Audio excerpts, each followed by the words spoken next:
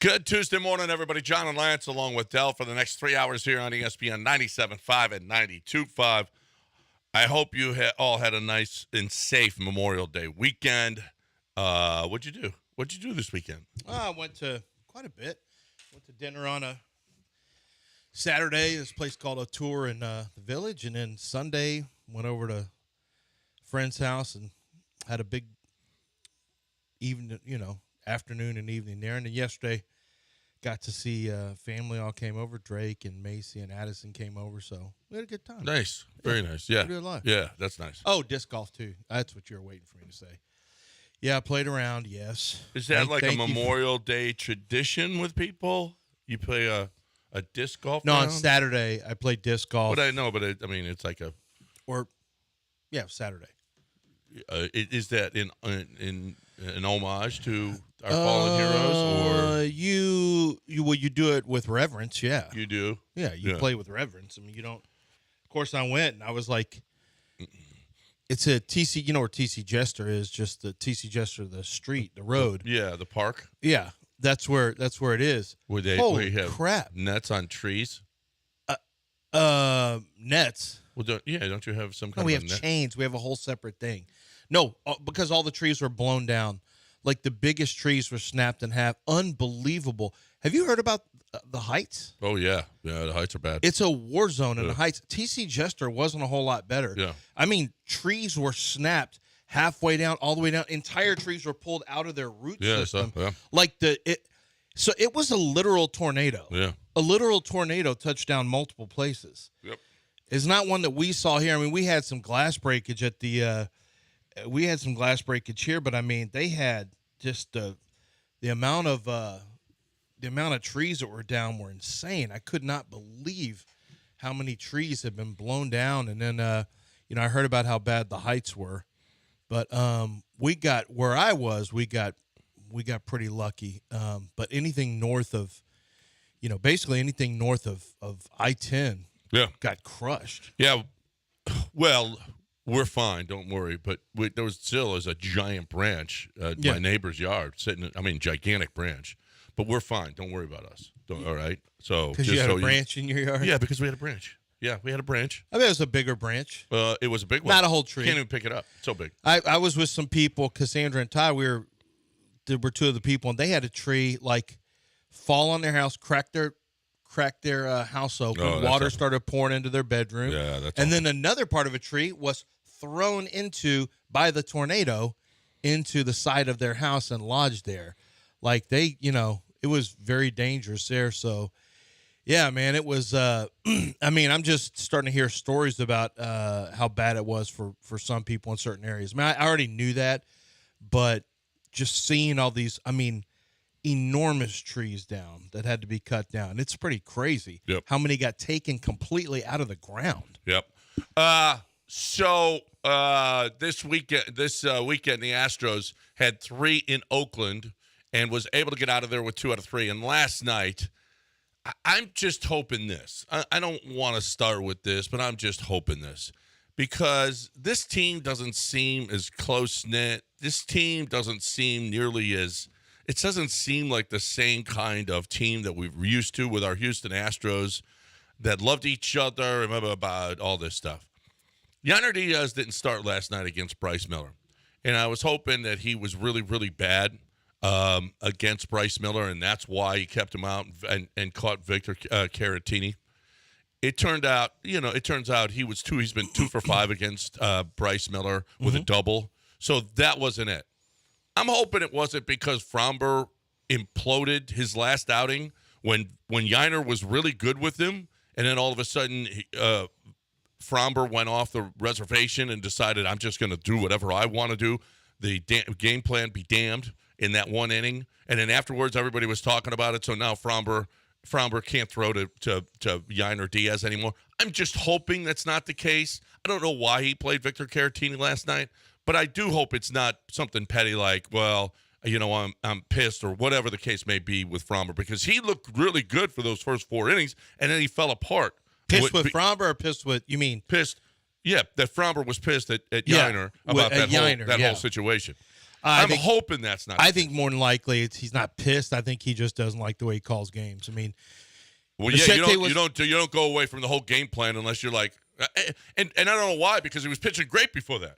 No, I don't get it either. And Caratini's not like a slappy hitter. He can hit some. So it could just be, they played Caratini instead. But it's with Fromber, and Fromber didn't like throwing to anybody but Maldonado. So to me, I thought it looked like I am a little suspicious about whether or not this is going to end up being personal catcher stuff again. Yep. We'll see if that's the case, but I hope not, because Yainer Diaz looks to be a good major league catcher. Certainly, at least on the offensive end. So we'll have to wait and see. I mean, it's not like, look, Fromber was not great yesterday. Fromber was average. He wasn't great. He wasn't bad. He was average. He was bad in the first inning. Yeah, the first inning was bad. But I mean, in general, he wasn't. He could have gotten out of it too. He had 2 outs with runners on, and he gave up the 2 hits. If he just gets out of there, and I was thinking there was a point where if he gets a double play ball, he loaded the bases with the walk. If he gets the double play ball, he's out of the whole thing without giving up anything, and he just couldn't. Just couldn't get out of it. I know, and that's one of the things that he's been, that made him really great, was that he got himself out of jams all the time with double plays and strikeouts, and that's been something. And he's not, and once again, it wasn't terrible. It was a quality start yesterday. Yeah, it was a quality start. But it was, and a quality start, if your bullpen steps up, should be good enough to give you a good chance to win. They only got 2, and so here you are. The Astros were a favorite yesterday too. Yeah, and with Fromber on the mind again. Listen, Bryce Miller was dealing up until, what was it, the 6th inning, when they finally started to get to him, and Jose Abreu showed what he's all about, getting that big knock with runners on when nobody else can. Nobody else got a knock with a runner in scoring position. And here's Jose Abreu coming from the low A ball He's up up to the over 100 now.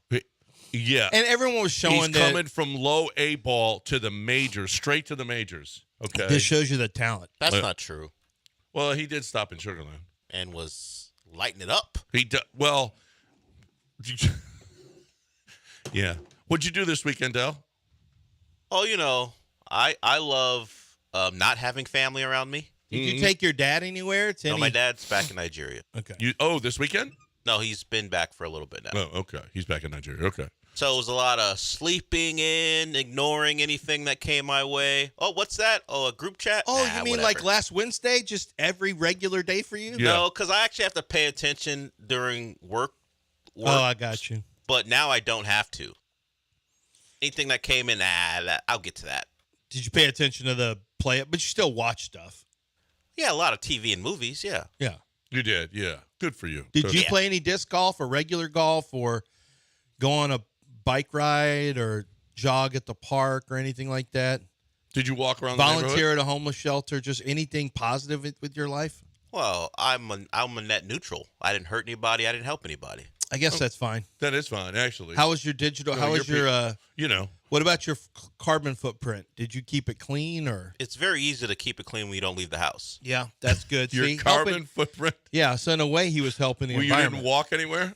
Yeah, sure, walked around, but I guess I helped the environment. I didn't drive my car. Yeah, anywhere. he did help the environment. He did. That's one good thing you did. You helped the environment. Wait, what about going to the store and getting some chicken, put it on the grill?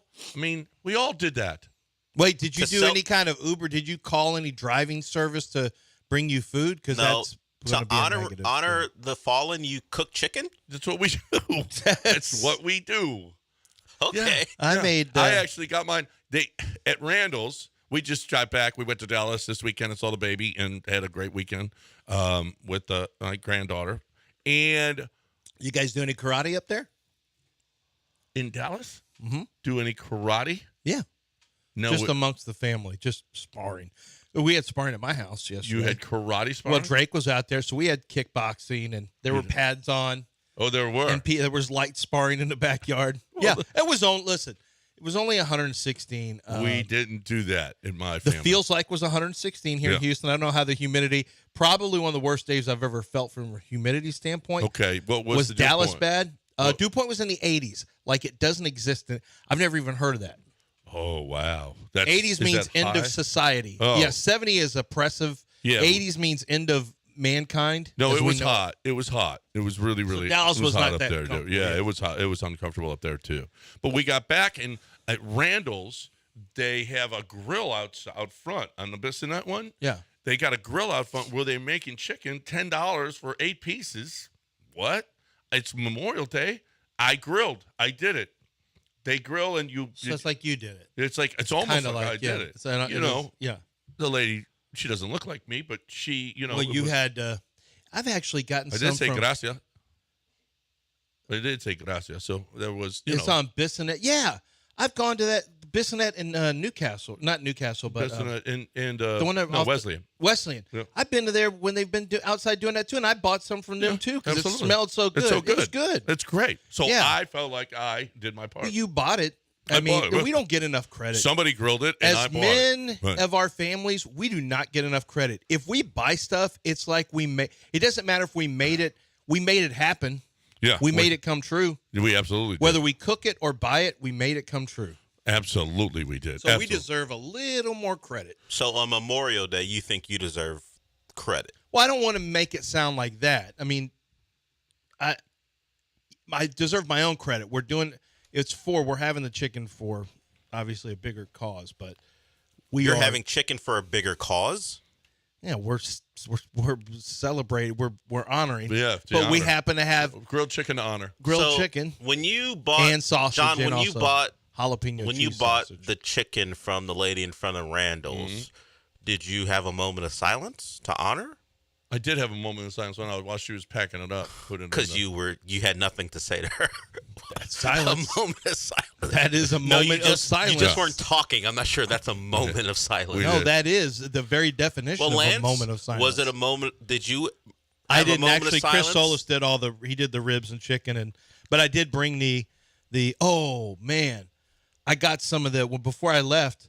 I bought some of the Akaushi beef and pork jalapeno cheese sausage we had from Texas Star Grill Shop, and I brought that over. Holy That's crap, great was stuff. that good? That is so good. So good. Yeah. So I brought a package Yeah, there you go. and I bought a key lime pie from HEB quietly. We joke, but we did. I actually did have a moment of silence this weekend. So there was, and that's nice. It's Nice going.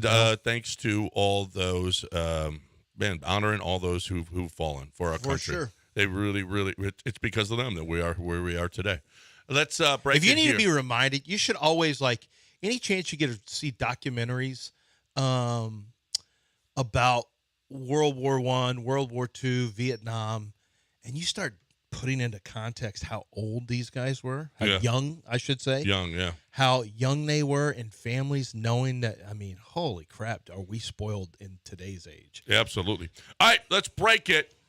A huge breaking news this morning. Yes. Huge for the betterment of Major League Baseball. Well, Okay. mankind. For mankind. I agree. I agree. Mankind. Yes. But This first, must be big news. This is it's big huge, news. huge news. But first, Craig DeSurf. Craig DeSurf, big time. That's more big news. Craig DeSurf has right now the Chevy Silverado pickup trucks and the GMC Sierra pickup trucks at low APR rates, and with your choice of the APR rate or dealer cashback incentives. And in some cases, you can even get more out of it. You just ask them, and you don't even, their whole deal is to get you the lowest rate possible, and not just the lowest rate, but the lowest price possible. And here's why. For them, it's really not about trying to maximize the most amount of profit on every single sale. It's never been that way with Craig DeSurf. He said, look, our business, and he's a different kind of guy. I love Craig because he is a true man of the people. And his entire thing is, I want you to be happy, because when you're happy, you'll tell beside the fact that he just loves when people are excited about deals they get, and he loves listeners of the show. And he's been a long time listener himself. He loves the fact that you'll go back, and he knows if he does right by you, you'll tell your family members, your friends, your coworkers, your neighbors. He knows you'll buy a second cars for your family. He wants you to come in there, and they want to be your dealership for your entire family, your entire extended family. And that's why he's had a lot of, Altuve's been in there forever. He had Correa in there getting cars for his parents. I mean, it's a family atmosphere with great prices and unbelievable customer service. It's Gulf Coast Chevy Buick GMC. Stop online and start the car buying experience at lantzcars.com.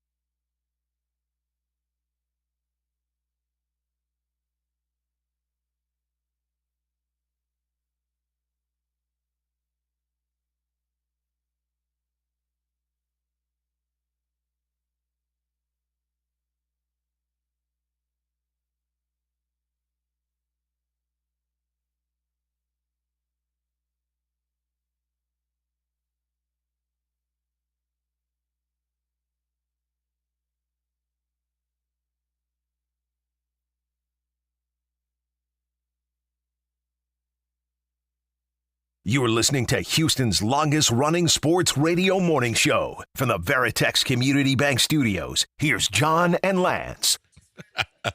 717 ESPN 97.5, 92.5.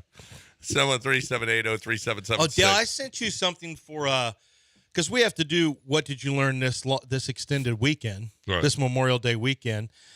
In one sentence to 7:45, and then Ship Talk. I sent Dell something. I can't remember what I sent him, but I sent him something that's really good in Ship Talk. Okay. So he can't remember what he sent me. He can't remember it, but he does know But he did knows something it's great. Okay. He did No, something great. there's some, and you can. Oh, yes, I did. It's a guy talking about gambling on WNBA games. Oh God. Are we? I've heard this, and should we be playing stuff where he's just calling WNBA players hoes and bees? No. No. You just need to hear the context. Well, there's Well, context, there- but there's- Okay, look, let me tell John. This guy, go ahead. Tell he him. said, why don't you just play it and let John decide if we should play it? Well, wait a minute. Just play it and let John decide if we should just play Yeah, it? play it now and let him decide if we should play it for Ship Talk. No, you play it for him during a break, and then he can decide. So basically, he said, I don't think y'all are ready. WNBA women, y'all need to be ready because if we're going to start adding you on our parlays, because he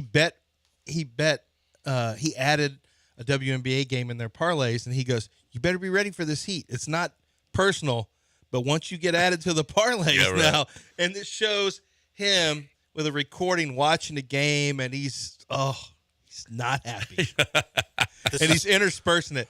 At one point, yeah, he said At one bald-headed point, hoes. That wasn't he nice. called them Bald-headed hoes and hoes. bees as well. Yeah. This is what I'm asking. Should we be playing that? I don't Can think this we tall ass should. bee get a rebound? Yeah. Yeah. I think we might have a line. I mean, he said it's not personal. It's just No. once you. It's true though. It is It's true. It's not personal, but once you make it into a Well, bet, all bets are off. So to, I mean, in a manner. Well, do you want to be in the big leagues? because Yeah. this is what That's happens. what he in was the bigs. basically saying. Yeah, this is what that's happens. actually what he said. And while you want to that- be in the bigs. And while that gentleman doesn't have responsibility to really anyone, he can do what he wants. I mean, we don't take ourselves too seriously here, but we do like to have some level of decorum. Here it comes. Gatekeeping Dell, company man. It's not gatekeeping. I'm asking a question. John, Lance will play it for you. It wouldn't bother me at all. But, Okay. But we shouldn't play it. Yeah. But listen, I shouldn't be the judge of this.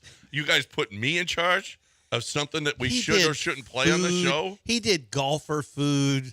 Yeah. You can't trust him. It's golfer food. I know. We never did golfer food, okay? I don't know what that means. I do know this, that the breaking news. Yeah, this is huge. Well, I This mean, is huge. It did happen yesterday, but It sure. did happen. Well, there's a lot of people are getting up this morning that did not know this. Angel Hernandez is retiring. Is this okay? Where does this fall in the pantheon of news? No, this is a lead story. This is a lead. I mean, we buried the lead. Forget the Astros over the weekend. Forget Ronel Blanco and how great he was. Forget getting 2 out of 3. Forget not being able to do anything offensively and losing game 1 to the Mariners when you should have won that game. Forget Fromber in his first inning, but yet coming back and being great. Forget all of it. Forget any other. Forget the Celtics. Forget the Mavs. Angel Hernandez is retiring. Yeah, it's huge. I mean, there has never been a And worse. there was a lot of Angel Hernandez highlights yesterday that were out on Twitter, Mike. I mean, granted, if you take everyone's worst moments and put them together, it looks bad. But there's so many different versions of the Angel Hernandez mixtape. Like, Yeah. you have a new one every year. Every month, actually, you have a new one. Yeah. His stuff is unbelievably Has bad. there ever been anyone as bad at his job that has been around as long as Angel Hernandez is? Because usually if you're really bad at your job, like if you're a player and you're really bad, you're going to be out of the league. Jose Abreu notwithstanding. If you're really, really bad at your job, and this is only a year and a half for Jose Abreu to be bad, thank God he came back last night and got in a run, knocked in a run. But Angel Hernandez has set the record for futility, for incompetence over a period of time. I mean, there's nobody I can think of that has been as bad at their job as Angel Hernandez. Angel Hernandez was truly Maybe AOC is catching up right now. Okay. Angel Hernandez is Angel Hernandez. Well, you better add Marjorie Taylor Greene. Well, Marjorie, add about 10 people. Yeah, but she's not. AOC's been in our consciousness for longer than Marjorie Taylor. Marjorie Taylor's catching up. Don't get me wrong. She's an idiot, but there's plenty of idiots there. But this is incompetence. Yeah. I would say there's incompetence, but this is true incompetence. Angel Hernandez did things that were so bad, and the most difficult thing for me to stomach is that how did he keep a job? And I saw somebody yesterday said he you wasn't can't get even fired. He's not even the worst. Do they still have that? Yeah, you can't get fired If you're tenured, because I have a friend of mine who, a guy I played baseball with, if you're tenured, because he I made think it to the he's big leagues. grandfathered in on that. Yeah, he made it to the big leagues, and then he got run out of there because he had run-ins with a manager. I think it was a Red Sox manager, Yankees manager, and he only stayed for 1 year. But so they can push you out, get rid of you. But it's unbelievable. This guy's one of the worst. He sued Major League Baseball for racism, claiming they wouldn't put him in a World Series because they were racist. That's all they had to do was bring us all they had clips. to do was they said, "We're just going to retweet some Twitter clips. That's all we're doing." There's our defense. We rest our case. You're at the arbitrator, just like, I'm just going to show you these Twitter accounts real quick. Just watch some of this stuff. I mean, Angel was so bad, and he was belligerent and just awful. By the way, I didn't see, is it effective immediately or is it the end of the year? I didn't see that either. I kept looking for that, and I couldn't see if it's immediate or end of the year. Yeah. Hopefully immediate. I hope it's immediate, but I don't know. But he did announce that he was or Bob Nightingale broke that he. Do you have is a favorite retiring. Angel moment that you can recall? A favorite? No, I don't. There was no moment that I thought I happy about. Is that what you mean? No. No. Just the one that like there were so many bad ones. I just saw one yesterday. I was reminded where he got into it with Bryce Harper on a check swing third strike that was so it wasn't even close. And I just thought, how do you miss that? It's and then announcers go, Angels at it again. Like 40 different announcers in different broadcasts. Like there's a terrible strike called, and they go, wow. Angel Hernandez, ladies and gentlemen. When you are known as you're that bad that they just say Angel Hernandez, that's all you like, need. oh, it's going to be a rough one today. Angel's behind the plate. Mm-hmm. You are known for being that bad that the announcers have to all acknowledge when you're behind the plate because the calls end up being bad. They're like, boy, Angel Hernandez, wow, is that one bad? I don't know. I've never heard them say Cowboy Bill West or Bob West, or what was his name? Joe West. Joe West. And Eric Gregg was probably as bad as I've ever seen. He was as bad as I've ever seen. But then the umpires tried to strike, and they said, you're gone. We found a loophole. Yeah. You're out. We don't want you back now. Joey Crawford. Yeah. Phil Luckett in football. I mean, I guess you could be incompetent over time or an a-hole, because Joey Crawford was just a flat-out a-hole who thought his Angel Hernandez is just the most incompetent person I think I've ever seen especially and made a huge difference. Well, but what was so fascinating is that he actually thought racism was at play instead of him being one of the worst umpires we've seen in 3 decades. Like that, he actually tried to sue Major League Baseball, and I think some of the people in the in the court system were. I believe a judge started laughing at him and said, "You're terrible, Angel. You're awful. Stop." Was it? I mean, from the. I'm looking at Jose Abreu and the first play. It was a hard hit ball. It was a hard hit ball. I was ready to be upset at Jose Abreu. It was a shot. It was a shot. But, he missed it. It was right at him. Yeah, it was a little to the left. I mean, you can actually scoot left and keep it in front of you with your chest. You could have taken it off the chin. Yeah, not a fan. No. I mean, I just said, what would Lance do? Same. Oh, no. Same. I'm not trying to catch that. Lance would have probably. Oh. No, I'm doing the same thing. I'm right here. Head turn. Yeah, head turn. Yep, I hope out of the way. Ends in my glove. I hope so. Yeah, that was. But of all the people to hit it at on the first play with the way Jonathan Singleton has been playing first base. Yeah, it was a shot at first base, and it got past Abreu. Abreu did get a hit though. He did go 1 for 3 yesterday. So while we lose Angel Hernandez, we lost an American icon as well. We will talk about that on the other side, but right now we got John Daspit. John Daspit is an American icon right now. John Daspit, my son Mason sent me he was driving by John Daspit's office and took a screenshot of it and said, tell him not to duck me because my son is going to play. He's going to play one-on-one against Daspit, and he's going to lose, and he's going to lose badly. I even mentioned this to John, and John knows too. When you have a grown man with the type of bulldog tenacity of a John Daspit, my son is going to have a hard time getting shots off against him. And it's because John Daspit has the willpower to impose his will on a 17-year-old that thinks he's better than he is in basketball. And you know what? It's that same mindset and mentality. He's going to battle against insurance agencies with their lawyers. He is fighting for you tooth and nail. He's working 7 days a week. He works late into the night. I mean, this is a guy who is in his entire life is centered around making sure to passionately pursue justice for the injured. And he does not rest until you have a settlement that makes sense for your injury. And your injury, when it's through someone else's negligence, whether it's at work, on the roadways, wherever it is, John Daspit's going to fight for you so that your bills are all paid for, everything with your medical stuff is taken care of, time missed from work is paid, and, of course, your pain and suffering is compensated for as well. And John Daspit's winning percentage is outstanding. It's John Daspit and the Daspit Law Firm. 713-CALL-NOW. That's 713-CALL-NOW, or go to daspitlaw.com.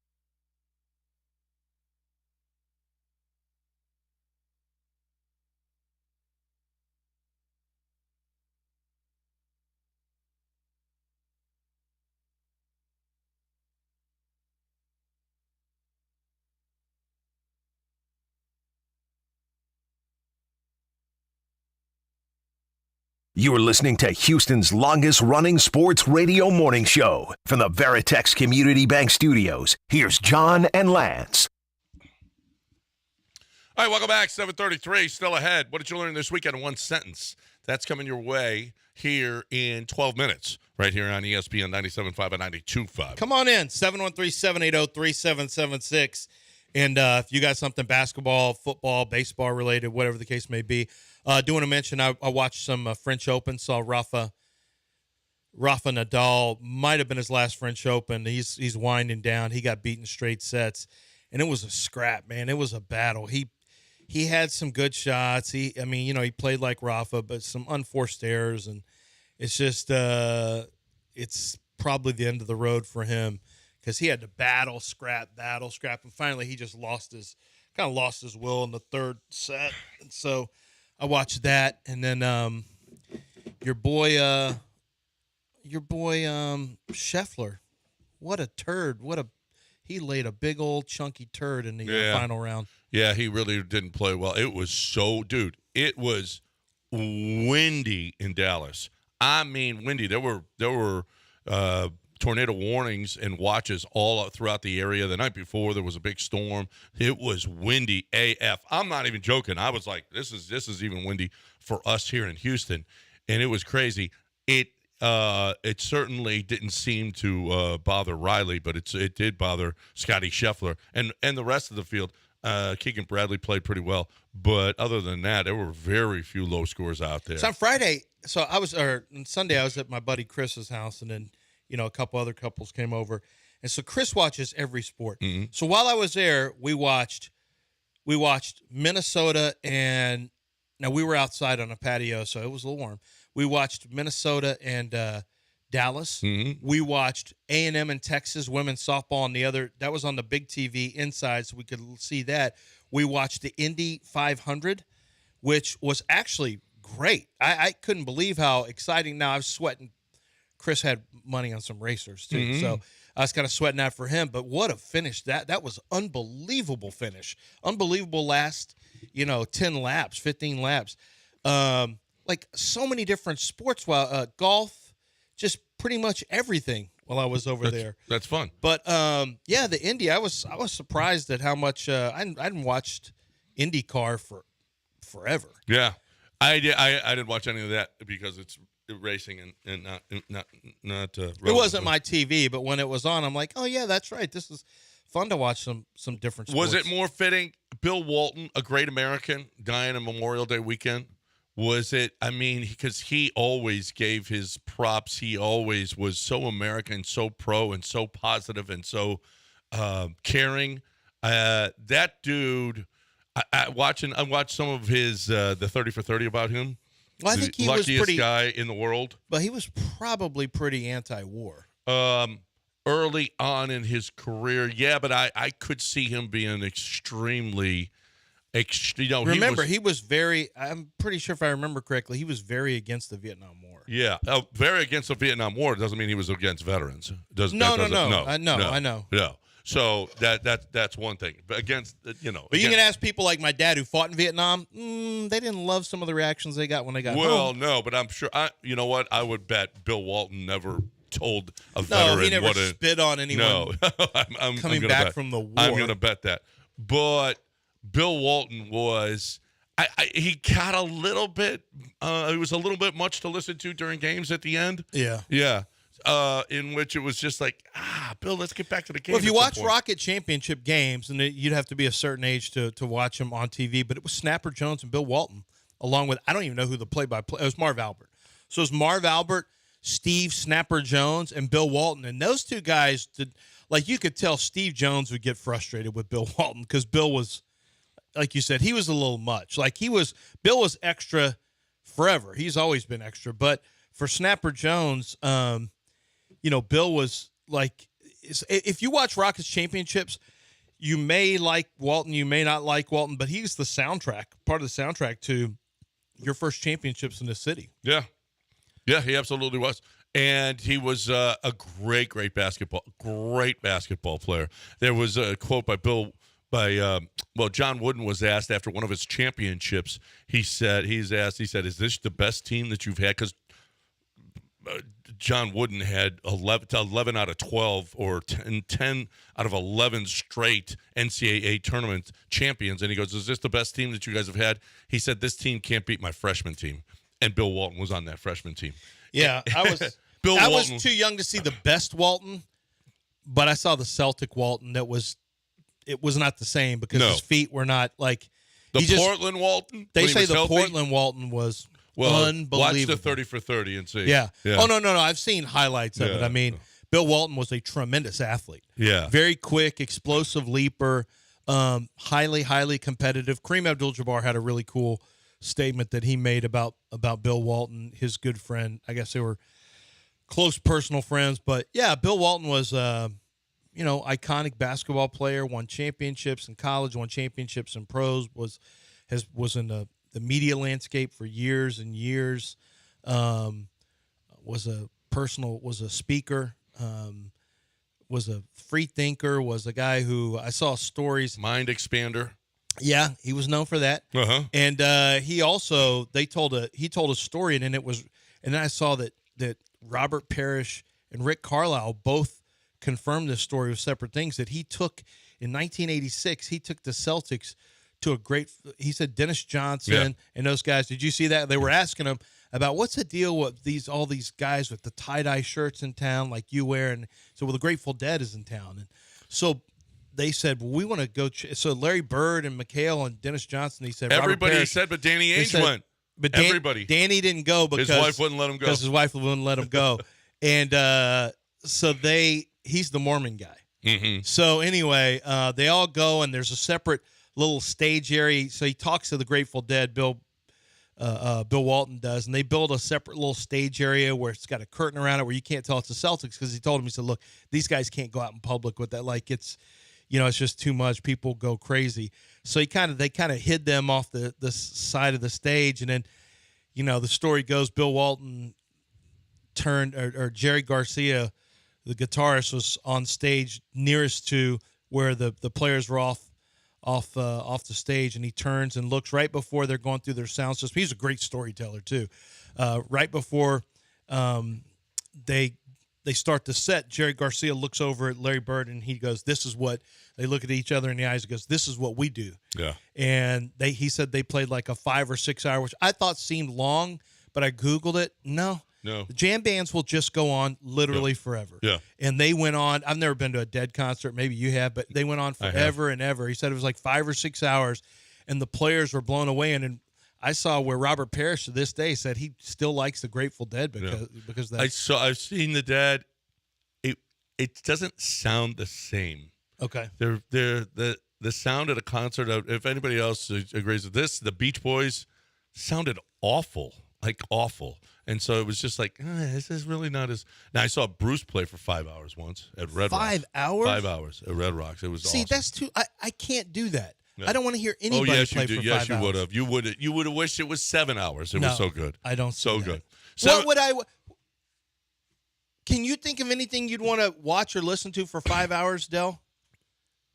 I mean, sure, TV shows, but I'm not standing. For 5 hours? I'm not standing. Watch TV for you 5 hours? Binged? Yes, you've binged for 5 hours. I've been to music festivals, yeah, but I'm not listening to the same person or band for 5 hours. Person. Oh, no, it's awesome. All right, 7:42. Okay, what did you learn this weekend? And it absolutely doesn't have to be about sports. It could be about anything. Tom usually brings something about women that he tried to do stuff with. That's what he brings to the table. What do you can bring it about your kids. You can bring it about your wife. What'd your you boss. learn? You watched TV. You listen. You hung out with friends. You maybe saw. What did you learn? What did you learn? You must have learned something. You get one sentence to tell us what you learned this weekend in one sentence.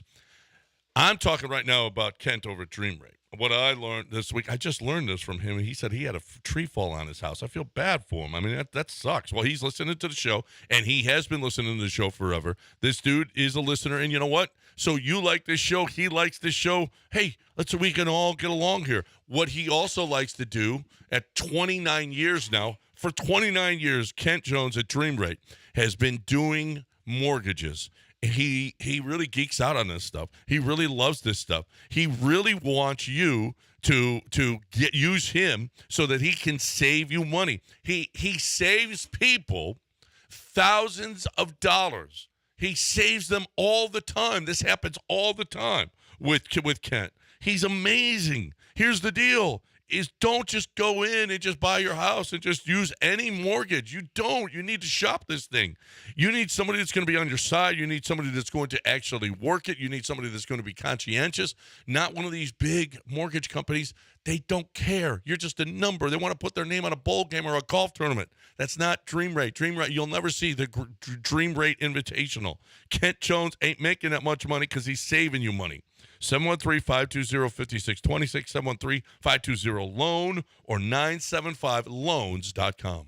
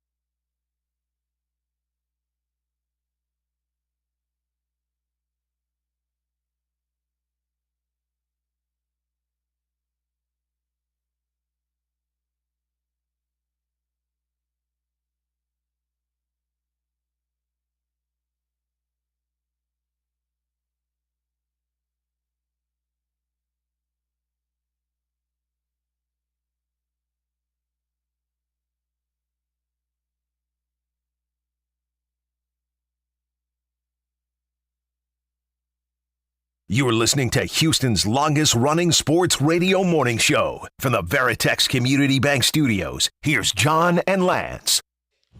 Welcome back here on ESPN 97.5. And yeah, we can't play that, Lance. We can't? No, we can't play it. We can. No. It's not us saying it. It's dope. It's someone saying it, and we don't condone that. We don't endorse that. Just because we would say something like that in private doesn't mean we need to broadcast it. Well, he's basically just we're saying. laughing at that guy saying it. He's basically just saying. He's entertaining us. Well, he's just saying, does women's basketball, are you sure they want this spotlight? Because if I put them on my parlay ticket, they're going to get treated like the men. And he shows him yelling at the TV. Yep. Yeah. No. All right. If y'all don't think so. Call that. Okay. Here we go. It's what did you learn this weekend in one sentence? Yeah. So, you learned something this weekend, okay, and you get one sentence to tell us. And then as soon as somebody hangs up, you probably weren't able to get in. That's okay because the lines will open up. It's only one sentence, so keep on calling and get in here.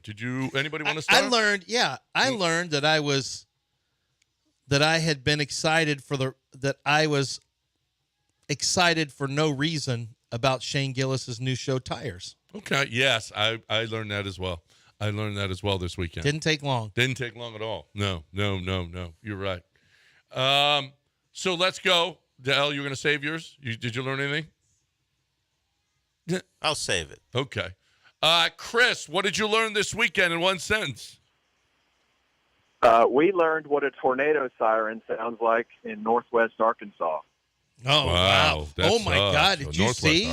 Arkansas. Holy crap. Did you see what happened in Arkansas, too? God, yeah. There's tornadoes in Arkansas, Oklahoma. Like, holy crap, man. This is the month of tornadoes in March. No. It was bad. No, I'm glad you got out of there, brother. Glad you got out of there. Who's next? Daniel, what did you learn this weekend in one sentence? Sorry, I was on the phone. Who? Daniel.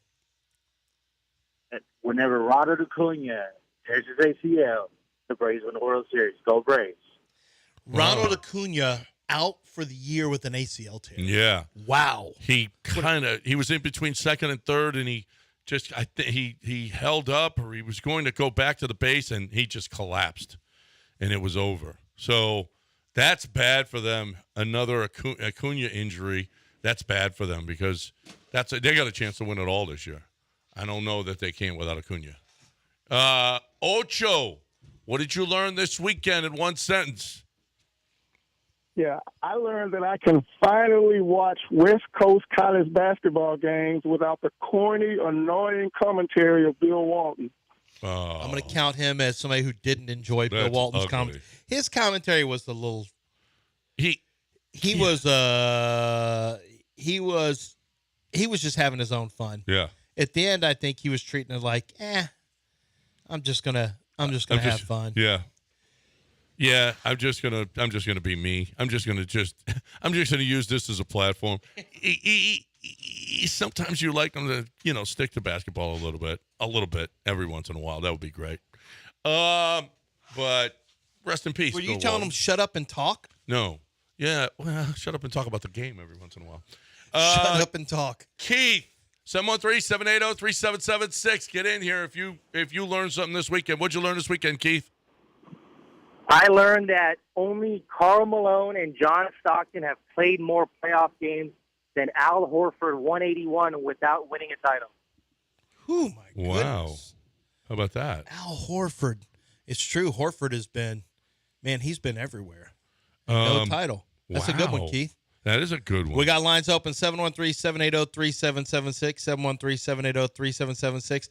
I also learned that Karl Anthony Towns will go down as the heavyweight champion of soft basketball players. Holy crap. Is he avoiding any physicality? I mean, he basically is just a guard at this point. He doesn't want anything inside. Oh my goodness, he is, and he's catching it too. I mean, even his coach, Chris Finch, said it's hard to watch. Yeah. Oh, wow. I mean, he's trying to shoot floaters as a big man. Like, what are you doing? And what is this? They this have is just horrible. Totally fallen apart. And by the way, I learned this weekend, never ever say Anthony Edwards and Michael Jordan in the same sentence. That's what I've learned this weekend. Ever. Well, somebody else pointed out Michael Jordan, when he was 22, was not this and that. Well, Michael Jordan was still scoring. The difference was, it averaged 47 against Boston at his age.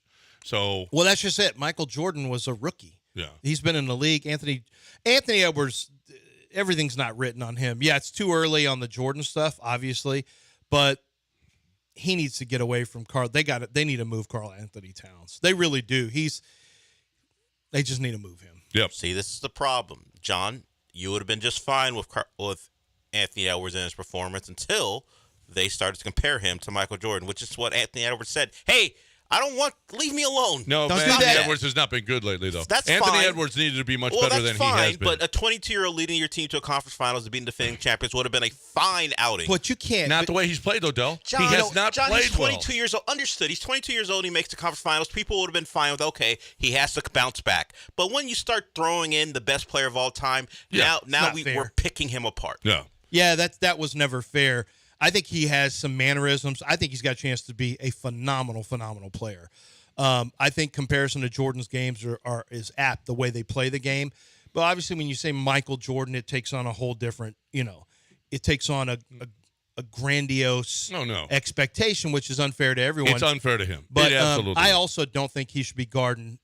I also think having to guard a point like Kyrie Irving it's dumb. Like, you're wearing this guy down.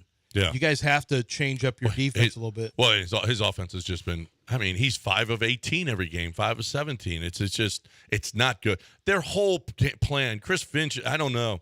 They came into this thing. I thought there's no way the Mavs can beat this team, and they don't do anything that they're supposed to do.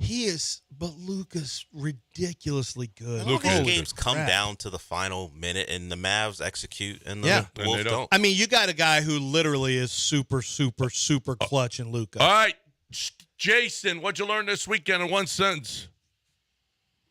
I learned that you shouldn't bat Alex Bregman fourth over and over again. Yeah, if he's not doing anything. I Have a agree good day. 100%. 100%. Oh. Get him out of the 4-hole. Goodness gracious. Talk about it. Just a dead weight. Holy Will crap. Alex Bregman slip under 200 this week?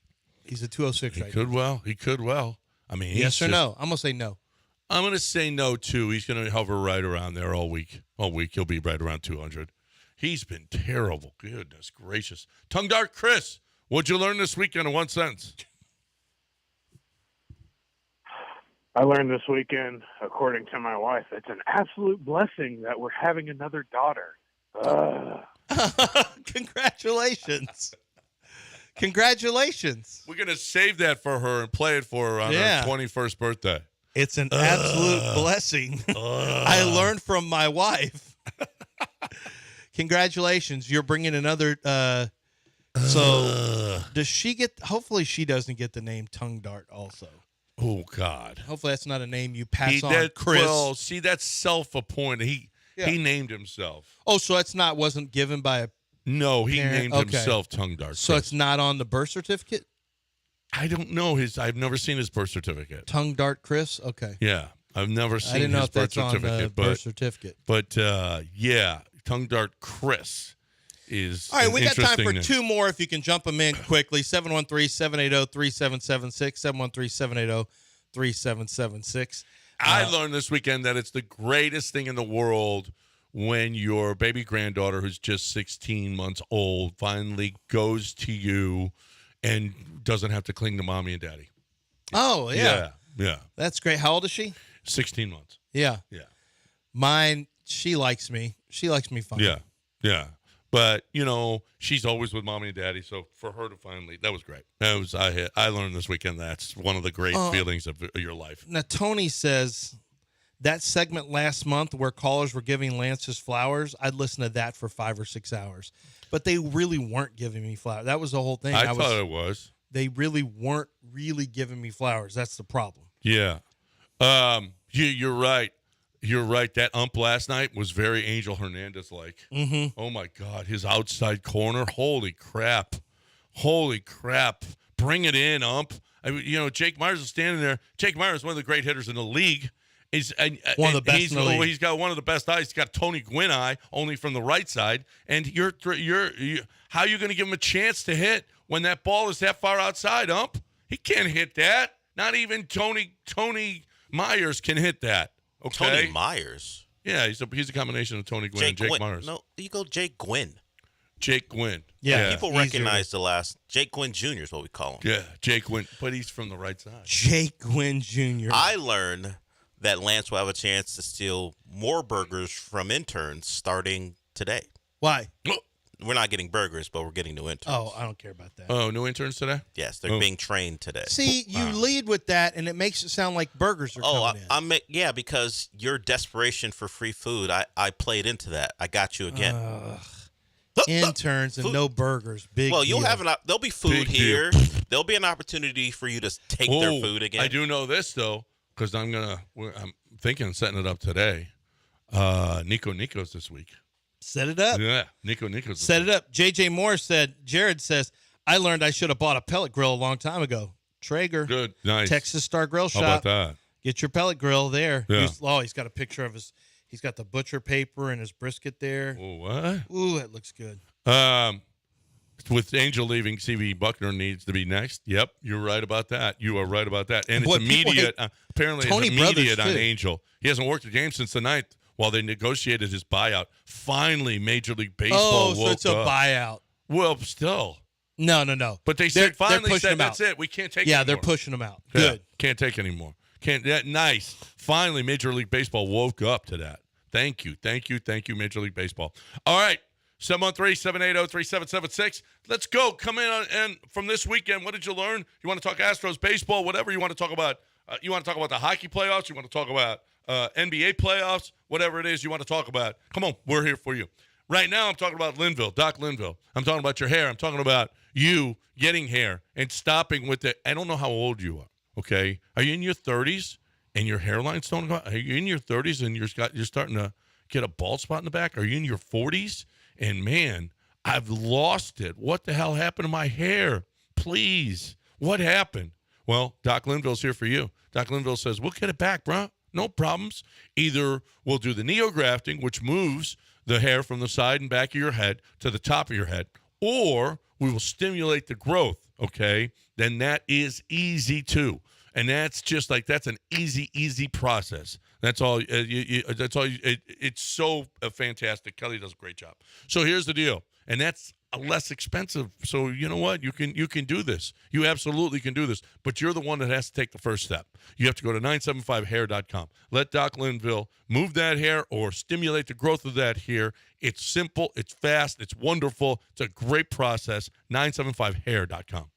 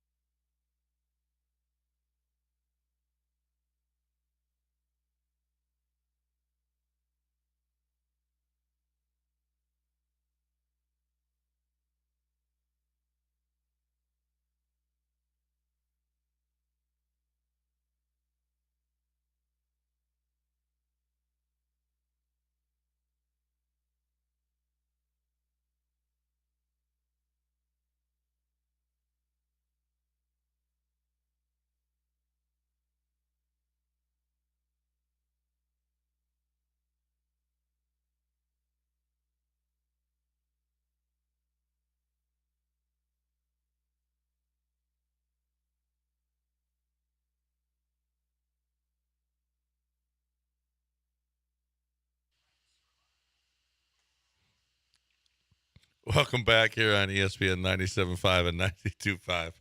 That is awesome. The guy and the girl in the car.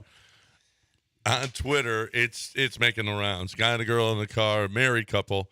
He goes, man, this girl said, oh, you have, what did she say? You have beautiful eyes. He goes, babe, she goes, why are you recording? He comes back in the car. He goes, because I was in line and this lady said, oh my gosh, you have beautiful eyes. Are you single? And I told her, no, well, I'm sorry. I'm sorry, but I'm married. Well, sorry. Why are you sorry that you're married? And she starts in on him and like, oh, so you told her you're sorry. Did you tell her about your sleep apnea, your obstructive sleep apnea? Did you tell her about this, where you're just you sleep like this, or when you wear your mask? And she just goes on this tirade. Oh my God. Did you tell her about it takes 2 hours to use the bathroom? He's like, no, I didn't. Did you tell her about? And she just goes on and on. Where is she? I want to tell her all these things. Did you tell her when you put your shoes on? Take your shoes off. You don't know where they are. I don't know because I didn't wear them just now. Yeah, that's pretty good. It's pretty good. She's good. No, she's pretty good. accurate. So how good is Dell and John both? I truly believe that had he grown up in a different time, Larry Bird would have been Luka Doncic. Doncic, actually is how you're supposed to pronounce it. But I think if Larry Bird grew up in this era, he would have done more ball handling. They would have taken advantage of, like, everyone's game would be different. Jordan's game, everyone's game is different if they grow up in a different era. Although LeBron's game would be, I think, pretty similar across eras. But because Luka would have been, for example, if Luka played in the 80s, which was pretty unusual for an international player to play, or in the 90s, he would have been a different player. He would not have been a primary ball handler. He would have been probably a small forward or power forward. He would have been like Larry Bird would have been then. I think when I watch Luka, I see Larry Bird, and I know it's hard for people to see because he plays out in front, but Bird moved about like that where he could find his way to get open for shots. He knew how to create space, but he's not fast. He's not explosive. But Luka's clutch gene, Luka's ability to impact rebounds, assists, and points, just like Larry Bird used to, he did it from a small forward position. Luka's impact and imprint on a game in clutch situations, in big games, from distance. It's just his fearlessness against no matter who he's playing or when he's playing. You can see Luka doesn't change his personality. He's got that little snide cockiness, the same way Larry Bird was a cocky. Boy, he went after. Larry was super cocky. But he was the way he went after Rudy after the shot. I mean, that's how. Remember, you've heard the legendary stories about Larry Bird's trash talking. Luka's the same kind of way. Yeah. He's yelling at people on the sideline, yelling at people, and he doesn't have to be up to act that way. Luka's just got that personality in him. I think he's got a lot of the Larry Bird, and I'm making the white-on-white comparison because he's slow like Larry was. He doesn't move. He's not an explosive. He's a slow-twitch player who just happens to have insane confidence, is highly skilled as a shooter, highly skilled as a player, and just is dramatically clutch. Mm-hmm. Like, it's amazing watching him play. Two of the best players in the world look like Doncic and Jokic is incredible to me. That's how they look. Like, it's so funny on the heels of Austin Rivers causing all that insane, controversy by saying there's 30 to 40 NBA players that could go. Two of your best players look like this. What are you talking about? The NFL can crank out some guys that look like this in your sport. Then you've got, what do you want them to just run a tall tackle out there in the basketball court? Like, two of the best players in the world look like Luka and Jokic. It's hard to find any definition in either of their arms. No, I'm almost positive Luka does not lift. I doubt that he lifts at all. Yeah, I don't think he probably works real hard. That's not much of a stretch. I think he's a gym worker. He is not going to be a weight room worker. He does not strike me as a guy who's running up hills ever. It's a skill game, much like baseball. I mean, when you have a shot like Luka and you have the playmaking ability and the ability to shoot oddly like Jokic does, it's skill. And I don't think you need the muscle time. I mean, you can be athletic like LeBron or Anthony Edwards and have that body type as well. but you can also have a skill set in basketball. Well, obviously. Yeah. I mean, look at these two guys, and that's how basketball in the 80s, there weren't a lot of muscle-bound There was players. none. Like, They didn't lift the thought weights. was used to be that it would hurt your Yeah. shot, and that's Same with actually golf. and it's that, but it's not true. It's not true. in either case. No. Luka would benefit. Dell, how much better would Luka be, do you think, if he was in shape? And I say he's not in shape, but I mean, he plays 4 quarters. Yeah. He doesn't seem to trail off, but if he was in better physical, like if he Trail actually off, you want the ball in his but hands. if he actually was 10 pounds, I think he could carve off 10 pounds of baby fat easily, a bad weight easily. He's not going to be worse. Luka, if anything, will be a step quicker. Like, can you imagine if Luka came in physically ready, had put a lot of work into his body? Like, he's got dad bod all the way. Yeah. Let me ask you guys a question. It's like he doesn't even try, and yet look at what he's doing. Your honest opinion when Kyrie went to Dallas. Oh, I thought it was That'd just be going to a be fail. another Kyrie. A fail. And it was last year. Well, but talk about a major non-fail. Yeah. No, I mean, Kyrie is just – but a Kyrie's major also success. just been a basketball player. Yes. He's not been all this extra crap that Kyrie always does. And maybe it's because – but, he's played with alphas like Kevin Durant. He was the guy on LeBron, Boston. Kevin Durant, the biggest alphas. Yeah, and they didn't get along his first year. Yeah, and then his James first time and- around. right. Then they got along better. Then James and Kevin Durant was kind of not great. And then, so I just thought – and then last year they tumbled after they got No, I thought Kyrie I don't Irving. want him in my locker room. No, That's what jinx. And you know what?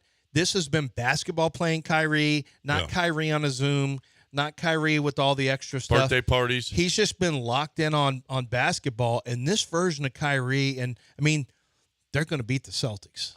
I think they're going to win a title. they And the are, too. Celtics are locked in too. Like the Celtics are, but this has been the easiest run probably in the history of basketball.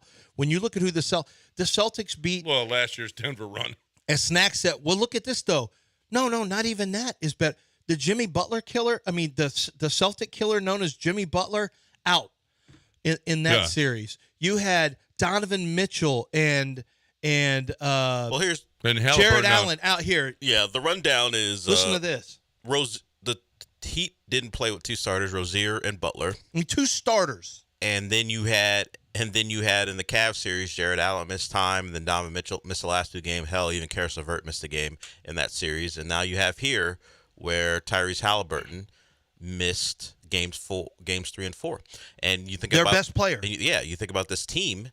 And even in the Pacers series outside of Game 2, the Pacers had like 90% win probabilities in the fourth quarter of 3 of the 4 games. And 2 of them were without their best player. So the Celtics, all the numbers favor them as far as historical teams, the wins, the point differential. But when you watch them play, they don't look like one of those teams. When you're out there on the floor against hampered teams, particularly in this series, you look at them and go, they're just another team. But you credit them for something they have been criticized for, is finding a way to win. But they don't look like what their numbers will tell you they look like. No. No. I didn't realize they had a 90% win probability in 3 of 4 games that they've lost, and they lost In the all fourth of them. quarter, yeah. And they lost all of them. Remember, it's now a couple games ago. In Game 3, they're up by 8 with under 3 minutes to go. Hey, The game Pacers were. 1 thought they had them beaten game 1. Well, they had the ball twice under 30 seconds to go, up 3. Didn't get a bucket, didn't get fouled. They turned the ball over twice. That game in that situation should be a win. The Pacers just gave the series away. Basically gave the series away. And Halliburton getting hurt. You're right. But so Denver last year played Minnesota in the first round, which was a play-in team. Sure. Then they had Phoenix. But that's Phoenix with KD and Booker. I think Chris Paul got hurt like he always does. Chris Paul did get hurt, Yes. and then they played play-in team Los Angeles in the East and the West Finals. But they did have their 2 best players on the team. Yeah, healthy and then ready to go. they got swept, blown out. Sure, but the difference is, what have the Celtics done? They played an 8 seed without their best player. They played a 4 seed without their best player for 2 games. And they played a 6 seed without their best player for 2 games. It's not like the Celtics have gone through the top seeds in their conference. It doesn't mean that they're not a good team, It's but just yes, that you would think they'd blow 2 all these play-in teams teams, out. but then Denver had Miami in the finals last year. Sure. But And look at what Dallas has had and to Dallas, go through. by the way, Dallas is a 5 seed. As well as they've played, they were a 5 seed. They didn't have home court in they any have round. to go No. through. Yeah, they're making a run that's been. So if a we're pretty talking impressive about run. if we're adding up the seed numbers, the Celtics are going to have one where you throw in lack of best player on the roster, and the seeds of the teams they're playing, it's going to line up as one of the easiest runs of all time. But Yeah. they're going to be the favorite though to win it all against the Mavs because there's just no way that Minnesota can come back from this. No, but that'll be a good series.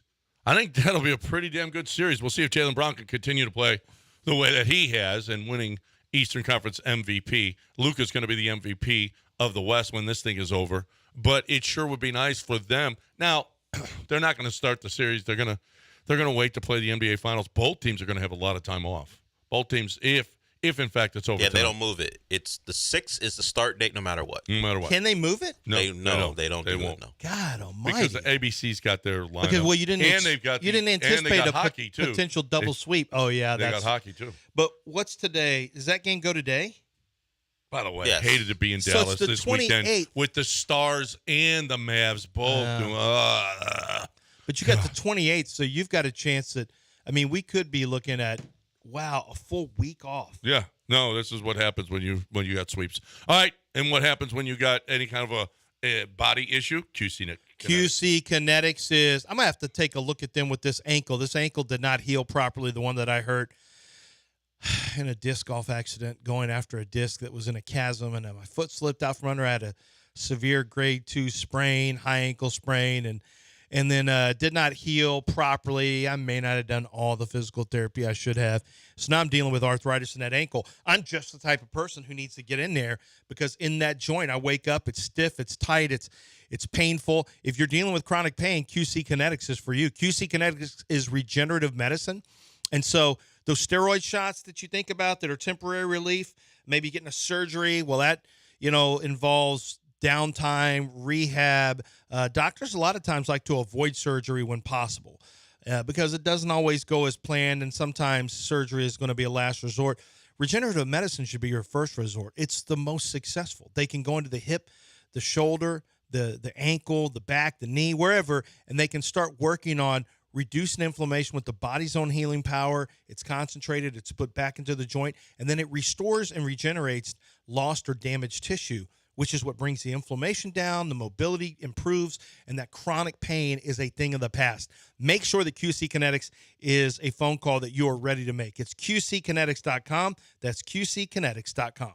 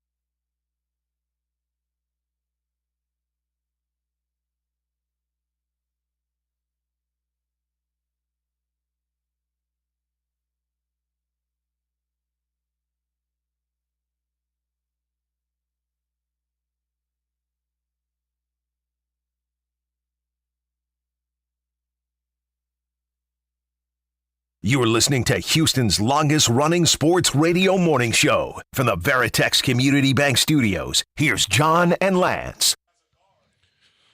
Welcome back here on ESPN 97.5 and 92.5. 713-780-3776. You guys got anything you want to talk about? You're more than welcome. Come on. Hang out with us here on ESPN 97.5 and 92.5. We're open to, and we're very likable people. Right, Tal? I mean, Are you asking me? Yeah. About you guys? Yeah, about us. I mean, you shouldn't ask me because I don't really understand why people like you, but they do. So I can't say that you're unlikable. I just can say I don't understand it. You see, you're just an ugly person. That's no, all. I am acknowledging that people like you. You just don't get it. I don't get it. You don't understand why. Yeah, so I would guess you are likable to some people. To who are these people? But right. They're kind of stupid. People who don't know you. I'm not going to call them. I'm talking about both of you. Don't separate yourself. Not me. Yeah. I thought you were talking about him. No, I'm talking about both of you. Oh, no, both, not me. as some people would say. I'm out on both this of you. one now. Yeah, I'm out on this. I think I'm aware that people like you. I don't understand it, but they do. Right. No one gets. Well, people get it. I'm just not one of those people. Right. 713-780-3776 if you want to get in here to hang out with us here on ESPN 97.5 and 92.5. So over the weekend, our Houston Astros, they go and game one. Very nice. Very nice. I like. You had in Oakland, Verlander on the mound, and he looked a lot like Justin Verlander. Again, granted, it was the A's. And yeah, so, we have got to keep playing the A's. We have got to keep playing the A's to get wins. So we beat them 6 out of 7. We did lose on Saturday night to them, which was a problem, which was a little bit scary because then you're going into the Sunday game. You're like, oh, come on. How do you like Castillo versus Brown matchup today? I don't love that per se. No. It'd have been scarier though 2 years ago. Yeah, I will say this though. I thought Arrighetti looked pretty. Arrighetti's looked pretty good. Yeah, he's all right. No, he's been pretty. Yeah. He's been pretty good. I mean, I don't have a problem with I don't fear Arrighetti starting. I don't think he's. I know we're not going to get a great game from him, but we could get a solid game from him. Well, I mean, I don't fear a terrible game from Arrighetti. No. Well, it's not. This is not the bar we should be hoping for. You're not going to be a playoff team if we're having discussions about this is not. I don't feel like he's going to be terrible. That's not what we're used to with. That's not what we're used to. Well, it's been every other one. So he gave up 3 earned runs in 5 innings. Right, his last outing. He gave up 4 in 6 1/3, although he left runners on that Brian Abreu couldn't get, and it was a quality start up until Brian Abreu couldn't get out of, and he couldn't help him out. And neither of those are quality. Sometimes you need but sometimes you need a little help from your friends in the bullpen to get you out of a jam, and Brian Abreu didn't. 5 and 2 earned runs before that against Oakland. Now 2 of his last 3 starts up against Oakland, 10 innings, 5 runs. That's not great. Isn't that Verlander too? No, he had Oakland, and who was the other one that he had? He's also Verlander. What? Let me finish here. Yeah. The time before. See, it's been like every other outing for. We got to quit looking at guys and making determinations about how pitchers are going to pitch because they play Oakland. We got to get away from Oakland as the standard of Astros baseball. It's like literally one of the worst things you can do in any given year. You're really making a negative comment about the Astros. Like, well, I mean, they took 2 of 3 against Oakland. Yeah, great. Yeah. That doesn't really matter or count. Justin Verlander, he 1 earned run for over 6 innings against Oakland. That's nice. 4 earned runs over 4 2/3 against Milwaukee. Not great because he was so hell-bent on getting William Contreras out and gave up and throwing him 96-mile-an-hour fastballs that he crushed. Detroit, no earned runs over 7. Thank you. Good night. Yankees, 7 earned runs over 5. Wasn't great. This is Arrighetti? This is Verlander. No, this is Verlander. Yeah. Verlander. And Cleveland before that, 2 earned runs over 7. Justin's been good against bad teams. Sure. Against good, bad teams. That's the Astros. But that's what the Astros do. So he's got Seattle tomorrow night. That's the good news. you're going to have to really hit. You're going to have to, or Hunter's going to have a good game today to give you a chance to win. Once again, as you mentioned, and this is not picking up ground, but you need to try to get a split. No worse than a split getting out of Seattle. You just want to keep yourself in. You just want to keep yourself in striking distance. Now we saw the Astros had a what did they get to 8-game win streak? Or was it 7? No, it was 7. Yeah, it was 7. Your win it was streak. 6. Your win streak away. Are you 6. sure it was just 6? It was 6. Well, you're a win streak away from making up some ground, but it was 8 out of 9, 6 in a row. Yeah, and then win loss. They've been on a win-loss tear now meaning 500 May ball. 18th. Yeah, meaning 500 ball, which is good for them, seeing as how they were, you're just 7 going to and have 19 to start. at one point. You just have to start stacking series wins up, and just it is the proverbial long season, but you don't want to get too far. You don't want to get too far behind. You do, Urquidy is a concern anytime you have a guy that's getting ready to come back and then he doesn't come back. And well, what about Javier? Came back and now he's back on the. He's got arm discomfort now. Well, I mean, he wasn't throwing like a guy who. No. The slider wasn't sharp. His fastball's only it can touch 92 and that's it. That was his top fastball. So, yeah, it didn't look good to me. And Javier, my gosh, arm discomfort. He had already missed time. What is going on with the Astros? And do we need to take a look at this? Or does something need to be looked at with the Astros that you now have Javier multiple stints? You have Urquidy can't get right. You have Garcia's. We'll see what happens with him. McCullers, it's a chronic problem. But is there something that are they looking at things behind the scenes? Is there something the Astros aren't doing right? The training staff, is everything good with the training staff? Like the preparation as pitchers, is this just all a series of bad events, a bunch of lemony snickets running around here, a series of unfortunate events for the Astros pitching staff? Or is there something greater at play here? Because this is a lot of issues.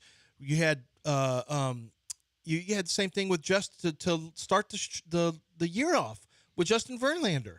He was out. So, this is a lot of arm issues that have been going on for the Astros now, and it's like I just want to know: is there something that can be done about this by the Astros? Is there something that is not working right? Because Christian Javier has a good chunk of money coming to him, and they have to have Christian Javier pitch well. Yeah, they have to. It's not even up for debate. 41-year-old, you're a 41-year-old pitcher. You got Fromber.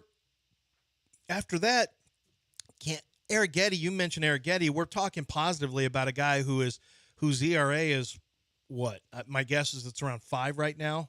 If I had to guess, I haven't looked at it, but everything you're talking about is over a 4 or 5 ERA. Yeah, Arrighetti right now at this time in our lives, he's got a 6.93. Yeah, that's like, hey, Arrighetti was pretty good. Well, it's better from where he started. Yeah, but that's not like. This is a what I signed up 1.78 for. whip. I deserve an 8th ALCS championship appearance, and I don't think I'm going to get it.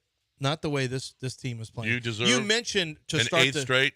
Yes. Yeah. You mentioned to start the show that you wondered if when you had Caratini catching Fromber, and you wondered after the last game where Fromber got away from the game plan, where he was cruising, got away from the game plan and got rocked. And the catcher at that point was Yainer Diaz. And we remember famously Yainer was not a catcher at all for Fromber. It was always going to be Maldonado. You wondered a little bit if there's anything at play with Diaz not being in the lineup as a catcher yesterday with Fromber. Boy, you'd hate to think that is the case. I know people will say, hey, as long as he's DHing or whatever, who cares? It doesn't matter. And I suppose so. But is Fromber, is he this mentally? Is this? I'd be curious to know why he got away from the game plan. I wish there was more discussion with Fromber, or we could get some intel or insight into what happened with Fromber getting away from it. And does Fromber have an issue with Yainer behind the plate? Because my guess is he does. Caratini was behind the plate last night against a guy that Bryce Miller that that Yiner was 2 for 5 against with a double in his career. So I don't know. I don't know if that played into it. I do know this. Yiner caught for Justin Verlander last outing, and Verlander was great. 6 innings, 8. Well, he gave up 8 hits, but 1 earned run and 9 strikeouts, no walks. 9 strikeouts, no walks. So hopefully Yiner's going to be back again, behind the plate with him on the mound. He's got, first of all, you got Hunter Brown first, and let's see how that works out tonight. And then Verlander, and then Arrighetti to finish up this series. You know, if things had gone right, if you'd have won last night, you had a chance to be leading the division after this. You had to sweep them. Don't get me wrong. You had to sweep Seattle. But you still got a chance to be real tight when this week is over. So we're still very much in it. Last night was not good because you couldn't get anything. Change the lineup up, dude. Change it up. Jordan, terrible right now. Bregman is terrible right now. Can't get on. It's awful. It is just awful having those 2, 3, and 4. I don't know what you do. I don't know how you can get. Maybe you drop Jordan to 4, Bregman to 5, move Pena up to 3, or Pena to 2 and Tucker at 3. Something. But something. Do something. Get Bregman out of the 4 I don't know hole. It's if you awful. know how physics and gravity work, but cream rises to the top. You can't keep dropping the cream down. The cream To the has bottom. to stay to the top. Well, you want Bregman leading off then? He is the cream. I'm just going He by is the cream. I'm just going by what he told me during his hot stretch of 3 days. Yeah. We got Ship Talk next, right here on ESPN 97.5 and 92.5. Yeah. Got some good We're stuff. going to do something a little different, only because I know Lance wanted us to hear a guy call out WNBA players. Well, we're going to hear a ex-husband call out his wife. An ex-husband. Oh, I heard that. It's a good one. Saw that. You're going to have South Park on talking about anything? I don't want the Lizzo thing. Nah. You guys can find Man, that watching stuff. Lizzo watch that was. I was so nervous. That was. Oh God. We're gonna hear from Lance's favorite sport, the Premier League, or at least potentially an ex-Premier League coach. You got into it a little bit with and politely, because that's what they do over there, with a question. A reporter. We're gonna hear from Draymond about Cat, and also one other thing we'll get to, because Ken Rosenthal has responded to Michael Wilbon. Oh, okay. We'll do that on the other side. But first, let's talk about my bookie. Let's talk about you getting your bets on. Whatever it is that you want to gamble about. Did you want to take the Mavericks before the playoffs started? Boy, you'd have gotten some money. You'd have gotten some good money on Justin's listening to this? I don't know if Justin's listening, but I feel bad because every game he texts me now and tells me what an idiot I am and what a bad person I am. But that's just me, okay? Here's the deal. If you're looking for the best way to play, win, and get paid, you're looking for you can bet anything, anytime, anywhere. You're looking for the number of bets in live in-game betting. You're looking for casino gaming with live dealers. You got it all. I'm telling you, you will love MyBookie. MyBookie.ag. Plus, your initial deposit, they're going to match up to 50%, up to $1,000, and it's just great. What bookie is telling you, oh, here's more money to play with, free money to play with? Nobody. They're doing it at mybookie.ag, promo code BET975. So you're looking for a great way to play, win, and get paid. You're looking for anything, anytime, anywhere. Mybookie.ag, promo code BET975.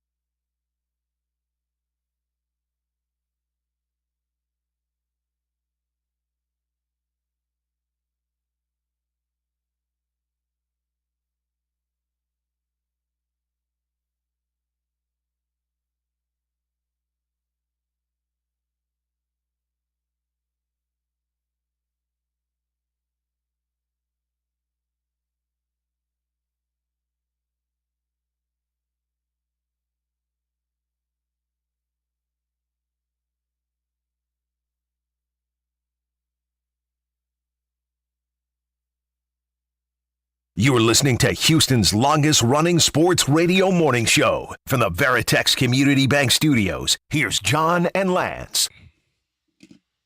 What up, Delvin? Delvincito. It's not Delbert. I'm sorry. It's not my name. None of that is my name. Okay. None of that. I guess that's my intro, the Ship Talk. Appreciate Well, yeah, it. Ship Talk. Appreciate it, Does John. it get any better than that intro? Thank you, John. Thank you. We're going to start across the pond.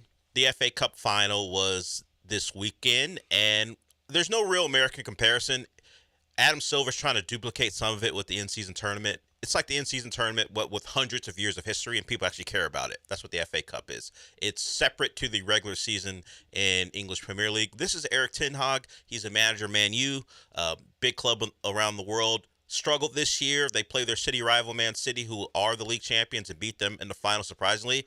And he got some pushback from a reporter about the season as a whole. And Eric Ten Hag pretty much said, you don't know what you're talking about. Nobody wants to diminish the achievement today. It's a significant achievement, winning the FA Cup. What I would say to you is that when you say to us that this team is exactly where you want it to be, you've just finished 8th with a minus goal difference.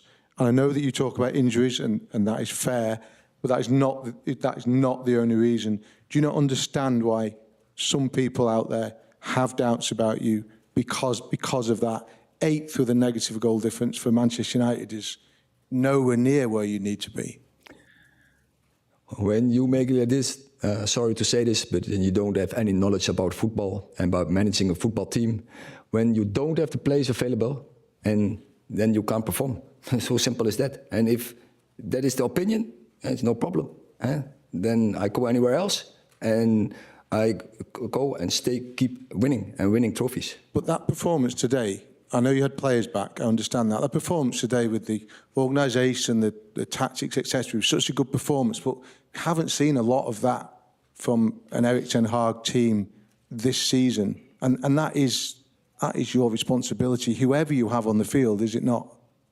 No, then you don't understand managing a football team. When the players are not there, I can't train them, I can't coach them, so they can't perform, they can't develop.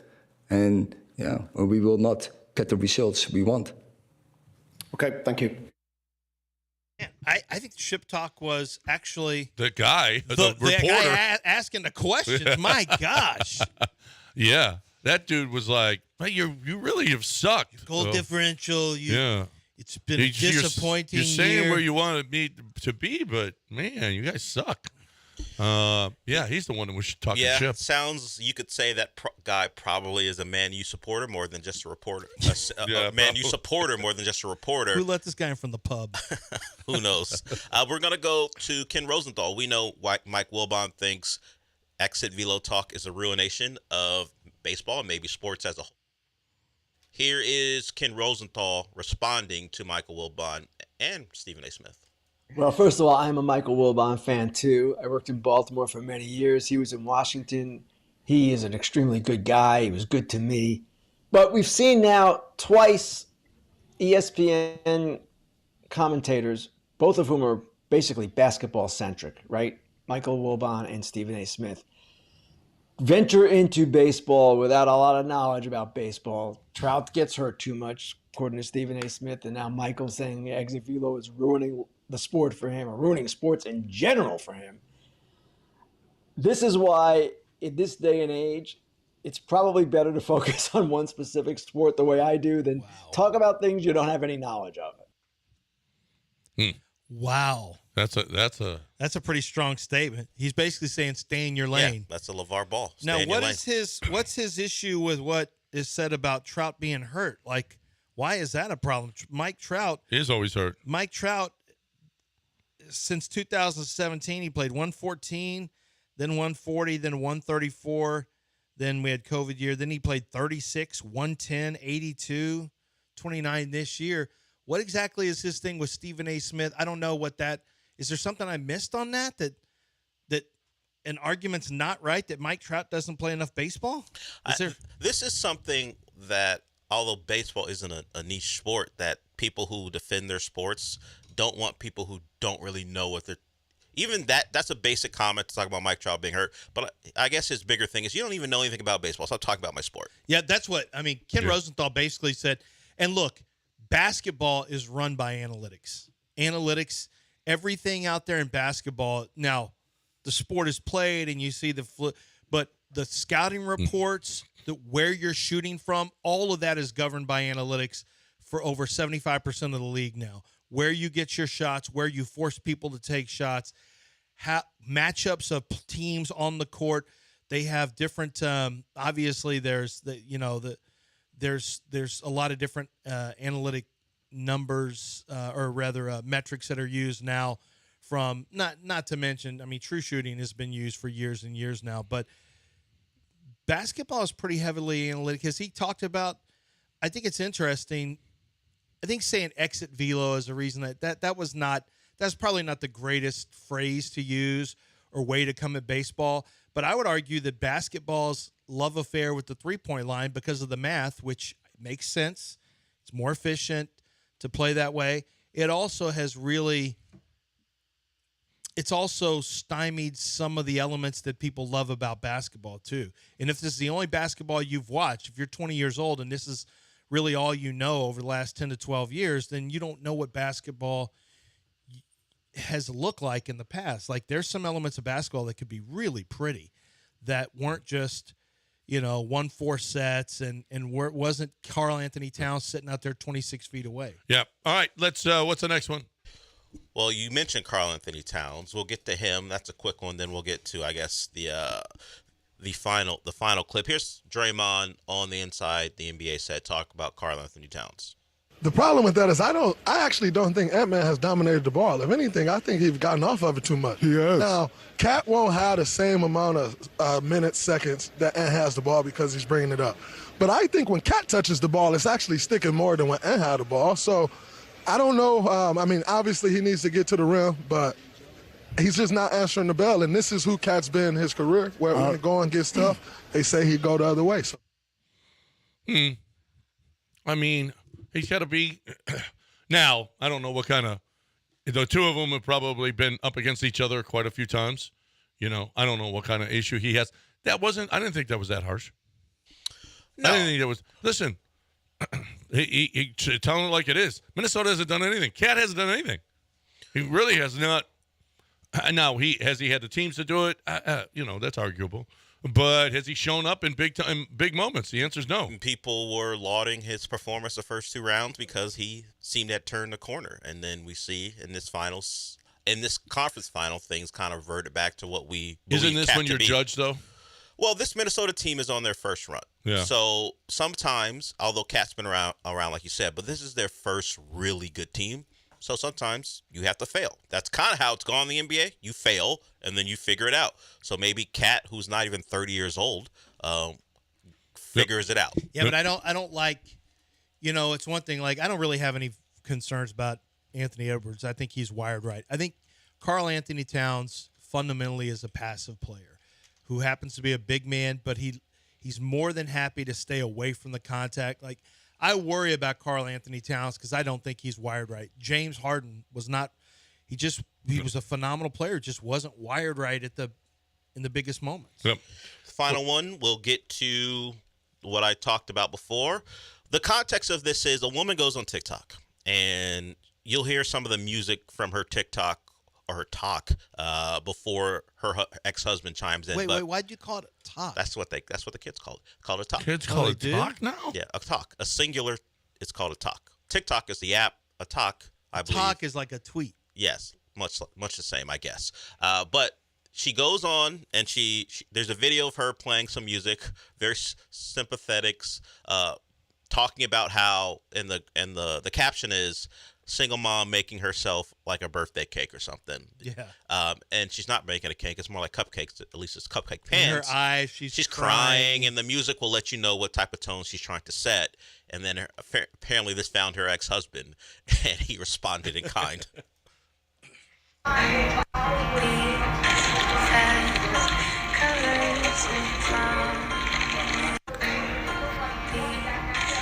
So I've been sent this video a lot over the last few days. People asking my thoughts and my comments on it. And before anyone says, oh, you don't know her situation or, you don't know what she's going through, well, I do, because I lived it. I'm her ex-husband, and right now I have full custody of our kids. This is our parent agreement. As you can see, I have all weekdays and weekends, time sharing with the kids, all at holiday academic breaks. And for her to get any rights back to the kids, these are the things that she needs to do. And yes, child support, she owes that. It's up to over $21,000. So she's a mother and doesn't pay child support. She was then arrested for check fraud, and during that hearing, it turned out that it was found that she stole almost $1 million from another guy. And also, she faked cancer in the past. These are scans that she would send and post on her page before. So, to sum it up, this person, for people that follow her or giving her praise and telling her how strong and how, amazing she's doing, well, she's really not a full-time mom. She barely has her kids. She goes out all the time.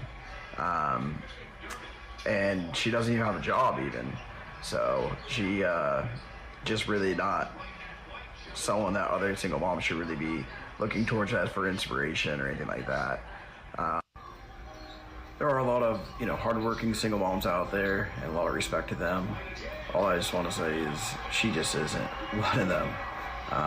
So hopefully everyone can see this video and know who she really is. No, she came back and said he is someone who tried to dominate his life, try to dominate her life, and he is manipulative, and he's had a bunch of different women. Why? I think this is wife number 3 or something. Okay. Yeah. She's come back again on top of that. Did she push back against owing $21,000 in child support? Or the $1 million or the faking cancer? Or the $1 million. No, she didn't mention. Oh, she didn't have an answer. She was for crying that. again. Oh, well. Yeah. You might have He's just trying to ruin her life. That's was she making more cupcakes? No. The problem he's trying to is ruin her life. He he's couldn't ruining. stand seeing this. She's crying as a single mom.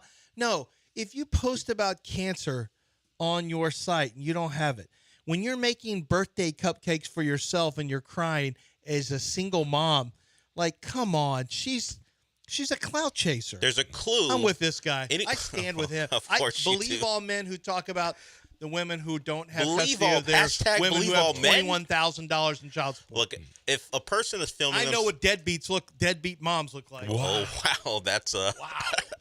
Wow. It's got real personal. Trust real, me. real Wow, quickly. it did. It ain't my wife, I'm telling you. We know you're not talking about Nicole. But I know what they look like. Okay. I know what they look like. Tell me I don't. I can't tell you. Tell me I don't. I could. You know what? You need John Daspit to go after her. Lance, the first clue, if you're getting John Daspit involved, if someone's filming themselves crying, they're probably got a problem. It's probably, They probably if you got a film yourself crying, immediately we've got wonder what this is about. Wonder what's behind this. John Daspit does not handle divorce law. John Daspit does not handle, if you want to sue somebody because you were part owner of a lottery ticket. John Daspit handles personal injury and not hurt feelings, but he handles people who have been injured on the roadway, out in the water, at the workplace. He's handled major explosions, refinery blasts, the horrible Astroworld disaster that happened with the loss of life and people injured. John's representing several of the families who were there because John has a reputation. The John Daspit and the Daspit Law Firm have a reputation of being the biggest and best here in the city of Houston. He's got the biggest law firm. He's got 12 different offices around the state of Texas. He's got in the neighborhood of 70 lawyers working so that they have enough to really put time into the cases that you have. And that's what that's really what he wants to know is I want to make sure that everybody out there who needs someone working on their case, that they have the time and the effort being put in that they deserve, because other companies just try to shuttle you in, shuttle you out, get a settlement, get their percentage, and they're done. John Daspit's out there actually working for you and looking out for you so that you get a fair settlement that is going to take care of your pain and suffering and all of your medical bills. It's John Daspit and the Daspit Law Firm. Go to daspitlaw.com or call 713-CALL-NOW. That's 713-CALL-NOW.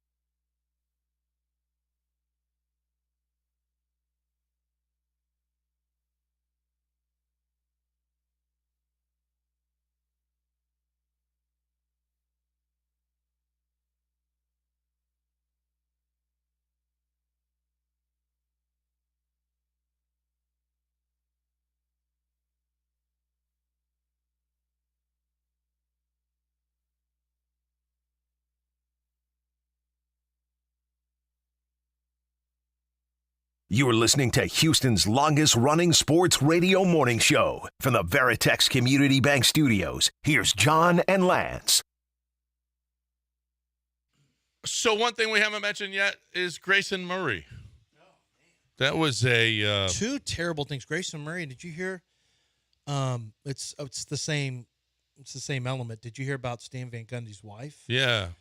She died last August, but she committed suicide too. Yeah, he came out and said, and Grayson Murray, 30 years old, committed suicide. Did you see the video of him talking about his mental health issues?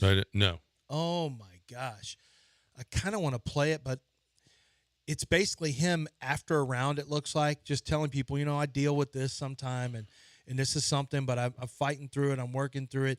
And he had basically talked about this, and to watch this after knowing that he committed suicide, it's devastating to know that he's basically giving you insight into how difficult and challenging he found his life to be. He was depressed. He was an alcoholic. He had cleaned it up, getting married. He had seemed to be turning his life around. You will remember it was Grayson Murray and Rory McIlroy who got into it after LIV, after the announcement of the PGA Tour and LIV were getting together. They had a players-only meeting the next day, and the players were all, bitching at the commissioner in that meeting. And Grayson Murray was bitching about how the middling players weren't making any money, and Rory shot at him. He said, "Just play better, Grayson." And Grayson countered with "F off, Rory." It was kind of a big deal that the two of them were going at it in that meeting. But it appeared to a lot of people that Grayson had turned a corner. He got his life right. People were playing with him. There's all kinds of guys who talked about how, they had played with him and they had a positive. And so this kind of came out of nowhere for a lot of people. Did you see Peter Malnati talking to Amanda Balionis on the set during the round. It was really tough because they were good friends and so but I thought, you know, he withdrew after 16 holes citing illness, and then all of a sudden he was dead.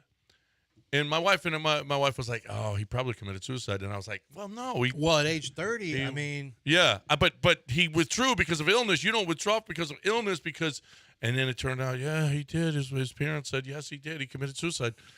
First thing I think of, unfortunately, is suicide and fentanyl. At the age when I hear somebody that young, I just think either suicide or fentanyl. Yeah, because it's typically not going to be a heart issue. Well, or a stroke. Not you never know. Some young people do get hit with that. Yeah, I mean, we've seen it. But it's kind of rare. We've seen it. It is rare. It's very rare. But it was just. It's so. I thought CBS did a really nice job. Jim Nantz is a consummate pro, and he handled it very, very well. They continued to play, and players gave their love to, and it was just so sad because it seemed like the dude had turned it around. Just turned it around. Now maybe just not winning at the highest level got to him, but he had won a couple of times on the tour, and that's not. I mean, that's not Sometimes easy. It's chemical though. There's no. I have issues that I take medicine. I'm not ashamed of it. I don't mind telling people. I have at different times, a couple different times, and it's the last one was after COVID, where things got really hard and so I just stayed on it. I'm just like, that's fine because, and it's more chemical. It's not, it gets partly circumstances, but it's just, things would get kind of a little bit tough. And I just said, I'd rather not ever feel like that. And so I just took some medicine. I just stay on it. I don't care. That's fine with me. And I don't, I'm not embarrassed about it or ashamed. I think it's important for people to seek help if you have issues, things like that. And so, I don't mind saying that because I know there's some.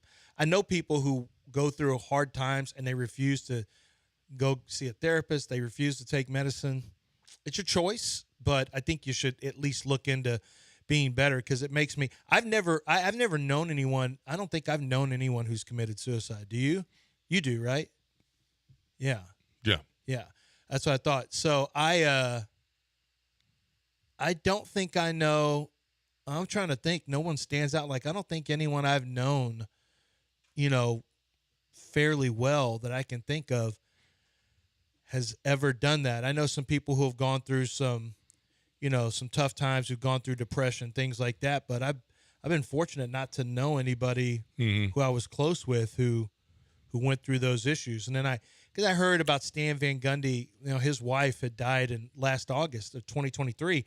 And then, it was with Dan Le Batard. It was with Dan Le Batard, and that just came up on the podcast he had, or the show, or the podcast, or something. And he said, "Yeah, unfortunately, my wife took her life." And I was reading some of that and listening to some of that, and I'm like, man, that's tough. That's just you're married to somebody for that many years, and then they just feel like they can't get right. You start living with that, you live with it, and then one day, if you're not if you're not managing it or finding a way, it can creep up on people where you just have a really, really bad day. And then, before you know it, you're making decisions that maybe are not the best decisions. Yep. It's unfortunate. No, it was just a shame. That just brought a pall to the entire weekend. 30 years old, man. Yep. Too young. Yeah, I didn't know he was an alcoholic too. Yep. That's a lot of stuff he's fighting. Yep. You're fighting, man. You just think about, and young people now fight even more stuff than we did growing up, because you're constantly, if you're on social media, you're constantly seeing the quote unquote success of other people all the time. And I think that's even harder on them because they're constantly surrounded by visions of success, which we know half the time are just bull crap. It's just what they want. It's their highlight reel they're trying to show you about how great their lives are. And I know so many people who get depressed about themselves because they look at social media and think, what am I doing? What kind of life am I living? Like, just get off social media if you need to. All right. 713-780-3776. If you want to get in here, you're more than welcome to do that. 713-780-3776. Right now, I got to talk about Dream Rate. I got to talk about Kent Jones. I got to talk about a guy who's been doing this for 29 years. A guy who knows the mortgage game. You're not going to find a guy who's more conscientious about the mortgage game. You're not going to find a guy who's going to work harder for you than Kent Jones and what he knows and how he can get around stuff. He's going to lock you in when he thinks it's the absolute best time. He is going to be, and conscientious is the word, because in the mortgage game, like, I didn't even know I had a mortgage. Here, okay, we're going to sign the papers, and then it was this fee and that fee and this fee and that fee. I wish I had Kent on my side, because he's going to find a way to make sure that he is going to work that deal as hard as he possibly can and eliminate fees for you. When I mean, you can save literally thousands and thousands of dollars at this thing. And when you're making your biggest purchase of your life, your home, then you want somebody that's going to fight for you and get you the best deal he possibly can. And that's what Kent Jones does. He's got all the different mortgages. No worries about that. He is the ultimate mortgage hookup. He's going to work for you. He's not a gigantic, it's just him. And he's not taking more than 8 clients at a time. So he's going to work his butt off for you. 713-520-LOAN, 713-520-5626, or 975loans.com.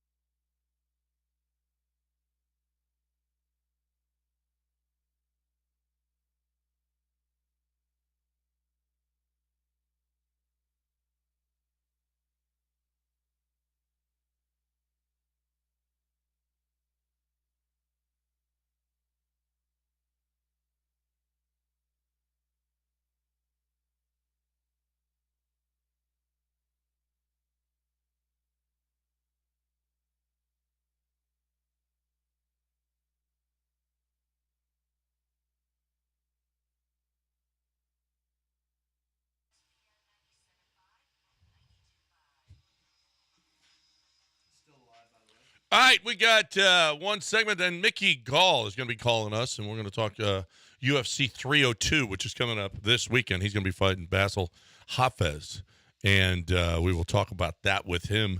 Mickey is a Canstead and Dublin guy. And we've also got, Michael is fighting?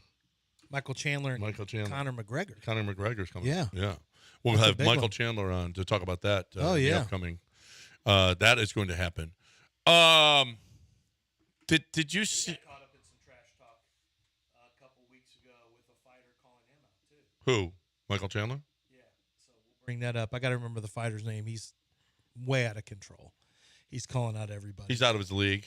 A little bit over his I don't league. know, but we'll find out. Anyway, so those guys are going to be, we'll be talking to them. They're all Canstead and Dublin guys.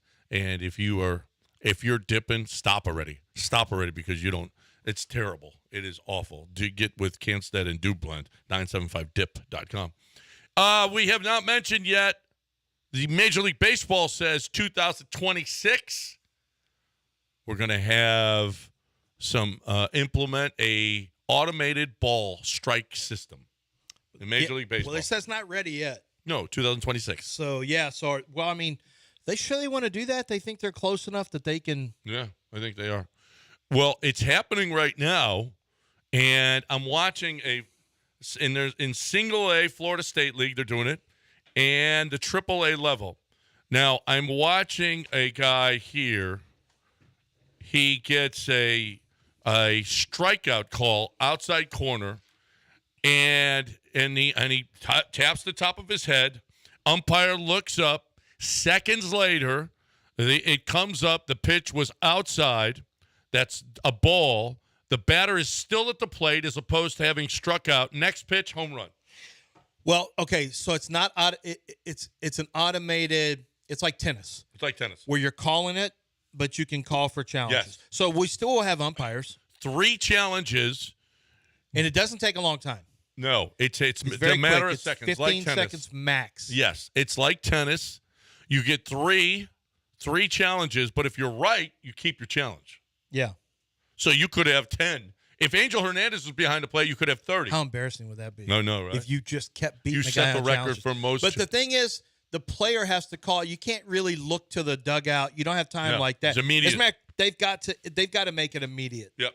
Yeah. It's got to be immediate. Not 30 Can you seconds. imagine? Now you get 30 seconds on a play at first base. Honestly, Bregman would wear umpires out because I don't think anyone knows the strike zone better than Alex Bregman.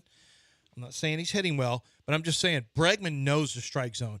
If you miss and they call strike and we see it in the box that they missed, you immediately see that he's pissed off. Immediately he knows. I don't know why. If tennis can have this, nobody watches tennis. How does tennis have this stuff, and Major League Baseball can't figure it out? They can. Apparently not till 26. Well, the umpires are too That's strong 2 years on this. away.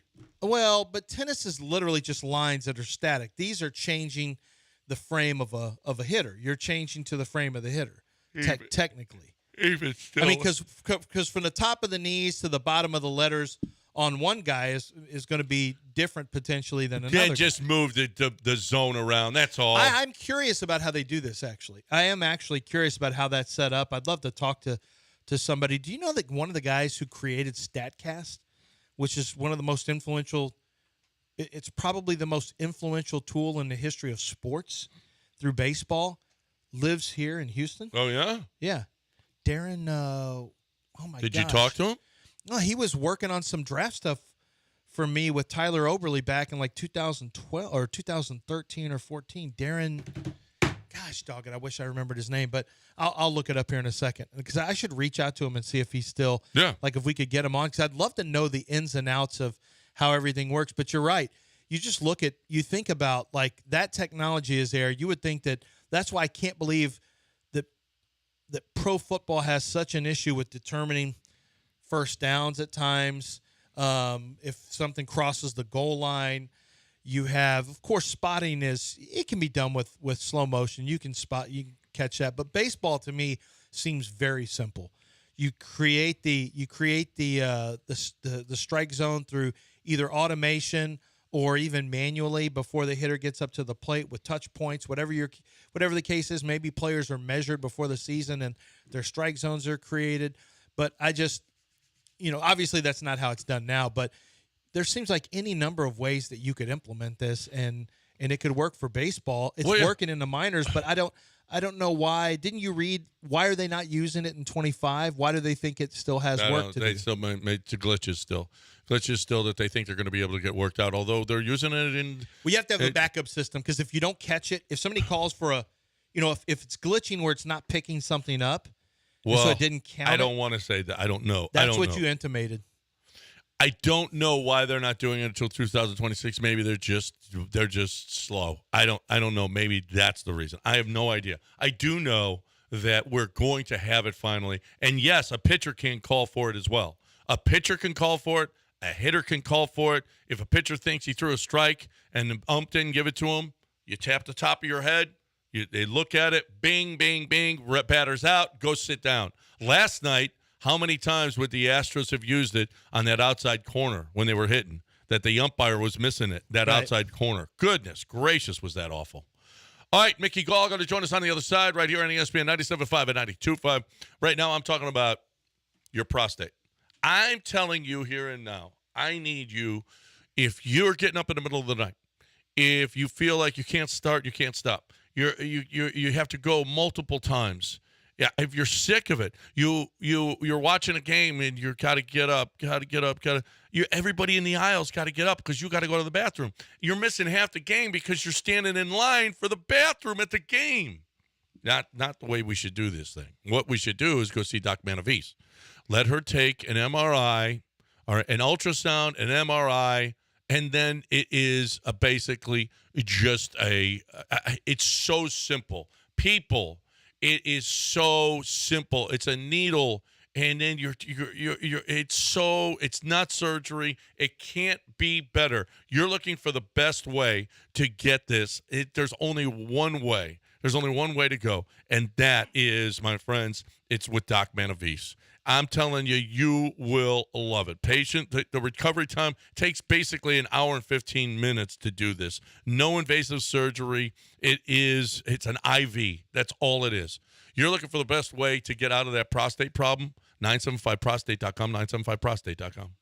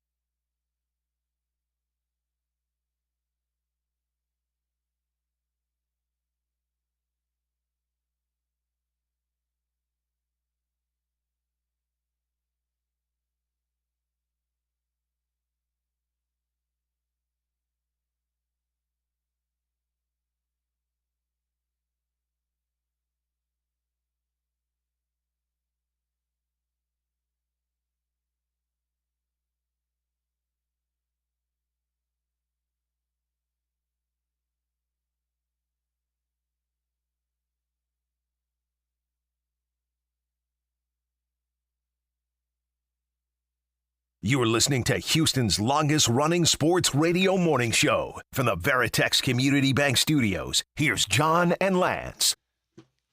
Welcome back here on ESPN 97.5 and 92.5. Bringing in Mickey Gall, who is fighting in 302 and has got a big fight. And Mickey has taken care of some business. Choked out Mike Jackson in his debut. CM Punk was up and coming, and I mean, the UFC wanted CM Punk to be a big star, and then he fought Mickey Gall. Guess what happened? Guess what? No, you ain't a big star no more. Mickey Gall joining us right now on ESPN 97.5 and 92.5. Mickey, welcome to the show. How are you? Oh, he's not here. I can't see. We got something covering up the thing. I thought he was there. He's not. This entire time, John just did a whole setup, and Dell's like, "What is he talking about? He's not. No one's on the line. He's not here yet. No, when he calls, or if he called, I would let you know. Oh, so I don't know why we have tape over this. Yeah, I don't know what's going on up there. Yeah, I haven't been. I thought he was there. No. Oh, is that a new TV? That a boy, Lance. Is that a new TV? How about Lance as a problem solver? For once. Always have been. Instead of a creator. Yeah. Well, apparently, Mickey's Plumber, no longer pitmaster, with us here on ESPN. Golfer. He fought Mickey, how we doing? Mickey? Sage Northcutt, who's from Katy. Yeah. He beat him as well. And He the did? UFC wanted Sage Northcutt to be a big. I remember back when Sage started. He's blonde-haired, did backflips, just ripped to shred. They wanted Sage to be the guy. Mickey beat Sage, too? Yeah. He's beaten Sage, Mike the Truth Jackson, who is in MMA media, and then CM Punk. Wow. Yeah. Mickey's done some test horse you don't want to test. Yeah. Unfortunately, I thought he was on the line because I was like, well, that tape is covering up that phone call, but apparently it's not. I was wondering, like, is he on? Okay, well, John must have set this up. Well, he must be on. So watch UFC 302, everybody, because Mickey Gall is going to be there. He's actually in one of the prelims, but you will be able to see him on Saturday on that on the broadcast. 713-780-3776. If you want to get in and talk about Mickey Gall, you're more than welcome to do that. We can do that. In the meantime, you see Brandon McManus has got some problems. Apparently on a flight. Did you read the story? Yeah, so Brandon tried to turn this into a party. Here's what happened. Two women who are suing former Broncos, former Jaguars kickers, now with Washington. So here's what happened. They were on a flight in September overseas to London, and two women identified as Jane Doe 1 and Jane Doe 2 filed a lawsuit that accused McManus of rubbing himself against them and grinding against them. They also accused the Jaguars of failing to supervise McManus. And in other words, they're suing them for not getting their boy. Come get your boy. Come get your boy. Here's what they said. The lawyer for McManus said, these are absolutely fictitious and demonstrably false accusations made as part of a campaign to defame and disparage a talented and well-respected NFL player.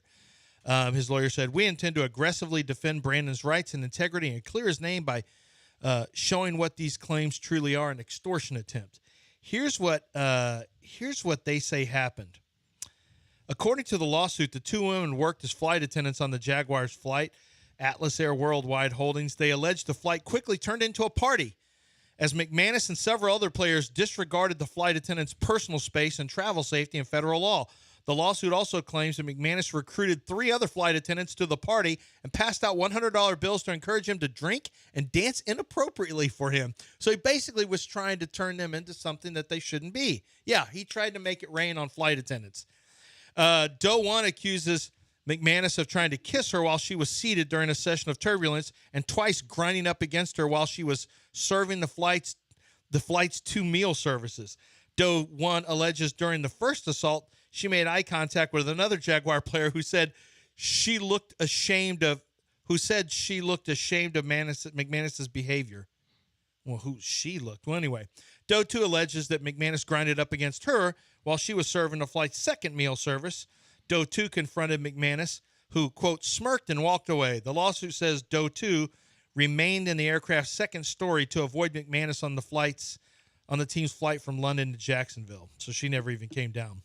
Do you want to look behind me? Intern meeting. And this particular story is the first introduction they get. Guess what? To the station. Kickers are bad people. That's what you're learning right now. That's what you learn, young man. If you want to be part of kickers, guess what? Kickers try to rub on people. We've got allegedly. Allegedly, thank you. Kickers hand out $100 bills to flight attendants, try to get them to dance appropriately, It and they sounds grind. like he was trying to have a party. This is sports now, It looks Del. like- Interns need to learn about this too. This is part of the sports It looks world. like they just grabbed like 8 kids out of the Kincaid graduating class That's and brought them over exactly here. what it looks like. Why can't it be Episcopal? Why is it always going to be could be Kincaid? that, One, too. it doesn't Where matter. do you go, St. John's, It doesn't Episcopal, matter. Kincaid? It doesn't matter. Either all 3 of them. It doesn't matter. How can you tell the difference? Yeah. Why is it always got to be Kincaid with you? I mean, because that's the school that's what I thought when I looked back Yeah, there. you look back there, all those kids. St. John's. Fine, Okay. whatever. St. John's. That's Whatever. Episcopal, St. John's, Kincaid, all from the mean streets. They all look the same. Yeah. So McManus, you may remember, I knew McManus had been in trouble for something else, but I think it's PEDS. He was suspended a while for PEDS. Because Another kicker just doing pets? Same guy. Yeah. Ped Was it kicker. Todd Sauerbrunn? No, it was McManus. I'm pretty sure I remember him. Sauerbrunn was a long Sauerbrunn time did. ago, yeah. Oh, Yeah, but look, that dude had a barbed wire tattoo around his arm at West Virginia and kicked it. That guy was before there was Matt Ariza, who had his career short-term by false accusations, there was Todd Sauerbrunn, who used to punt it 90 yards regularly. That guy, and he also would run down and try to make tackles. Like, Todd wasn't going to go for just the old, I'm just a punter routine. Todd was trying to hurt people out there. Yeah. You're about to have Mickey Gall right now, by the way, John. You are? Mickey Gall's calling in? Is he here? Yeah, your guy. Oh, apparently. Apparently Mickey Gall is here with us on ESPN 97.5 and 92.5. He's going to be fighting Basil Hafez on Saturday in UFC 302, and Mickey Gall is joining us here. Hey, Mickey, how are you? I'm good. How you doing? Man, thanks for joining us. We really appreciate it. You're looking – okay, so, I mean, you've been in a lot of big fights, man. You have, with Jackson, CM Punk, Sage. Shoot, Diego Sanchez? Yeah. I mean, you've been in some big fights. What's it like now for you getting up and being on another huge card this week? I'm excited. Super excited because it's in Jersey, which is and this is as hometown gets for me. It's 10 minutes from the house I grew up in Newark, New Jersey, and I'm coming off a 2-year layoff because I got surgery. So it's like the perfect comeback for me. And I wanted to say, I apologize to you guys. I'm calling 5 minutes late. I had to get my pregnant wife some food at the airport. No, that takes precedence. She needed her turkey provolone, pesto panini, and her a bagel with cream cheese. Listen, that is the best reason I've ever heard. Yeah. You got to take care of pregnant wife first before an interview with two jamokes like us. Yeah, because it's going to be a problem if it's not. Yeah. You got to get on that flight and fade the flight. Literally in 5 seconds, she goes, "I'm hungry. I'm going to kill everybody. I need to pee." Yeah, no, you got to do what you got to do. It sounds like a Starbucks too. The pesto panini turkey. I'm familiar with that sandwich. Hey, Mickey Gall with us here on ESPN 97.5 and 92.5. I understand that you have some aspirations when you're done, maybe doing some stand-up, or you've done some stand-up? Oh, stand-up comedy? Yeah. No way. No, you're No not doing way. that? No way. No, I'm trying to be more like you guys. I have a podcast called Slick and Thick. Hey, what's it called? What's it called? It's called Slick and Thick. Okay. I started that during my I started that during my layoff when my back was hurt, and it's gone pretty well. I do it with a comedian, so I'll leave the stand up to him, the stand up comedy to him, the stand up fighting. Well, you have that. I can do. Also, the fighter and what's the one with Brandon Schaub and there's another one with the fighter and the comedian. I'm trying to remember. Fighter and the kid, yeah, Brian Callen. Yeah, Brian Callen, yeah, and that's been very successful. Oh yeah, it's been a good combination. So probably good to. I did a podcast with an actor who likes sports, so it's good to get outside of your element. Somebody else in a different discipline who also likes what you like, that really helps. So I've got a question for you here. So I know the matchmaker. Why am I for the UFC? Sean Shelby? No, Mick Maynard. Mick Maynard, yep. So Mick Maynard lives here in Houston, and I know Mick Maynard pretty well. And Mick Maynard, what I think is impressive is you started in UFC in 16, and you've had fights 16, 17. You had a lot of fights that were pulled in different times. You know, you had to drop out or other people dropped out. You fought in 18. You had a fight in 20. For you to last in the UFC this long, you had your time off. You weren't on part of the UFC roster. Now you're going to be back on the roster in 2024. For you to last in the UFC this long, I don't know if people realize how rare that is. That's fairly rare for people to last on the roster as long as you've lasted. Yeah, I mean, it's kind of wild. I got into the UFC as a 1-0 fighter, which is like super rare. Like most guys, you get in when you're like, 10-0, 9-1, something like that. I think the only people who was like me and Brock Lesnar, the only ones who were like 1-0 signed to the UFC. Mine was a weird case because I called out CM Punk at my pro debut, which I did just because Dana White was there, and I was like, I gotta. I'll take a crack at it, toss up a Hail Mary, see what happens. And, it worked out, and, I'm still here. And I still feel like I'm just getting started.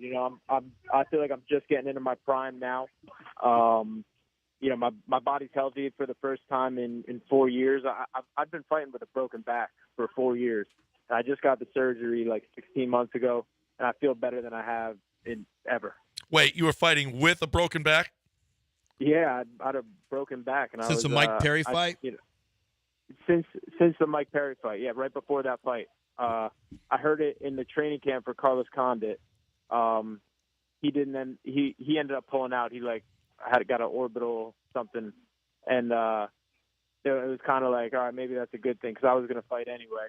But then a few months later, it booked me with Mike Perry, and I was like, of course I'll do it.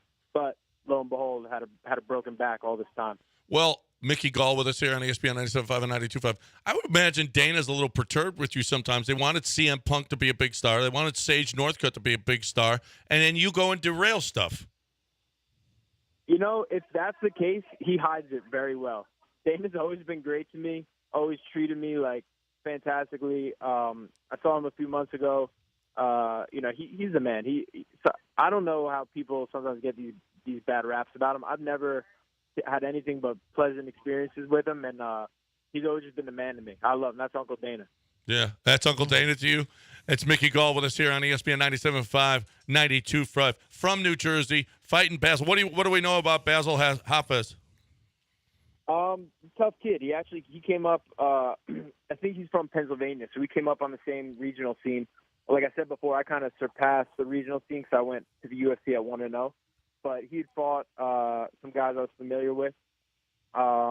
He's a tough kid, man. If you saw his last fight, he fought Jack Della Maddalena. And Maddalena's in, maybe the top 5 in the division. And if you ask me, Basil won that fight. I think he won that fight. He won the first 2 rounds. And he got beat up a little the third. So I thought it was a bad decision. So it shows his toughness, but I'm telling you this, he can't get away with the stuff he got away with Jack. He will not be able to get away with that with me. Oh, we got Mickey Gall with us here on ESPN 97.5 and 92.5. All right, so we like to, put a little something on some fights sometimes.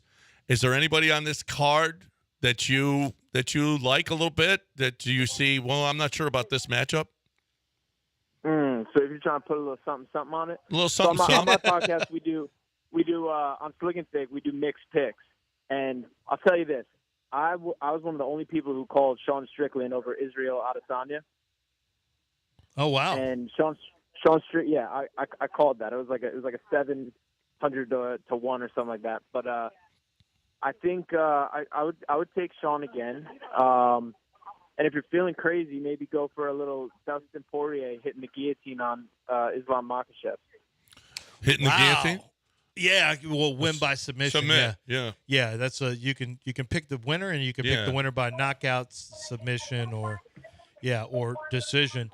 That would be a guillotine. I mean, a submission for Dustin Poirier. Wow. It's possible. I wouldn't say it's the highest percentage, but if but you no, throw good $100 odds. on it and you hit it, it's like, Yeah. you know what I mean? No, that's what you're looking for. A nice hit like that. Who's your list of? I was having this conversation with somebody the other day about toughest fighters. Like Dustin Poirier's on the list, and of course Donald Cerrone gets all the love for being. I mean, there've been some guys who are absolute warriors. In your opinion, from the amount of time that you follow the sport, who are your favorite just warriors? Not maybe the best fighters, but who are the guys that you say, man, these guys are like they're fearless. They're just warriors in there. So I got to go with Jim Miller and Frankie Edgar. Oh, man. Frankie Edgar's old school. And he's also a New Jersey guy, right? Like you are. I was going to say I am a little biased. They are both Jersey boys. They're both friends of mine now, but I grew up as a fan of those guys. And if you watch Frankie Edgar in the Gray Maynard trilogies, watch Jim Miller with his fights with like Joe Lozon or really like anybody. Like that's Jersey tough right there. Mm-hmm. We've got Mickey Gall, and you guys out of your stable, you guys are big Canstead and Dublin fan. The Kill Cliff Fight Club. You got a couple of guys in there that are the Canstead and Dublin, the dip where you don't have the tobacco. I imagine as a fighter, you don't want to be dipping and hurting yourself with tobacco, right? Nah. I used to do that as a younger, dumber man, but now I do like the hemp dip, and they're nice, man. It's nice, especially like now this week when I'm cutting weight. But really, any time. Like I like I used to like the dip, but you don't want to put all that crap in your body. I like some of like the nicotine ones that they have out there, but these are even cleaner than that, and it's putting actually good stuff in your body, like the hemp, the CBD. Stuff like that. So I love those. That's great. That's great. Give us the name of an up and coming fighter, one that we need to look at that you think is a really great fighter, maybe from your stable that's going to be the next big guy coming up. So one's got to be my younger brother, always LJ Raboli. LJ Raboli's he needs to get back in the cage and get some fights. And that's from my Gracie, New Jersey team. And then for my team down in South Florida, Killcliff, we got this kid Nikita is really good, and this kid Alexi Paragande. Hey, what's Nikita's last name? And Nikita Kolshin. Those are two real good up and comers from Killcliff. All right, we'll be watching for them, and we'll make maybe a little something. Keep an eye. Put a little something on them whenever they fight.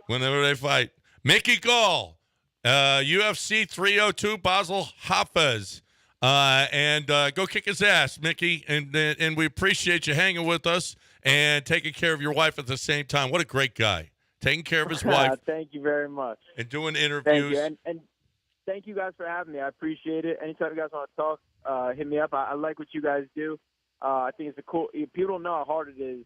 You come in there each day, and I do a podcast once a week, and I've even stopped during camp a little bit because it's a lot. It's a lot of energy, a lot of stuff. So people don't realize how hard this is and how. Yeah. And some people say what we do is like, you just come in. They think like, you just come in and just No, talk. never. It's way more than that. It's a grind, and some people call us heroic. No. We don't like saying heroes. That, yes. But some people say we're heroes. Okay, if that's what you want to say, but that's fine. Right.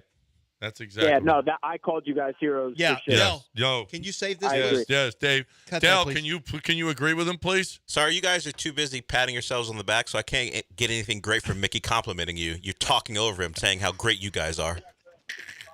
Anyway, you guys are heroes, and I appreciate what you do. There it is. There it is. There it is. Save it. That's a pro right there. He There it understood is. he had to recut that. Some heroes wear headsets. That's right. Some heroes. Some don't. Some have headsets sitting next to their. I don't Some put it are on, unprofessional and don't even wear headsets. Doesn't matter. It's all the same thing, guys. So, Mickey, best of luck, man. Thanks for joining us. We appreciate it. My pleasure, guys. Thanks for having me. Mickey Gall. And that's 975dip.com, 975dip.com. They set that up for us. That's awesome. Yeah, this fight club, the Kill Cliff Fight Club, got a lot of up-and-coming guys. We'll see what happens. And he gave you a couple of names to bet on. Yeah, but I'm so looking, I don't before see that anybody else knows them, you're going to be. I didn't get the names right. Nikita Kolson was one of them. Nikita Kolson? Yeah. Okay. And then we'll just go to the Kill Cliff Fight Club. I did. It's not on there. It's not on there? No, that guy's not on there. Oh, he's not? All right. Anyway, watch for him. All right, taking a break. 713-780-3776. I'm talking about GimmeTheVin.com. You want to talk about professionalism. How about John Clay Wolf?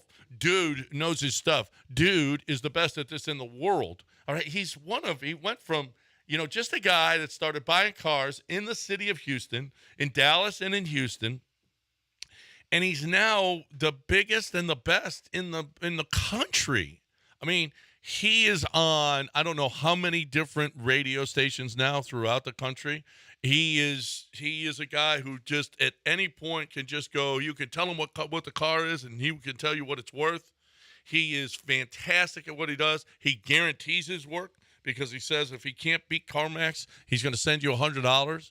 He's just the best. And when you're the best, you are going to get, every single time. And he has sent people $100 because he couldn't beat CarMax. And that's fine. You're looking for the best way to sell your car. There's one place that you have to go every single time. GiveMeTheVin.com. That's GiveMeTheVin.com.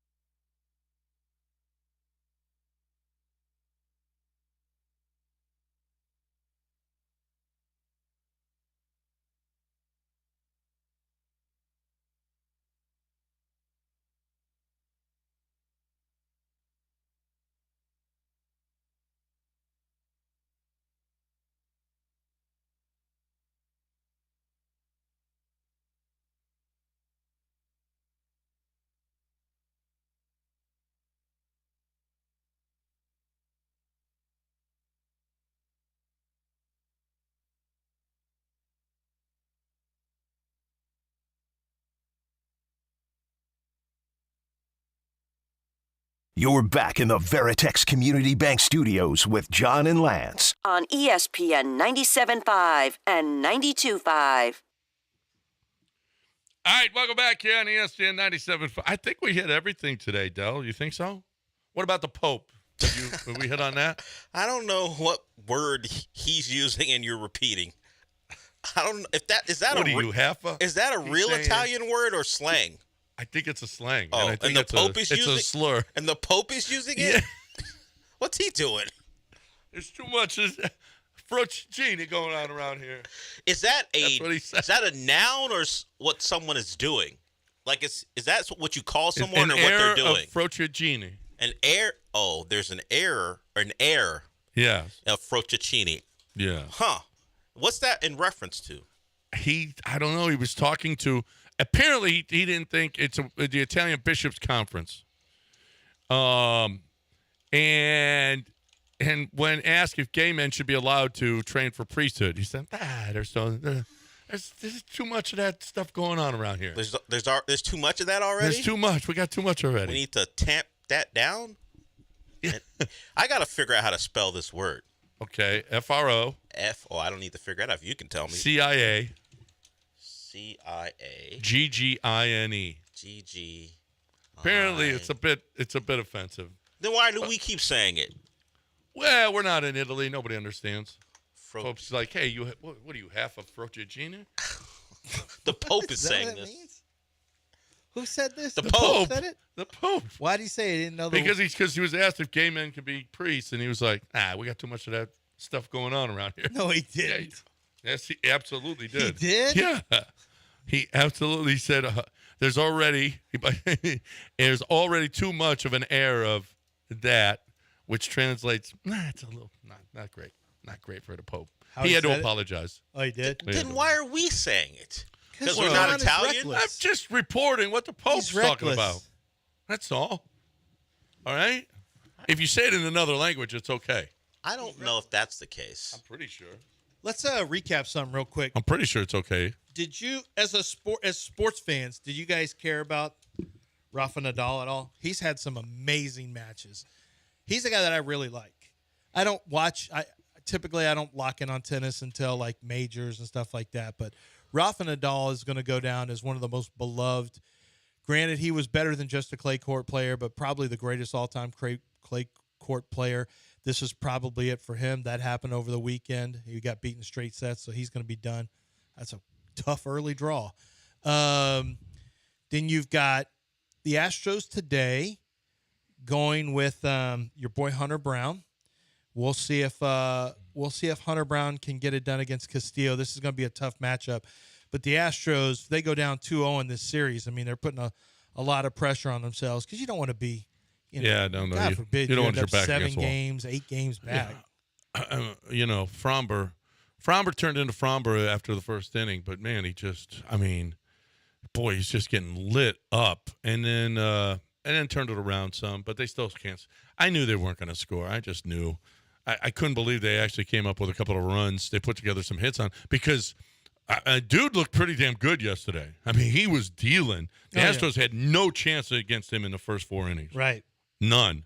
So for them to get a couple of runs, but this is not the same. It's just not the same. It's just not the same. They were coming up for about a week. They were coming up with some big 8th inning runs, but it just doesn't seem like the same guys. It just doesn't. I don't know. I don't know what the deal is. Here's something we haven't covered. End of OTAs. Ask Tom Pelissero. The NFL Players Association is working to finalize a proposal to overhaul the offseason starting as soon as 2025, eliminating voluntary on-field work in the spring in favor of a longer training camp ramp-up, with players reporting in mid-June to early July. I'll tell you what's interesting to me is I actually don't think that's great for the players.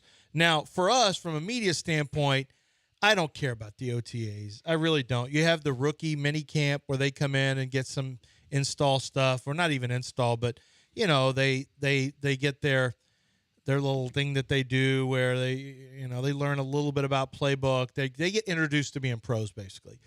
But the OTAs is basically just a chance. It's not mandatory, so it's just a chance for media to focus on who's not there now. It creates some division, and I think that the better thing is a longer camp because you don't do as much hitting, you don't do as much tackling, you don't have as much preseason. I think because you don't have the preseason games now that you used to, the amount, and because I think it's inevitable that they get to 18 games instead of 17 games and they take away one of the preseason games, having the longer camp is going to be important. But, man, knowing how hot it is in the summer now, how brutal our summers are now, I'm surprised the players would want to show up as early as mid-June to early July. That's way too long. Boy, season just July, August, September, October, Would you November, rather have December. the spring off, though, or just work longer when you work? I guess you just go 6 months. You do basically July through December. You get the 6 months. If you're a good team, you go 7.5 months. None of the other sports do what football does with mini camps and all you just of that come stuff. in and get a little taste here, and then you go away, and you come back, and hey, what about this? Yeah. I mean, I'd rather just It's work a pain. full. It's kind of a pain in the ass because I want to take my back. You leave me alone, and then I'll come back and. But they mention a longer ramp up. That would probably mean if you get there mid-June, which, man, that seems like a long-ass year. But let's just say you get there mid-June to early July, then it's going to be slower. You really are going to work into it a lot slower. Well, we know they're going to 18 games. He's admitted It's going to happen. When asked about 18 games last week, Roger Goodell, we just care about player safety. No, you don't.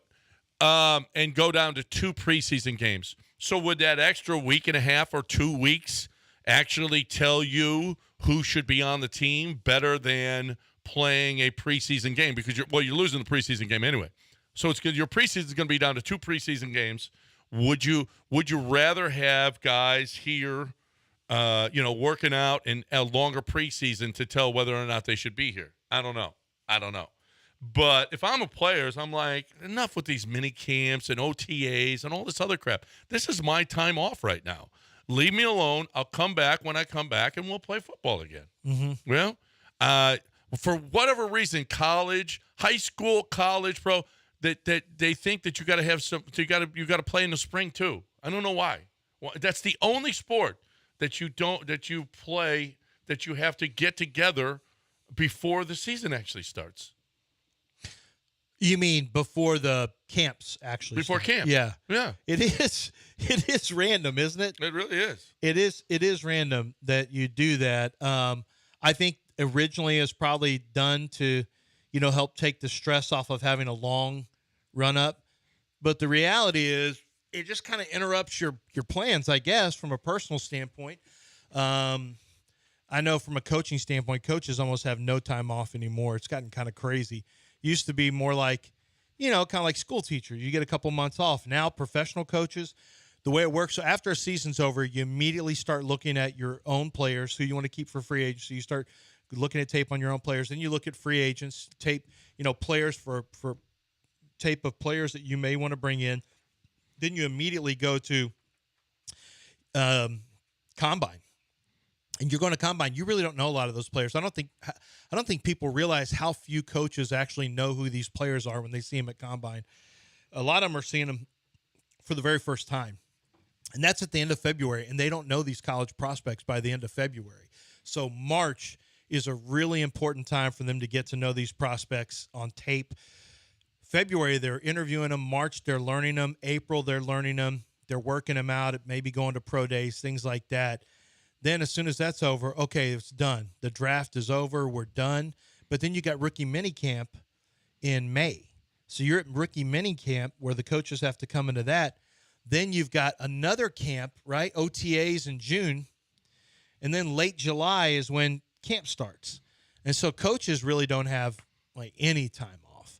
So I would think that coaches would like this as well. I don't know. I still think they'd probably have rookie minicamps. That would probably be a set aside, but rookie mini camps I could see. I would. You see in basketball they do the rookie, the Vegas rookie thing. Yeah, rookies they need some more time. For free. You're basically playing preseason games for free if you're players. Yeah, I would rather. I think I'd rather have them count. I mean, I'd rather get paid 18 games. Of course, absolutely. Whatever your contract is, I don't know. I guess maybe they adjust your contract because you get a paycheck every game. If they go to 18 games, I guess I'd need to ask an agent this, but do you get an additional, is your contract adjusted for that extra game now to equal a game check? Yeah, no. It would have to be, right? It would have to be. So does that change? No. How does that initially change the salary cap then? Because you can't. The well, when salary they- cap has to account for that too. Well, we don't know what the salary cap's going to be when it's 18, so it probably would.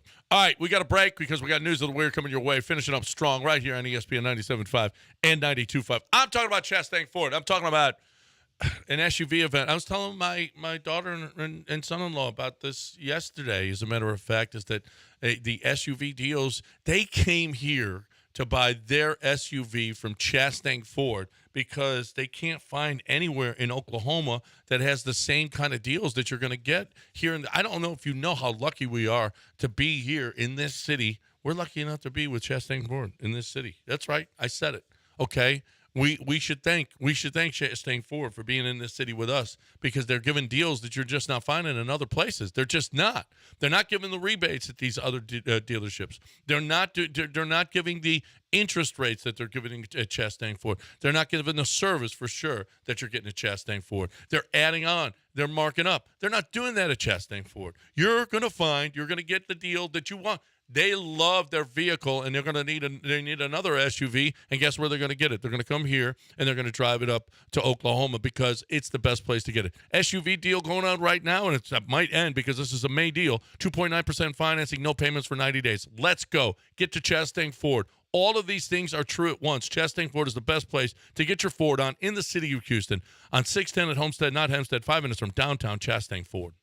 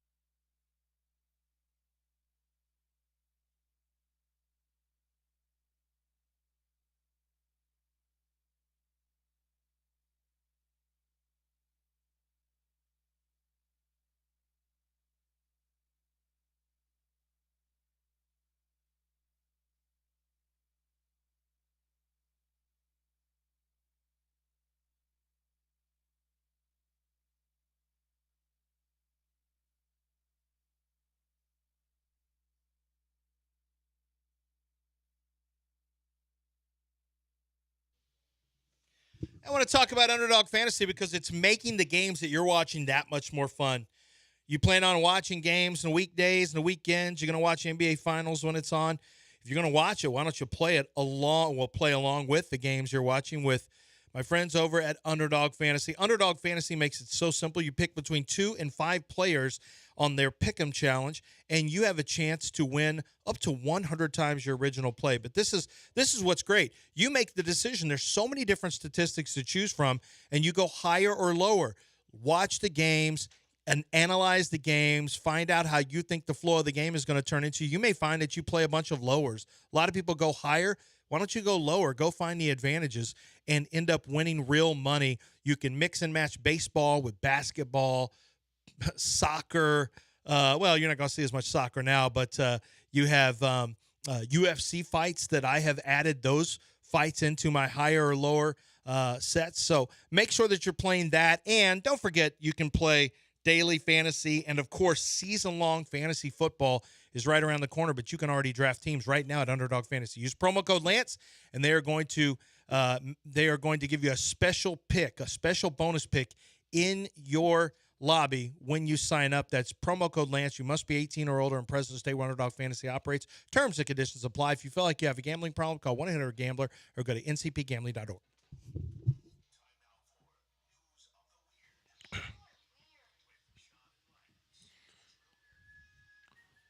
Well, it is weird in Austin, isn't it?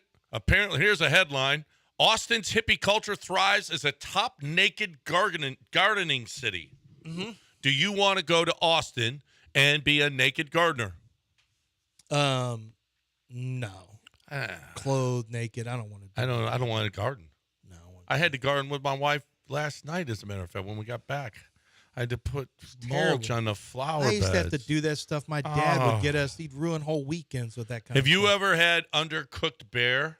Nope. It can be a problem. You can get brain worms. Yes.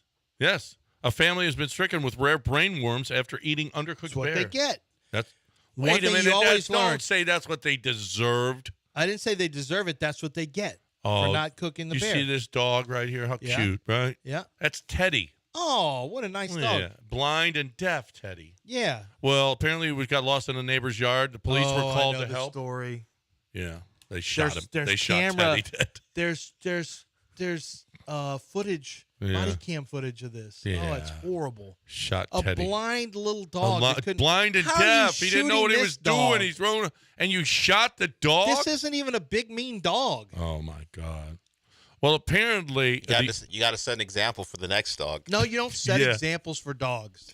Now the next dog will know. Stay out of my yard. so apparently there's a girl group called Oh My Girl, and they performed at the University of South Chungcheong Province. And it sparked controversy because apparently as prizes for the student council, they gave away the water bottles that the girls, Oh My Girls, used while they were here.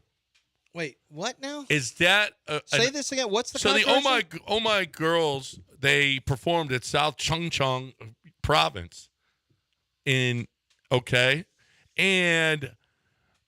apparently they drank out of these water bottles, and they were giving these water bottles away as prizes. So is that objectifying? Because the girls drank out of them? Yeah, because the girls drank out of them. Why didn't you sell It's them on better Only- than You could have sold them using on their OnlyFans. if they bottled their sweat or something, Yeah, right? you could, but they could have sold it for on a lot of money. OnlyFans. Yeah, right. Give it to me. I just want to start. Where did selling they people perform stuff. again?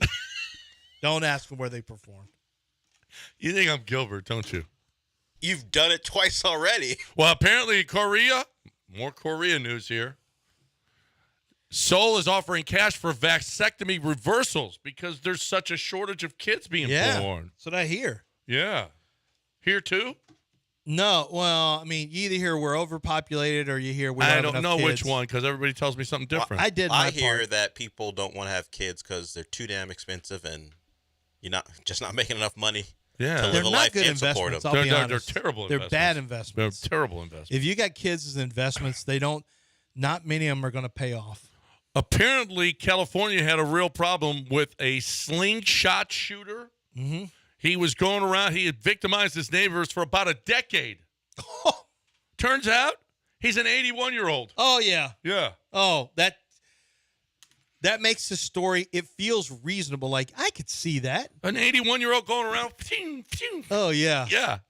Oh, he's all angry. He's got to get some way to get it out. Geriatric Legolas is just Well, out how here about- firing yeah. on people. How about you couldn't? Wait Did a you minute. say Legolas? Yes. Legolas. He couldn't He was run a- away from anybody. I mean, you couldn't catch him before this. No, you couldn't catch him because he was sitting somewhere in in a the bushes bush? or whatever. Guy must have had a pretty good shot. He must have been a pretty good shot. Unless he was, well, maybe he wasn't hitting people. Maybe he was just breaking windows of cars, maybe Yeah. houses. Oh, what a Terrorizing. bad dude this guy was. I love that guy. I loved it when I Because grew you're up. probably thinking they're I gunshots wouldn't mind or doing something. that sometime. No, That's in your plans in the Pick it- future. do it in your neighborhood. Picking off people, that wouldn't be so bad, would it? I don't think it'd be No, so bad. it's honestly, it is a dream come true. It is. We're done. Mopey and Mapes next right here on ESPN 97.5 and 92.5. I am talking right now about my peeps over at Air Team. I love what they did for me, and you're going to love what they do for you. But don't do it the way I did it. I waited too long. I didn't clean out my air conditioners.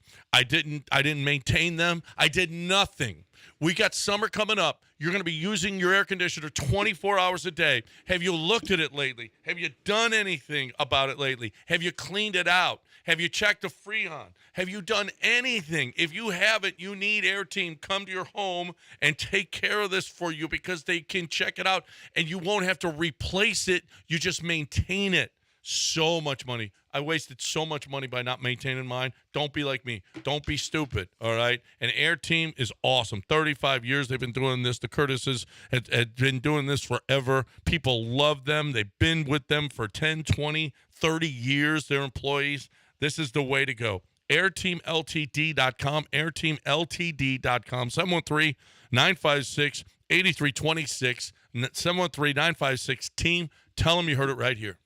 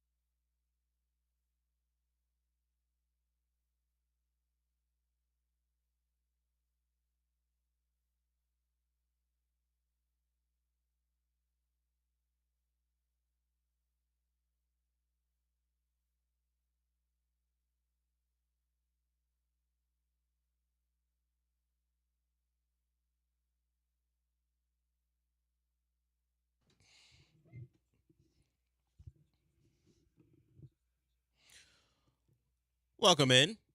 We are back. Hope you guys had a nice weekend off. Not a weekend, nice 3 days, a nice day off. Welcome as we come back. I feel like it's a new beginning, Sean, mostly because there are like 4 or 5 18 to 19-year-olds out there trying to figure out if they want to do this for a living. We have interns in the building today. I don't know if they're trying to figure out if they want to do or they this just for want them. class credits. No, I think they're trying to figure out how Adobe Audition works. Well, true. I think but I think today they're just worried about that. But in some cases, people come here, realize, oh, this sucks, I don't want to do this, and they move on to something else. We've had one-day interns before. It has happened where they come in and I'm answering phones and cutting audio up. That's not for me. I'm out of here. Wow. So, and maybe they think, oh, TV's cooler. I would say you're probably right about that. But I did notice there's a kid out there in a Texas polo, so maybe you guys can bond over your hate for Quinn Ewers at some point. Probably think he rocks. You're hating on the young people. I didn't even see, honestly, when I walked past, this is also going to be construed as hating on him. When I walked in, I didn't notice. I walked right in the middle. You didn't even pay attention to him. It's just don't talk to me. Yeah, it's another crop of guys. You got work to do. You come and go. Yeah. Well, I'll learn your names once I'm actually having to deal with you on a day-to-day basis, because those are the interns that will be helping us out at some point. But they're training today. Joe's getting them through it. Abigail's here too, walking them through some stuff. So there's a kid in Missouri polo out there too. So there'll be an SEC fight at some point. We've been in for a decade plus now. You guys are new. Talking to the Texas kid, but hey, fresh meat. Yeah, that's right. We've been through the wars, so those kids are sifting their way through the process. We'll see if we'll see what they turn into. You never know. Sometimes interns here get jobs here. Other times they go on to do bigger and better things. Whoa! I did. Yeah, I said what I said. Oh. I said what I said. Some things are bigger and better. I was gonna say some of them might turn into the next producer of the Olaleye Show. It always, like I said, I was once in that. And I was once over there too. And like I said, you'll do bigger and better things beyond my show at some point. Some of them will. But we welcome them to 97.5, and hopefully everything goes well for them throughout their internship. But as I said, we had the day off yesterday. A lot of you did, I imagine, as well. The Astros go 2-2 since the last time we did a show. Sean and I's predictions for this 7-game stretch of division opponents was, I had 5-2. You had 4-3, 3-4. 4-3. Well, I need them to sweep, and I said they would win 3 out of 4 and 2 out of 3 against the A's and 3 out of 4 against the Mariners. So I'm still in it. I don't feel great about it. After last night, Framber Valdez gave up 3 runs early. He got it together, and so did the rest of the Astros pitching staff, but it wasn't enough because, as more often than not has been the case, the runs sometimes just don't come. They were just impotent for most of the game. They did get a couple to make it a close one, but the Mariners closed them out. But there were storylines other than that, as we had Jose Abreu back, not only back on the team, but back in the lineup. He hit 8th, did have an RBI single. He got ate up by a ball early that led to the big inning for the Mariners. You can't really blame him for that. That one was tough. It's just the worst possible situation could happen for him, that John Singleton's playing a really good first base, and the first chance he gets is a rocket that he really didn't have a chance at, and it led to the big inning. The 3 runs scored, and then the Astros could not match. So they're now 4.5 back. So yeah, Loperfido being sent down, and that was certainly a topic of consternation on Astros Twitter. People were not thrilled because it meant that a promising young player loses opportunities on the major league level simply to potentially validate the signing of an older player who's stunk, but he has to get reps and opportunities. And we heard Espada talk about that. He talked about how we need Jose Abreu, after doing the work that they considered good in Florida. He needed to come back and get at bats. Now, after what he did on the minor league level over the weekend for the Space Cowboys, you would say, does he really need to? Maybe get some more at bats with the Space Cowboys before we give him opportunities in a big series. he came through. He was one of few who did, and I'm not going to pretend like it's going to be something that leads to a turnaround. But hey, the one guy, at least one of the guys who contributed to the Astros run total was Jose Abreu. Just wasn't enough. So I guess let me ask you this, Sean. What's the bigger story since the last time we were here? Abreu being back, Loperfido being sent down, Fromber now maybe only pitching to Caratini, because we remember the last time Fromber was on the mound, he went rogue. Yeah. And do we think it was in direct response to that Caratini's out there? Maybe Fromber asked for Caratini. Is it just simply, hey, Yainer played all 3 games against the A's, so we're going to get Caratini out there, or Ronel Blanco coming back? Which one would you consider the biggest story since the last time we did a show? I think it's Abreu. I think it's the not just Abreu coming back in. Hey, playing pretty well. No, not really. Just had a hit, an RBI single, which, if we're grading on the Jose Abreu curve, very good. But like you mentioned with the Joey Loperfido stuff, just what a vibes fall off. It is. I think that's the biggest thing. Joey Loperfido, he got up there. A, he was hitting pretty well.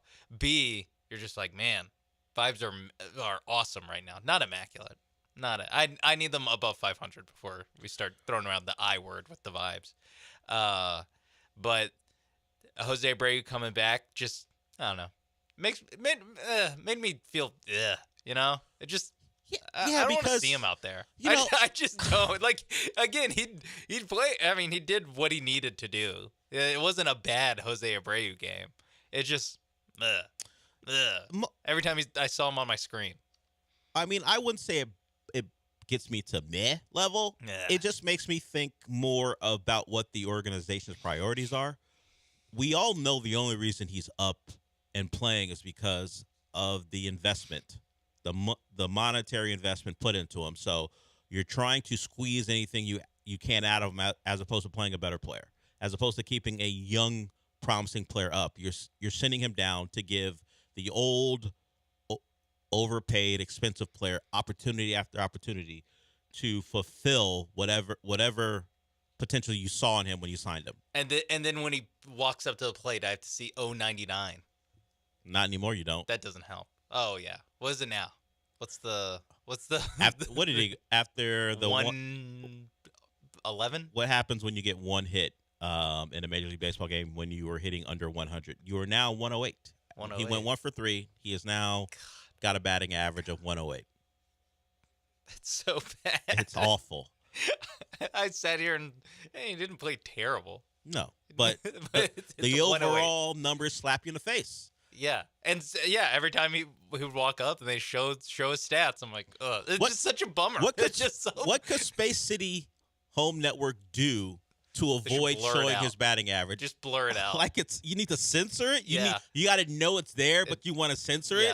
I'm trying to think of what graphic they could put up. They can't find they can't find a good stat. Maybe just.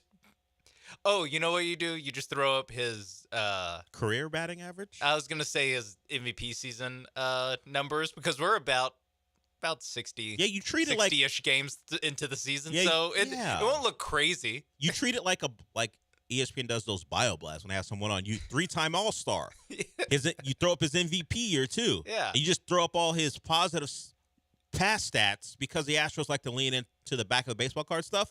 That's just, literally what's on the back of the baseball Just throw up all of the things he's accomplished and never show what he's doing this year. Give him the 3 Silver Slugger Awards. Let us see all of that stuff and try to make us forget what he is at the plate this year. That's the only thing I can think of. Yeah, just throw up there that he hit 317 in 2020. His career high. Throw up the career highs. With 19 home runs and 60 RBI in 60 games. He was a horse that year. Played all 60. Yeah. Shout out to his fraudulent MVP in the COVID year. Yeah, just throw that up there, and then on a little tiny font at the bottom say in 2020 season. Yeah. Anything to, not that his actual play won't remind us of what he is, but we don't need to see it before the actual bat is completed. So All that ripping of Jose Abreu when he actually was one of the better Astros last night, which speaks to what a lackadaisical performance it was. And as I mentioned, I am less bothered by his presence as far as, oh, he's up there batting and things aren't going to go well, as opposed to what it means that this organization is prioritizing. As much as they have been known as a cutthroat organization beforehand, and people didn't like working here because of the attitude from the front office, where it was winning at all costs, and we saw how it translated to on the field, thanks to one Carlos Beltran and others. This is a move that says we gotta justify something, and you don't have to. It's not a PR move because the fans would appreciate it if they never saw him at the plate again. It's simply there's money and it costs, and we're going to justify the expense by putting him up there and letting him swing the bat. And that feels like it's not. I don't know if it's canary in the coal mine thing where we're seeing slippage as far as how the Astros are running. I mean, maybe we knew that beforehand with all the Jeff Bagwell and Reggie Jackson and Craig Biggio stuff. But it feels like a sign that they aren't operating like a Major League Baseball team who has prioritized winning at the highest level.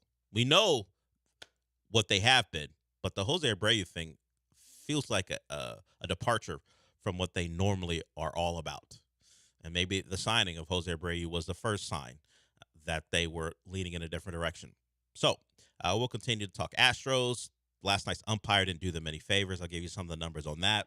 And it appears that Dameon Pierce is not dead yet when it comes to the Texans. That's kind of the news from OTAs, that they have a belief that he can be their number 2. We'll talk about that. We'll get to a lot of stuff today. We'll be back.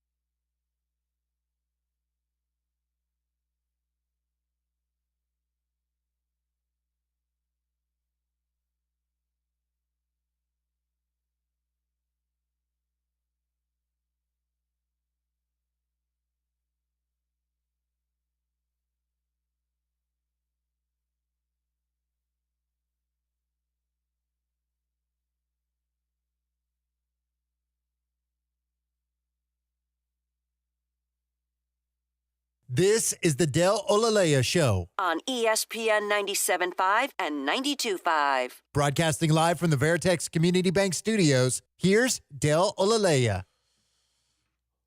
I see Longhorn Smith. I kind of know who that is or isn't because Longhorn Smith called in to the previous show. Didn't get on the air, but I figure I can kind of guess who that is. The other thing that came out of the weekend regarding baseball is no more Angel Hernandez, and people celebrate however you like. That's fine. He is not the only awful umpire.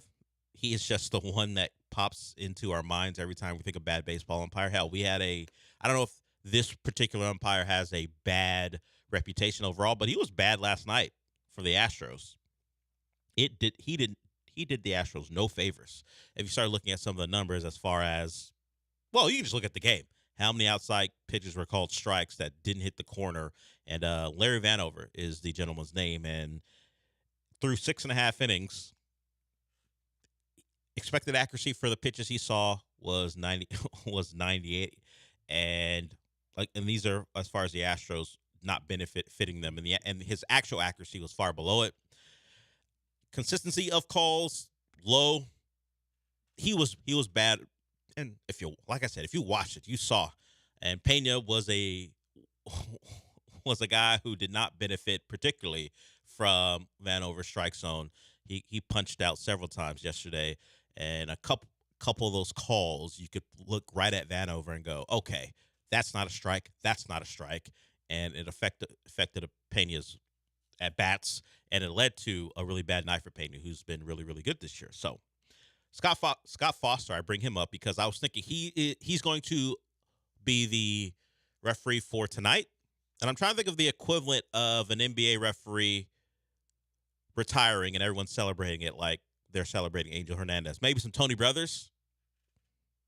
Oh, Joey Crawford back in the day. He's long gone. I think people like that. But Brothers and Foster. I think those are the two that pop up right now. I'm sure there are NBA players who know more of these guys by name that would think, oh, no, this guy's terrible. Just Brothers and Foster have been around so long, we all know them. I think if one of those guys announces their retirement, which is a weird thing too, just go away. Why is he announcing his retirement? I was wondering, does this mean that Angel Hernandez, it's effective immediately? He's retiring? Yeah, he said he's effective. They said, at least I thought the report was he's retiring Tuesday, which is today. Okay, that's good. Yes. I thought there's a chance that this was going to be a farewell tour. No, it's not one last dance. It's not a one last dance for Angel Hernandez. Like one part of my body being like, wait, is he going to? Because I guess you can just retire in the middle of the season. Yeah, who's going to miss him? Well, I just mean in general, like players can retire in the middle of the season. And of course, umpires can also just retire in the middle of the season. They're sure. Adult workers. They can't be stopped. Yeah, like I could retire in the middle of this show now. You're an adult. At any point, any one of us can go, you know what? I'm out. I hate this. I'm out of here. It happens. And Angel Hernandez is just the latest. Why we needed a statement from him, no one was looking for that. He could have quietly went away. And then at some point, someone would have been like, hey, I haven't heard about Angel Hernandez in a while. And that would have been it. I kind of wish he did a retirement tour. Is he doing one last game today? No, I think he's just done. This sucks. What did you want to happen? Retire like a Kobe style retirement. I think we're getting that on Twitter. His greatest moments of players and managers going crazy because of a bad call. But I want that one last game, like Kobe's last game, where they just fed him every shot they could, where he's just calling whatever strike zone he wants. I think that's a problem. Umpires have too much control. You can't allow a bad umpire a going away tour because he's like, I'm leaving anyway. I'm just gonna call it, and if you look at me wrong, you're out. Go to the stadium. Guys get him a rocking chair before the game. Guys get him glasses before there's a lot of fun bits they could do. But none of it would be like real funny. Everyone was like, yeah, he needs all of it. Yes, you're right. Yeah, you calling a terrible strike zone costs me money because I strike out more. No one's gonna think that's funny. Getting him glasses. It's just gonna be like I will. You will. You're not directly affected unless he hurts your team. I saw like regular people celebrating Angel Hernandez retiring. I don't get that worked up about Angel Hernandez. I don't know why. He's bad. Any of these, like the Scott Foster, Tony Brothers. I got worked up about Scott Foster in 2018. I don't care. No, he directly affected your team. That's why people get upset. It was more the Chris Paul thing when like Chris Paul was like 0-11 against him. Yeah, or with him reffing the game, not against him. And then Chris Paul was like, it was funny when Chris Paul's not on your team, and then when Chris Paul's on your team and Scott Foster's coming to town, it gets more serious very quickly. So, yeah, Angel Hernandez out. Scott Foster going nowhere. Scott Foster's the referee tonight for Game 4. Not bleeping leaving. Yeah, where's he gonna go? I don't. Is it the same in basketball? I guess it is the same. You don't hear about unless you're involved in a gambling scandal. You don't hear about NBA referees being told to go away.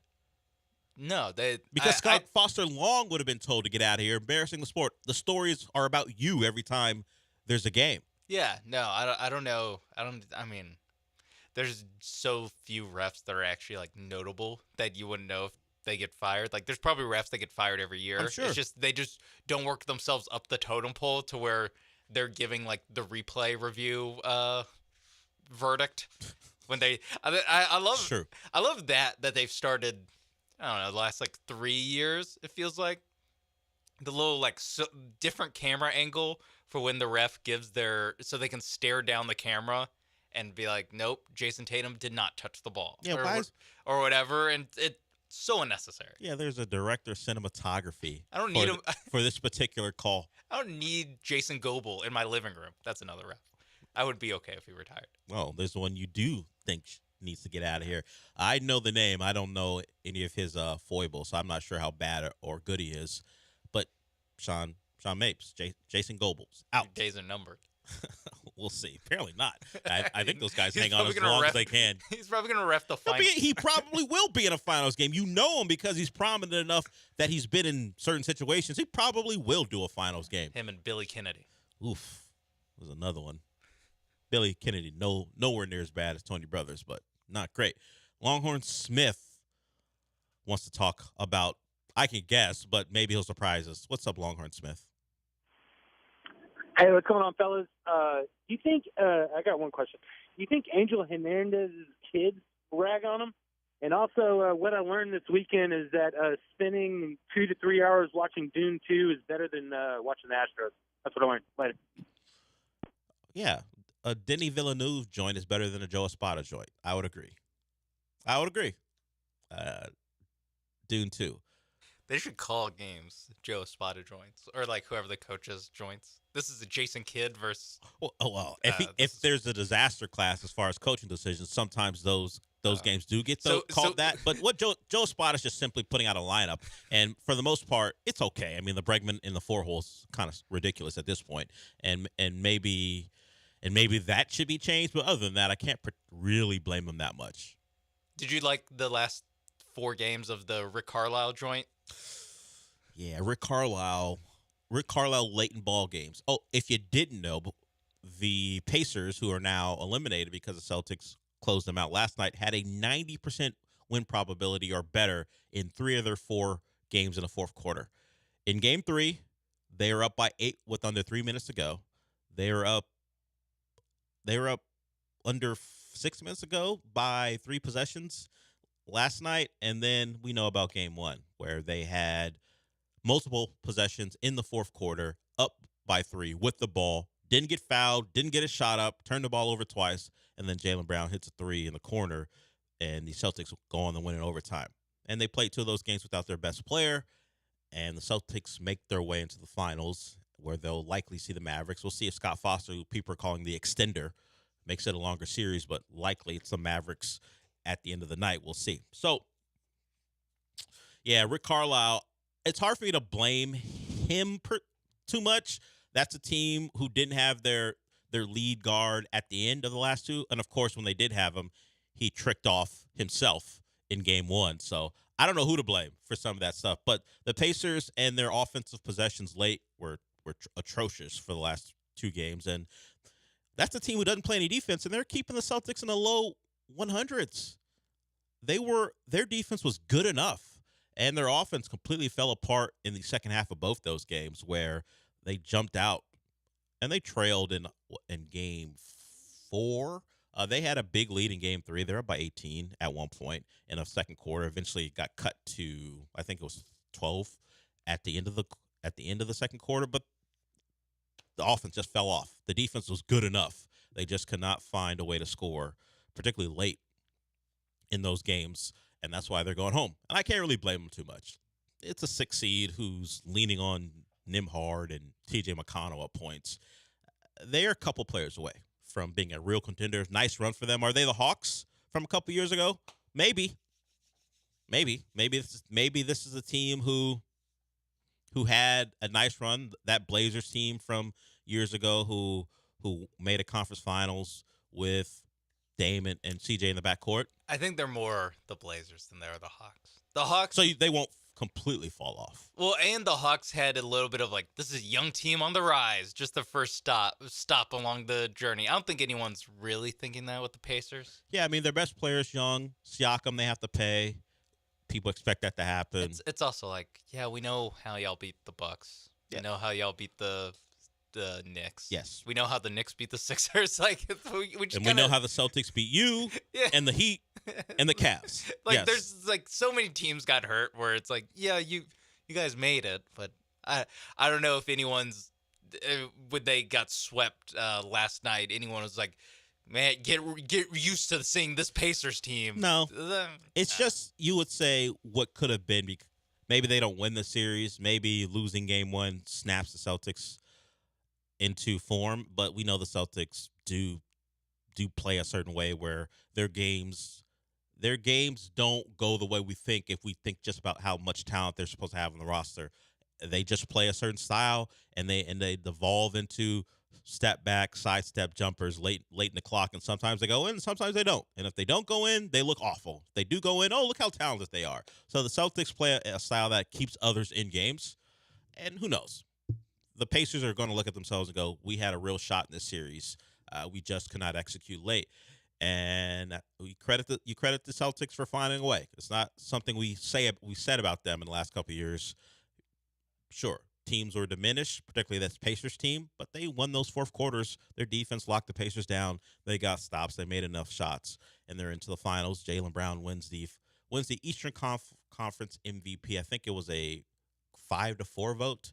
Him over Jason Tatum, and they'll likely see the Mavs. We'll see if the Mavs finish. I say likely. No one's ever come back from 0-3.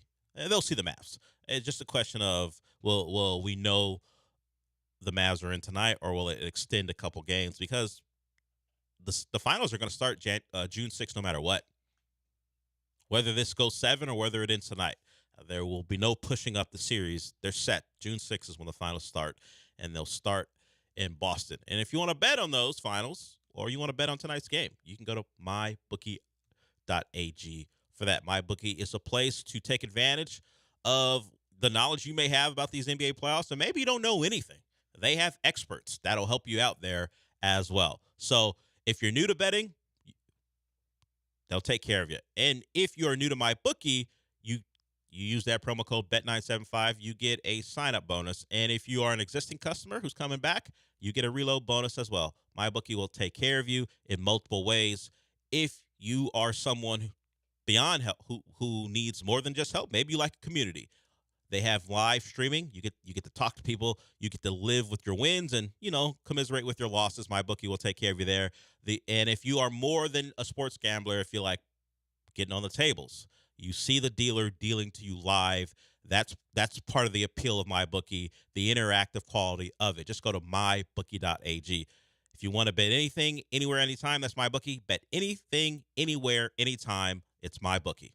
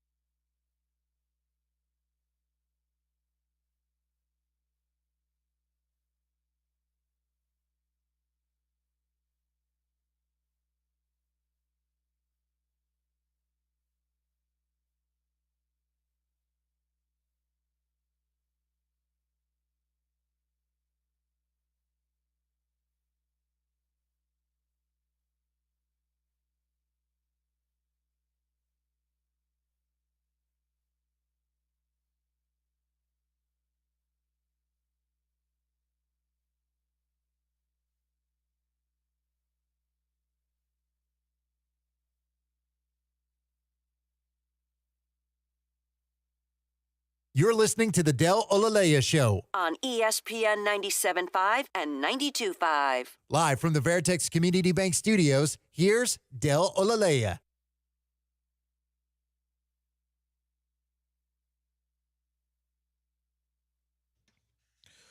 Welcome back to the show. I mentioned in the first segment that Dameon Pierce may not be dead. Well, he's not dead, but I guess I should say maybe his Houston Texans career isn't dead.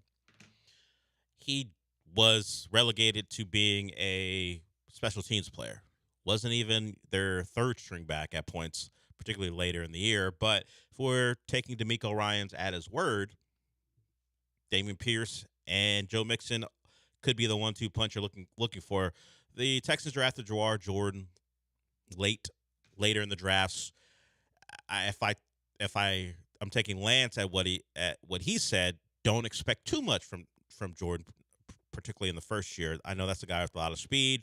Lance didn't like him very much, so we'll see if he makes an impact. But if you look at the rest of the running back roster, beyond Joe Mixon is Dameon Pierce, is Dare Ogunbowale, and then you have Jordan. It's not a lot. So there is a spot for Dameon Pierce, and DeMeco gave him a lot of credit. And is it coach speak? Maybe. We'll see what happens in training camp. What happens without pads in the middle of May?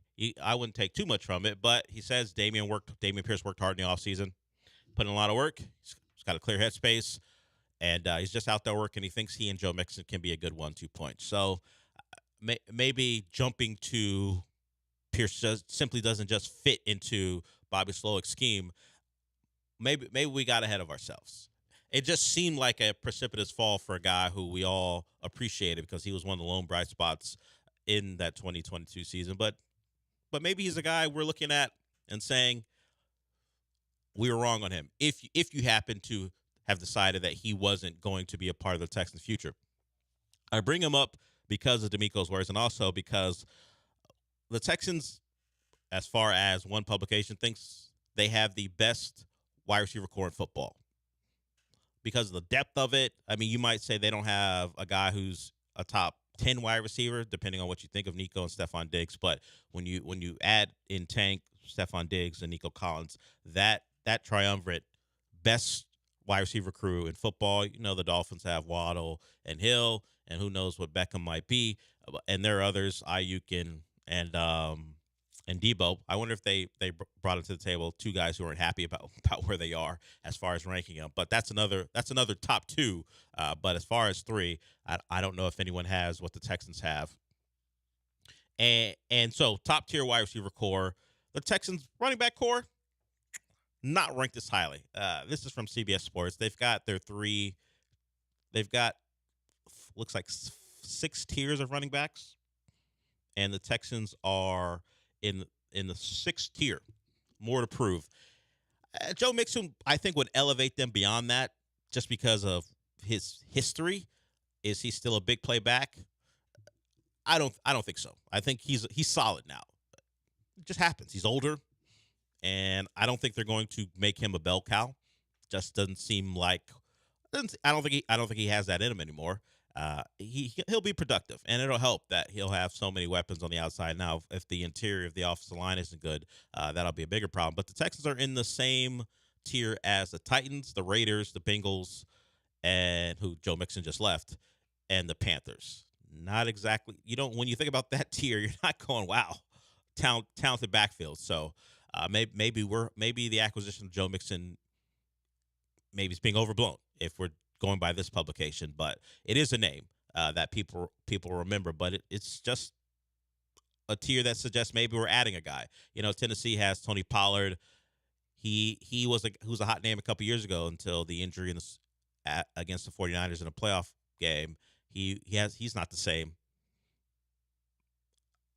I'm just thinking maybe we're a little too high on the Joe Mixon acquisition. I hope not. I think he can provide a little bit more juice, but Singletary provided that too. So I'm thinking Dameon Pierce is your number 2 back because I don't think the Texans went out and did anything to find someone that should take his job. And if he gets his job taken by a low round draft pick or Dare keeps it away from him, then we might go into Dameon Pierce's Cook territory because I think the Texans want to give him an opportunity to be the number 2 back. I can't get worked up over the. I'm not worked up. Or not just like running back is kind of a position where I just assume that they could sign someone the day after training camp ends, right before that, he's a cut on another roster. And if it's just the right guy, the right scheme, and just like you can kind of just luck yourself into, oh, this guy's good. Now, I'm not saying they'll find the best running back in the league like that, but they can find a workable running back pretty easily, I feel like. You can find a guy, particularly this scheme, the names. What was Raheem Mostert before he got to San Francisco? Yeah, get anyone that 1,000 former Elijah Mitchell, former Shanahan running backs. Yeah, and I just can't see how the running back position is what holds back the Texans. I don't think it does. It's just something where, maybe Joe Mixon and Dameon Pierce don't inspire a lot of like high hopes. Although Joe Mixon's good. Like he's very, what you have with Joe Mixon. Maybe that's why it's not someone that's like blows people's socks off, where it's not like Saquon or Derrick Henry or one of these guys, where Joe Mixon's like, yep, just a solid NFL running back for almost a decade now.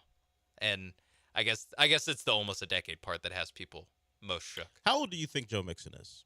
27. You might know. You might just know that. He is 27. So the almost a decade thing, he'll be going into his 8th season this year. Scored 9 touchdowns last year, over 1,000 yards, which isn't a great accomplishment. Yards per carry, we're only at 4. So he isn't that explosive guy that he was earlier in his career, but the touchdown still came. So if he's a guy they're just using around the goal line, maybe that adds something to the Texans' repertoire. But yeah, I'm with you. I'm not going to freak out. But I did find interesting that the assessment by just one publication is a little lower than maybe we thought regarding Joe Mixon, and it's a lot of this is about the depth of the backfield. Add it with your top guy, and there certainly isn't a lot of proven depth there for the Texans, despite what Dameon Pierce was in year one of his career. We saw with the new offensive system that what he did in year one didn't really matter very much. They'll be fine. They won't be leaning on the running game very much. Yeah, if anything, I want them to run the ball less. I want them to be able to run the ball when they need to. Like when they're trying to close out a game, all that football cliche 4-minute drill stuff. You want to be able to run the ball when you need to. Yeah. Oh, yeah, you need to get a 3rd and 2. You don't always want to have to drop back to pass. You want to be able to go get a first down on the ground. But I feel like Joe Mixon's like that kind of running back where, hey, you need 4 yards. Just give it to Joe Mixon. Joe Mixon's the type that if you block it for 4, he's going to get you 4. Yeah. And if you block it for 4, and if you don't block it, if you block it for 2, he'll get you 4. Yeah. That's what Joe hoping for. Yeah. Just like you're saying, get the critical running downs that you need to get. But for the most part, I mean. Yeah, we had conversations about traded for Stephon Diggs to run the ball. Hell no, get out of here. You also traded for Joe Mixon. 7th round pick. That's true. That's true. You didn't give basically nothing. You didn't give up a lot, which may speak to what Cincinnati thinks of him. So if we're looking at what Cincinnati thought was fair compensation, they didn't have much. They didn't think much of Joe Mixon as far as his departure. He was a contributor to a couple really good teams. As long as Joe Burrow was healthy, that Bengals team offense was good, and Joe Mixon was a good part of it. So, but he's now here, and he's going to have a good quarterback and a good wide receiver core, and at least what we hope is an average offensive line. Titus Howard at right tackle. I'm not that comforted by it, and I'm not that comforted by the interior of the offensive line, but you do have an elite player in Laramie Tunsil. So that's just some Texas news I found interesting. A slightly less confident or optimistic view about really Joe Mixon, because who knows what's behind him as far as proven depth in this system, and he will be the lead dog, and we'll see how much they lean on him. I'm sure the arm of C.J. Stroud will be far more prominent in big situations than Joe Mixon, but he'll be a contributor. We're way late, so we'll get out of here. When we come back, we'll talk about Well, the NFL is going to a place I didn't think they'd ever play a football game in. I mean, they've been to Germany, they're going to Brazil, but the Middle East, it might get complicated. I don't think the NFL is going to get away with that one in particular, at least when I say get away with it, without having to answer questions about it. We'll talk about that when we come back.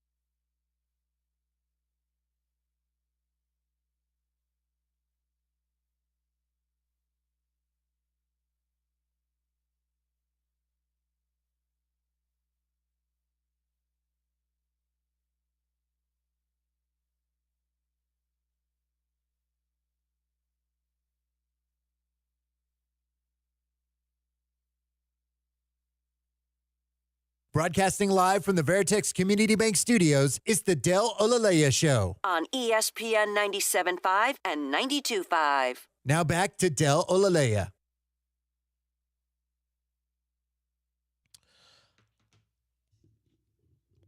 So Sean and I were having a discussion because it popped up, and he knew about it, but I just saw it. If you are a Baylor Bears fan, or you just like Big 12 football and you're going to watch a lot of it this year, don't be confused. They're not the Packers. They're not the knockoff Packers. They're just Baylor.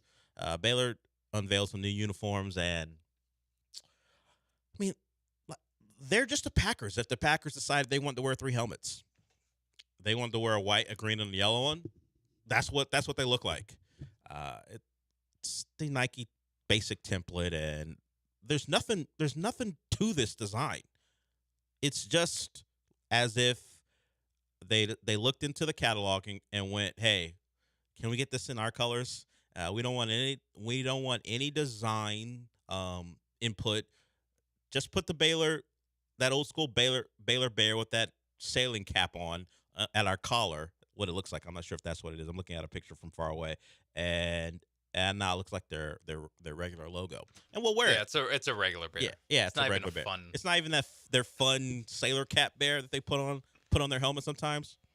I'm sure it has a name only Baylor fans care about, that particular bear. But yeah, whatever, Baylor. I mean, you could try harder. Yeah, these are.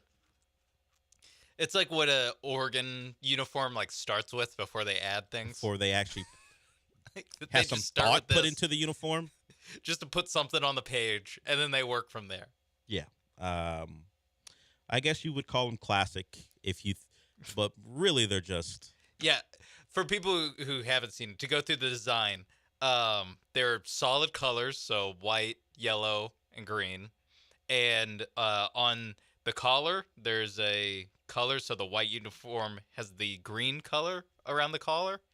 And then on the shoulders, it's green, yellow, and green, and that's it. Yeah, that's all the design. I'm not joking. There's literally nothing else to describe to you. It is what you would do for there's no words. Like a Mighty Might kids football team. Hey, Nike has a catalog. You want to order something? There it is. A Baylor Decide, and you just put a logo on it that fits the team name. That's what Baylor did. Those jerseys sometimes have words on them. It's true. This jersey doesn't have the word Baylor anywhere on them. No, it's fine. I mean, they'll go out there and be fine. They'll go out there and be 7-5 or 6-6, whatever. Baylor, doesn't really matter. Your uniforms are what they are. I mean, you just could have tried. That's all we're looking for. A little effort, because all I see They've is had good uniforms. This is what I'm saying. I know they didn't. Dave Aranda was like, whatever. What's on? What do you have in the catalog? Get this off my desk. Yeah, stop asking me questions. I'm trying not to get fired. I'm trying to run a 3-4 defense. Leave me alone. Trying to get my guys to buy in. Baylor not too far in the distant past won a Big 12 title. Yeah, like 2021. Right? Yeah, and now they're punishing us with these uniforms.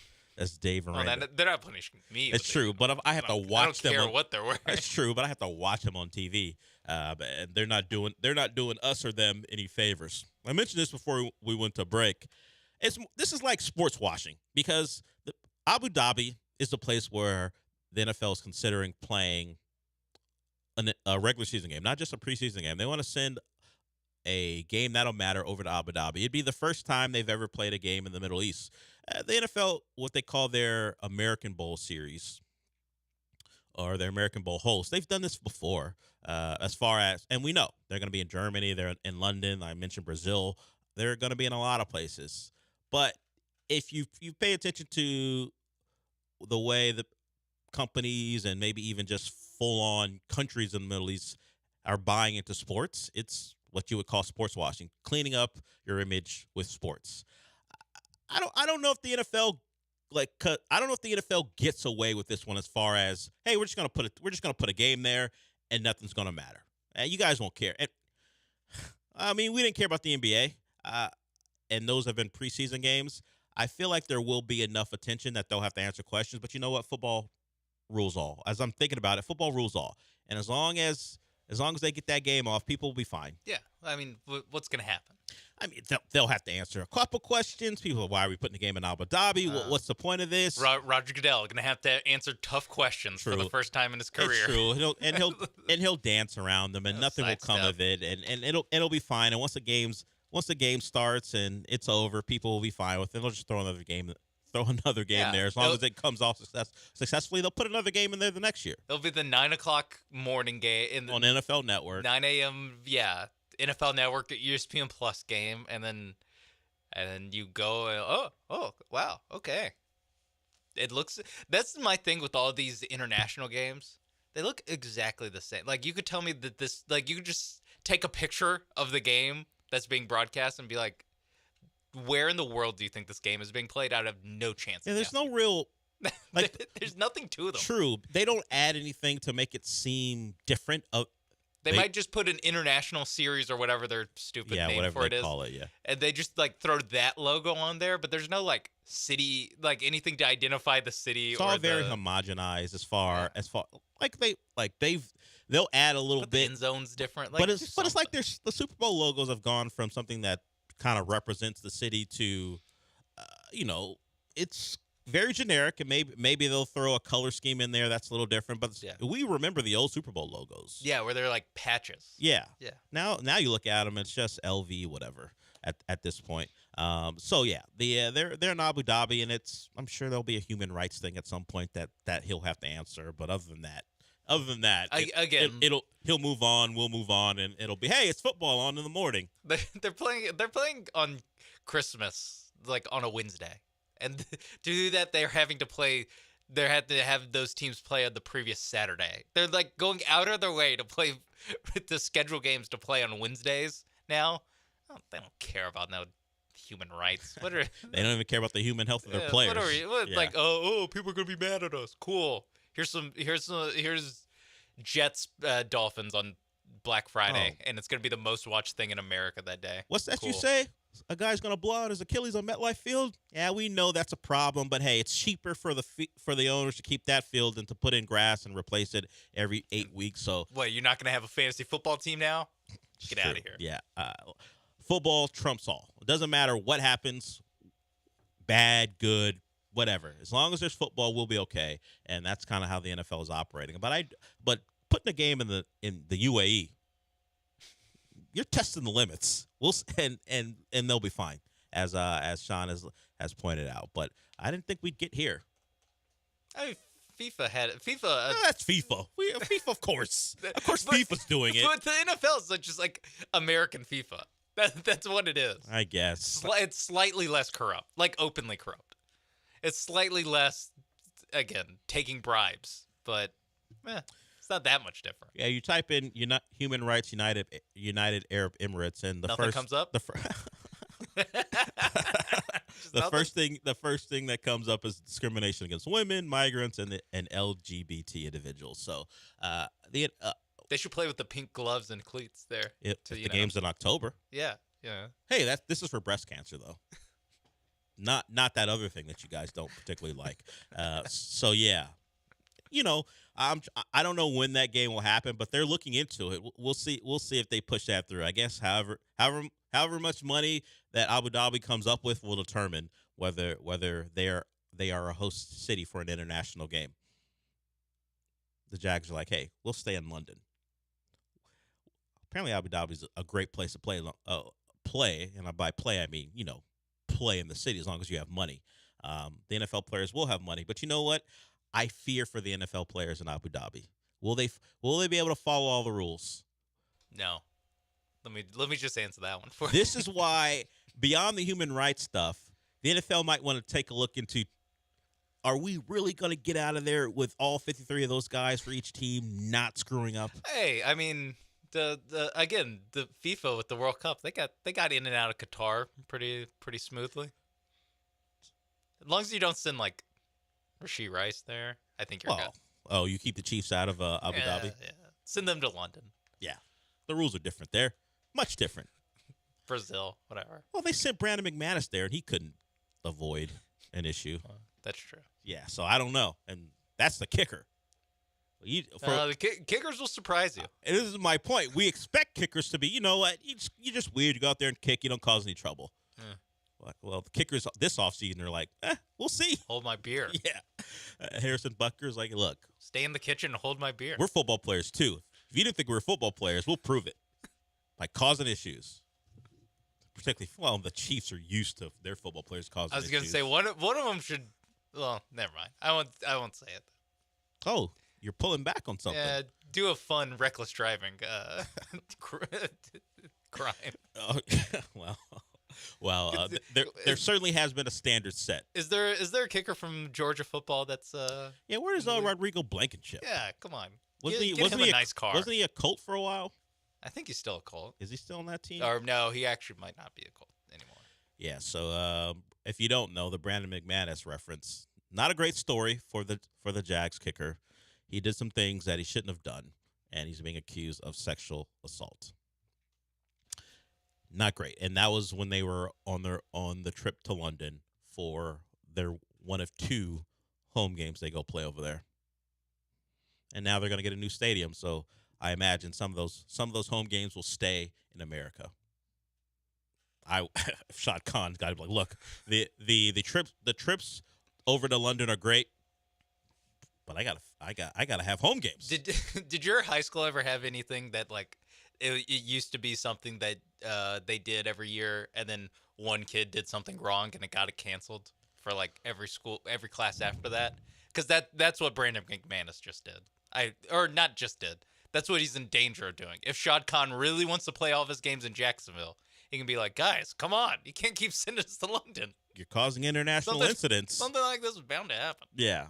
I'm trying to think of no.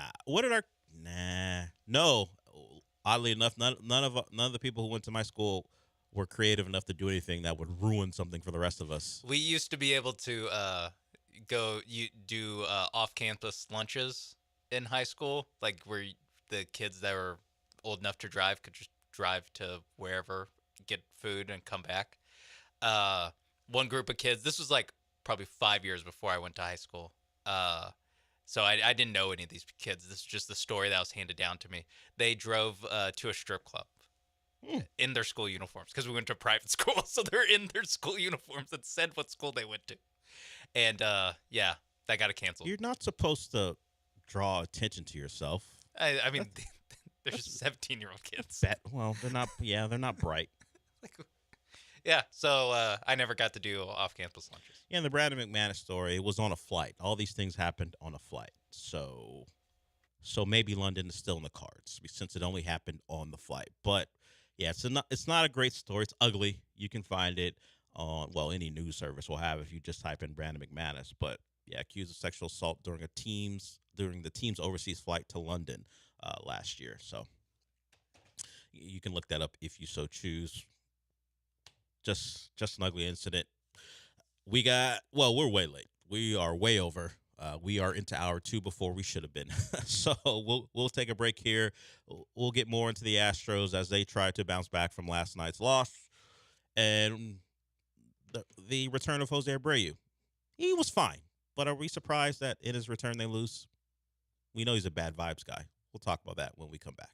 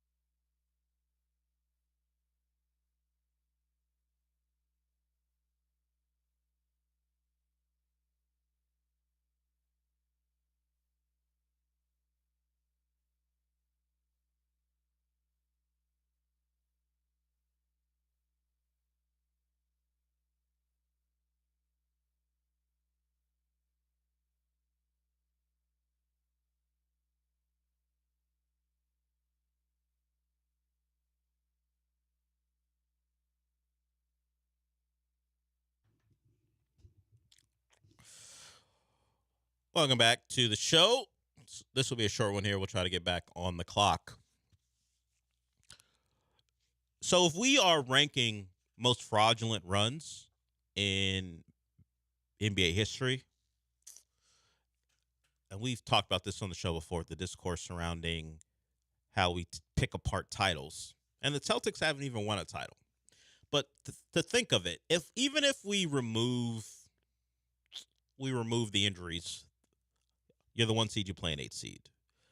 Then you went and played the Cavs, which no one thought was a real title contender. And then you played the Pacers as a 6 seed, who we kind of went through how they got to their point, how they got to the conference finals.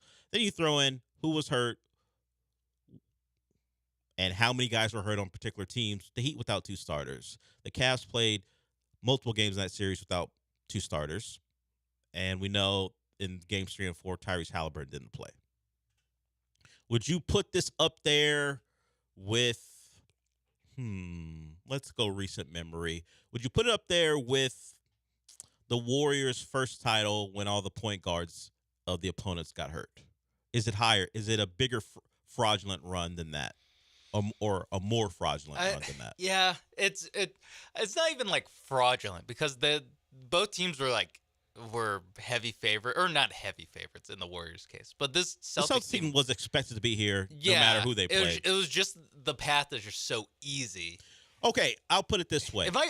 This one's easier. By the way, just to answer your question, it's easier, right? This one's easier because the teams are worse and the players they lost are better. Yes. Like we're counting like point guards. That includes an 8-seeded Rockets team that lost. Or no, was that the Rocket? Did they not have Patrick Beverly? There's one team that just lost a point guard where you're like, yeah, that's their starting point guard, but it's not like losing Tyrese Halliburton, for example. Yeah, I get what you're saying. I guess I would say Celtics fans and media, just accept that your run has been a soft one and then go win the title. Because once you win the title, there's nothing that can be said, for at least for you guys. You win the title. I mean, the conversations will still happen, and maybe that's just sucks for you in this scenario where we will continue to pick apart your title, because even if you win it, you're beating a 5 seed, which people will use. I was gonna say people will use that too. But this awesome run that the Mavs are on, they were 25-1 to win and a 5 seed. And then the second you beat them, it's like, congrats, you beat a 5 seed. Yeah. Yes. Like, it just happens. That just happens to be their lot in life, that you might win a title. This particular core, and the core has changed so much. It's no more Marcus Smart. Al Horford's been around, certainly, but Kristaps and Drew Holiday. He was there too. He's the guy you have to go through. Drew Holiday is new, and Derek White's been a recent addition as well. So it's different, but the core you point to is Brown and Tatum. So sure, those two have been really good on really good teams for a long time now, from the time they really entered the league. So if they win one, you credit them. You go, hey, you went through all the pain, the misery of losing, and even some of the embarrassment, and then finally you get there and win. You celebrate that, but the rest of us, I'm not going to accept like Boston media talk about, hey, how come no one's mentioning this? Just accept that you guys had an easier path than a lot of teams, and then go win it. That's all that's all that can be done. Yeah, you have a week off, basically, to play a team that's gone through a way tougher road, that has one of their I always forget. Derek Lively's the I one always who forget if play Lively tonight. or Gafford starts. Lively starts. Lively starts. But Okay. We saw Gafford filling capably and finish game 3 in their last outing. But Lively will not play tonight. They'll get Maxi Kleber back tonight. We'll see how many minutes he gets. So yeah, Lively out tonight. Yeah, so you're gonna play a Dallas team that likely will have a center either out or coming back from injury. Maybe if they win, they also get a week off. Yeah. So you're gonna be in a good spot if you're the Celtics to finish your job, because guess what? Like you said, when you actually win this, like losers on Twitter and haters like us will sit here and I separated us from those people. Different from losers, but certainly haters. Certainly haters will be like, yeah, barely beat the Pacers without Tyrese Halliburton. That's why I think, honestly, if the Celtics went in and They just dominated and them. just detonated every team that they played. Which, to be fair, they did against the Heat. Yeah. 4 out of the 5 Sure. games, and they did against the Celtics for like 3 out of the 5 games. I think, yes. And then they did that for 0 or one game against the game where Well, Tyrese Halliburton went out. got hurt. That's the only game that they won in convincing fashion. Like you said, the Pacers had a 90% win probability in the fourth quarter. 3 out of the 4. Of 3 out of the 4 games. So that's part of the issue is that, yes, they're coming through in the clutch, how we all said they wouldn't do. But if they put in performances like that against the Mavs are going to kick their ass. Because what has been the difference between the Mavs and the Timberwolves? The biggest difference in these games, they're always close late, and guess who makes the plays?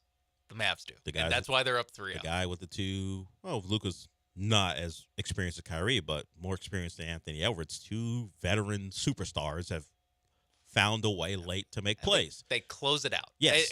Or they get P.J. Washington a wide open shot and he closes it out. Yes, or a lob to Gafford. That's Something how like this that, happens. Yeah. And so to go from a Pacers team who's actively throwing the ball out of bounds at every chance they get with less than a minute left in game 1 to go, oh no, now it's gonna be Kyrie Irving, a guy who hit a game-winning shot to win an NBA Finals in a Game 7, and Luka Doncic, who's been absolutely incredible, like just has not made a misstep in 3 games against the Timberwolves. Now you're gonna have to play crunch time against these guys, or you're gonna have to play way better so it doesn't get to crunch time. Yeah, matchups certainly matter, and maybe for whatever reason the matchup versus the Mavericks is better suited to the Celtics style of play. I have my doubts, but who knows until we see it. But if you are down by 8 with less than 3 minutes to go against the Mavs, you're not winning that ball game. You're not. No. You're not winning that, and you're certainly not winning it if you are down by 3 on 2 separate occasions with the Mavericks having possession like you did against Pacers. You're not winning. You're not coming back from that. So then those are specific scenarios that may not take place. It just speaks to who they're dealing with and the talent on the other side and the experience as well. I mean, P.J. Washington is certainly a younger player. Derrick Jones Jr. has played in a deep run when he was with the Miami Heat, but he isn't a guy you're going to be leaning on. But they do have guys who are going to be able to defend. However the hell it happened, the Mavericks have become a really good defensive team, even with Kyrie and Luka being in their backcourt, which says, hey, when it matters, guys can go out there and go get stops despite their reputation. So the Celtics are in the finals. Congratulations to them. And we're going to slander you, probably even if you do win, but definitely if you find a way to lose to the Mavs, who I think are going to be America's team, because the Celtics, I don't know how likable they are. I don't know. And maybe that's just my bias, but I'm not sure anyone is going to enjoy their particular style of play, particularly late in games when they devolve into a isolation, your turn, then my turn type of team. And the Mavericks are kind of like that too, but for whatever reason, they've been more aesthetically pleasing, and probably because they're playing better competition. So we just look at what they're doing in a little higher regard. So Celtics in, Mavs in at some point, and maybe tonight. We'll get to some of the Astro stuff when we come back. I will kind of review what happened in their last 4 games since we've been back, and then talk about what could happen tonight. We'll be back.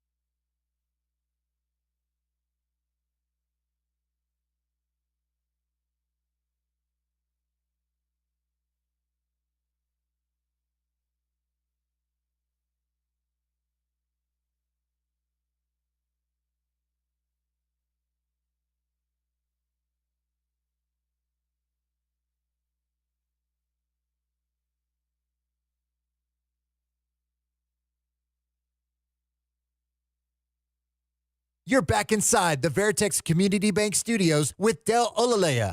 I mean, you're not actually in the studio, but if you watch ESPN Houston's YouTube channel, it's kind of like you are. No, not really? Okay.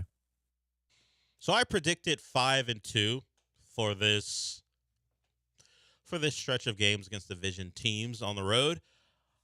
I probably should have taken into account Hunter Brown's, not just his starts, but his starts on the road. 0-3, ERA over 12.7, which is all I really need to give you. I mean, there are other numbers, but that doesn't make me feel good about tonight. He's going against Castillo tonight. It's maybe we're talking about a best of split. If we're going to go by what Hunter Brown is on the road, I'll give him credit for being better. He found that sinker, and he gave that a lot of credit for his most recent outing, where he against the Angels, where his lineup gave him no help. 6 innings, just 2 earned runs. It was good. It was a good outing for him, and really good for any Astro pitcher. You only give up 2 in 6. You'll take that all the time. I talked about it last week, where you could not lose that start. Hunter Brown gives you that, and you're playing the Angels. You got to win that one. They didn't. They go down 2-1. His last start on the road in Detroit, he was okay. The Astros didn't win that game. Once he exited, it all fell apart for them. But if I'm trying to find confidence in Hunter Brown, it is the last time he had to pitch on the road. 5 innings, 5 hits, 1 earned run. But overall this year, and now we're playing a good baseball team, makes me think it's going to go poorly for me and the Astros tonight. He has pitched against Seattle already once this year, 4 1/3, 5 hits, 2 runs. Kind of a typical Hunter Brown outing when you're like, okay, he survived that one. Didn't go long, but he didn't give up enough runs to get you put out of the game or get you to a point in the game where you don't have any chance to win. So I feel like Sean's going to win. It wasn't a bet, but I sure feel like Sean's going to win our prediction if Hunter Brown's going to be the deciding factor, because I got to get 3 wins out of the next 4. Out of the next 3, they got to win all 3. Honestly, I kind of wish I'd said 3 and 4. Didn't you vacillate between 3 and 4? Yeah, 4 but and 3? I ended up on a Friday being like, let's be positive. Yeah. And say 1 game over 500 instead of 1 game under. But then when they lost on Saturday, that to me was the ooh, because I was building in they'll lose a stupid one to the A's, because I think we do a little too much of like, yeah, the A's They should have 0 wins. Yeah. It's like, well, they're not going to go 0-162. Yeah, I know. They're awful, so we should beat them. Well, they're going to win a game. Like, they're going to... Winning 1 out of 3 makes them a really bad baseball team. Doesn't mean they won't win a game. Yeah, every terrible baseball team in MLB history has basically won, like, 50 games. Like that, you just start with 50. Like, you don't really go less than that. So, yeah, the A's, no matter how bad you are, they're chances they have a good chance to take one off of you. And then I was building into a split with the Mariners, and it's still I guess it's still on the table. Yeah. I am kind of chalking tonight as a loss. Unfortunately, that might be unfair. That might be unfair. It's a little unfair. He's pitched better. Well, he wasn't numbers again. He wasn't great against Milwaukee at home, but those aren't numbers. No, I'm just saying. I'm just going through his most recent starts. It was fine. He was good against the Angels. Wasn't great. Was bad against the Milwaukee. Let's be fair. And was fine against Detroit. So 2 out of the last 3 starts, he's been okay. But his road numbers overall, ERA over 12. I will say the road numbers have to be heavily weighed down, or in case the ERA lifted up by the Kansas City start, where I remember distinctly we were at East River 9 when it happened, and we just kept looking at the TV screen being like, how is it still the bottom of the first? Like, they're just he has not. We were doing a show and just kept looking up to reset, like, whoa, no, there's the Royals have loaded the bases again. So yeah, the that 9 runs and 2 outs earned. That one's not good. Yeah, yeah. Honestly, if you take that one out, He's fine. It's not great, but fine on the you road. take out that absolute garbage start. He had a bad start in Washington, but sure, that awful start in Kansas City is the base of what has been a bad road run for Hunter Brown. But hey, if we're taking the positives, he was good in his last outing, and you just have to hope that continues as maybe his new sinker, or at least the one he's now depending more on, has found some consistency for him, and he will be better. The Astros need him tonight. You don't want to fall 5.5 back of the Mariners and then have to find a way to scrape together 2 wins in the back half of the series to make it a reasonable and respectable homestand, because you lose 3 out of 4 to this Mariners team, a team you're chasing. Yes, we're getting into late May and early June. We're already Still in late May. 100 games Get left into early June. Yes, sure. But you know what, the Astros, we talk about Hunter Brown's road record, and I don't want to do the on pace thing about what his road record would be throughout the rest of the year. But the Astros are on pace to go 72-90. So we can talk about how early it is, but they eventually have to play better. So that's why you place importance on these wins, because at some point you have to play better, because you're playing at a pace in which you're 18 games under 500 to finish the year. Yeah, and one thing we haven't mentioned on today's show is the Jose Urquidy Yes. rehab and the Christian Javier. Javier. The cavalry might, or the early cavalry. I don't know how cavalry works. The early cavalry might not be. Well, the movie's all about the way. cavalry coming in to save you. Yes, and it's always at the end, but it's all at once. Yes. This situation was going to be Urquidy coming in, and then it was going to be Luis Garcia and Lance McCullers coming in, probably in late July, August range. Urquidy, for those who don't know, left his I think it was supposed to be his last minor league rehab start with, I think, was it forearm soreness? It wasn't a great weekend for Astros pitchers and discomfort. No.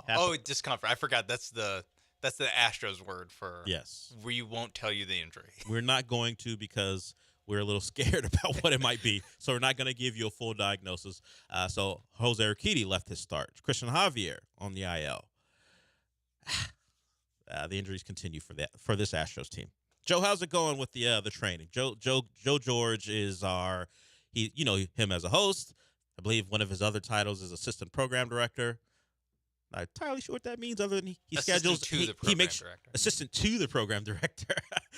Who is the program director? Who is the assisting at this point? But he is the guy who kind of gets us all squared away. He's training our interns. So when you guys are asking about a podcast and where it is, at some point it'll be, hey, Blame Joe. The intern screwed it up. No, we blame the interns. No, blame Joe.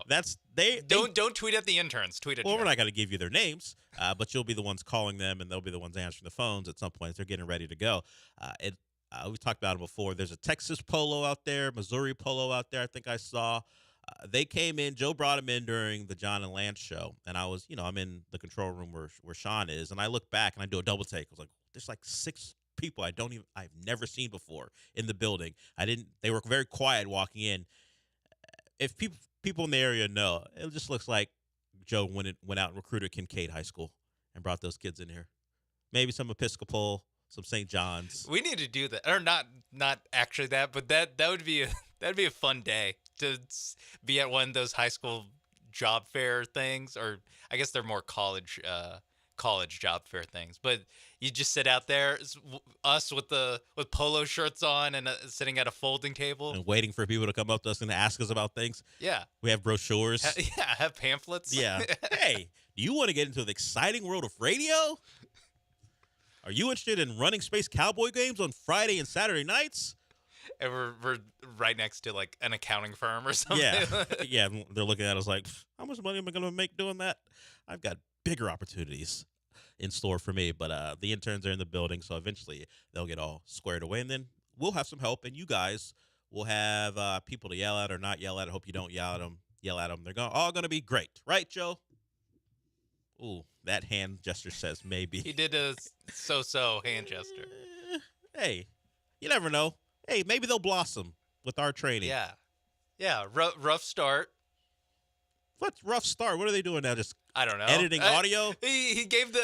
He gave a it hand must be a thing. rough start. It must be a rocky start. He gave a. They're adjusting to the speed of the league. You know that the NFL speed's different. Okay, is it a Fromber from last night's start or Hunter Brown in Kansas City start? It's C.J. Stroud against Baltimore. Yeah, that was rough, and then it got great. Yeah. So again, adjusting to the live ammunition that's firing.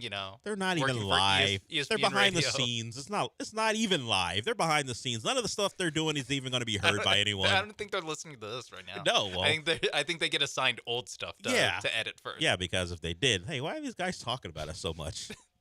We got one of them walk in. Keep my name out of your mouth. Hey, stop talking about my polo. We got a couple more segments to go here. We'll be back.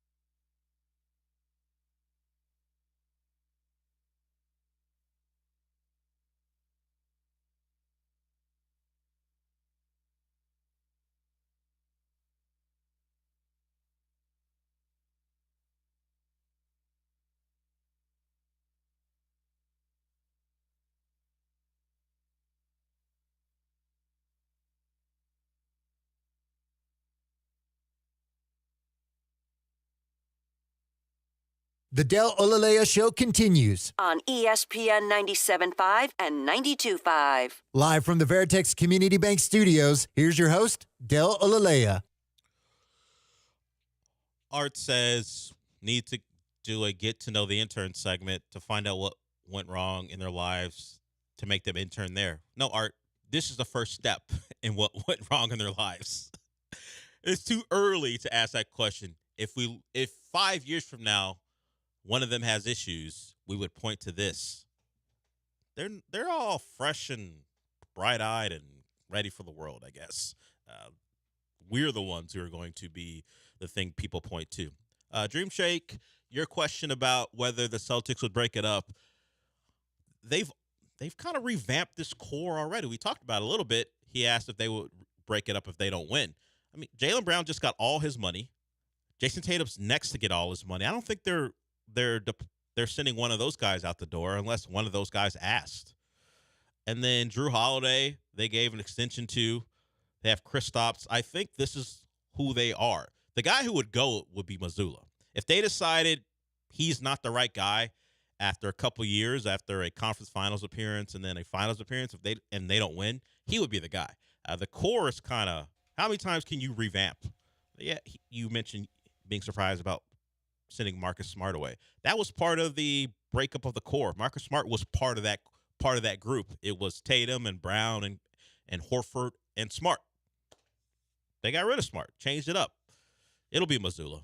Yeah, it's not going to happen this year. No, I'm saying if they're going to break anything up, but it would be the coach, not the players. And it would be next year. Yes. Like if another failure occurred.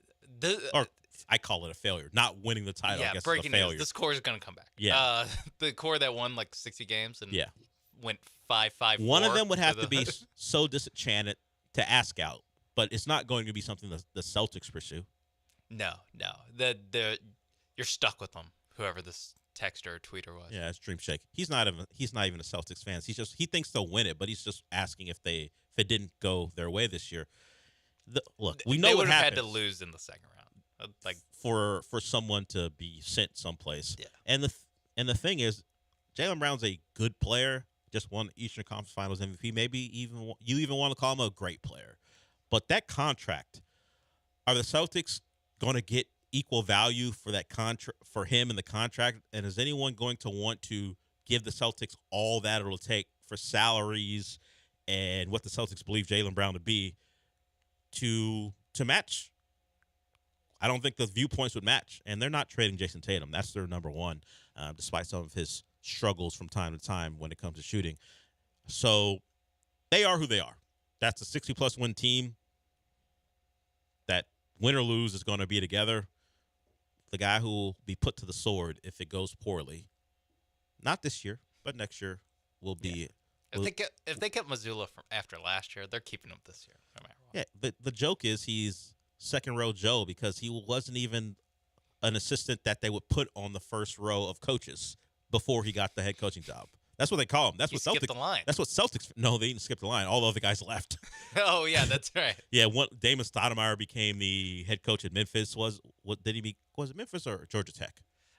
Georgia Tech, right? Tech. Georgia Tech, Penny's right? at Memphis. Penny's at Memphis, or maybe not anymore. I'll have to look that up. But yeah, so a lot of movement happened when Ime Udoka was fired and then was on the market. Eventually, became the Rockets coach. So a lot of those other guys were either decided they didn't want to be there, or the Celtics decided they weren't right for the job. So Joe Mazzulla became the guy that was just next, and he got the job. And he implemented a style where they certainly have emphasized threes more than anything else, and it led them to two top two seeds. They were the 2 seed last year, made the conference finals, and then they're in the finals this year after being the 1 seed and adding Kristaps Porzingis and Drew Holiday. So for all of you might consider Joe Mazzulla's faults, you can't really knock the end product. You may not like the process of how they get there sometimes, but the end product is they're in the finals, and then they just have to go win it against what looks like will be the Mavs on a 5 seed. So we'll see. We'll see. We'll see who they face. We have to pretend like this Wolves team is going to be the first team in history to do it. That's my favorite part. Is whenever anyone goes down 3-0. I should say after the first round. When the first round series is 3-0, we just don't even talk about it. But everyone just doesn't want to completely bury the team because they know if they do come back, I'll definitely be in the montage for absolutely burying this team that's down 0-3. But yes, I think we can pretty safely say that this Minnesota team won't be the one. No. Just like this year's Pacers team wasn't going to be the one. Karl Anthony Towns won't be part of a historic comeback. Hey, it's not in his nature. If his shooting just regresses to the mean, if he just Draymond didn't particularly gets hot. Draymond didn't particularly buy he's putting up 1,500 jumpers a day. He goes, no one's doing that now. Everyone's too tired, and there's too many other things to be considering than for you to get up 1,500 jump shots. 1,500, so many. That's a lot of shots. So someone should like just time it. Like how long would that take? Yeah, like is it?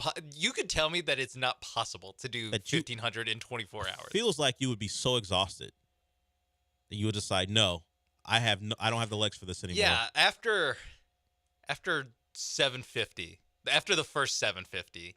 I can't imagine you're gaining much with diminishing returns at this point. Like once you get too tired, is your form still locked in? Are you using the legs the way you're supposed to at 1,500 jump shots? Yeah. Stop it, Cat. Just stop getting. Are you moving from spot to spot? You have to. Yeah, it's ridiculous. So yeah, this Wolves team not up to it. We'll see if they're up to winning the game. The game. Look, I don't know if giving them credit's the right way to put it, but they've been in these games. And we talked about it before, just have not found a way to get one. And the Mavs have found ways to close out these games, and now they're up 3-0.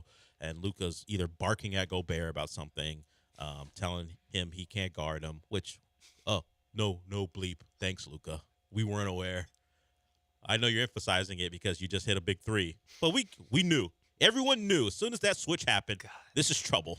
Even Jaden McDaniels knew it was trouble. You see his face when he got switched off of him. For Kristaps Porzingis. Yeah. Good luck. Hey, your first game back's gonna be Luka's got something for Kristaps. I'm gonna take a wild guess. He took out one European. You're next. He might be barking at him in the native tongue. Yeah. Oh yeah. Ex-teammates didn't go well. They were supposed to be the next great duo, and Kristaps kind of flamed out. I'll say it in Latvian so I know you hear it. Yeah. I mean, I don't even speak Latvian. I'm Slovenian, but I'll make sure I'll learn it just so you know what I'm saying. Yeah, so I forgot about it. All the focus is on, and rightfully so, Kyrie playing the Celtics again. Well, the Luka Kristaps thing was supposed to be great, and they got rid of Kristaps because he just wasn't a fit. Yeah, you got to stay healthy. And so Luka has that. If I don't know how bad or good the relationship was, but there's maybe some added motivation for Luka as well. So that's something that hasn't been talked about enough. I'm sure we'll get to it as we have likely a week to talk about the finals before they happen. I'm sure the Kristaps Luka relationship and the dissolution of it will be a topic of conversation. We got one more segment here to go. We got some news. It's not really news considering the source, but we found out that Mark Davis didn't impregnate a woman over the weekend. We found that out despite her happened to be sitting next to him once, and that became a thing everyone believed. So we'll talk about that and some news regarding the account that put it out there. Maybe it's not run by who we think it's run by. We'll talk about that when we come back.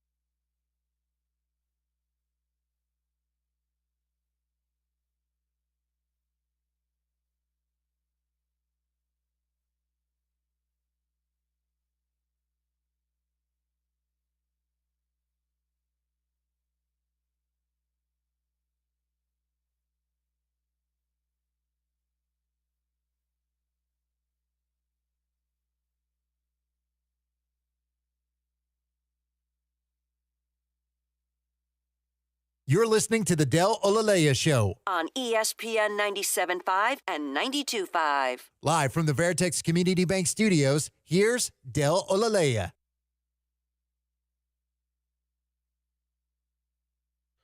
So over the weekend, there was a story that I don't know where the source originated from, but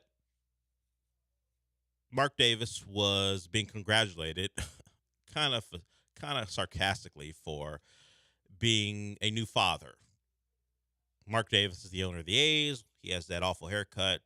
If you know, you know. You know A's. I mean, well, he's the owner. We know him as the owner of the Vegas Raiders, but I guess he's the A's may be coming to Vegas at some point, but he's the owner of the Vegas Raiders. His father built that giant monument that Julie Morales is taking photos from when they're in Oakland over the weekend. But yeah, he's the owner of the Raiders, and over the weekend it came out that he was supposed to be a new dad. It turns out the only basis for this information or story is he was once photographed next to the woman who's actually pregnant. And now people ran with it, said, oh, look, there's a rich guy with a pretty blonde woman. They must be together because they were sitting next to each other in a suite. Turns out, according to Hayden Hopkins, who is the woman in question, who is going to be a new mom, she goes, reports of Mark Davis being the father of my child are wildly untrue. I was pictured sitting next to him at a game in 2022, and I've endured. That means, hey, stop saying I have anything to do with Mark Davis. Endured. I love that word. Like she's been, as Sean talked about it. How much has she really suffered? You heard her, Sean. Endured. Endured this. Endured the rumors of a romantic relationship since. I'd feel some type of way if I was Mark Davis. Would you? I posed this to you. I think off there. I posed this to you. Would you feel a certain type of way if the female equivalent of Mark Davis was someone you were alleged to be dating? Would you feel like you would endure those rumors too? Again, let's say Mark Davis. Again, this woman never came up until yesterday. Like no one knew who this woman She is was. saying she's had to endure him since 2022, Sean. Maybe how? In what way? Maybe let her speak her truth, Sean. In what way? I don't know. I need some receipts on how she said she's had to endure. You don't know what she's gone through. Endure, like it's some hardship. Yes, I did not know that Hayden Hopkins. I didn't even know that picture existed. I didn't know. I didn't know that was her name. I didn't know the picture was a thing. I had no idea. I literally just saw that she was pregnant, and the one tweet said that they were romantically involved, and I was just like, sure, I buy it. I don't know. Yeah, I said, rich guy, pretty blonde woman. It happens. We seen it with other owners. It's not the craziest thing in the world. The one in New England. It happens all the time. No one's mentioned how Mark Davis had to endure this, by the way. Maybe Mark Davis was in a loving relationship and had to tell his girl, "Nah, that ain't real, girl. Yeah. I don't even know that girl." Maybe. I mean, look, yeah, it might have caused Mark Davis some trouble. She went in. We don't know. She went in. Mark Davis is like, "Hey, you didn't have to put endured in there. You're making me look terrible." That's what I'm saying. I'd be like, endured. I understand what you're saying. I own an NFL team. And she responds with, "Well, look at you. That's what I'm enduring."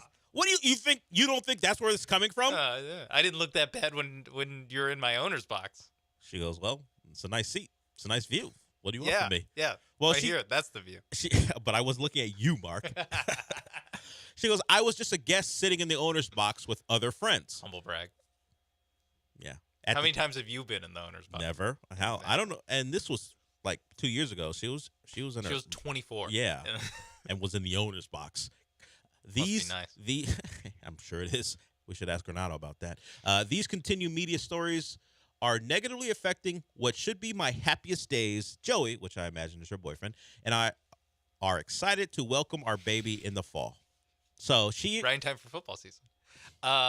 She gonna wear a Raiders jersey, or Raiders, he or she gonna wear a Raiders jersey? Raiders onesie. Yeah. And she hadn't tweeted since January 7th of 2021. This might be fake for all we know. Yeah, who knows if this is the real Hayden Hopkins. But she did tweet 17 hours ago. So she was done with Twitter for the most part and decided I got to speak my truth and let everyone know that I am not in a relationship with Mark Davis. How do you feel that Joey, was that the dude's name, the actual father? Yes. How do you think Joey feels about this? Well, let's take it from a couple of different angles. Would Joey feel insulted that the girl he's getting anyone thinks Mark Davis could get? Mark Davis is a billionaire owner of an NFL team. Hey, I can't speak to people's egos, Sean. Maybe Joey doesn't look at it that way. What's Joey doing? Huh? Look at you. And you don't know it. You don't even know Joey, and you're taking shots at him. Why are you defending Mark Davis so strongly? What do you care? Why do you care? I felt like he was You done feel bad dirty. for the old He was guy? done dirty for no reason. Yeah. Mark Davis didn't put the rumor out there. Mm-mm. Yeah. People saw him in a picture. Probably didn't even remember Hayden Hopkins at all. Hell no. Doesn't remember who the last coach of the Raiders was. Yeah, I just want to know, like, if I was Joey and I was in this situation, I feel like I would be very conflicted because I would find it absolutely hilarious. But then I know because she's had to endure these rumors, You heard her. that you could not outwardly laugh at this situation. But it is a funny situation. It is funny. If you're dating a girl that everyone online apparently since for the last 2 years, the first time Everyone is focused on this story. We work in sports media. We've never heard of it. Yeah. Everyone thought that she's being tormented by the fact everyone thinks she's dating Mark Davis, and you just have to be like, no, it is messed up, babe. It is. Group text. Joey's just Hilarious. rolling his eyes. This is- Just say what he had. You see that Dove Kleiman tweet? Yeah, Hilarious. Just has to say what he has to say, not to upset his pregnant girlfriend or wife. I'm not sure what their relationship status is, but I mentioned before that you mentioned Dove Kleiman. The story apparently originated. I don't know where Dove got his sources from, or what his sources are, or where he got his information from. But the story originated, from what I can tell, from Dove Kleiman. He put out a tweet congratulating Mark Davis. I saw the tweet initially. I was like, is he being sarcastic when he's congratulating the 70-plus-year-old man for impregnating a younger woman? I didn't know That's a little spicy for Dove Kleiman. Yeah. Stick to the facts, please. And this brings up something else. Jack McGuire, who covers college football, got it confirmed that the real Dove Kleiman, who we've always questioned if that's a real name or not because no one can find him, sold his account this past season. So whoever we thought the aggregator was is not even the aggregator anymore, which is just peak internet. So the guy who was a mysterious person who we didn't know, who would aggregate information he didn't actually gather. Well, he gathered it off the internet. He didn't have any sources. Isn't even the guy we want to accuse anyway. It's a different guy who's bought the site bought the name and the account. And so it's now even more anonymous as who's behind the account, according to Jack McGuire, who could be right, who could be wrong. But can't even blame Dove for this. Just got to blame a Dove imposter. That's God, that's so bad. that there's someone, Dove Kleiman selling his name, if that is his real name. Actually, that's probably the truth, is that Dove Kleiman was always an invented personality. But then, like, the idea of, like, selling it to someone else so they can just have the Dove Kleiman Twitter account, like, that's crazy to think about. Like, the fact that there's a market here for being an NFL news aggregator. And the current owner, according to Jack McGuire, is an engagement farmer through aggregation. So it falls into the hands of someone. Is that supposed to go away? Allegedly. Elon Musk said it was going to go away. We'll see. But it's still very profitable, and that's why Dove Kleiman was able to sell his fake persona. Dove might got one last lick in before, before things the turned market against them. Fades away. Yeah, Dove was going to have to endure changing his profession, like Hayden Hopkins had to endure the rumors. Job. How about that? There's a concept. Who's looking for that? Same with you, Hayden. Are you going? Why are we attacking Hayden? She's a dancer. She has a real job. Oh, she is a dancer. I don't know what type. It just says dancer. Wow. Why did anyone think that she and Mark Davis were dating? See, you're hating. This is what we call hate. I'm just hating. She could be like a classically trained dancer in Vegas. Maybe she works for one of the... A lot of ballets in Vegas. But they have those stage shows at the big casinos. Okay. Hating. Everybody, this is pure hate. No, it's not hate. Nah, it's hating. It's You've it's gone a defense of Mark Davis. For whatever reason, you decided Mark Davis is the guy you're going to draw a line in the sand over. I don't know. He was done wrong. Well, the endure is harsh. It's messed up. Well, if you are It's an internet punching bag for like 9 hours. If you are in a relationship and a committed one where you have a child, you don't want people to think you're having a child with someone you only sat next to once. I get it. But to your point, who knew who you were or this story until Dove got involved? The fake Dove got involved. Not Dove climbing. Yeah. And now Mark Davis is taking shots. How could he ever get her? Well, he didn't. And he wasn't saying he could. Also, it's obvious why he could. Yeah, why ask the question? You guys know the answer to that. Stop asking that stupid question. You're aware. She's a dancer. Maybe classically trained. You don't know. You are. I'll look at her Instagram. All you're gonna see is a woman who's pregnant now. I'm sure that's all that's on there. We're done. Gallant and George up next, and then the Killer Bees. I'll talk to you tomorrow.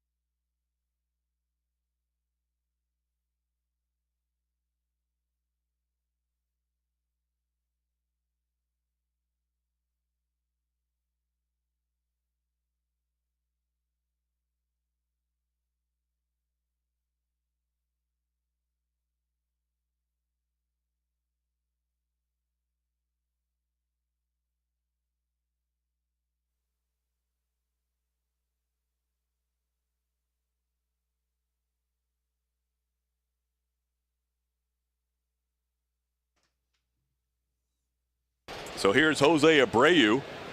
First and third, one out. And Abreu lines one into right center field. That is going to be down for a base hit. The Astros on the board. An RBI for Abreu. It's now a 3-1 game. Jose Abreu in his first game with the Astros since April delivers with an RBI base hit. Welcome back, Jose Abreu. He's back. He's back on the team, and maybe other things. But Jose Abreu's back on the roster. Let's talk about the good things first. Paul, it's nice to see you. Happy Memorial Day weekend. Hope everyone enjoyed their 3-day weekend as much as you can. But more than anything, I hope that people respected the troops that gave their lives for our country. Absolutely. I hope you did that. That's the real meaning. How did you do that? Of the weekend. I drank a lot of alcohol. Same. Yeah. I hung out with my cat, my 3-year-old, my wife. I Nice. drank a lot of alcohol. There you go. So it was a good weekend. And Jose Abreu, the Astros 2-2 since we left the show on Friday. But Jose Abreu's back. And that's absolutely the biggest story of the Houston Astros right now. That after all the speculation of what it was going to be and what it was going to look like, Dana Brown actually told us the exact truth, that he was going to play 2 games in Sugar Land. He did that. He flew to Seattle. He's with the team. Started the game. That's baseball. The baseball is going to find you. It doesn't matter what the Astros have done with Jose Abreu. When they would move him down in the lineup before he went to Florida, like there would be runners in scoring position when he came to the plate. And then yesterday he's back in the lineup and he's back in the field, and what happens? A screamer right at him, and it goes right by him. And then another hit right by him that he was unable to get. It would have been a more difficult play for him to make, but I thought it was noteworthy that the Space City Home Network broadcast did not show the replay of Abreu's defense there. Mm-hmm. I guess we'll never know what happened that fateful night in Seattle, at least for that specific play. But Yeah. it starts off with his defense looking like not a positive. His first at-bat ends, Joe, with, I felt, some bad luck. That was a hell of a pitch that Miller put low and away from him. He got caught looking.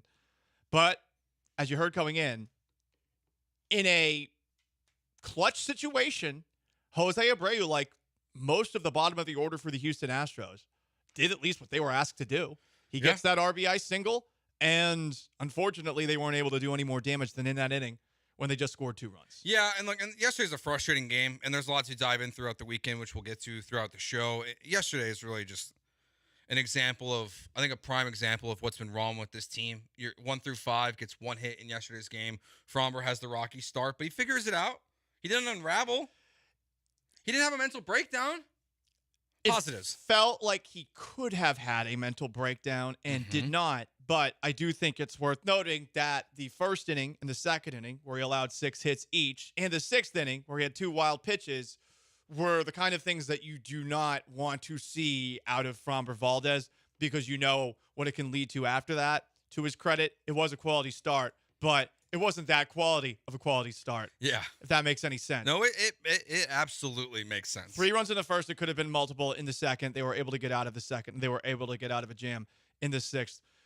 The bats, 2 through 5, 0 for 14. How do you feel that? That's why you lost. Now that Jose Abreu is back on the roster, and we'll see what happens next. We don't know what this platoon is going to really look like with the Astros. We've gotten back and forth responses about timeshare, John Singleton being the primary guy. At least he was for now, according to Dana Brown. But he did say it was Joe Espada's decision.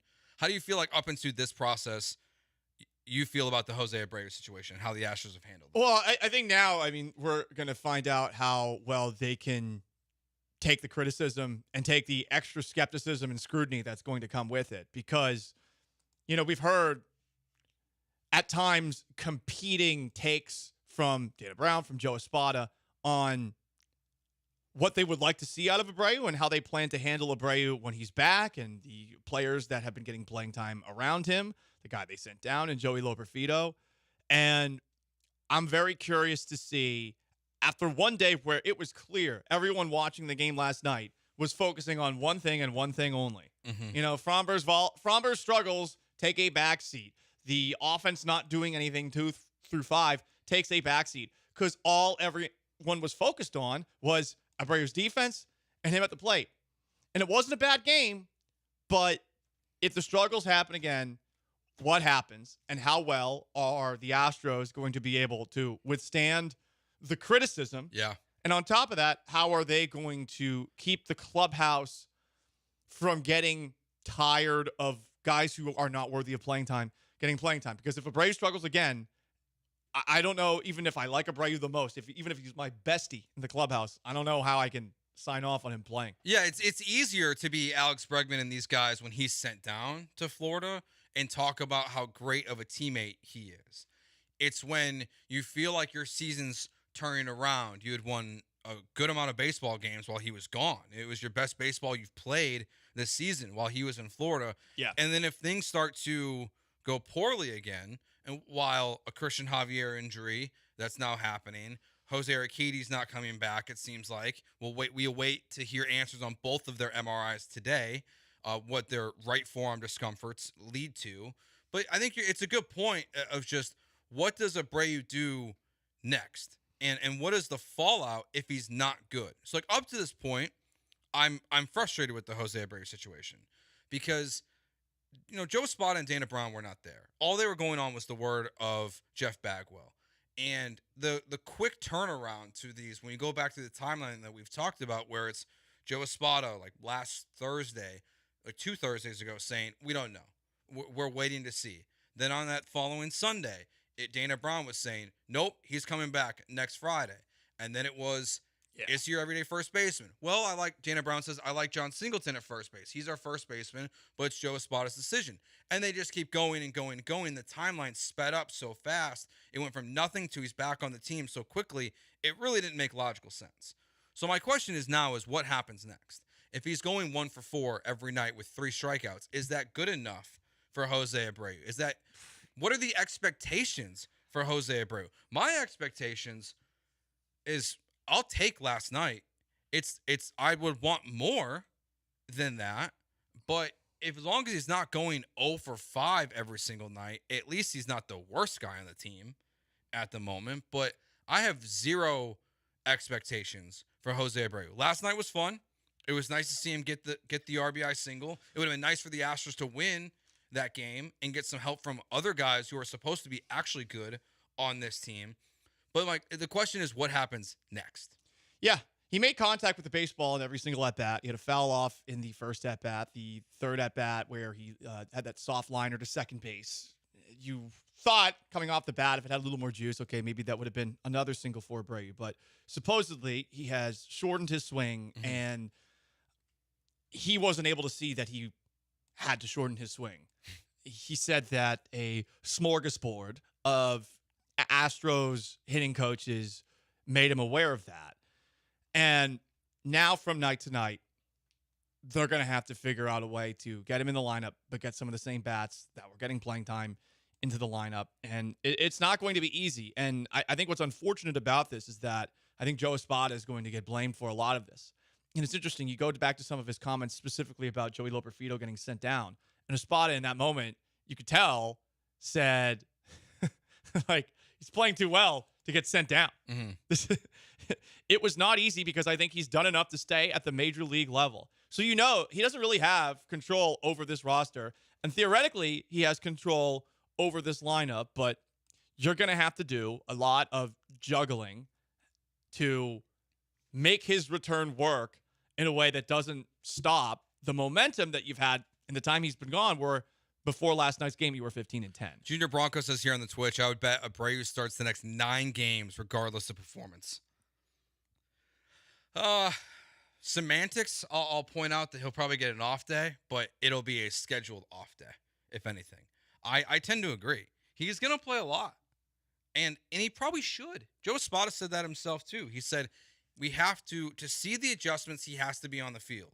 So Jose Abreu probably should play the next, 8 of 9 games. He should be in there consistently because you have to see if these adjustments that he was not aware he needed to make, but now has supposedly made in just less than 30 days, if they're going to mean anything for him this season. But after a night like John Singleton had last night, where Singleton also had a key hit in that inning, and on top of that, I mean, any other ballpark, it's really hard to hit home runs in Seattle. There's the marine layer, all that stuff. I mean, he crushed that bomb in the 6th inning to right center field. I mean, it looked like it was gone. Yeah. Singleton did the bat flip afterwards. Singleton has said that he's got to play regularly. And okay, this is a guy that has been a career minor leaguer, essentially, that's been trying to fight and claw to keep himself in the majors for a while. But I also can see how he's just better as a guy who's going to play every day than as a guy who is coming off of the bench. I think he's 1 for 25 in pinch hit situations That's over the not course good, of his Paul. career. That's not good. Definitely not. So last night, you had Fromber on the hill, so you could put Jordan in left field, and you could put Singleton at DH, and you could have Abreu out there at first. That opportunity does not come very often. There's going to be a lot of games where Singleton's sitting on the bench. And it's not like Singleton's blowing the cover up the ball or anything like that. I mean, he's hitting 220-something. But if he plays less, he's going to hit worse. And again, it always goes back to Jose Abreu. And if Jose Abreu, a 37-year-old ex-MVP, got to a point this year where he was saying, there was a point, and I'm telling you from the bottom of my heart, I couldn't even know how to hit, how to field. Then, I mean, it is totally possible that this happens again. And I feel bad for him having gone through that. Abreu does not seem like a douche, you know? This would be a totally different story if we were talking about another player who had an ego or something like that. Yes. He seems to be well-liked in the clubhouse. It is not his fault that the Astros gave him that contract. They gave him that contract, and it is looking bad. But if he can get to a point like that, after a month of baseball when he has been as good as he has been, there is certainly the possibility that this happens again. And when it happens again, what the hell is Joe Espada supposed to do? It is the complicated question, because you could, just say, forget Chas McCormick. We're just going to play Jordan in left and hope he doesn't run into a wall and doesn't get hurt out there. And Jordan's your left fielder, and Chas is a pinch hit guy because you're not taking Jake Myers out of the lineup, and Singleton's your DH. You could go that path. You can go to what you're saying, where Singleton just doesn't really play a lot. And he's been good enough to where I think that would be a mistake. We have a question here on the text line of the Twitch. Do they even score any runs if Singleton, the Mariners, if Singleton's at first base? I don't know. I mean, to me, that's not a good enough reason why they lost yesterday's game. It's the top of your order. That's really the problem. 14. Jeremy Pena was 0 for 4 with 4 Ks. Yeah, he was sombrero. Struggling yesterday. But it's like, it's not Abreu in the lineup that is the reason why you lost. But to what you were originally saying is that's going to be the focal point of conversation for this show and every fan going forward, and the organization. No one wants him back except for probably Jeff Bagwell and Jim Crane. Yep. Anyone else? Anyone else want him back? His parents? Probably some players in the clubhouse like him, but they want that Jose Abreu. They want to win. They don't want Jose Abreu, the bad baseball player, back. They want Jose Abreu, the good baseball player, back. And again, it remains to be seen. Last night was a promising sign at the plate. The defense is still not great. No, not great. All right, we'll continue this conversation, plus our observations from the other games this weekend that the Astros had. 2-2 since we were last on the air on Friday. It's Gallant George here on ESPN 97.5 and 92.5.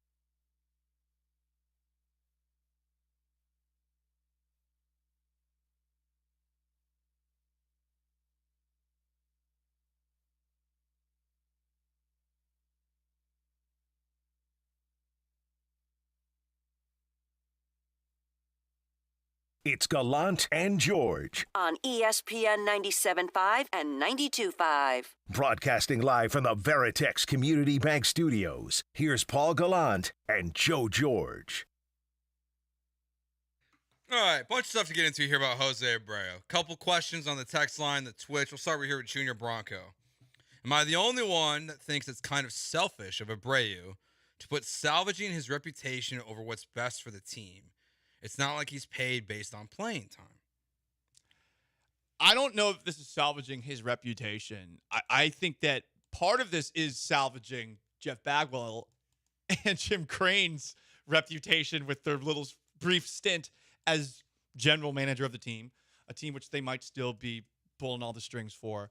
But I also think that they're of the belief that if they're going to win this year, he has to be good, and that John Singleton isn't capable over 105 games of being an everyday player. And I think that's a fair thing to believe. It is. I mean, it is a guy who used to be an MVP, and it is a guy that at the end of last year played well. He was not a liability for you in the playoffs, despite all of his struggles during the regular season. But there's a certain point where, as they bring up all the time, the back of the baseball card can't guarantee you a daily spot. So really the hope is that the shortened swing is going to make things better. I saw a couple of people out there that seem to be of the belief that people are rooting against Jose Abreu. And I don't think that is the case at all. I think I just saw someone on the Twitch bring up that, hey, it's not like I'm rooting against Abreu. I don't think anyone's rooting against Abreu. I think it was Will Kunkel who put out a tweet saying, like, we should all be rooting for Abreu. I think we're all rooting for Abreu. I just think that nobody believes he's going to be able to, over the remaining 105 games or whatever the hell is left, to be a plus player. And if that's the case, then why is he playing? I do think there are a weird group of Astros fans that if you don't do what they want you to fail. That like just because even though Jose Abreu is on the team and hit an RBI single last night, because it's not what they would do, that they hate it. It's a small population of people on calling into post game shows and tweeting about these things, but they exist. In general, I think you're right. Like, everyone wants Jose Abreu to succeed. Everyone wants Jose Abreu to be what he was the last month of the season. If he's that, you're definitely going to win the division. I hope. There it is again. I was like, I had to bring it back for you guys. There we go. 3-day weekend. I wasn't going to let it. I was like, I got to bring it back at some point. I find a way to work it in. Good job. We had a 3-day weekend, and for those who missed it, on Friday, Joe delivered a very bold proclamation and followed it up with, I hope. And Sean and I bullied him the rest of the time. I think it was the Texans' defense will be improved. I hope. Yep. And so now it's a new part of the show. Things I'm going to say and then things I hope as well. Not all the time. It's not going to be an everyday thing. It's going to sprinkle. I think it's the things where you are trying to project strength. Yeah. I hope. Yeah. Let's go sprinkle it in. The Astros will figure this out. I hope. From the 346, I kind of expect Abreu to be the kryptonite for this potent offense. No, I don't agree with that. I'll be honest. I don't think Jose Abreu is going to be the reason why this team fails again. No, I keep on going back to the real issue that was last year's playoffs. The pitchers were garbage. Fromber sucked. Christian Javier sucked. And we touched on this briefly in the opening segment, Joe. But, I mean, it's pretty concerning seeing that Christian Javier, who dealt with neck discomfort and missed 18 games, is all of a sudden going on the 15-day IL. He's not hurt, though. With his velocity down. And you're right, Joe. They did just say that he's not hurt. Just mechanics. I think this is going to be a prolonged stint. I mean, if neck discomfort's keeping you out 15, what is right forearm discomfort? And okay, maybe with Fromber, who had the right forearm discomfort, sidelining not too long ago. Okay, maybe all circumstances are different, but that does not make me feel good given that we have seen the velocity decrease pretty visibly. Yeah, everyone's kind of on top of that right now. The Urquidy one is probably the one I guess I'm more concerned. Yes, because that when they gave him the ball back and he went to do a warm up pitch, and he just like lobbed it in there, I was like, that's not good. And on top of that, just because we visually saw it, it looks worse. And the injury that happened in spring training, or the tweak, I guess is what they want to call it, I mean, that was 2+ months ago. Yeah. So, I mean, 2+ months later, he re-aggravates it. Is he going to re-aggravate it again?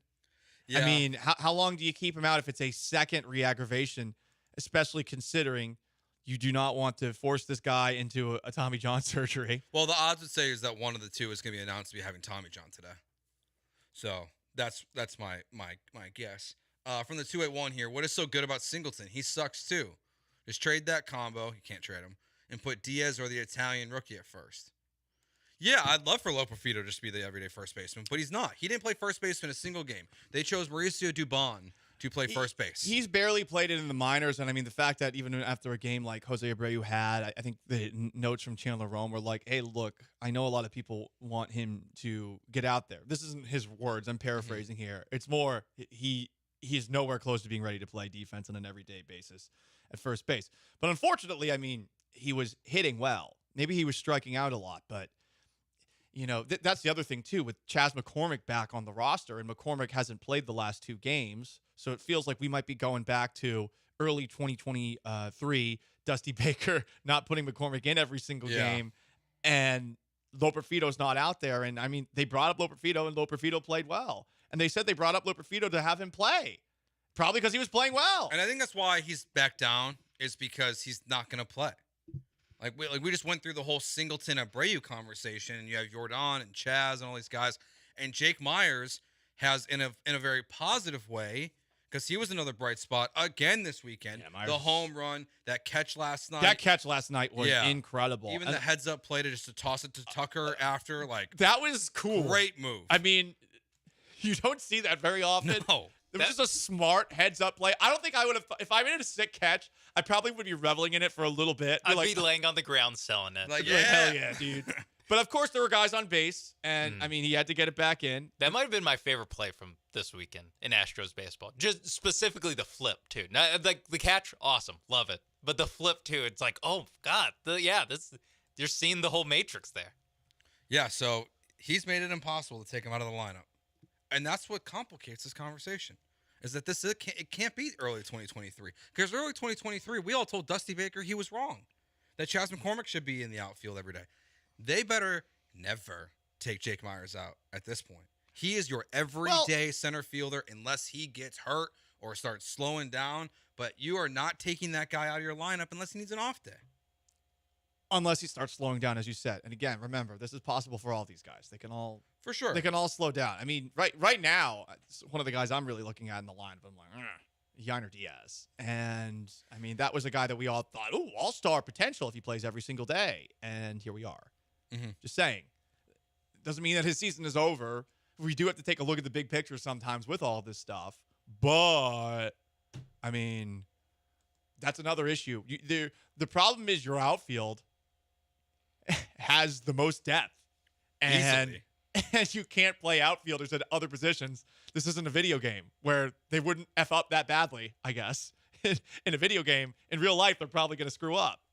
And even like Loperfido, he can play, I think, second base. Well, there's no room there. Yeah, that's the one infield spot that's like the safest. And even then, it's like you have Pena and Bregman. And we got a text here from the 409. Honestly, Loperfido looked great in the outfield. At this point, I'd be okay trading Chaz. Yeah, I don't think. Yeah. I think Chaz will get traded by the deadline. I do think there is a little bit of, like, he's not wasted at first base. Loperfido wouldn't be wasted at first base, but he does add an element with his speed that, like, would play better in the outfield than it would be digging out throws at first base. I mean, it's first game. That play was incredible. Yeah. Oh, it's Joey LaRope. Exactly. Gun that guy down at second. Oh! We didn't stick with that nickname. Mario Antonio Loperfido. We did like 2 segments on what are we calling Joey Loperfido. Well, yeah, because we probably started focusing on, even though the Astros were playing better, the bat, because this year we were focusing a lot more on the bat. And to go back to sort of what we were talking about earlier, we all want to see Abreu succeed, but the problem is we're skeptical about it. It would be nice to be sunshine and rainbows with the Astros. It would be nice to have a summer of putting your feet back up and being like, yeah, you get to play the A's and the Angels 19 times a year, but sadly now it's a 13-time thing, and You should have swept the A's over the weekend. Yeah, well, and also, didn't you lose the series to the Angels? You lost the series to the Angels. So it's like, and you lost to them last year. I wish they would just smash these teams on a more consistent basis. All right, what else did we miss from this weekend? We'll kind of touch on the other Astros games. A lot of stuff going on. We got lost Bill Walton this weekend, the NBA Finals. Half of that is set. Bunch of stuff to get into. And in case you missed it next, oh, and Tony Busby's back in the NFL world. He's back. That's next year on ESPN 97.5 and 92.5.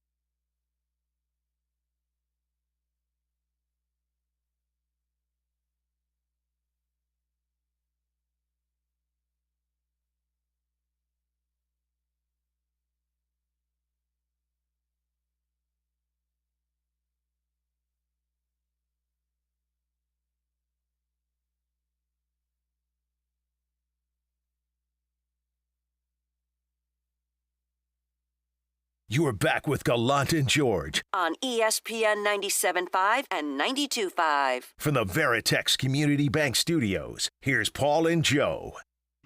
Before we get to In Case You Missed It, let's go to the HRMP listener line, 713-780-3776. Thomas, what's going on? Hey, what's up, guys? Love the show. I was saying that why don't we just trade Chaz, stick Lockerfito out there in left field, let him use his talent, and then stick that big, giant, bad man out there at first base. It can't be that hard. Thank you, Thomas, for the call. Coincidentally, the Twitch is also suggesting putting Yainer Diaz at first base. At least Yainer Diaz has played one game at first base. Thomas, I wish you could be right. Caratini isn't that bad of a backup either, and I mean he's been very good in pinch hit situations as well. Yeah, I would like to see that from time to time, at the very least. But it's over. I'm Jordan assuming Alvarez is never playing first base for the Houston Astros. He must be very untrustworthy in that spot. We've been talking about it for 4 years, it feels like. And there's been spring training workouts and pregame workouts, and every single time, like, Tags or someone or Mark Byrne be like, Jordan Alvarez getting grounders at first. Well, he never plays first. Like, I wish but it's not happening. And look, now this doesn't work for Jose Abreu doing Pilates, but Yordan Alvarez, if he did Pilates or something like that, got a little more stretchy. If he was able to do splits and such. Don't want that either. I feel like he's going to get hurt as soon as he tries to do it. Don't want it. That's limber enough to like put his glove at his ankle and catch a ball. Yeah, I'm like, just imagining him stretch to scoop. I'm like, there's his hamstring. Think about the Abreu play last night. Like, you really want to see Yordan Alvarez making that play? Not really. I mean, he's bigger, so the ball might just hit him. Just bounce off him. Yeah, just There is only one player on this team that we are nervous about getting hurt while fielding. It is Yordan. Yeah. Consistently, yes. Jake Myers still has a little bit of that, but that's because Jake Myers runs into walls cartoonishly. Yeah, he's but just one guy abandon. where simple task, like him walking to the stadium. I'm like, is Yordan gonna get hurt? King at Twitch says first base is not a position where you need an advanced degree. My God, it's the easiest position to play. Well, King, while I want to agree with you as well, the Astros don't. The Astros don't agree. They've been telling us that Yordan Alvarez, Joey Loperfido, Yainer Diaz, all these guys are going to get reps at first base, and none of them ever do. Yeah. The only one to be told we're getting reps at first base and then see him play first base more than 3 times is Mauricio Dubon. So and that is 4 times. Yeah, it's minimum. He hasn't done it a ton. I can count that high. All right, let's get to in case you missed it.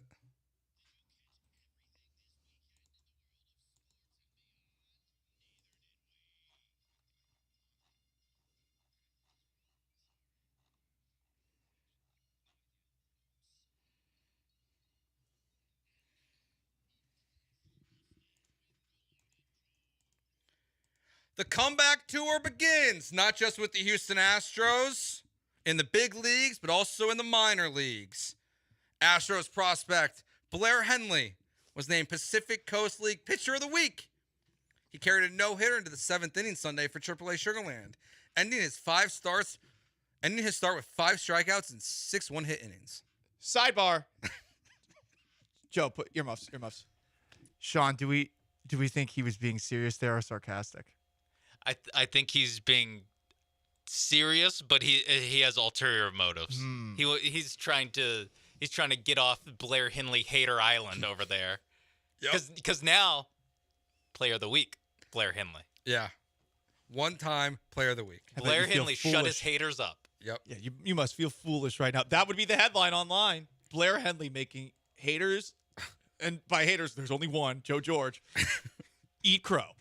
Here's the thing. Proving At him this wrong. point, I'm expecting him to pitch for the Astros in the next 10 days. Okay? That's how I feel about Blair Henley. Well, hopefully they might need it. Hey. If they give him a heads up, he's got to be better. Give him a heads up. Well, they didn't give him a heads up last time, right? I mean, I think it was day of. It was Someone day got of. hurt. I can't even remember at this point who got hurt. Was it JV? No. Was it Javier? I think it was Javier. I think it was Javier. I know it was against the Rangers. I know they won that game. Yeah. How Joe talks about the Blair Henley era of the Houston Astros, all one out of it. You would think that it was the worst thing to ever happen to this team, where a team that's, by the way, trotting out Alex Bregman and Jose Abreu Pop out every City, night. Alex Yeah. Bregman. Batting him 4th. In case you missed it, he had one last night. Yeah, another one. The pop-out tracker. We need someone to do that. Paul sent us this. There's a guy that say Abreu sucks tracker. He has an account. It's called Should He Used Qualls. It's about Astros reliever Chad Qualls. He changes the name every now and then, but he will track struggling Astros with alarming precision. Yeah. It's incredible. I was just looking through his Twitter account. I was like, this guy might be a must follow here. He's one of my favorite Astro original accounts because I always thought it was funny when Chad Qualls came into a game. Chad Qualls was my original Rafael Montero show. All right. So over the weekend, we found out that the Jacksonville Jaguars and former Jags kicker Brandon McManus are being sued by 2 women for sexual harassment, sexual assault on a flight to London, and representing the 2 women in this case, Tony Busby. Tony Busby. He is just making a living. He represented all the women in the Deshaun Watson case, or most of the women. He represented the guy who got beat up by Alvin Kamara, and he's representing these women as well. So if you're going to sue someone in the NFL, Tony Busby's for you. Okay. So we wait to see what happens. Jags put out their statement. We're aware. We know how serious this is, blah, blah, blah, PR nonsense. But that happened. I want Busby to drive to this court case in his Sherman tank, which I believe he has given up. But when Tony Busby had a World War II era Sherman tank parked on River Oaks, right by Lamar High School, like within view of it, like cannon or turret of the tank pointed toward Lamar. Oh, I didn't know this. It was one of the all-time sights. I drove by it because I'd heard about it, and I actually drove around again to say like that I did actually see it. Touched it. The George House Award. It's an award handed out by Pro Football Writers of America. It's given to an NFL player, coach, or staff member who overcomes the most adversity to succeed. John Mechie III was just named the winner of that. So congratulations, John, being recognized for your battles that you went through this last year. Good for him. Bronny James, he had 10 workout invites. He's only taken 2. He's going to the Suns and the Lakers, and that's it. Okay. So apparently he thinks that's where he's going to go play and where his dad's going to play. Or he's like, if I can't play with my dad, I'm going to play with KD. Yeah, probably. I guess is the mindset here. Are KD and LeBron in cahoots? I don't know. I'm so tired of Bronny. I think the Suns are just like, yeah, we'll draft him. Sure. Because he's the son of LeBron. Am I right? And they're mad Ishbia. It's like, yeah, sure, whatever. All right. To save us from Dallas winning a lot of things, we need you. We need your help, Paul. We need your people. Need your people. The Celtics. They swept the Pacers in a series that was a lot closer than you'd think last night. Another close game down to the wire. Jaylen Brown has been playing out of his mind. And he's so good. Honestly, like the Dallas with their 3-0 series lead on the Wolves Friday night when Luka Doncic got Rudy Gobert switched on to him defensively. I mean, that was a crime. That play's comical. That was a crime. Yeah. That was a Euro on Euro crime. And I don't know, Joe, if you were paying attention to one of the last episodes potentially of Inside the NBA makes me sad. for 2024. Although I guess, next year there'll be, of course, episodes back on. But I was going to say, it's one of the last episodes for this year. This is one of the last Western Conference or Conference Finals episodes It's ever. the last Western Conference, because they alternate every year. It's the last Western Conference Finals ever on TNT. Next year will be the last Eastern Conference Finals. So if you watched in the postgame, there were a lot of really interesting moments. Specifically, in the postgame presser, Luka was asked if he told Gobert, "You can't effing guard me. Bye, bitch." And here is his response when being asked that by a reporter. So he can't effing guard you, huh? Sorry? He can't effing guard you? Who said that? You said that. I didn't say that. I was speaking Slovenian. He very clearly said that, and he very clearly said, go home, bitch, to Rudy Gobert after making that shot. And Inside the NBA, Joe, became a roast Rudy Gobert session. Yes. There was a moment where I believe Kenny Smith asked if he believes, Doncic, that there's any defender in the league who can guard him, and it just turned into everybody roasting Rudy Gobert. I think that depends who's guarding me. There's a lot. You had the defensive player of the year on you. Yeah. I mean, he's long, he can't move. I can't move fast, but I can move faster than him. So, like I said, just get to my spot, man. Does everyone hate Rudy Gobert? Yes.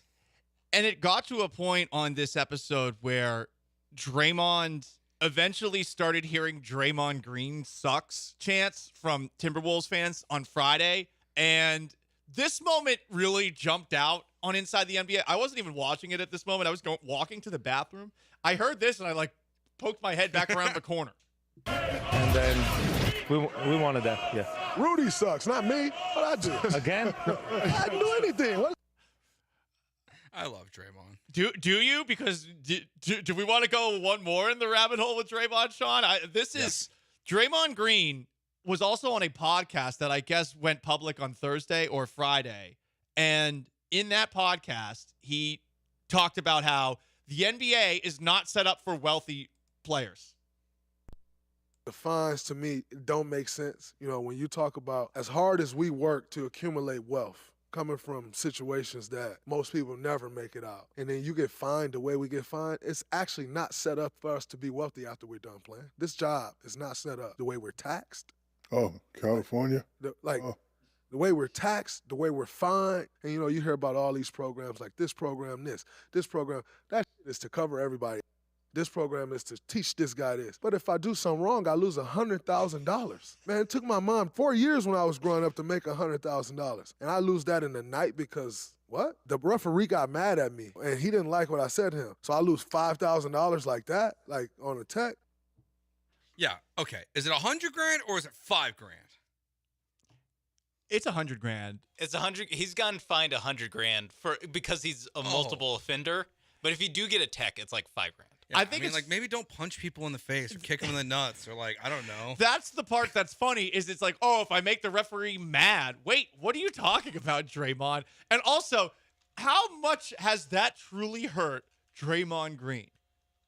The whining about the referees and getting fined for technicals and getting suspended. The man has earned what, $100 million in his career? Yeah. Yeah, I can pull that at least. I'm assuming it's north of $100 million, and he's saying that I'm guessing $100,000 in total he's been fined over the course of his career or something like that. No, he's gotten a couple where it's like $100,000. Guys, he's made $155 million in his career. Okay. This is like if I find Sean $1. It actually might be less than that. It might be like finding me like 10 cents. Like, what are you complaining about? And also, it's only really a problem if you're getting fined and suspended all the freaking time. That's when it's a real problem. Like, hey, dude, stop getting kicked out of games.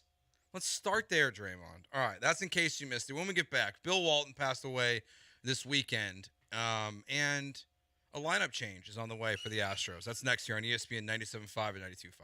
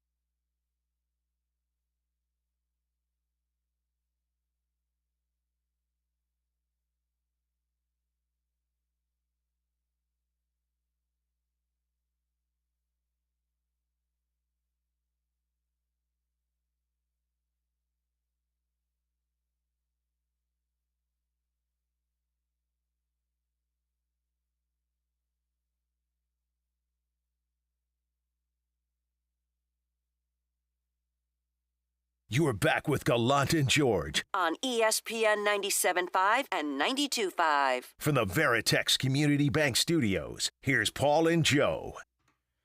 Joe Espada just said in an interview that Alex Bregman will start batting fifth again, or at least will tonight. So when things were going really well for the Astros, Alex Bregman was batting fifth, and then they changed it, and then things started going not as well for Jeremy Pena and Alex Bregman in the top four. So they're going to go back to Alex Bregman batting fifth. I don't get why they went away from it. I don't either. I don't get why it's only fifth. I don't get why fifth is like some basement for Alex Bregman to drop. Another good point, Sean. Why is Jake Myers not batting fifth? He drives in lots of runs. No, the bottom of your order with Jake Myers in it is really what's giving you most of your offense right now. So I guess in theory that's not what you want to change, but it's. I agree. Why is he only dropping one spot? He ain't gonna be back next year. Who cares about his feelings? Man. I mean, Blair Henley knows that you don't care about Blair Henley's feelings, even though he I just gave him his won props. an award. So of course, probably the only radio show in town that gave him his props exactly, which puts me Fair and and balanced. you above the rest. Okay, Fair and balanced. They also claimed something named Caleb Ort from the Orioles and optioned him to AAA Sugarland. Also mean. Someone called Caleb Ort. He said something. He said dehumanized him.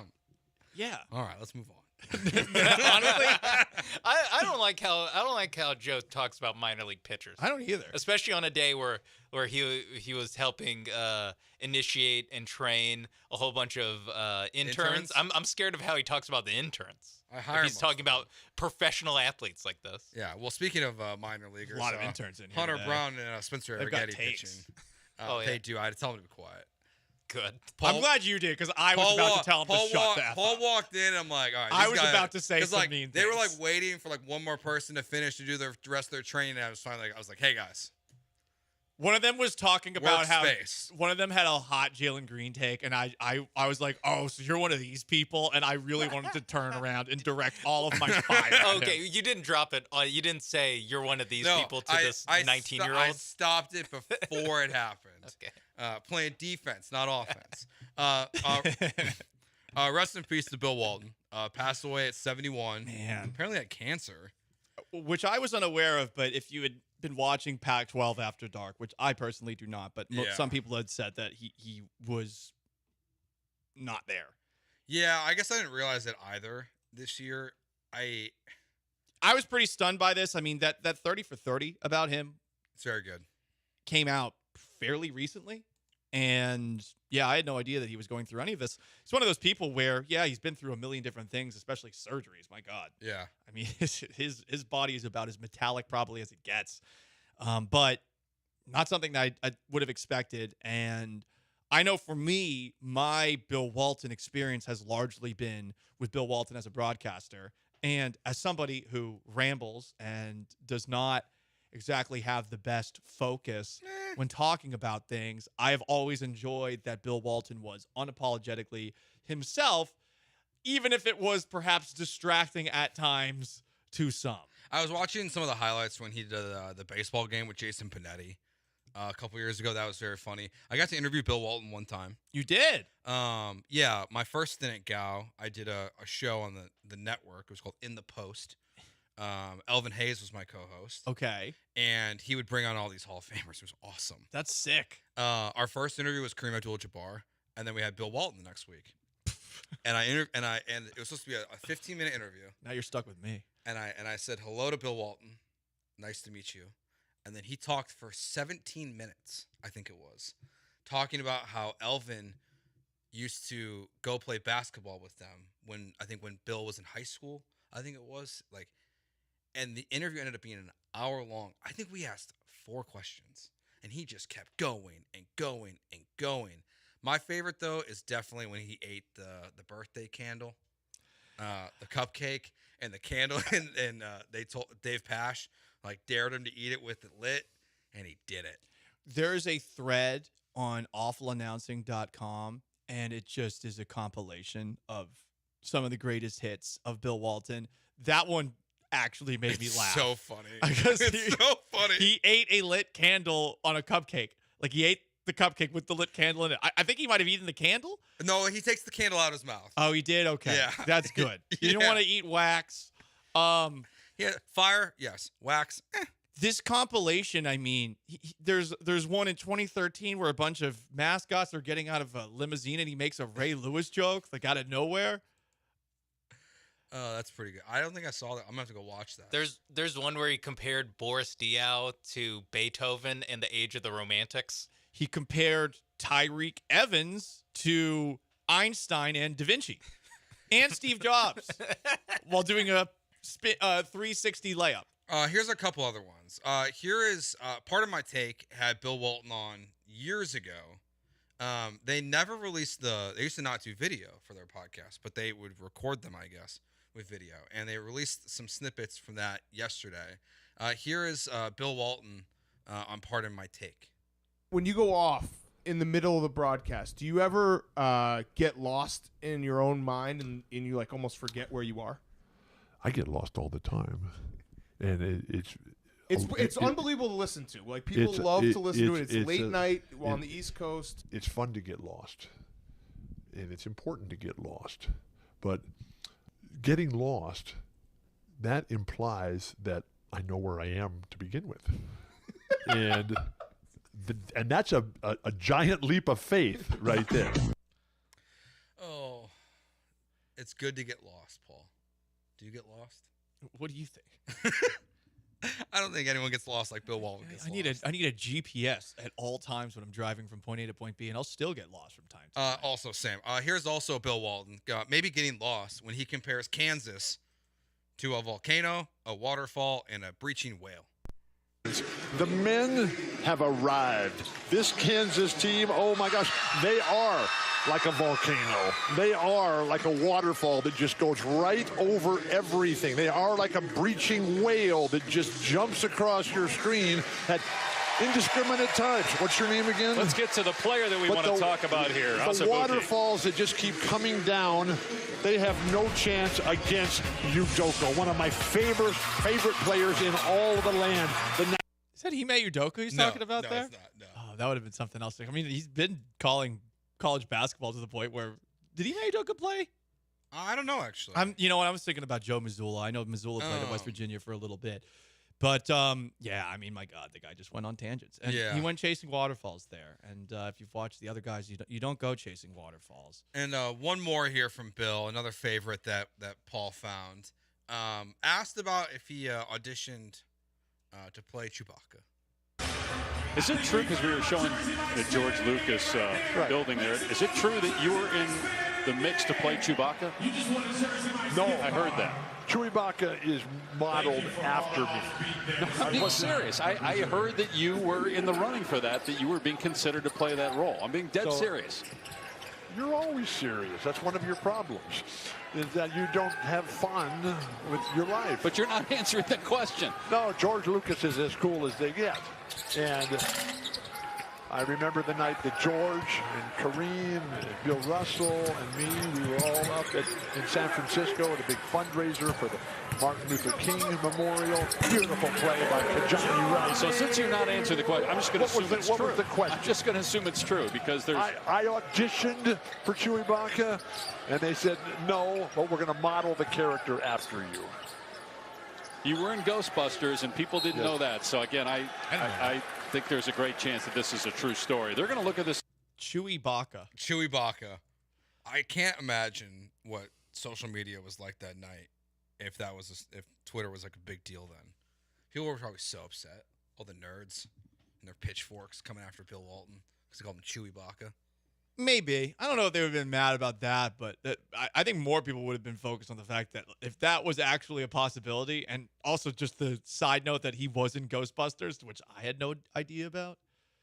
Pac-12 After Dark is for stoners. Let's be honest. I do find it. I don't know if ironic's the right word. It's like someone dies from a broken heart. That the day the Pac-12 dies and officially is no more as the college baseball playoffs wrapped up and the Pac-12 now ceased to exist, Bill Walton passes away.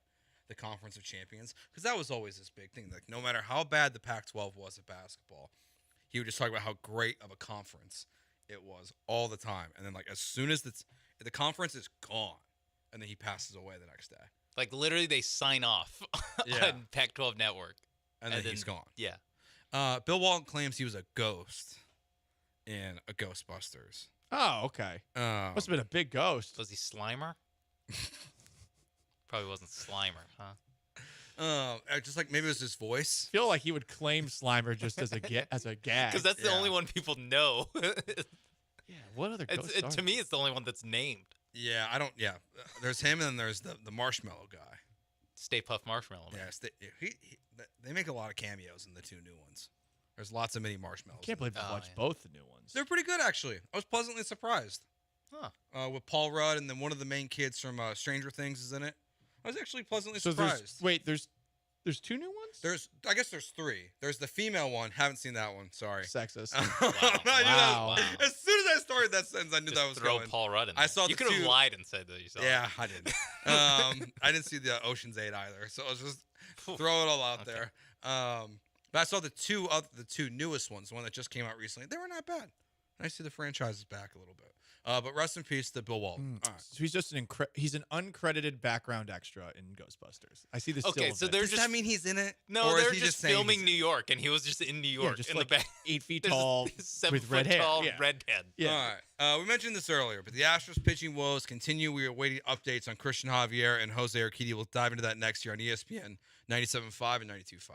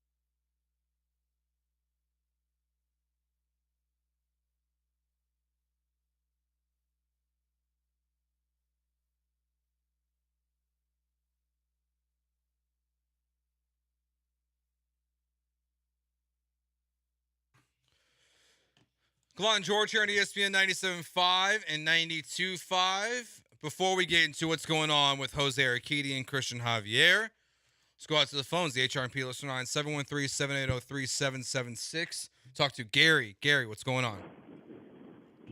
Hey, yeah, guys, thanks for taking my call. Moment for Bill, Mr. Bill. He just such an impactful person. I remember when they had the All-Star game down here. I think that was the year God rest Kobe's soul as well, that Kobe was going through that stuff in Colorado. It was the same year, but Mr. Bill, I'm calling Mr. Bill, one of the greatest players ever, was literally walking from the Hotel Hilton of America, something. I went and got a basketball from Academy, and I told my wife, hey, the next morning I'm going to get up super early because I'm going to get a lot of autographs. I see Mr. Bill going across. I stopped at the light. I literally get out. He was by himself going to the Toyota Center from the Hotel Hilton of America. I get out with my ball, run up to him, and when they say he's the most approachable, that's an understatement. And that guy could have shunned me off. He could have done it. I put him on the Mount Rushmore of just athletes with great accolades, but also he made you feel like you were more important than him. There will never be another athlete, not the Kareem, not the Jim Brown. All of us have faults. But that guy, Mr. Bill, I mean, goes down in history, not just because he signed the ball. He didn't have to. You can't get close to athletes today. And I'm going to tell you one more thing. That same day, I know it's going to sound crazy, I got into the Hotel Hilton of America after he signed it. Iguodala for the 76ers was a nobody back then. He's leaning on the wall, and I asked him to sign my ball. He walks away. What in the hell is Iguodala? I just brought that up in reference to Mr. Bill, for my money, Mount Rushmore of just athletes, person, personified what life was all about, and he was an awesome basketball player. So nobody could ever tell me, not that Jim Brown, Muhammad Ali, they were impactful, but they had their quirks. This guy here was all, nobody's perfect, but just to see this majestic guy walk across, you get out your car, leave your door open, run up to Mr. Bill, and he signs your damn ball, and he almost wants to have a conversation in the middle of the damn street. There's nobody in my book who will ever compare to that guy. That's an awesome story. Yeah, Gary. thank you, Appreciate Gary, that. for sharing that. Yeah, I mean, look, there are certain people you meet that are they're the best in terms of like being personable. It feels like pretty much everyone has a good story about Bill Walton. I'd say this too, and to the guy that Gary, rightfully so, is a little annoyed by, who's acting like he was too good for him with that autograph. I feel like there's a lot of athletes today that would probably be that way if you came up to them in public, seeing them. And I mean, to be someone like Bill Walton, I mean, there's no hiding. You're a giant redhead. There's always going to be people coming up to you, and to continuously be approachable and kind in that's not easy for everyone to do. And yeah, that's something though that you take a look online, all the online accounts and tributes that are being said about him. I think he really made everyone feel like he actually knew who they were, which I'm sure there's many people where he had no idea who the hell they were. So we know Jose Abreu's back. He was in the lineup last night. Probably will be in the lineup again today. But over the weekend, Jose Urquidy, he got hurt in his game in Sugar Land. And then Christian Javier, whose fastball was touching 88, 89.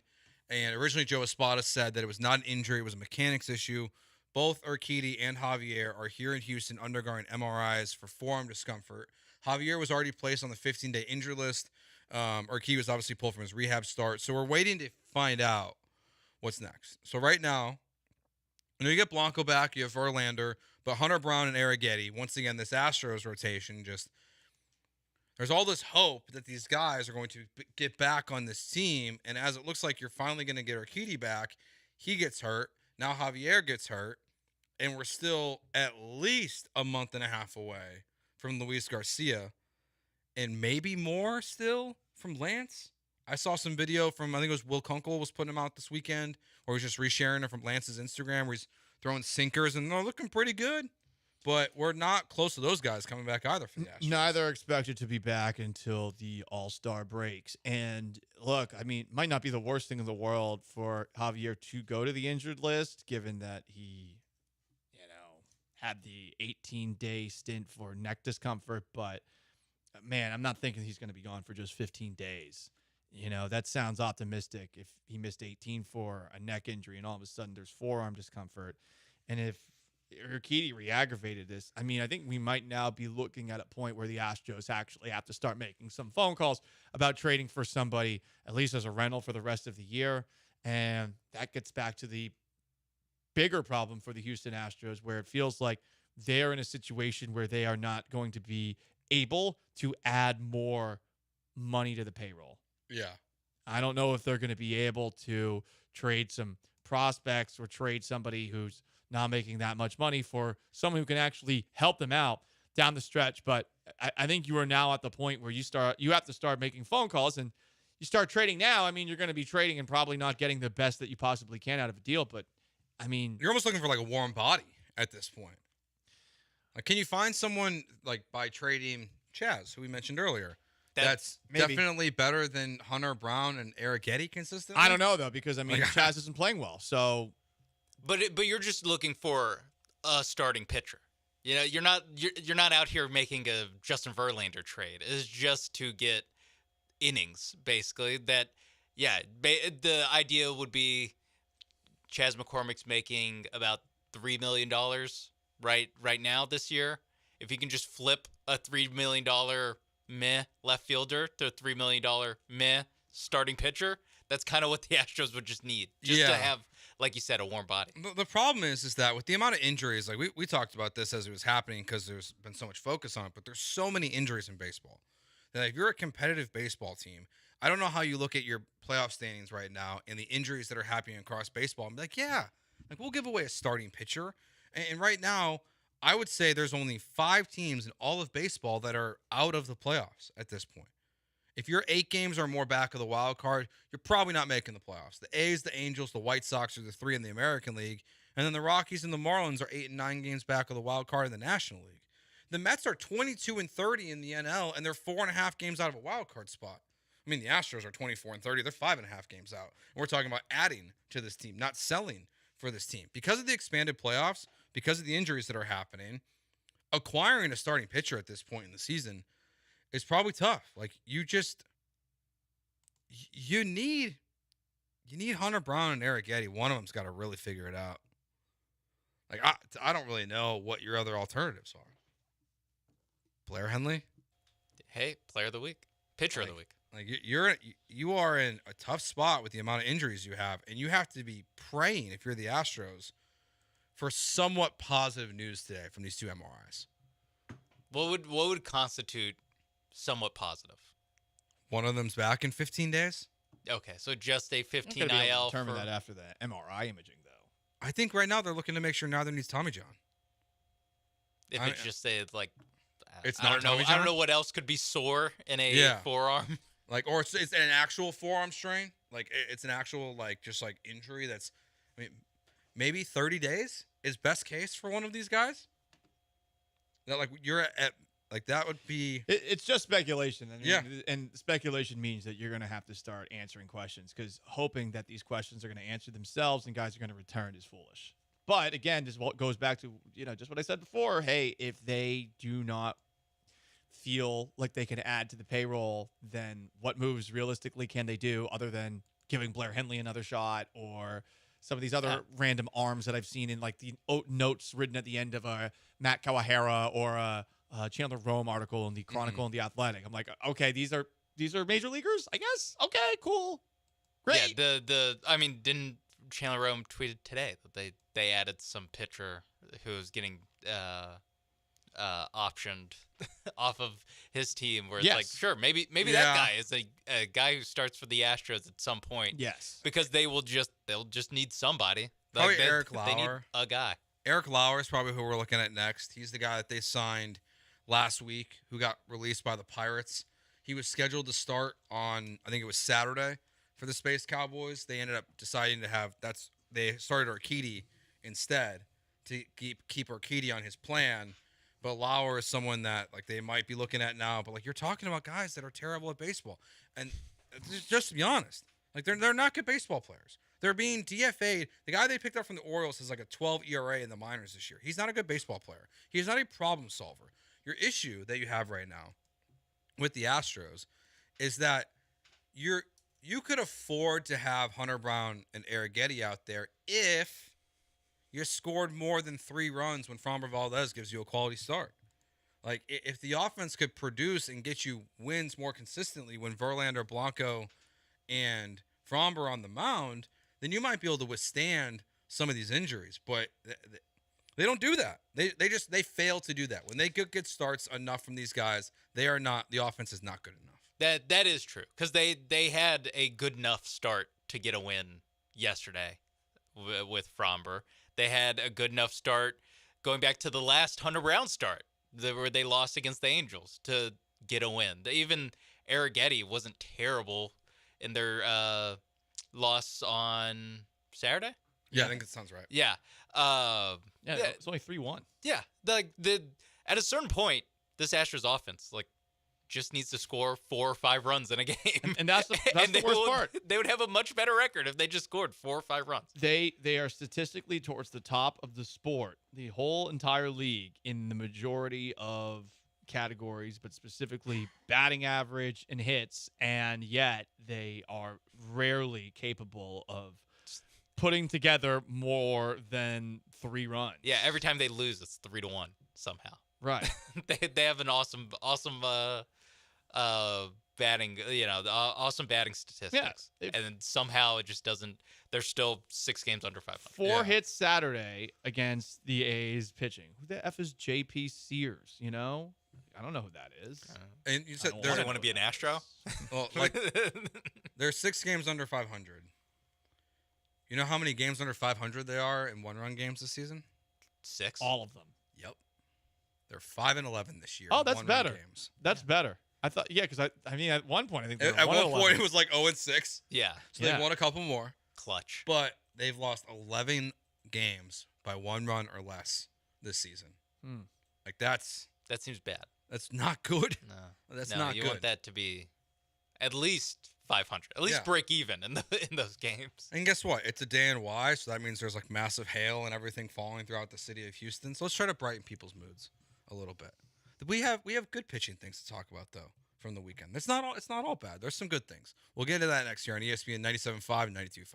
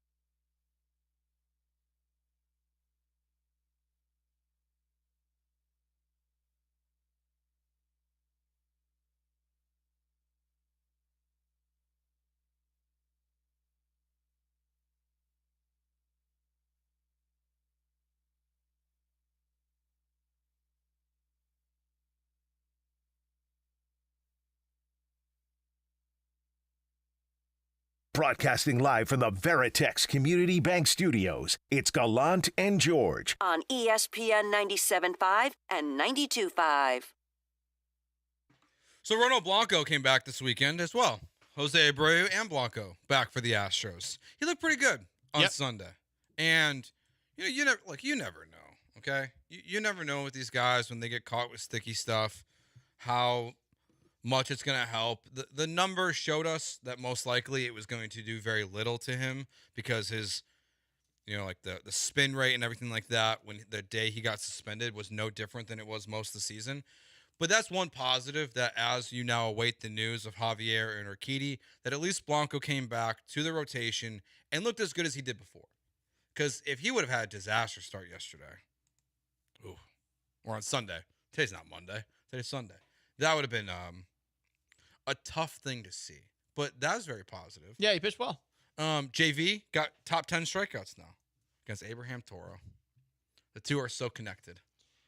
Past Greg Maddux and doing it, I thought the most promising sign from that game on Friday was that no walks happened. The walks have been an issue with Verlander this year, but he still did get hit 8 times. I don't want to complain about it too much. It's the A's lineup, though. You're not expecting that to happen. Verlander's not the Verlander that he was just a couple of years ago. Mm-hmm. But hey, top 10 strikeouts, very cool for him. Yeah, I saw, and the discussion always turns to like if he's going to try to chase 300. Gosh, it won't be here. You know what? I can't say that. Jim Crane might keep Justin Verlander here forever. Like he needs his golfing buddy. I don't know about that. I mean, clearly they let him walk last time, so yeah, there's a line in the sand that he draws. And I'm curious, like whether it's this offseason or next offseason when he hits free agency.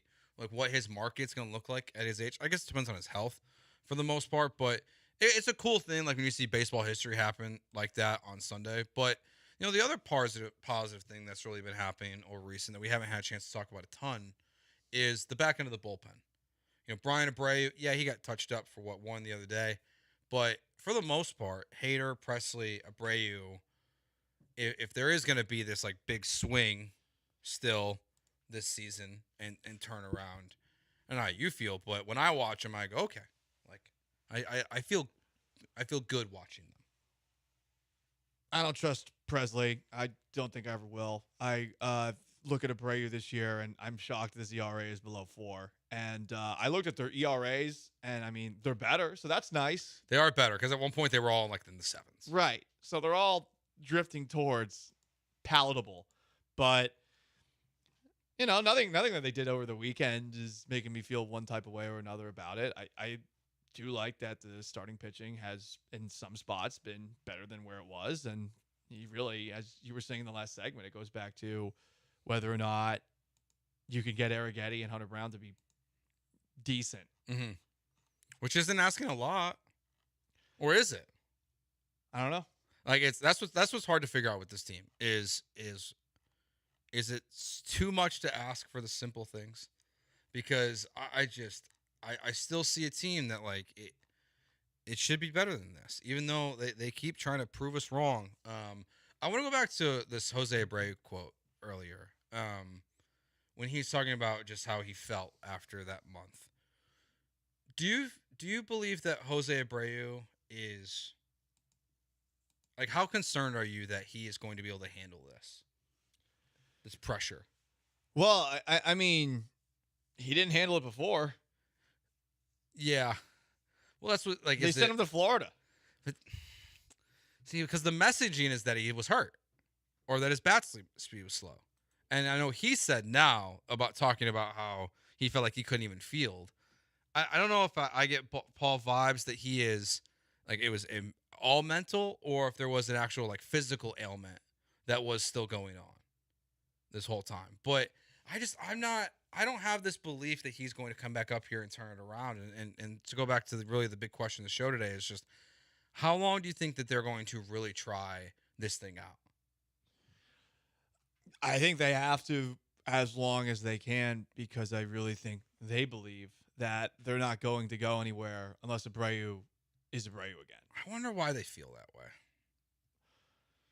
Well, because John Singleton's barely a major leaguer. Yeah, but it's one spot in your lineup.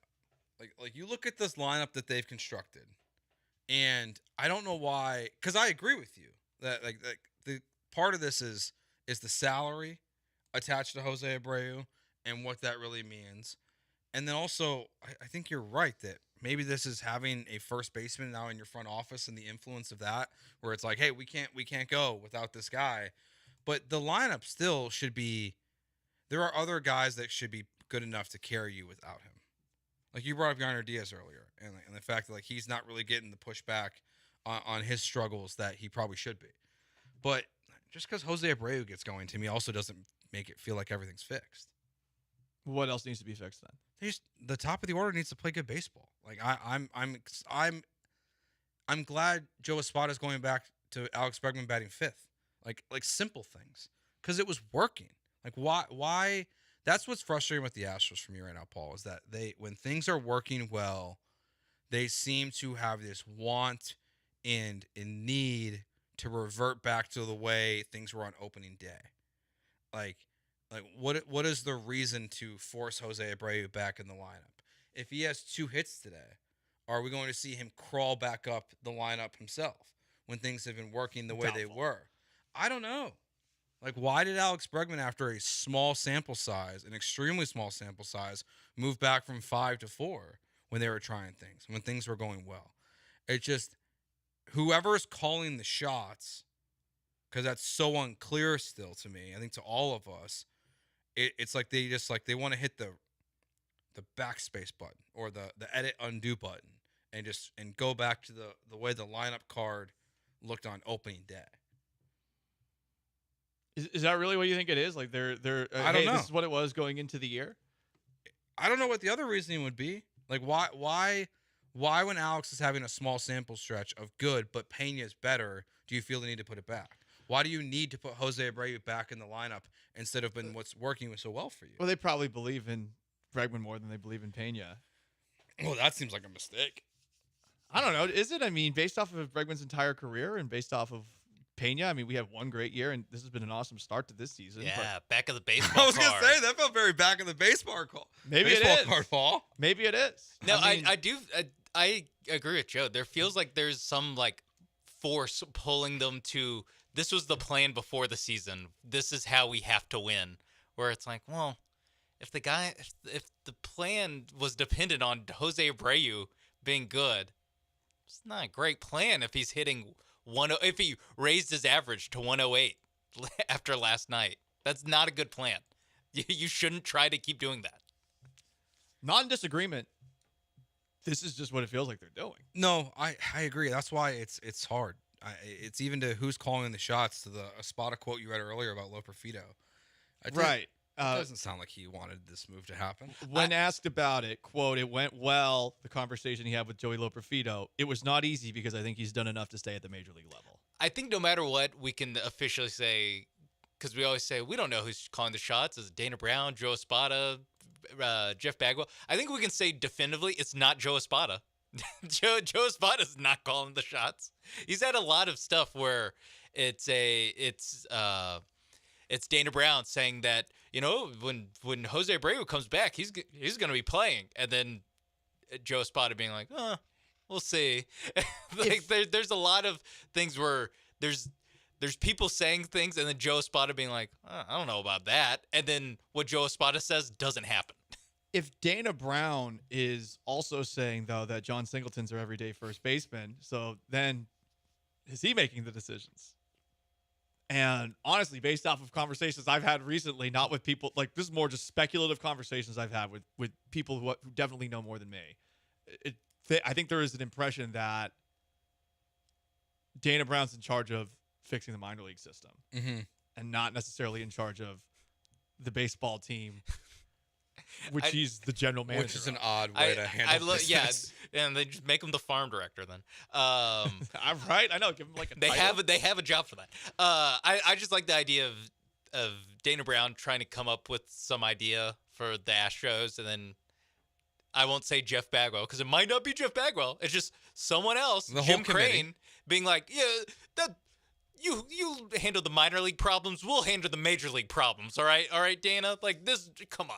Well, the best part about this is that if somehow Dana Brown has a job in like 5 years here, which doubtful at this point that he'll last that long with the Astros organization. He might quit before then. That like he'll fix the minor league system, and there'll be all these prospects that everyone wants to see come up and play for the Astros, and then Jeff Bagwell's gonna go, no, guy with the back of the baseball card.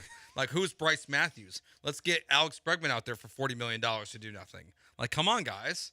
Like, who cares about these? Who cares about these prospects that you've cultivated for us, Dana Brown? I didn't even think about it, how funny it is. That, yes, I thought in one hand, yeah, it makes sense that Dana Brown would be the one that rebuilds the farm system. And then I also think it makes sense that there's not a chance he's still working for the Astros in 4 years. Zero. So whatever gains he makes will not be reaped. The benefits will not be reaped by Dana Brown himself. Do you think that's fair? Yeah, I feel like Dana Brown's going to be told to trade those prospects for some other player who perhaps is an ex-MVP that is older. Yeah, they're not fixing the farm system to make the Astros better, like with those players coming up. I think he's being told to fix the farm system. Like, would Dana Brown trade Joey Loperfido if it was his choice? I'm going to guess the answer to that is no. Will he trade him at the deadline for a veteran player? It wouldn't shock me if he's told to move on. Like, to me, there's a reason why The Athletic and these websites, when they keep trying to push this nonsense about Vlad Guerrero Jr. being traded to the Astros, that Joey Loperfido is the guy who's at the top of the list every single time. He shouldn't be, but that's what everyone keeps saying. The thing I don't get about the Vlad Jr. thing, so he would be playing first base? And then what would be happening with Jose Abreu? Good point.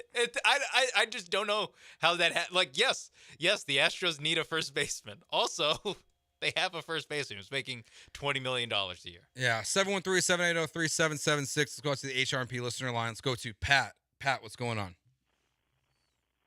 Hey, guys. I was just listening to your show, and we out here in the storm, so we don't have enough to do but listen, which is good. And, you know, a guy like Dusty Baker, he had more experience to tell Bagwell, you don't know what the heck you're talking about. Also, to balance Jim Crane, like, hey, stay in your place as the owner, and also with his spotter telling him, you're not ready for this now. Just goes to show his point. My man did a good job at micromanaging the players individually. What's your thoughts? I'm with you on that, Pat. I think there is something to be said for having been there and done that, and honestly just not giving a bleep because you're older. Exactly. Something to be said for that. And just like the pelts on the wall of just like, yeah, I'm Dusty freaking Baker. And meanwhile, Joe Espada just is not confrontational by nature, which we've talked about a couple of times over the last few weeks. And I think that lends itself to him perhaps being forced into doing things that he doesn't exactly see eye to eye with. But hey, maybe it's a bit of a leap to compare a interaction he has with an umpire where he's not lighting him up and everyone wants him to light up to a situation where maybe Jeff Bagwell's saying, hey, you got to play this guy. But I mean, what's the spot going to do? Paul, I'll be honest. I don't think it's a leap. Like it's the lack of emotion that this guy shows, the cool, calm demeanor is one. Like it gives the vibe that that's just who he is as a person. And I don't think it should be held against him necessarily, but at the same time, it lends itself to being forced to do things that you don't necessarily want to do. Yeah, because if the pitchers were healthy and pitching well, if the bullpen was pitching awesome, the offense was coming through, it'd be Joe Espada, calm, cool, collected, the composure. This Astros team doesn't get its feathers ruffled because Joe Espada doesn't get his feathers ruffled. But they're 6 games under 500, and he doesn't get tossed when Ronel Blanco gets tossed for sticky stuff. So now it's loser. Stand up for yourself. Be a man. That's what he gets hit with now. I think the Astros need they need something in between Dusty and Joe. Like you had Dusty Baker, who literally, to what you said, was I'm Dusty Baker. Like you can, what are you going to fire me?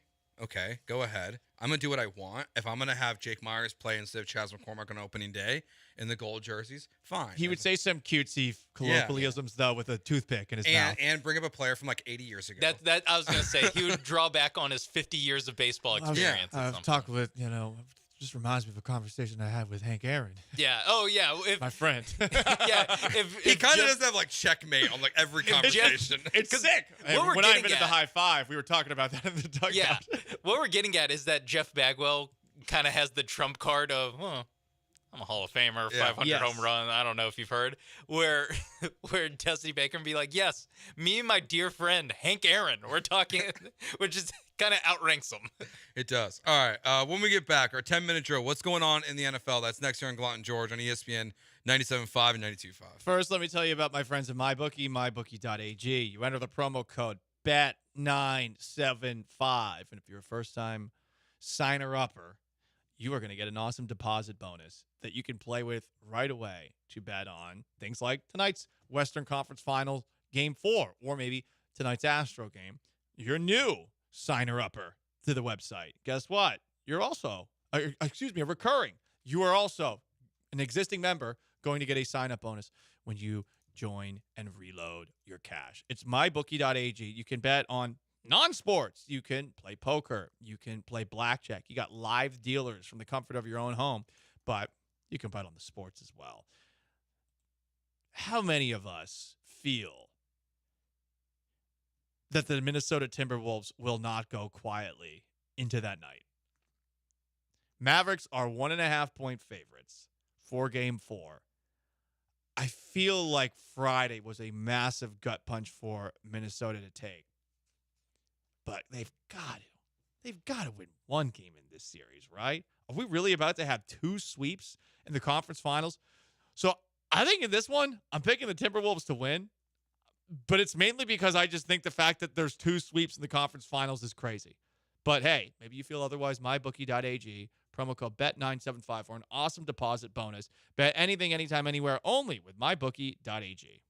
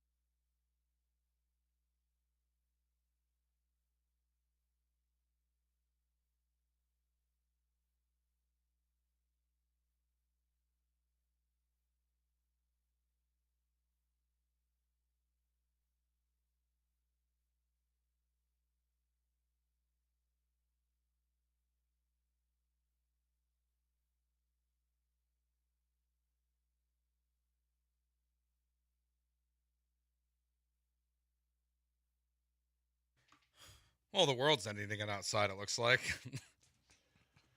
It looks It is awful out pitch there. black Again. outside. So there are 4 sides to this building that we are in. We are elevated up on the 4th floor.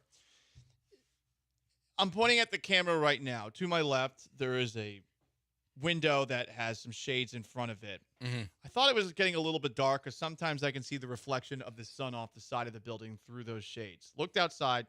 It's dark there.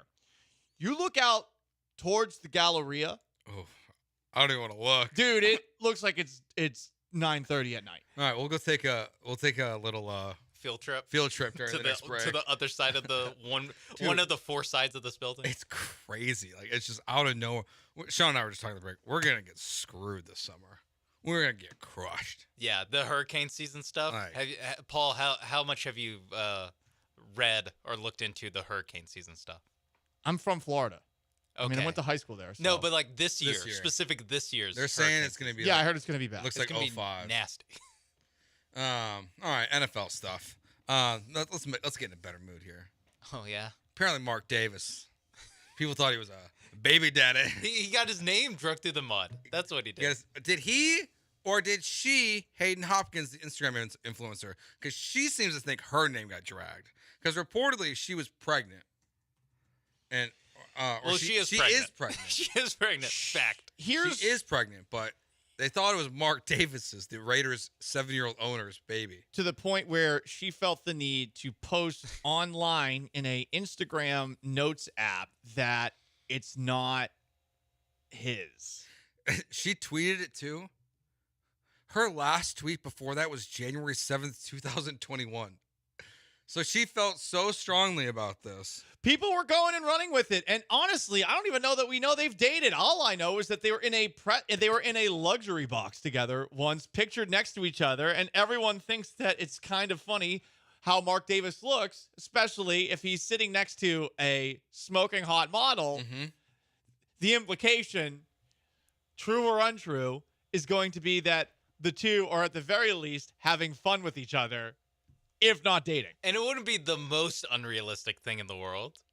like there's plenty of guys that look like Mark Davis that have a lot of money like Mark Davis does that have 26-year-old girlfriends. Yeah, I mean, didn't we go through like a stretch last year where all these like 7-year-old actors were popping out kids? Yeah, didn't De Niro Pacino and De Niro. Yeah, back-to-back weeks, we found out that they were having kids like, out of nowhere. So, sometimes being old and rich is. I just didn't like the tone of Hayden Hopkins. Oh, really? Just didn't like the tone. Why didn't you like the tone of it? What was it about the tone? You thought she was too defensive? Yeah. She said she was had to endure these false rumors. So you had to endure the false rumors of a billionaire having your child. Well, okay. Also, how often did this come up? Like before today, did we know who this woman was? Just the one time they were together, I think. Exactly. Like, what are we talking about? This isn't something where she was known throughout the land as Mark Davis's girlfriend. This is just a thing that it was one night on Twitter in 2022, and then it was 6 hours because of Dov Kleiman tweet yesterday. Yeah, like let's back off on I've endured these false rumors. Well, look. We all have standards, and if you're a woman that looks like her and people believe that you guys had a relationship, which she claims is false, based off of you two sitting next to each other, would you want people to think that you slept with that person?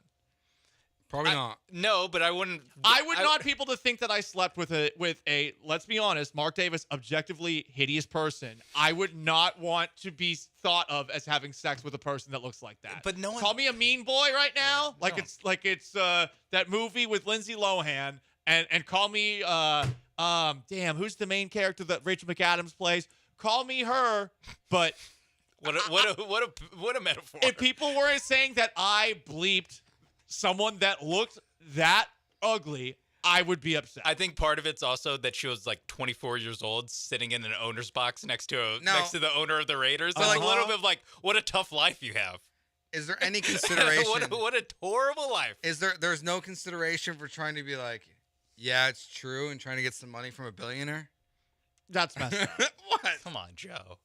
I'm just asking the question. It's just a weasel mindset. I will never be in this position. So I'm just asking the question. Like, they would have to have had a relationship then. Regina George, thank you very much, Junior Broncos. Because then Mark Davis would be like, I did not have sexual relations with that woman.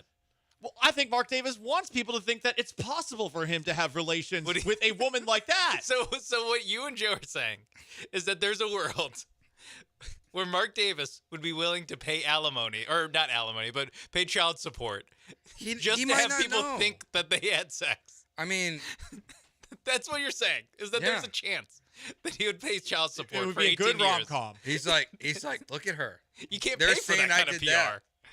What great PR. Yeah, like it's a good move. This is something that belongs in a rom-com. That would be it'd be a great rom-com.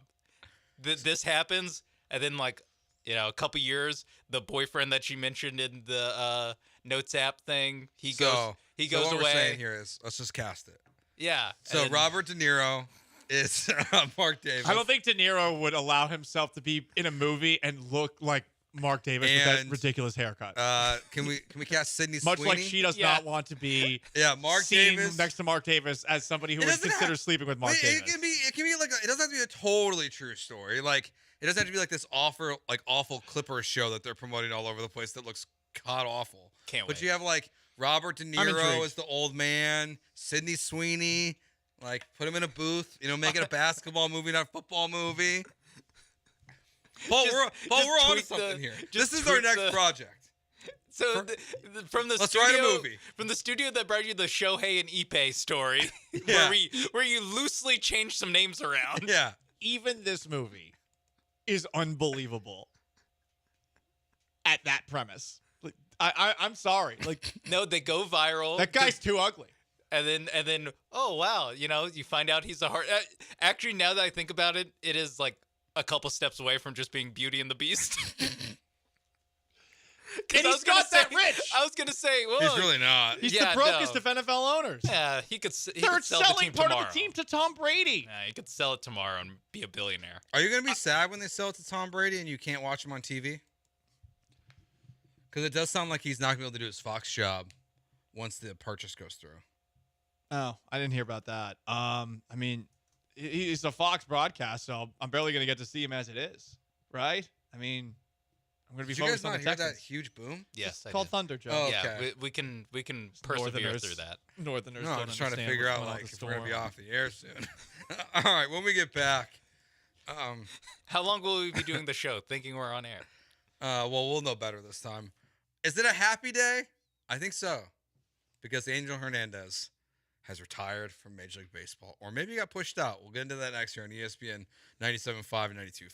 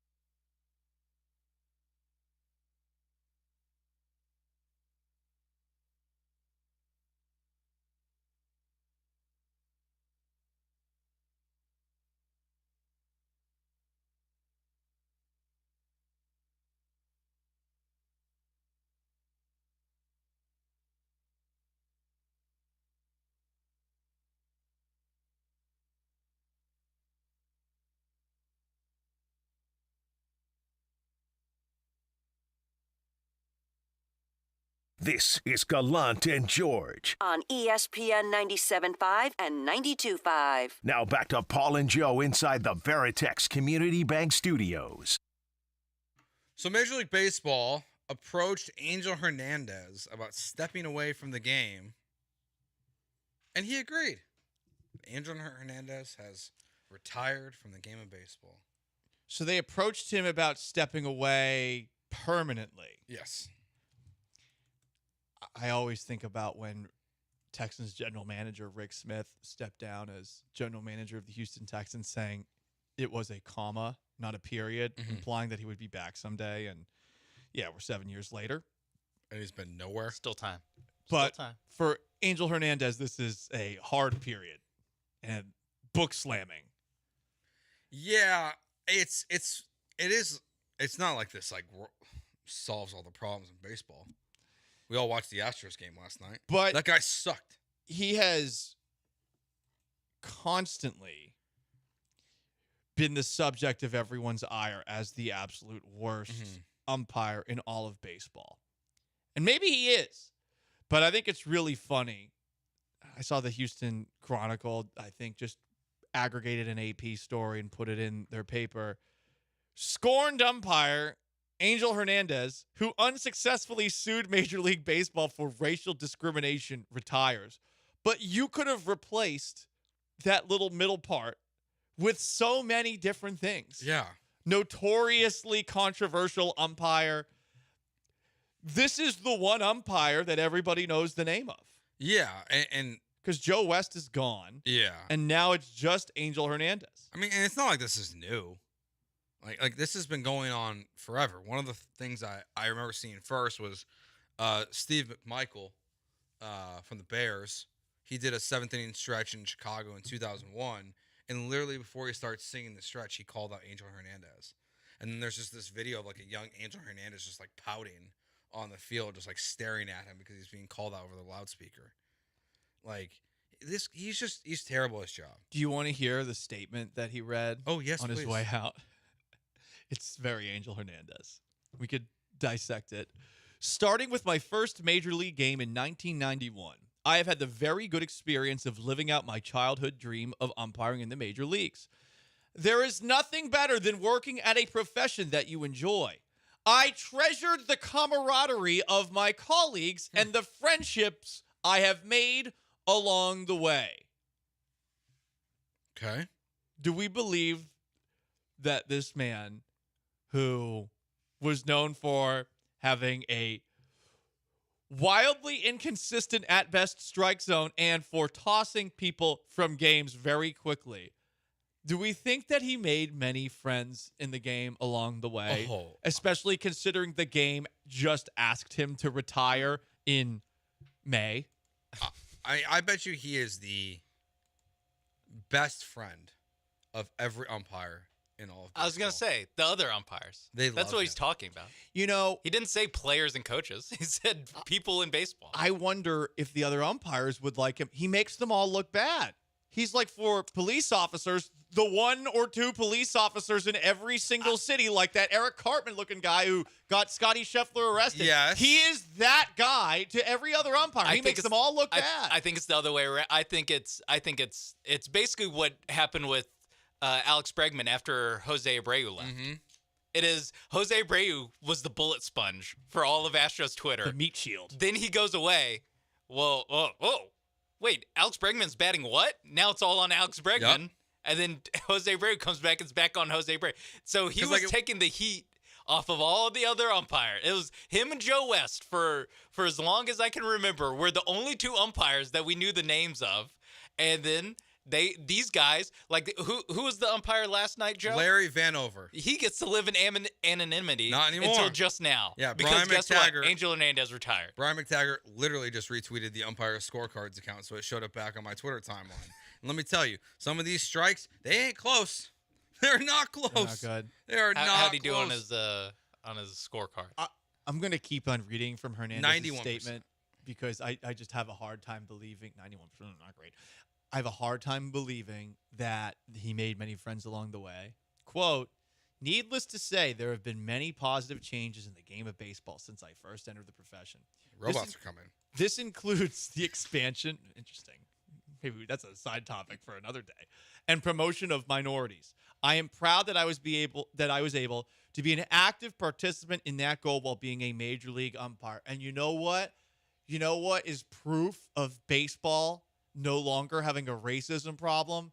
Is that Angel Hernandez sued baseball twice for being racist and lost both times. Mm-hmm. So he, one, pioneer as a minority umpire. Two, in a way, helped prove that baseball doesn't have a race issue with its umpires by successfully losing 2 lawsuits. I like how I said successfully losing. Yes. Because I think it's an accomplishment. He defended the shield. In 2024, if you can't win a lawsuit that implies racial discrimination, You really suck at your job. You really got to have no help on your side. Who put that case together? Was MLB's defense just like, look at these balls and strikes? You I- kidding me? I think so. That's why he's not. That's why I he's mean, I not don't know. umping postseason game. I don't know what else their argument would have been. Like, it's just he's literally terrible at his job. Like, he cannot be on the field Yeah. when the games matter the most.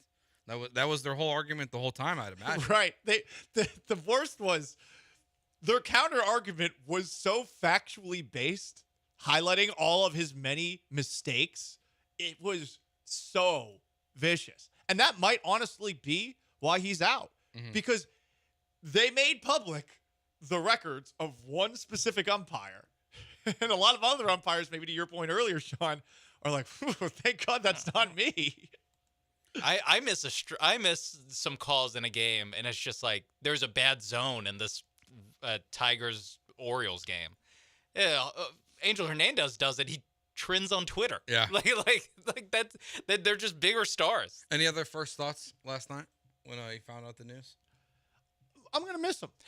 What is Ben Dubose going to tweet about? He'll find someone else. I saw him going back and forth some schmuck yesterday. It's the most pathetic thing I've ever seen. I had the split second the of Altuve cheating. The people who people on Twitter are going to accuse Altuve of cheating. Well, it's never going to stop. It's because it's the Mariners. The Mariners fans are always a little bit intense with it. For what it's worth, I'm told by somebody, a friend of mine who does camera work for the broadcast team over there, that Altuve after the game was signing autographs of the people who booed him. As he always is. You know, because he's Jose Altuve. He's a wonderful dog. Like Wonderful as dog. it is. Let's see. Okay, let's get some real world updates here. Center Point Energy is reporting that over 146,000 people are without power as storms are rolling through the Houston area. Is that from the last? I was gonna Today say, show how many or of those from- are new? No, this is from The 14 Future minutes. to Red This is show. from 14 minutes ago. And then a ground stop has been issued at George Bush Intercontinental Airport Tuesday afternoon due to the severe thunderstorms in the Houston area. Fun. No anticipation of when that would be lifted.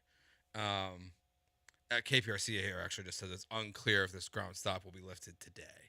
So looks lovely outside. All right, when we get back, let's unite the people. We hate the storm, and we love that Jose Abreu's back, right? I hate baseball without Angel Hernandez. We'll get to that next year on ESPN Bring him back. 97.5 and 92.5.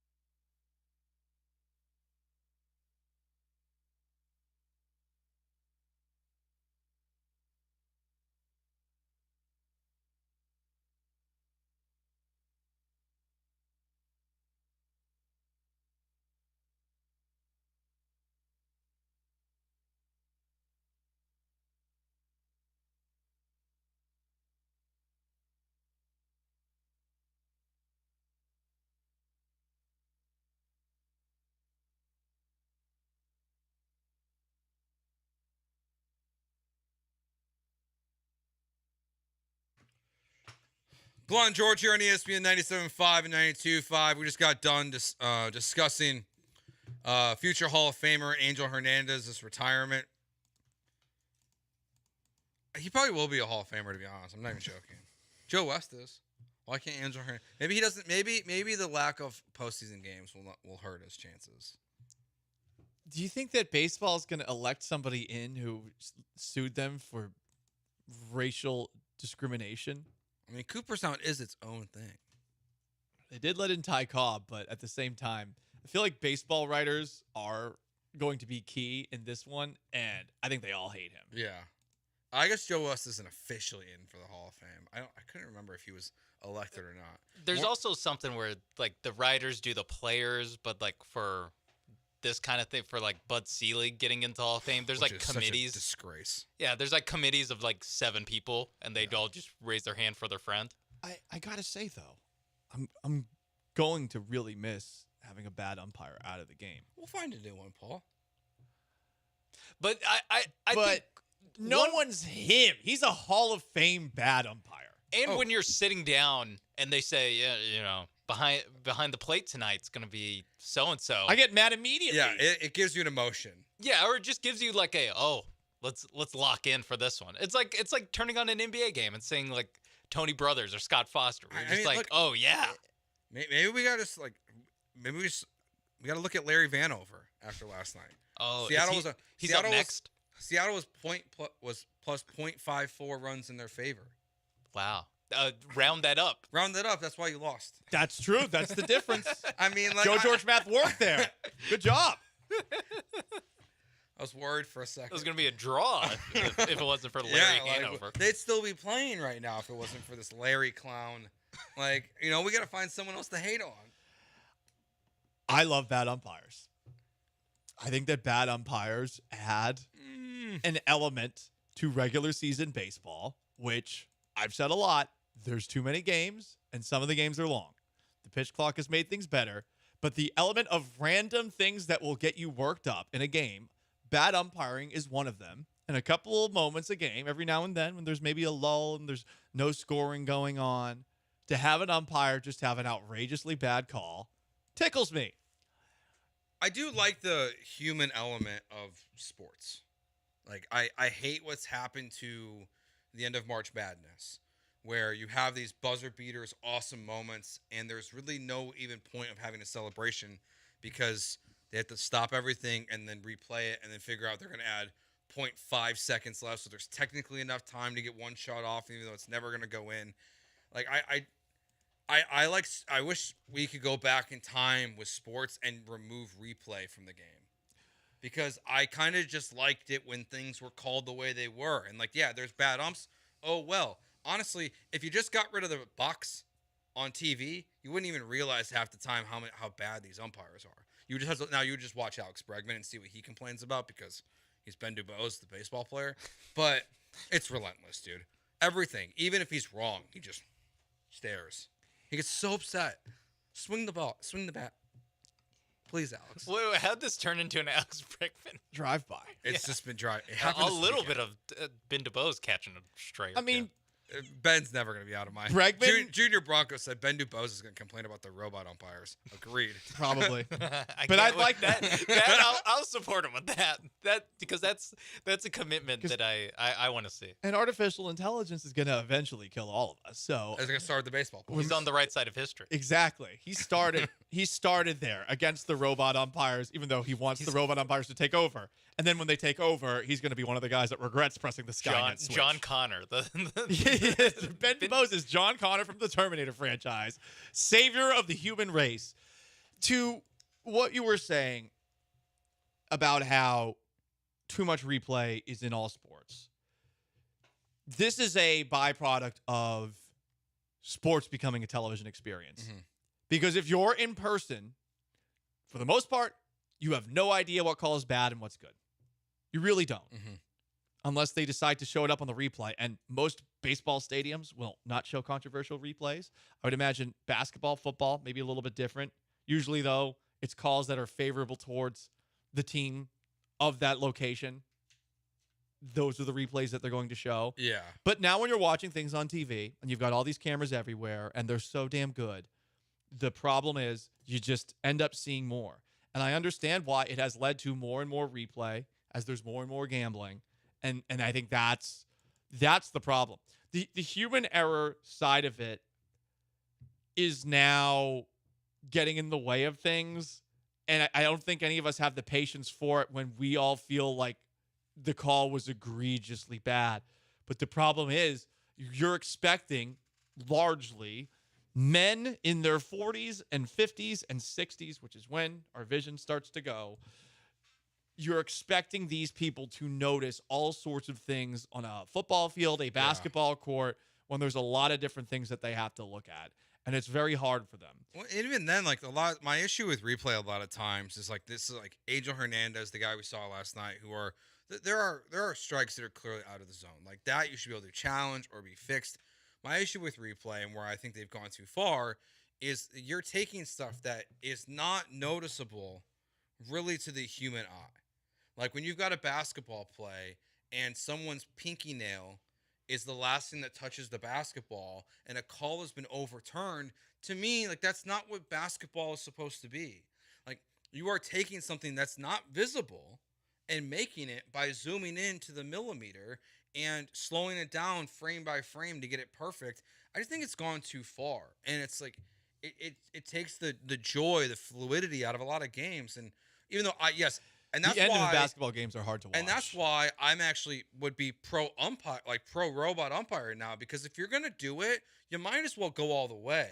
Like that to me is like why this is half-assed. Like there's certain things you can challenge and certain things you can't. It's so stupid. Like what they pick and choose what you can. You might as well just have, if you have the technology, the ability to get something absolutely perfect in baseball and football, just get it perfect, right? Like why can't we have a microchip in a football that just tells us when it's a first down? We do it in tennis. We do it in soccer. It would be a little bit more difficult to do with the football, though. Because it's elongated? Yeah, actually. Yeah, you're right. I mean, a tennis ball is a perfectly shaped sphere, and the tip of the football, if it goes past a certain point on the field, you can't determine when the runner is also making contact with the ground where they're officially down. Like, it's a little more difficult with that. Yeah. We'll get back into Jose Abreu here in the next segment, but what's your confidence the Astros can at least split this series now with the Mariners? Their arms give the Astros bats a lot of issues, and last night was another example of it. Over 14, when you are seeing that from your best hitters, from Kyle Tucker, from Yordan Alvarez, from maybe not Alex Bregman this year, but also Jeremy Pena in a row. Pena 0 for 4 with the 4 strikeouts. You would love to say that, okay, it's a one-time bad thing, but the bats for this team since the 2022 ALDS cannot hit the Mariners.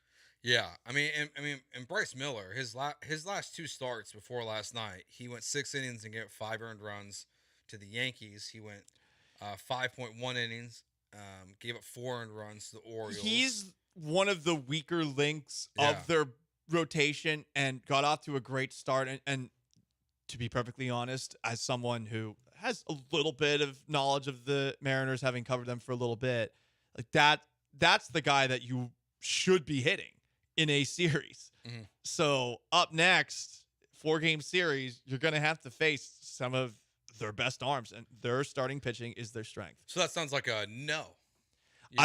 I think that they can split the series, but ultimately, I feel like a lot of what's happened over this stretch where they've gone 15-10 since Jose Abreu went down to West Palm Beach, and now they're 0-1 since he came back. I think a lot of what they've done recently, we have to add the context of they've been playing some cupcakes of late. This is a team that's in first place, not a very good team in first place, but still a team in first place that has beaten you 12 of the last 17 times you've played them. Yeah, so the matchups the rest of the series, so you got Hunter Brown on the mound tonight against Luis Castillo, Justin Verlander versus George Kirby, and then Spencer Arrighetti will go against Logan Gilbert on Thursday is your matchups the rest of the series. Yeah, I would say, like, if I'm going to go percentage, I'm probably like 40% belief that they will split this series and win 2 out of the next 3. It's just tough. Like you're saying, they're pitching. Miller's of his last 5 starts, the Mariners are 2-3, and the 2 wins are against the Astros. Mm-hmm. So it's you did get one. Luis Castillo he's arguably he can be one of the best pitchers in baseball. He's not this year, but he's so good. We saw that when he was acquired by the Mariners. He was absolutely incredible for them. So it's obviously it's possible, but the biggest thing you could ask for right now is you need Hunter Brown to show up tonight. You need a follow-up appearance to what you got from the last start, where there was such encouraging signs in that last start that you see a follow-up appearance from that tonight. I think it would just make everyone feel a little bit better about where they're at. I'm a little surprised we don't have any updates on the forearm boys yet. Weather, It is pretty gnarly. A little plausible deniability. The weather is end of the world-esque outside, a little Armageddon-y. Yeah. What are you worried That's about? what the Astros are going through. You're worried about your Armageddon. stuff on your patio right now? A little bit. But apparently Sean said there's 12-mile-per-hour winds, so I'm okay. That's from AccuWeather. Let's see the way he's backtracking right now. I just want to know because I He's don't want it trying to to make become sure that you don't come in tomorrow blaming him for everything. Exactly. This is what my models and projections are saying. If I'm wrong, who cares? I miss being able to ignore the alerts on my phone. Don't you miss where it was an old person escaped the inmate facility that they're at? Excuse me, the nursing home that they're at. There's a silver alert because there's an old person that's driving a Buick and probably shouldn't be. I miss seeing those and being able to ignore them because now all of a sudden when I get them, it's derecho, hurricane. Everything's bad weather updates. Yeah. And now I keep on looking at my phone. I've gotten 3. So I got a hail warning. Yep. I got a flood warning. Not good. No wind warning, at least. Well, that's positive. No tornado warning. Good. But I mean, now I'm looking at my phone not for the things I want to, for dating apps and Instagram, which have been off my phone for a while. No, now it's. So you haven't backtracked. No, I was worried. I felt like 3-day weekend, Paul. I said I was gonna go until the end of the month, and I'm probably gonna go a little bit further before we get back on all of those. I think I'm gonna go till June 8th. Text line here from the 512. Driving around right now. Thanks for texting and driving in this storm. Stay safe. Trash cans in the street everywhere. Paul's patio is screwed. What part of town are you driving in? It's a good point. We don't know where Paul and this person, we don't know if they're in the same area. But then again, there are listeners who have seen Paul in person and just stare at him instead of saying hello. Good move. Keep that up, guys. Don't bother him. Keep that up. You know how Bill Walton was the most approachable person, Paul? Give him a space. You know what? That's such take a load picture crap. of him. That's such a that person. Just take hide and take a picture of him and then tweet it. I had a long conversation on Friday night with some person who came up to me at McIntyre's, and it was awesome. It was great. He made my day. He was like, "Oh, I'm a big fan." Blah blah blah. And he might not have even been a big fan, but it made my night that guy came up to me. I'm very approachable. Just don't approach me in the middle of a segment when you're hammered.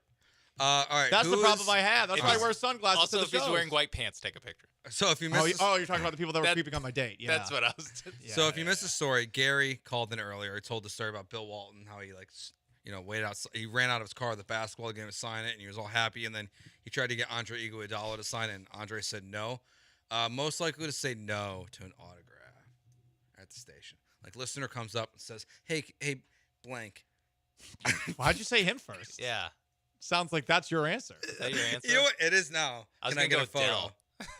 Yeah, that would be my answer. I think Dell would be like, "Why do you want this from me?" Yeah, Dell would be like, Dell "Are would be you like, sure?" I guess. If you really want to waste a photo on your camera, you can take a photo with me.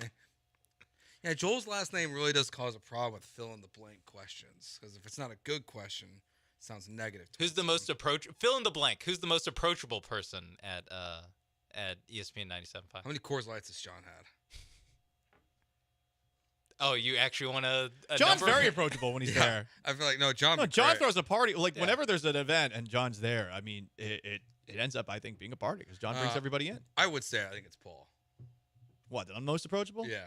feel like I'm most approachable if I'm not doing the show. But if I'm in work mode, I do have really bad resting bitch face. Yeah, it happens. It's okay. I just constantly look like I'm angry, and sometimes. Yeah, I was gonna say sometimes it's nothing to do with like the actual situation. It's Sometimes just, it might just be me. or just like Sean. his mouse right clicked when it should have left clicked, and now he's frowning for the thing. now he looks like he wants to murder someone. The things I get mad at are when technology fails me. That's my number one. Drives me crazy. And the other thing is usually has to do with myself and being doing something that I know I shouldn't have. I will say technology failing is maybe the worst thing on the planet. Technology should never fail. Yeah. Like we have, I walked in today, we still had a computer that was, the power strip had been flipped off from the storm, and I tried to turn it back on and it didn't work. So there's just all those codes, and it's like, push F5, and I pushed it and nothing happened. All right, when we get back, are the Astros, the decision makers, and Jose Abreu, are they built for the nonstop scrutiny? Even something Paul said in that last segment stood out to me about Jose Abreu that we'll get to next here on ESPN 97.5 and 92.5.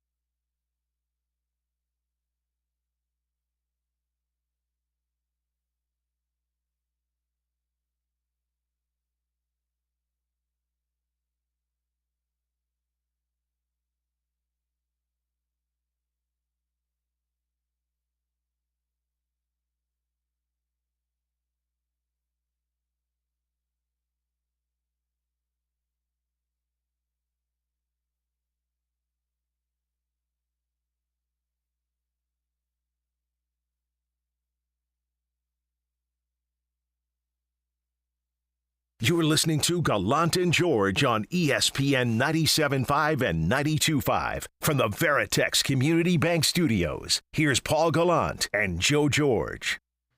So Paul put this question on our rundown today. Are the decision makers for the Astros and Jose Abreu built for the nonstop scrutiny? And I was thinking this earlier, if there's going to be like a pre, middle, and end story of the Astros season. You just kind of alluded to it, Paul. You said they're 0-1 with Jose Abreu back in the lineup. I do feel like that's something that's going to be very with Jose Abreu, without Jose Abreu, with Jose Abreu, and then probably without Jose Abreu again at some point this season. And we're going to look at the Astros season in 2024 at the end of it, whether they win the World Series or miss the playoffs. And we are going to look at this team and say, look what they did with this guy and look what they did without him. And we're going to have a lot of probably issues with the way they handled it. Interesting. Yeah, So Jose Abreu's return is going to be like what we used to have with BC. Yes. Before Christ and AD Anno Domini, which have been changed to BCE, before Common Era, and then to Common Era. So we're going to have with Abreu, without Abreu. WJA, and then PA. And then with Jose Abreu back. So it's like, because you have the different sections. Because like you have the original life. Let's not be bad at grammar and English as well on this show. Sorry. So I'm going to say Jose Abreu, JAF. Okay. Jose Abreu in Florida. Okay. And then JAH, Jose Abreu, Houston. Okay. So we have Jaff and Ja.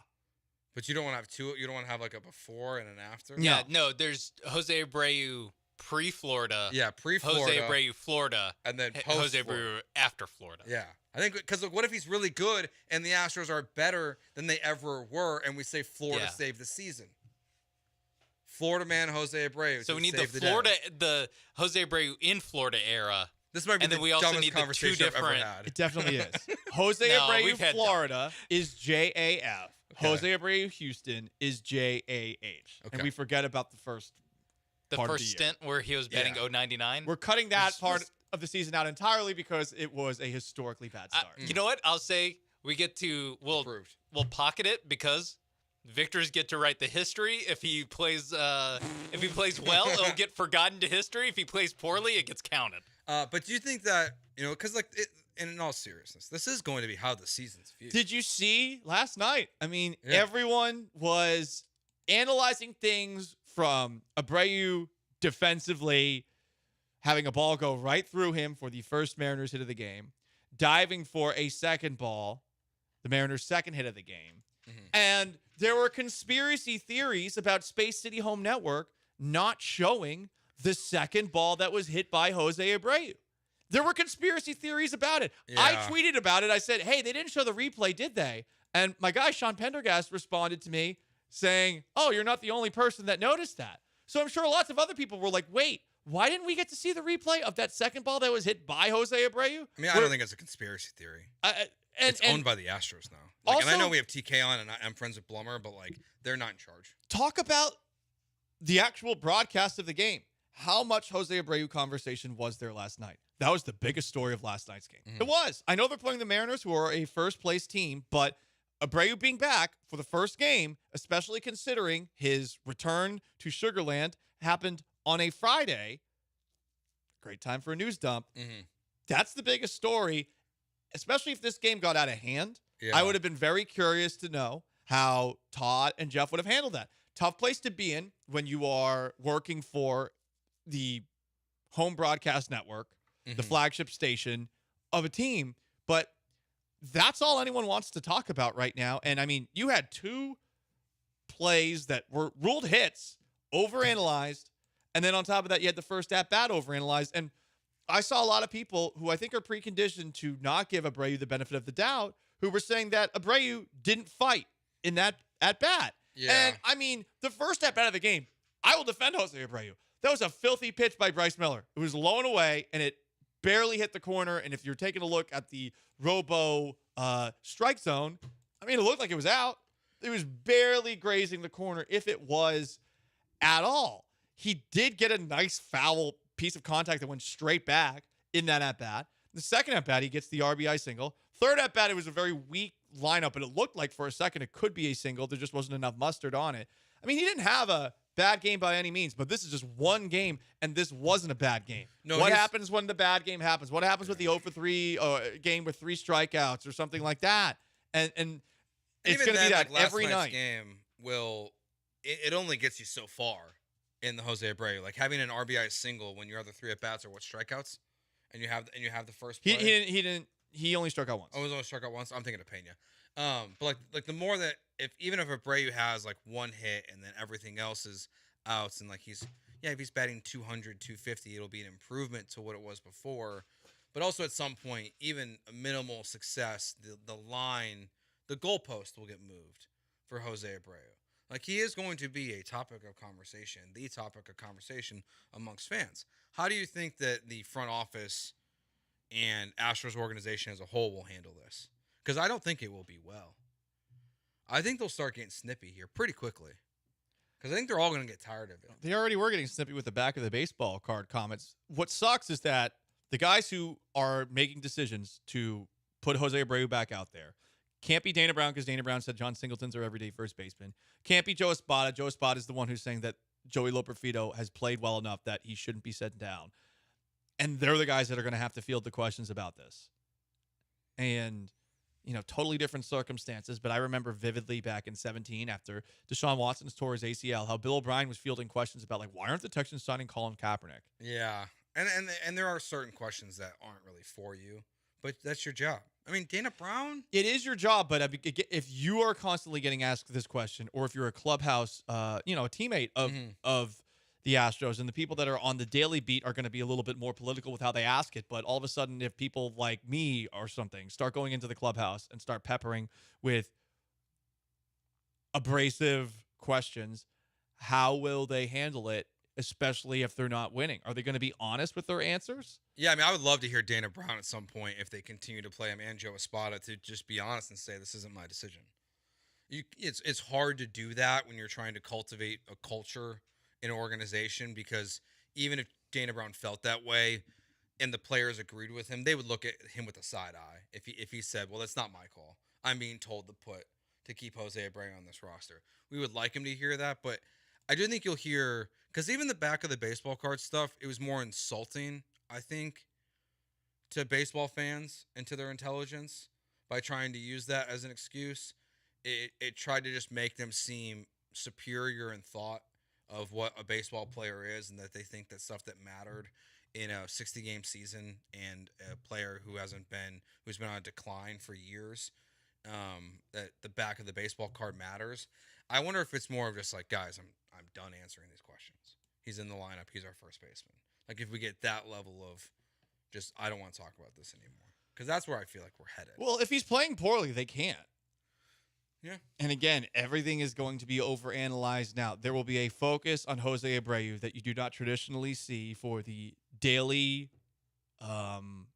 stat line, the daily defensive plays. He will be getting a focus that other players are probably more deserving of. Say Alex Bregman, who you've brought up a couple of times on today's show with his issues and him getting moved to the 5th spot. If you have to continue to play the guy, you know that people are going to continue to ask the question. Because to me, it is a bigger story. Like, what's going on with Bregman? What's going on with the top of the order? Like, I mean, the top of the order, Tucker's in the midst of a career year. Altuve's playing well. Pena's playing well. It's Jordan's been not Jordan this year, and Bregman has been a bad player. Yeah, it's those should be at this point the bigger story, because even though the eyes will be on Jose Abreu, I think we also all know at this point too, like, this is what it is. They're going to run him out there, and they're probably just going to do it the rest of the year, and there's not much you can do about it besides watch it unfold and kind of pray that it gets a little bit better. But important to note, he was 1 for 3 last night. That's a 333 average. He had an RBI single. This is just what is going to be focused on more than it should. What do we say, Paul? Maybe it ends up being a convenient meat shield, much like Angel Hernandez was for all those bad umpires the rest of the way. Maybe the season started yesterday. We tried it before. Jose Abreu Houston era and the Jose Abreu Florida era. Today is the most important day of our lives. That's so true, but it always is. The most important day. This is the day. You know what? His life. This is the day it all turns around for Jose Abreu. Actually, yesterday, because he raised his average by going 1 for 4. Hey. 3. 1 for 3. What's the wager? $250 who cares? For my little goatee thing? He has to like triple his average. All right. There's something going on in the NFL media that I don't understand. It started the day Blake Fisher got drafted. It continues. Every single person that talks about the Houston Texans and the right tackle position says it's a priority or a question mark, and I don't quite understand. We'll get into that next year on ESPN 97.5 and 92.5.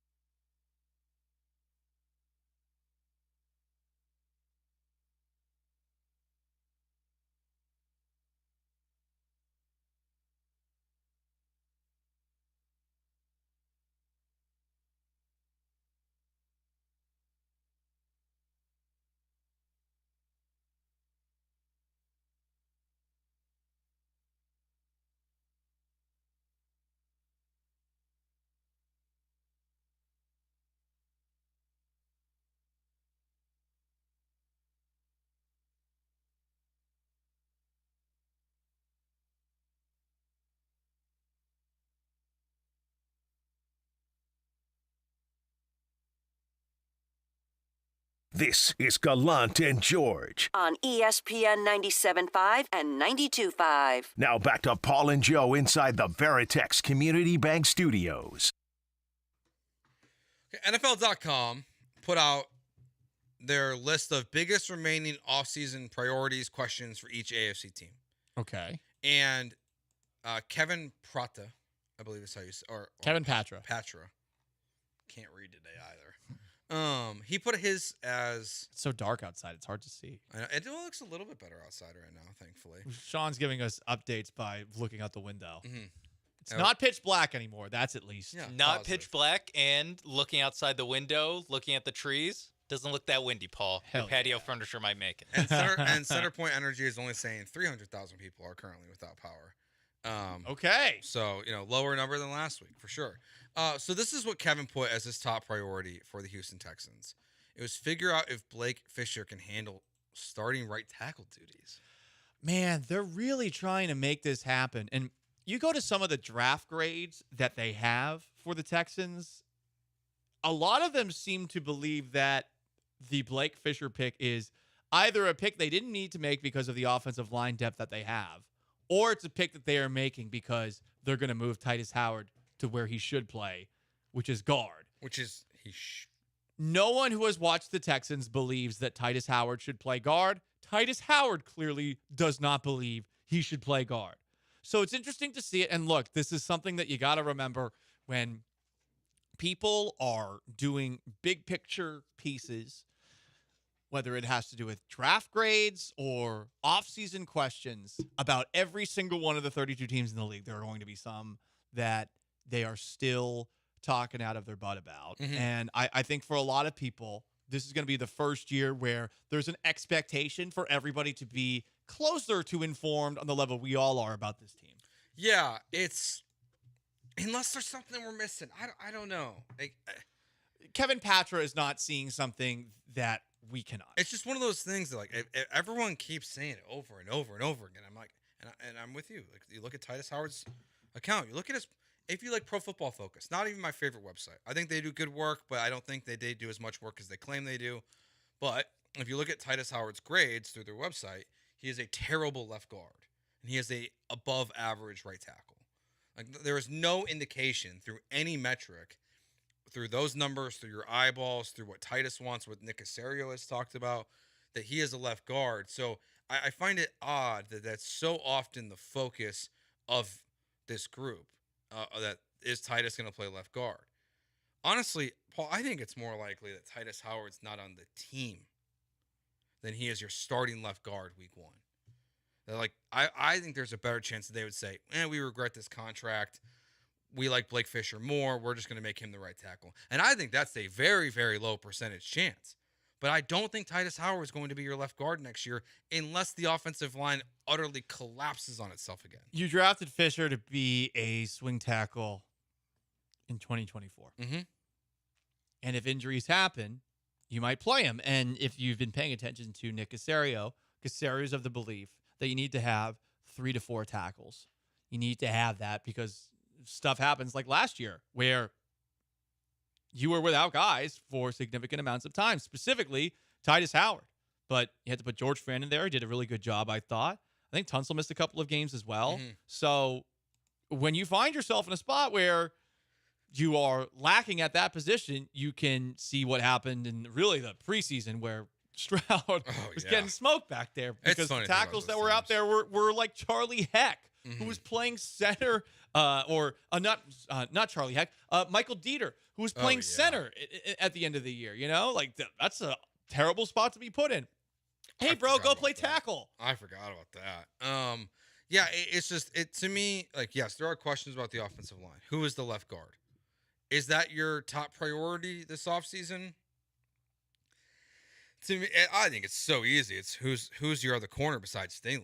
Yeah, it's definitely number 2 corner. Number 2 corner, there's no answer there. And I did a little post about this last week.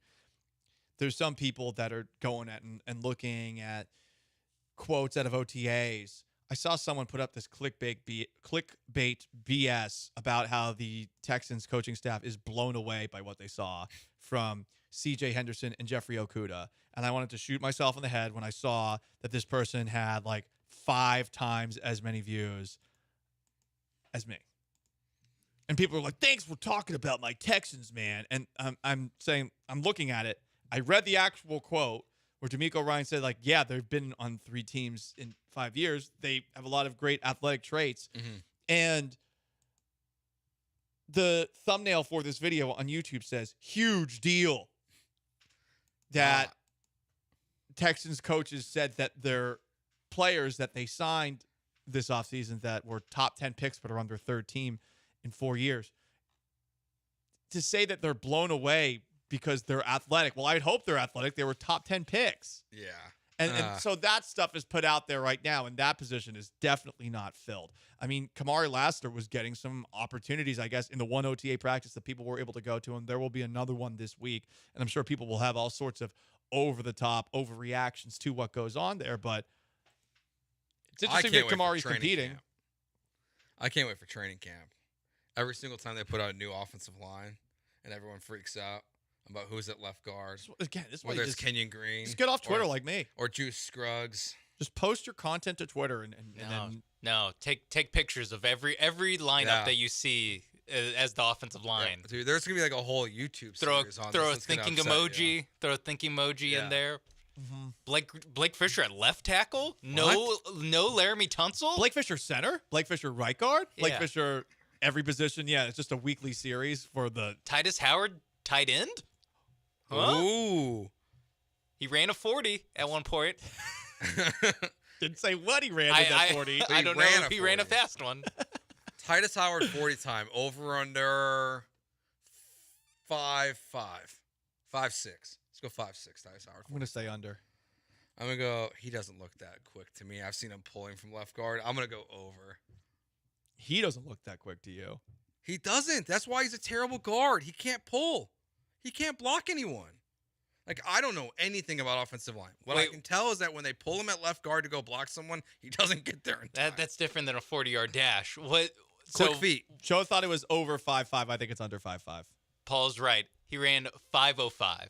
That's pretty good. That's as fast as me. He ran a Here's 5.05 Joe 40. over here. Joe, who I'm sorry, you do not look quick either. I never said I was. I will say that isn't. I'm at least faster than Titus Howard. He's in the 87th percentile for. That's pretty good. I thought. I mean, I'm assuming Titus Howard, tight end. If you're drafted at Alabama State, I think. Yeah, in Alabama the State. first round, you're probably athletic. He's a big dude. It's so funny. His and that's what is literally if you go to his pin profile on his pin tweet. It's his 40 time. No, it's not that, but it's his draft profile. Okay, it should be right his 40 slash time. left tackle, handles speed easily, excellent versus Auburn.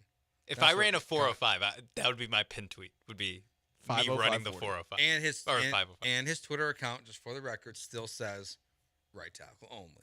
For the Houston Send that to NFL.com, buddy. Yeah, Kevin Patra. Come on, bro. They're all going to keep pushing it until he starts at right tackle every single game this season.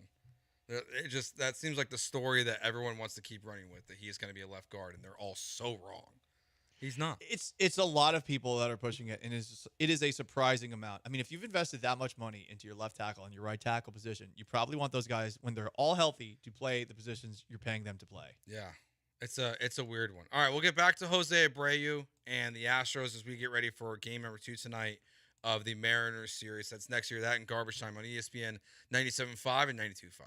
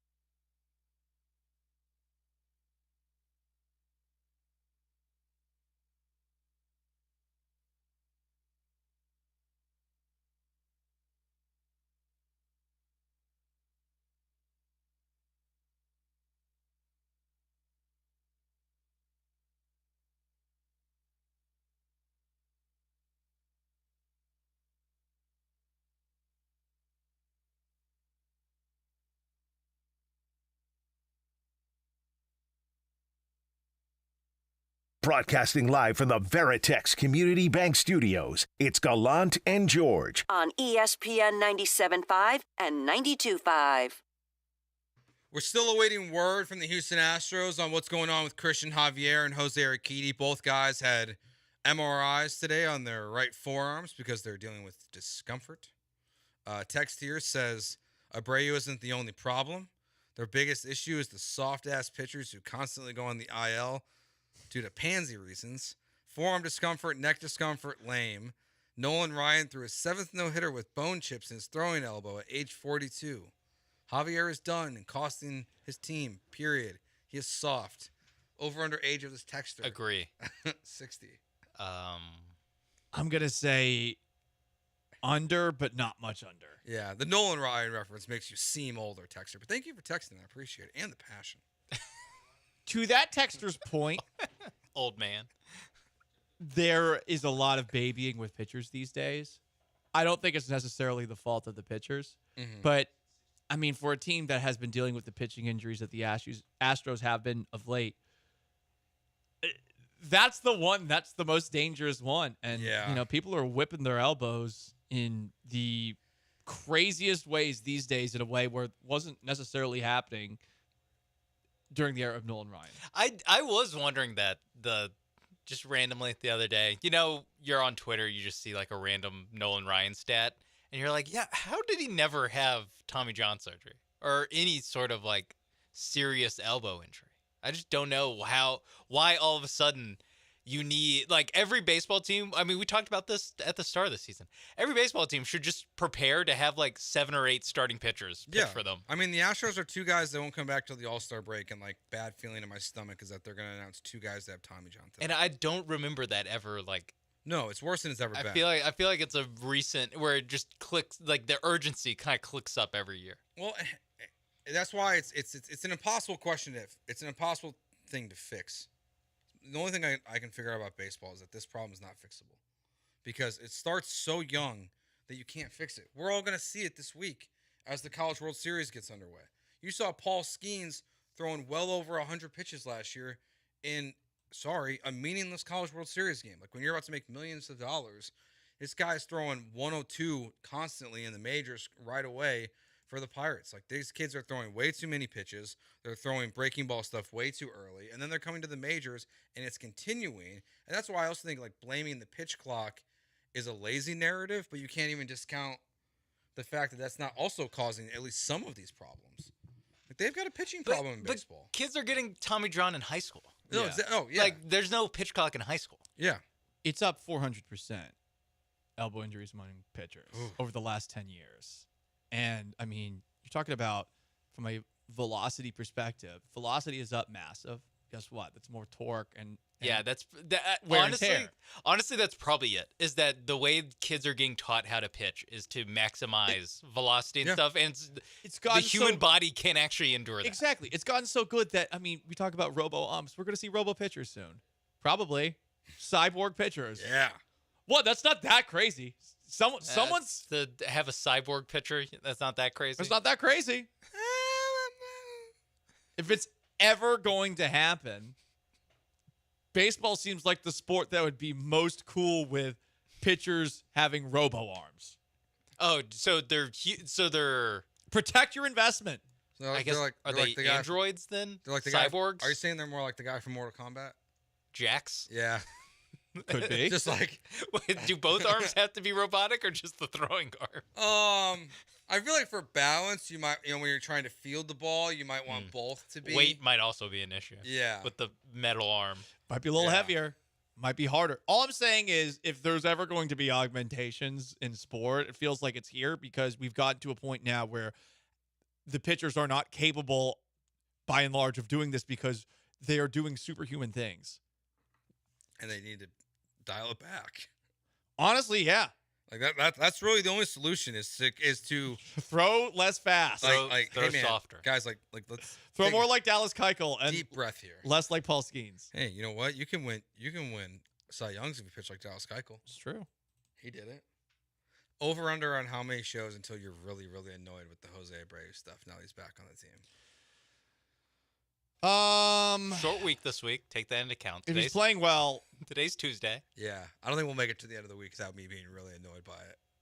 I think And you'll we'll be more continue to annoyed talk by it. about it. I think you'll be more annoyed by it. Yeah. I think I realize that this is a easy thing to go back to on a daily basis.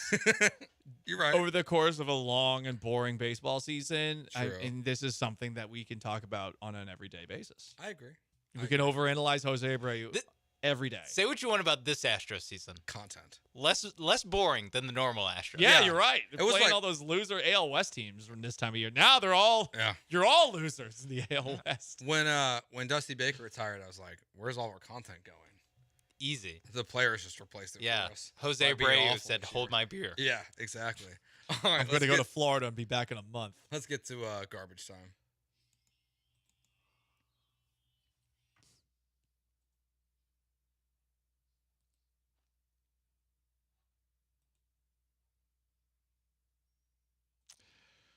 Some of the images of downtown Houston right now and the most recent edition of apocalyptic storms are something else. If you're out on the road, we hope that you are doing well.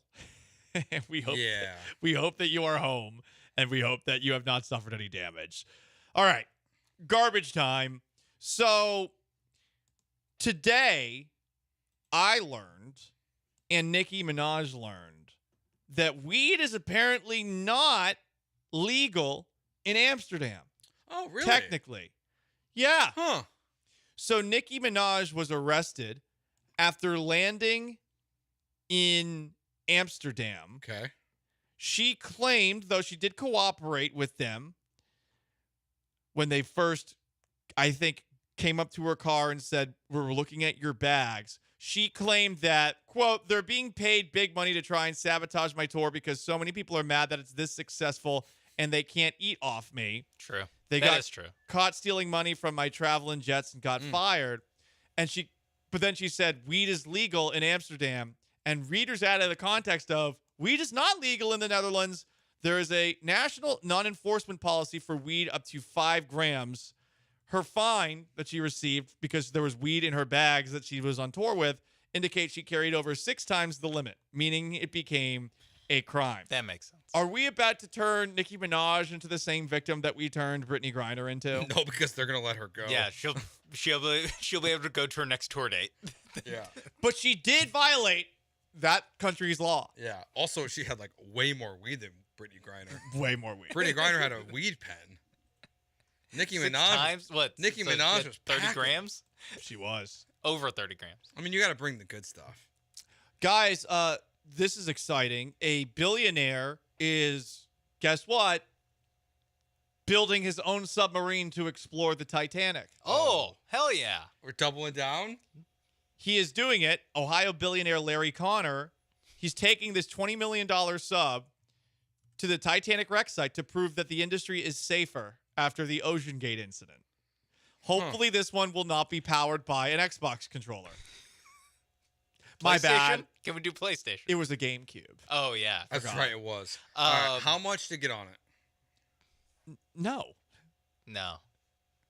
I don't know how much it costs for somebody else to get on it. I know that they could say, How much we'll is it? pay you to go on it, and I will still say what no. What if it was like, if it implodes, your family gets like 10 times the money. So so if you make it back alive, you get $1 million. I'm not going to If you share what's die- going through my if head. you die, Your your family gets 10? gets 10 million. I am not going to share what's going through my head right now. What I will say is I am not getting in there so that my family can make $10 million on today, May 28th, 2024. 28th, yeah. Yeah. All right. Good luck to this person. I would never imagine. When I first saw ever this possible. headline, I thought it was a tweet from last year. Nope. I was like, wait, Yeah. is this not The just what happened anniversary last year? The anniversary is, I believe, June 23rd. I could be wrong of the submarine imploding. Are we going to do something special for that? Or? No. No. I think we're just going to be all thankful that we're not an idiot billionaire that wants to play with the toy.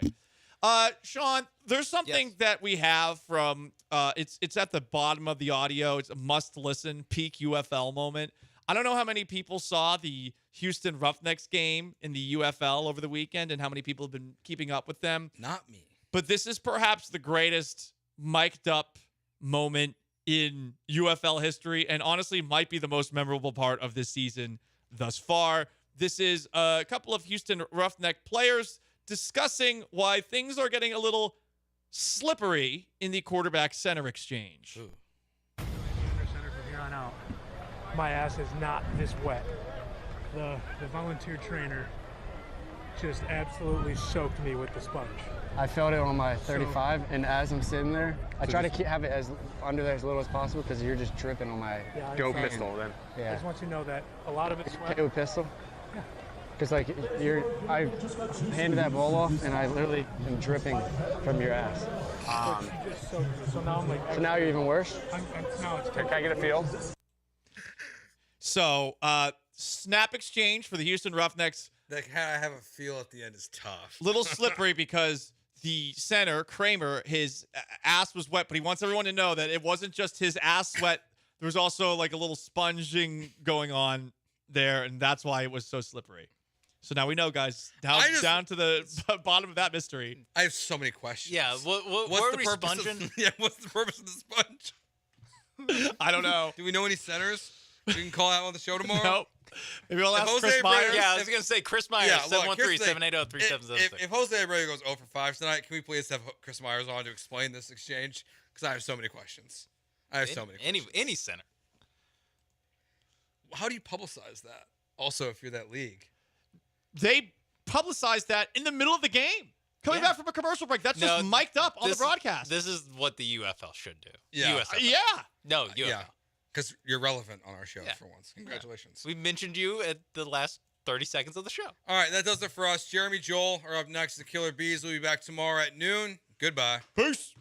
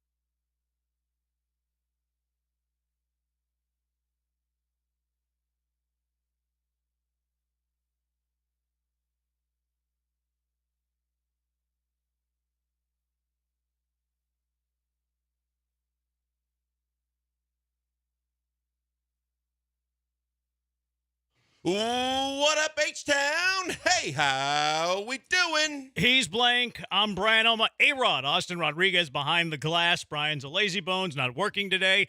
It is a Taco Tuesday edition of the Killer Bees on ESPN 97.5 and ESPN 92.5. How about this weather? We cannot catch a break from the weather in this area. I was about to shower after I finished prep today. I thought there was a tornado coming through my neighborhood. My neighbor's fences are down. There was street flooding. 75-mile-per-hour winds reported at Bush Airport. This is planes insane. are grounded right now. It makes sense. Yeah, the lightning. I don't want them flying the lightning 70 in miles. Sugarland was ridiculous. Was it really? I haven't, I've been away from the news because I was, dealing with my own stuff. It's incredible. We can't get a break from the weather in this city. Well, and the other thing that I don't understand, as much as these meteorologists are supposed to keep you ahead of the game, it's going to rain today, 60% chance. How about this one might be a doozy? I mean, we didn't get that last week, and it was a doozy. And now we got another one right on top of it. And all I heard this morning was, there's about a 60% chance we might get some isolated storms today. No, this was an MFer. This was a big one, and it came on in a short period of time. I think one day I'm going to be mayor of the city of Houston. One day. I don't know what day that's going to come. Would you vote for me if I was running for mayor? It depends on who you're running against. You like who they have currently in office? I mean, not even Whitmire. I'm talking about it really depends on who you're running against. If they have a heartbeat, I'm probably going to support them. The ticket, that's mean. The ticket that I'm going to run on is whenever there is bad weather, all the toll roads are free. That'd be awesome. All free. Why are we charging toll whenever we're having derecho storms and tornadoes and hurricane? Why in the world are we charging tolls during that time?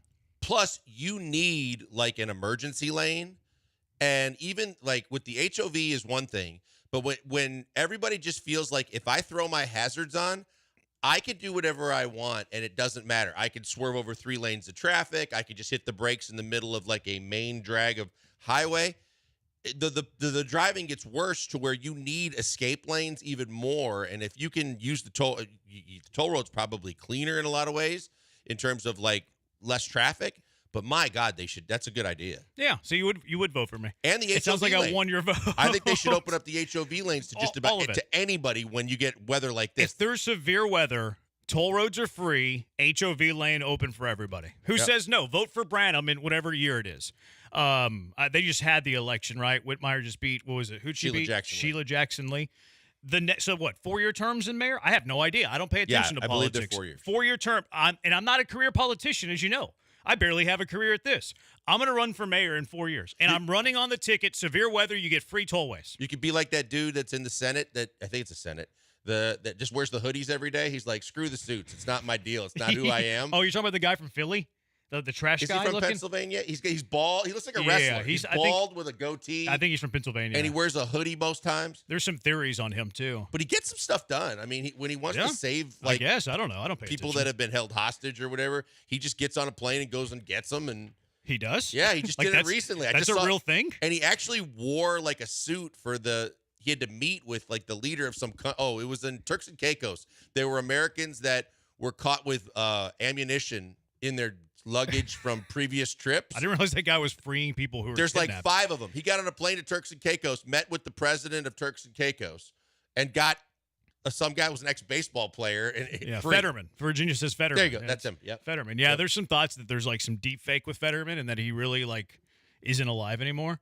Or he's in a coma. There's some crazy conspiracies out there. Yeah, there's some crazy conspiracies out there. I mean, if he just did this and they interviewed him, I think he's okay. Well, they're saying that's the fake person that's doing the interviews for Fetterman, and that the real Fetterman's in a coma or something. I don't know. I don't pay attention to this sort of thing. I don't pay attention to politics. I don't care about politics. That's amazing to me is you can just write your own ticket to do whatever you want for as long as you want. If you get in and win at least one election, Sheila Jackson Lee.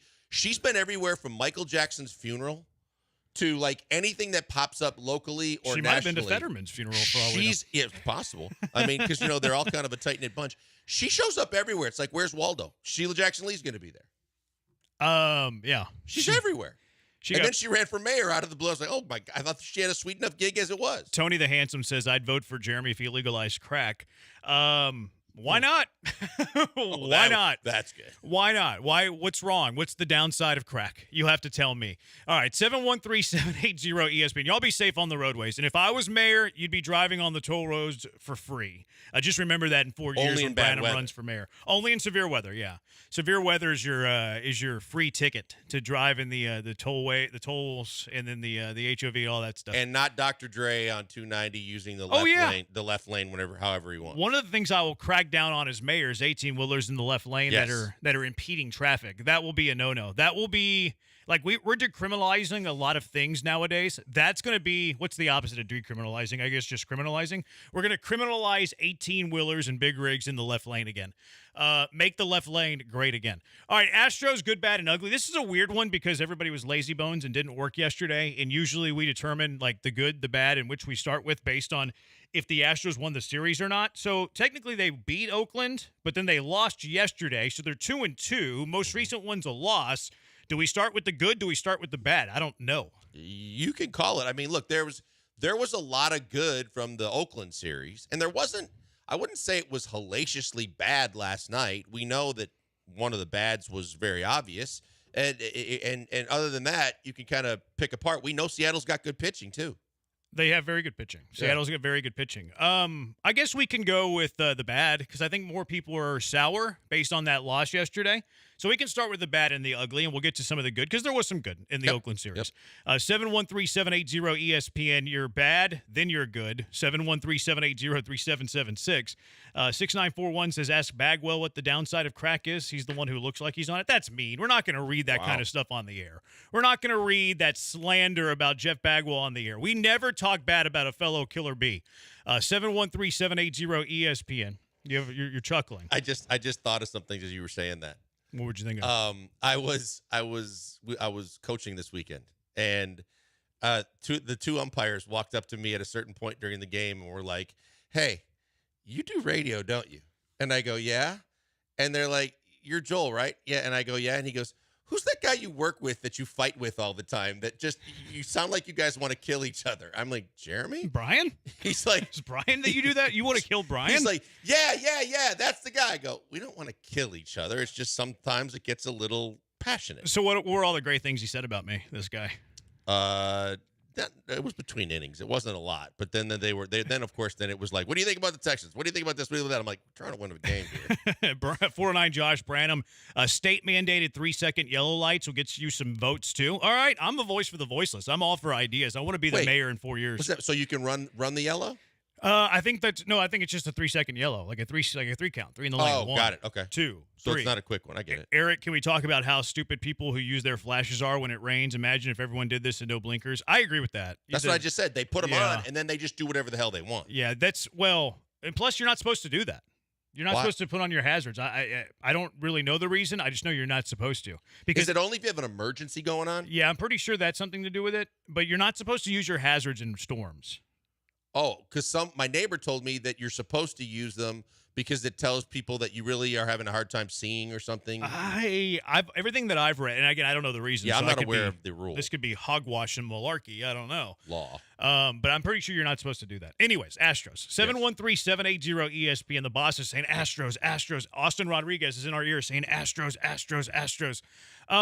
The first inning. The first inning yesterday. Like the Astros had a no-hitter after the second inning. Framber Valdez, he was getting squared up. At the same time, he was getting ground balls, except for that one fantastic play that Jake Myers made. The thing that drove me crazy about that first inning were the 2-out singles. Like, you get the great play, bases loaded, 1 out. You get the great play from Jake Myers, 5-star catch, later deemed a 4-star catch. Don't know what the difference was. But then get out of the inning. Like, use that to get yourself out of the inning. Only 1 run scores. And if you only give it the 1 run there, you probably win. So the 2-out singles in that first inning drove me crazy because, like, when you get the big play, you're supposed to stack another big moment out of it. You got the big play with Jake Myers. You give up the run. Oh, well, go get the next guy. Get yourself out of the inning. But base hit, run scores, base hit, run scores. It was 3-0 before you could blink. Yeah, it was. And it was on my list. And it was kind of a 3-parter because it was the first inning debacles. It was the 0-2 or ahead in the count, 2 strikes up pitching debacles throughout, and especially it was relevant last night, that they just couldn't get out of their own way. And it was just bizarre to me that they struggled so much in the first inning. And then after that, and the crazier thing was they scored most of their runs in the fourth inning of every game over the weekend. And it was like they would have explosions offensively if they were going to win a game in the fourth, but they were constantly giving up runs to start games to set themselves back a little bit because the Pena error, even in the Verlander game, gave up his only run. Yeah. That drove me crazy. What other bads did you have? From a Fromber perspective, he obviously still isn't over the mental issues because as much as once he got out of the first inning, but the first inning you could just see that he was still just in his own head. But it was his last inning. He had 2 outs and 2 strikes, and he did get jobbed on a call that looked like it could have been a strike, but it wasn't. And before you knew it, he was like completely just getting on the rubber again, throwing, shaking his head, still ticked off. I think he put 2 runners on after that. And it's like, what are we doing? We're still here, and Caratini's catching. Yeah, he was. He went out there and visited the mound in that first inning too. Like Fromber, that point that you're talking about, I remember it was the strike just above the knees, and Fromber was like, "Oh, you got to be kidding me!" He bent at the back, and then he did that awkward, uncomfortable smile, and that uncomfortable smile with Fromber Valdez is always the smile like, "Uh-oh, it's about to unravel." And he lost command. Lost command. He was lucky to get out of that inning without giving up a run, which was good, but you could see it coming. Now, Caratini catching him, that was interesting. Caratini Fromber too in that inning you're talking about. He shook off Caratini like 3 straight pitches right after that happened too, by the way. But you see Caratini went to the mound in the first inning with Fromber? Like, okay. We called it. We talked about it. I said I would expect Caratini to be the Fromber catcher the rest of the way or for the foreseeable future because whether Yiner can call pitches or not, it just seems like Fromber felt like he could walk over a young catcher, and I don't think he can pull that with Caratini. No, I think he tried, and Caratini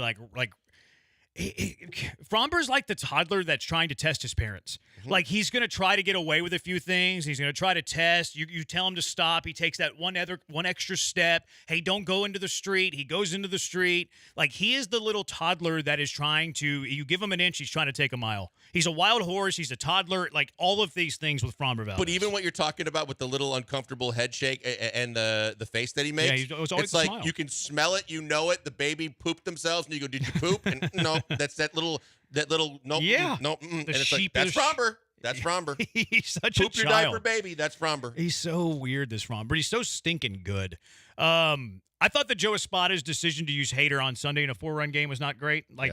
It didn't really cost him because he didn't have the opportunity to use him yesterday. But if you flip it, say it was a 2-1 game going into the 9th, I'm not sure that Hader would have been available because he was used 2 of the previous 3 games. And the time that you used him on Sunday was when you had a 4-run lead in the 9th inning. I didn't like that. Dusty used to do that all the time because he would say that you're 1 swing away, which basically saying the grand slam type of thing.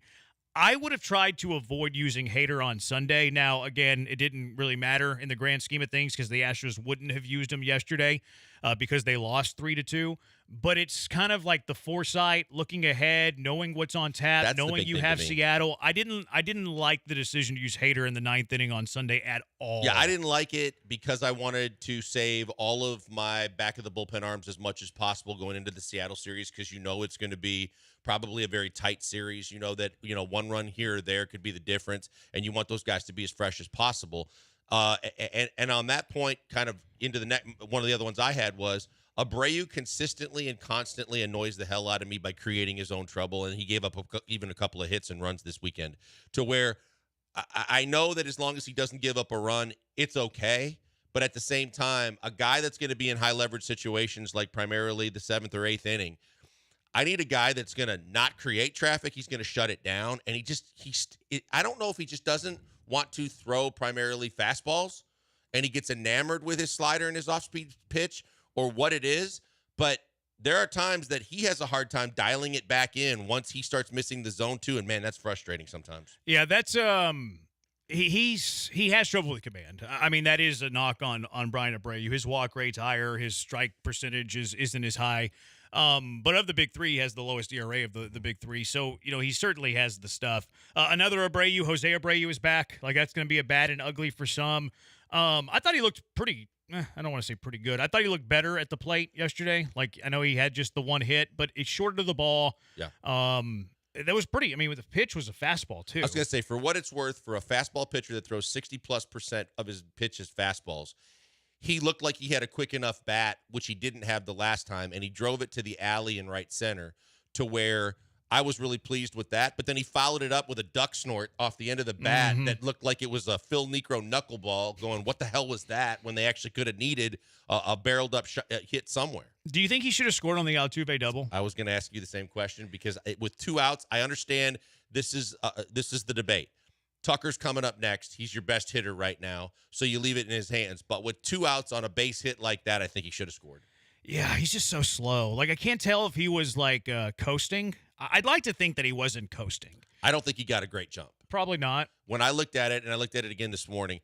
You can't see him leave first, though. You cannot see him leave, but at the same time, once you see where the ball is and everything like that, and with the scenario itself, the situation, I think that he should be chugging around third to at least draw a throw. Yeah. And it was like they had the brakes on him before he even hit the bag. Like, when he was cruising into third, it kind of looked like he might have been coasting. Like, I don't want to say that. I was criticized yesterday on Twitter by Familia, the family. I thought that Abreu should have made a better play on that ball in the first inning. Like, yes, I understand it's a tough play. I understand it's 100+ miles per hour off the bat. I feel like Abreu kind of was lazy on it, Olayed it. Like, he dropped to a knee and then contorts his body to kind of like he's in the Matrix or whatever, and he's dodging bullets. He's like contorting his body. One, I don't know why you're dropping to a knee on that play. Secondly, how about just a little half slide step and just knock it down? And maybe it bounces off his body and you don't have a chance to get the runner at first, but it's not an extra base hit. I thought it was a lazy effort, actually. Yeah, I didn't like it at all. I thought that the shin, as much as I love those guys, I thought that they were in deep cover mode to try and, they were already kind of trying to put patchwork on the bad play to say bad hop, tough, huge exit velocity, tough play to make. And when you look at it, I think John Singleton would have made that play. I think he would have kept it in front of him. I don't think that it would have been down the line extra base type hit. I think that he would have gotten a glove on it. I think that maybe it's because he's a bigger body too, but I think that he would have at least knocked it down. And I'm like you. I looked at that thing and I was going, yeah, guys, I don't know if he played that ball the right way. I don't think so. I don't know if Singleton makes that play. Like, Singleton's one of the worst defensive first basemen in baseball. I just didn't love the effort from Abreu. Like, instead of just dropping to your knee and not moving and then kind of like halfway getting out of the way, little half shuffle, just wear it off the chest. And if it bounces too far away from you, because Crawford runs well, if it bounces too far away from you where it's an infield single, cool. Like, it's an infield single. But you're making $19.5 million. Before you were sent to West Palm Beach, you're on pace to have the worst season in baseball history for a position player. You're doing nothing with your bat. You're hitting under 100. Like, let's see a little bit of hustle and effort and a little bit of good attitude whenever you're back with the club on day one. I think that's the biggest thing. Going into this, and even in Sugarland when they didn't make them available to the media, you're going to be hyper scrutinized and over scrutinized for everything that you do. So if you get any balls hit to you because of the fact that one of the knocks on top of everything else was his defense sucks, you got to do everything to try and smother that baseball. Even if you don't get the out at first, for your own benefit, you got to do everything you can to smother that baseball and not let it get down the line. Yeah. And then, look, just try. Like, I'm not saying that you should have made the play, but give me a little bit better effort than dropping to a knee and then matrixing yourself out of the play. All right, 713-780-ESPN, HRP listener line. We'll get to your bads and uglies. We got some good, though. Some good from the Astros weekend. 713-780-ESPN. It's a busy show. It's a Tuesday, so we'll cash them or trash them. We'll also do our Monday segment, Mailbag Monday, on a Tuesday later on in the show as well.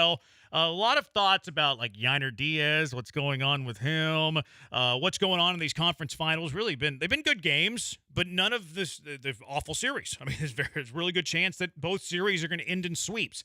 713-780-3776. Good, bad, ugly from the Killer Bees. We're on Twitch, twitch.tv/ESPN975. He's at Pac-Man Joel on Twitter.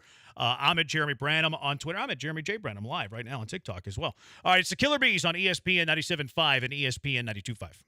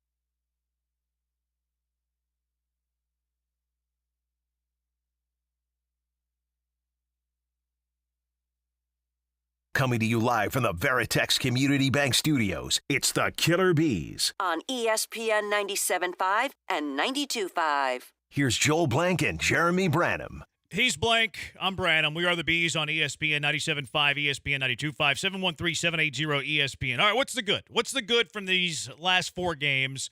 2 of 3 into Oakland, and then yesterday losing game 1 of the 4-game series on Memorial Day, in which no one wants to work. The first thing to me is Blanco. I said I was going to be watching Blanco. I know he would be grossly scrutinized if he did not look good, or that if people could start pointing fingers if he got blown out or he blew up or didn't have the same control and effectiveness of people saying, well, maybe the no-hitter wasn't legit, maybe his whole start of the season wasn't legit. Instead, every time that glove was checked and that hand was checked, everybody showed you that he was legit and his pitching was legit. He pitched a beautiful game, and I feel really good because of all the other things we got to talk about that he's going to be who he was before he got dinged for the glove. Yeah, he was amazing. Like in that game, we talked about it on Friday. Like, what do the Astros need to do this weekend? Blah blah blah blah. And one of the big things was Ronel Blanco. And that game had stakes for Ronel Blanco because if he pitches poorly, what is the narrative? Oh, he's a cheater. He's doctoring the ball, the sticky stuff. He's he's benefiting off of that.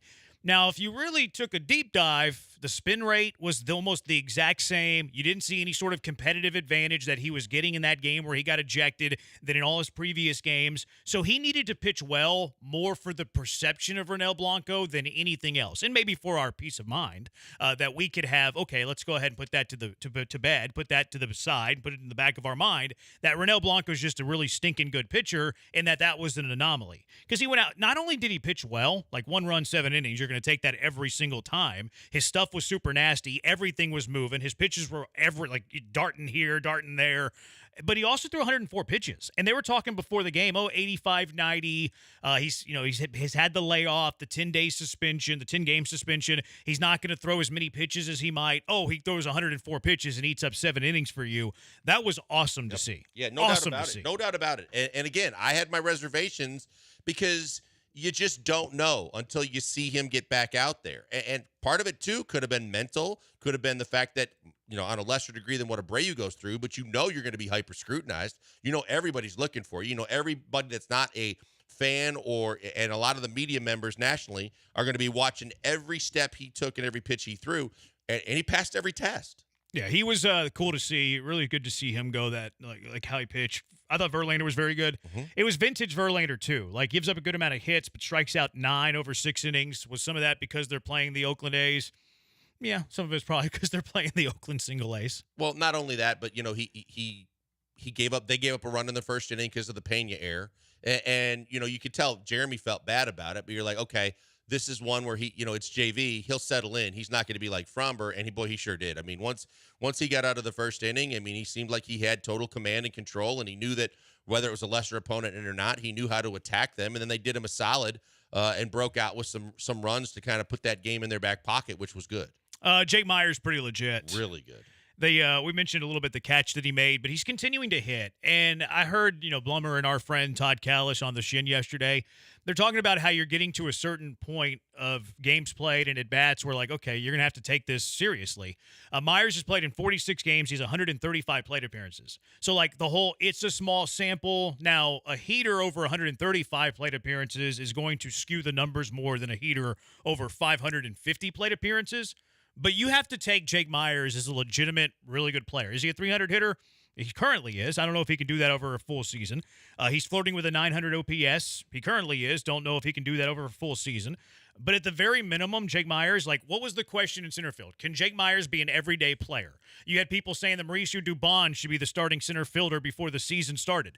Jake Meyers has graduated to he is the Houston Astros center fielder, no questions asked. No doubt about it. I mean, we talked about what's a legit center fielder as opposed to what are people's expectations of an Astros center fielder, and they're different. And going back to the Springer days, everybody also gets this misconception of that every center fielder is going to be that kind of guy with that kind of capabilities. Look, we've talked about it multiple times. He's an above-average defender. A lot of people don't believe that. But now that he's kind of got the cobwebs out and he's not, running scared both in and out, and he seems to be healthy, the arm is never going to be a laser by any means, but when you see the play that he made this weekend, when you see his ability when he breaks on baseballs to be able to be speedy enough to get to the gaps, to cover that, that's all fine and dandy. That's check that box already. He's an above average defensive player.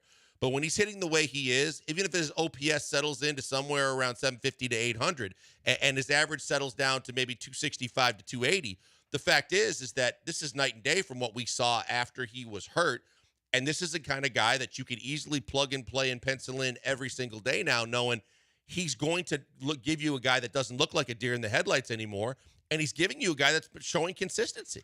Any other goods, any other uglies that we didn't get to? I think that the goods, Pena got some really bad calls last night, but for the most part, Vanover had a bad zone. Yeah, awful. Such a bad Absolutely zone. awful. And I'm good on Blummer for at least calling him out on it. Like, did they move the plate to the left or the right? Because they were really, really bad. And we talked about the one with Fromber, and then we talked about the zone that Pena got rung up twice. Abreu got screwed on a couple of them. There were a couple other guys where you're like, come on, man. Like, just give them a fighting chance to have it close to the plate, to where, other than that, I think Jeremy Pena, like Jake, is a guy that, for as much as everybody set the bar way too high after the World Series and American League Championship MVPs, this dude has proven to you he is an above-average shortstop in this league, both offensively and defensively. And again, maybe he doesn't hit 300 and have the second-best average in the American League and do all these things where he's been hovering.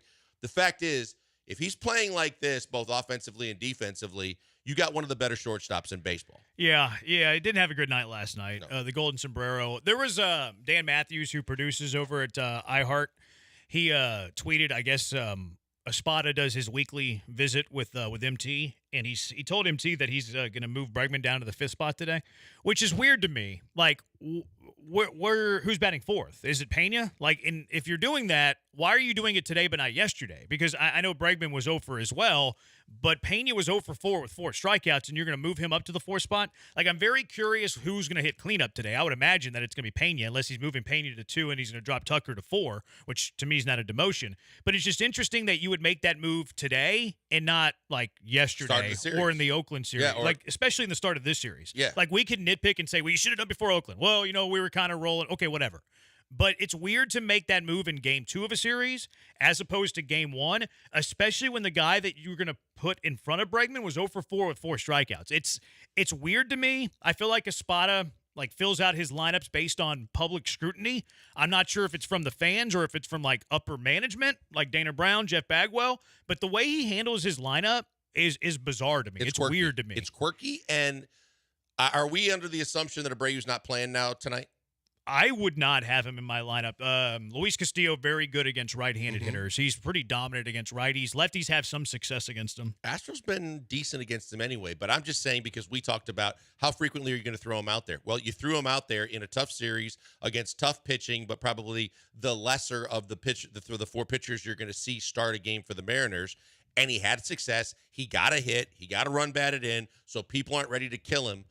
I would assume he's not going to be in the lineup tonight, but the one that would really shake it up is if you did this and put Abreu up in that spot, which I can't, hopefully and thankfully, I can't see them doing. But I'm like, when I heard that, I'm like, oh my God, you wouldn't think that they would think about that. And Dre said that on Twitch. Abreu back to the cleanup spot. Oh, God. If that were to happen, we would riot, right? No everybody's going to riot Minute Maid Park.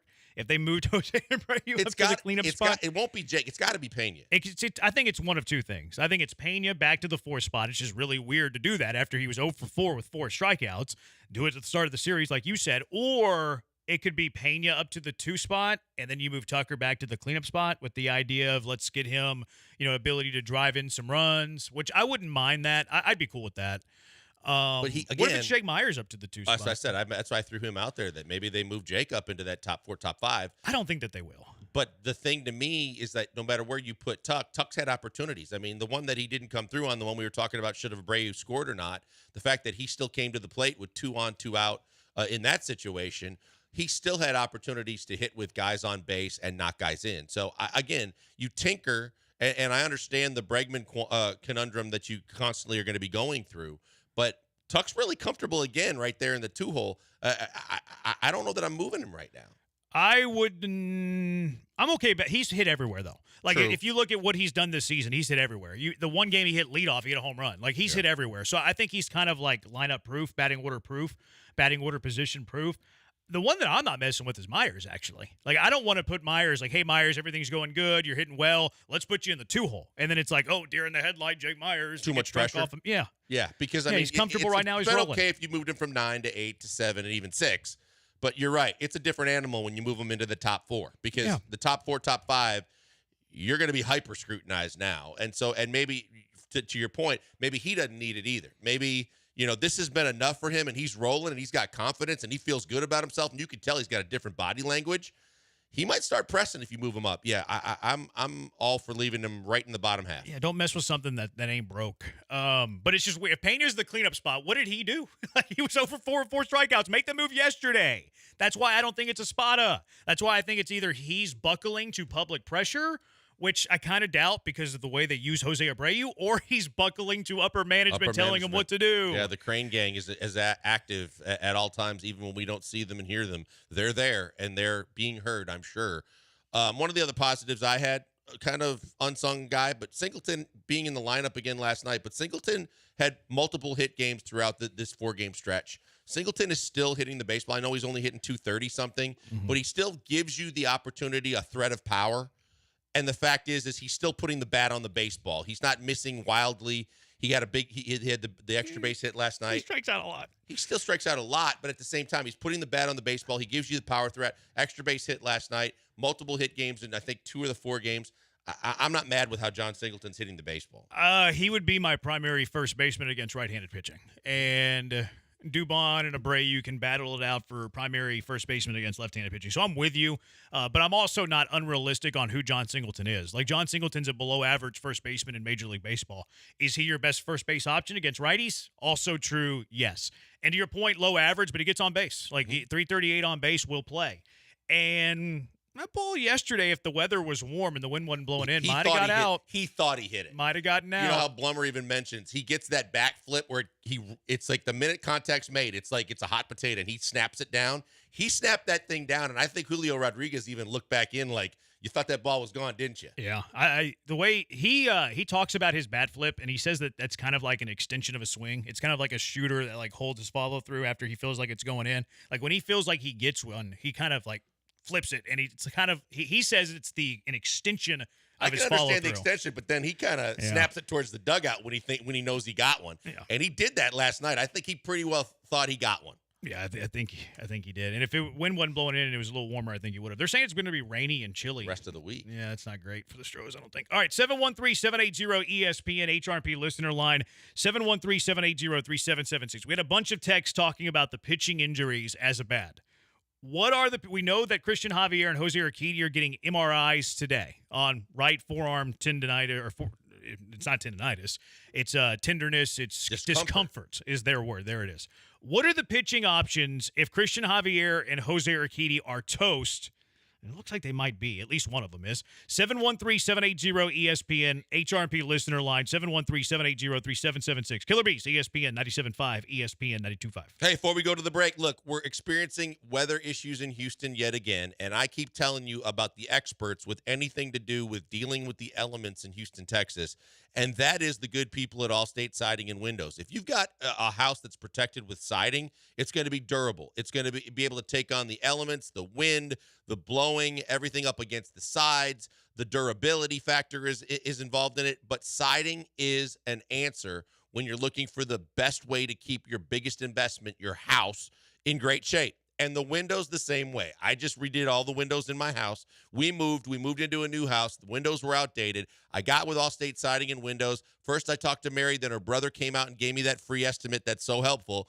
And we looked at the fact that when we changed the windows, it was going to do a variety of things that it's done. First and foremost, it's going to make your house look awesome. It's going to look more modern. It's going to have great curb appeal. It's going to up the value if you ever resell it.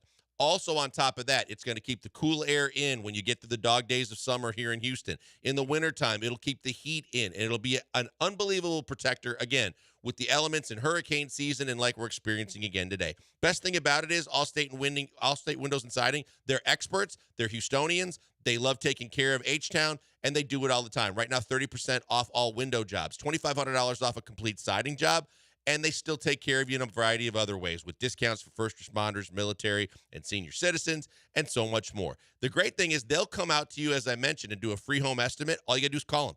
832-204-1936. 832-204-1936. They come to you. They explain what they can do. You tell them if you're looking at windows, siding, or both. They'll tell you exactly what they can do, the deals they can offer, and how it's going to help you.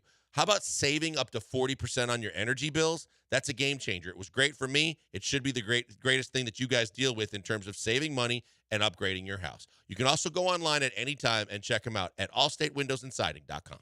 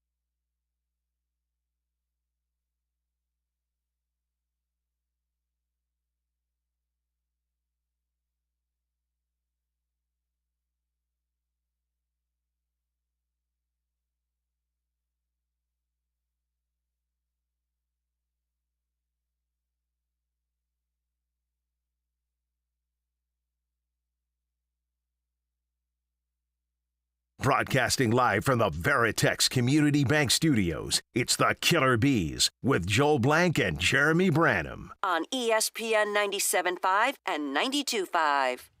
People are arguing. We'll get to the Javier Urquidy MRIs coming up today. The people are arguing, though. Are you supposed to use your hazards when you're driving in a storm? Are you supposed to? I asked the Google machine. The Google machine says no. Isn't it like a state-by-state thing? I think there's some states where it's against the law. I don't think that some suggest that you should use them versus don't use them, but some states it's illegal, according to the Google. Do not activate your flashing lights. It will only cause confusion and compromise your safety. Hazard lights can actually reduce visibility, making other drivers think you are stopped or stalled. So there is that. Warning other vehicles of a disabled stop vehicle, that doesn't really pertain to this. Growing up in Wisconsin, the big thing was you use them if you're stranded, your car breaks down, or you're on the side of the road to let people know, I can't get out of the way and I'm stranded. It is really weird to me when driving and a guy in the middle lane is having the emergency lights going. I had it happen in perfectly fine weather the other day coming off of, that's weird. Coming off of 99, and I'm like, he's driving erratically. He's all over the place.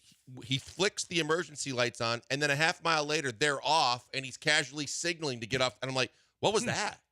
Yeah, you'd think that like maybe he had like a blown out tire or something. Right. But if he's driving casually after or that, your radiator or something, and you need, it's steaming, and you need to get off to the side of the road. But maybe he was. What time was it? It was probably about. Maybe he's listening to News of the Weird and something just kind of 5:45 startled him at night. Oh. It was, I guess it was a weekend. Like Saturday night, coming back from Conway. Huh, interesting. I personally don't do that. I don't use my hazards either. unless like my car's like stalling or whatever. Do whatever is necessary. Like multiple people are responding now. Do whatever necessary to make yourself more visible. If the hazards help other cars see you better, then do it. But how would you know if that's helping the other vehicles? Like you wouldn't know that. So the reason why I especially here, because you see it here, I think more frequently than in most other cities. When you are stranded and you're supposed to pull over to the side of the road, how many times do you see DPS guys and sheriff's guys and bystanders trying to fix their car just get hammered by a car that wasn't looking? And I think that any chance that you have of at least extra awareness that those things are flashing, especially when you're in the emergency lane, not on the far right lane, at least you give yourself a better chance of being seen, because I know a lot of people with the phones and everything they got going on and Waze and driving 100 miles an hour, they're not looking a whole lot to see if there's a stall on either side. Yeah. This guy's a storm chaser, he says. I've been a storm chaser for 15 years. Flashers only reduce visibility and isn't helpful. Dre, who's a professional driver, he says to use them. He said to use them on the Twitch. Big Art says, on behalf of my fellow truck drivers, turn off your hazards. So you have one truck driver saying turn them off in all capital letters with an exclamation point, and then you have Dre that's saying that you're supposed to turn them on. Well, but Dre's also uses the left lane in his big rig, so I don't know what to believe. 1509, not allowed to say the company, but we are required to use hazards on our trucks. If not, it's a write-up because of the dumb call-in number on the back. That's interesting. That the company who's that gonna he drives rat on for you in a storm? Come on.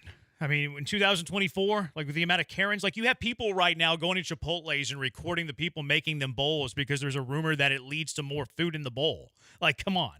Like, who's going to rat on them? It's 2024, literally anybody. You anybody. can see in front of your windshield, in front of the end of your car, and someone's going to say, instead of how am I driving, 1-800-EAT, you know what? They're going to call that number to say, well, he's not driving with his hazards on in bad weather. That's stupid. Yeah, I think it is stupid, too. Eric says, lets people know who is a bad word driver, for sure. If everyone puts the hazard on, what's the purpose? It's a good point. Mm-hmm. Like, if everybody has their hazards on, it's like, oh, okay, what are we doing here? I don't personally use them. Based on the reaction that we're getting, I don't think you're supposed to use them. And Google tells us that, too, and Google is very smart. Like, at night, if my car would break down, while I'm waiting for a tow truck or whoever. Yeah, if you're in the shoulder. Especially because a lot of, on 99 and a lot of the highways that you use, they're not always well lit around, the rural highways in Texas too, that you want the best chance of someone to realize, hey, there's actually a car here and it ain't moving, as opposed to in the middle of the daylight or when there's a storm going on and you're driving in the center lane 50 plus miles an hour minimum. I don't know why you got them on. Yeah, it doesn't make a whole lot of sense to me. We got breaking news from the Texans. Bring it. Breaking news from the Texans per Diana Rossini. The Texans and wide receiver Nico Collins have agreed on a 3-year contract extension worth up to $72 million. Nico Collins is a Houston Texan for good, at least for the next 4 years. 713-780-ESPN. We'll react to it live. What does this mean for Nico Collins? What does this mean for the Houston Texans? I'm very interested to see when it kicks in for Nico Collins and the Texans. 713-780-ESPN. Nico Collins, 3-year contract extension worth up to $72 million. Good deal, bad deal, like it, dislike it. 713-780-3776. Killer Bees, ESPN 97.5 and ESPN 92.5.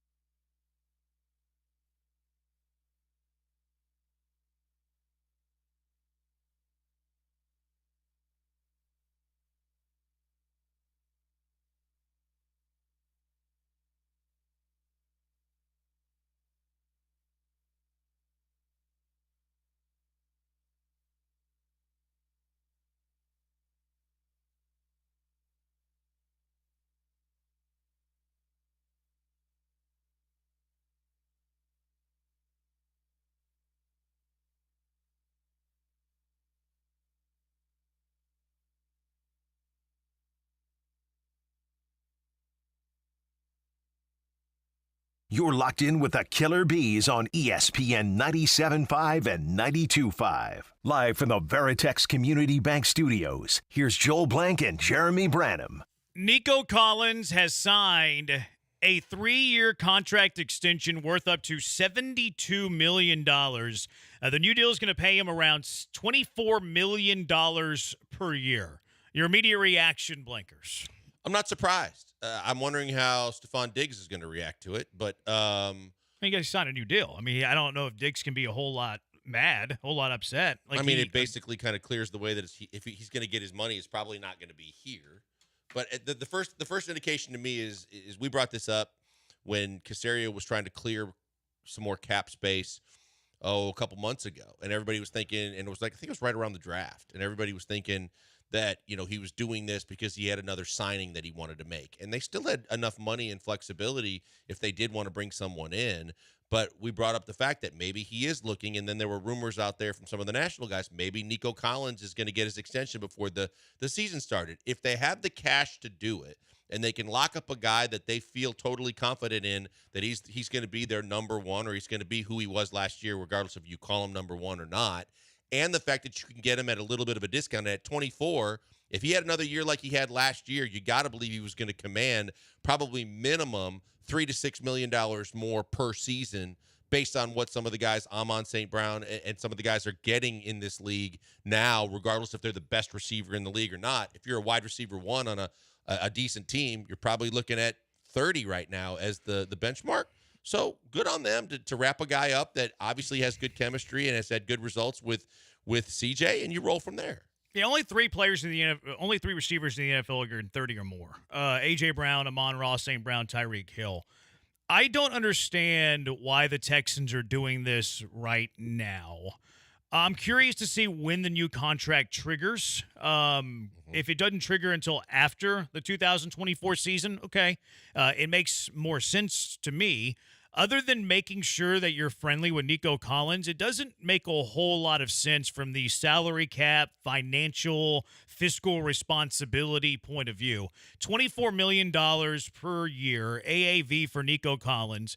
He had a really good year last year, his first year with a quarterback. This isn't about Nico Collins being a bad football player. In fact, I think Nico Collins is a really good football player. Now, $24 million a year is tied for 7th most AAV for a receiver. Do you think Nico Collins is a top 7 receiver?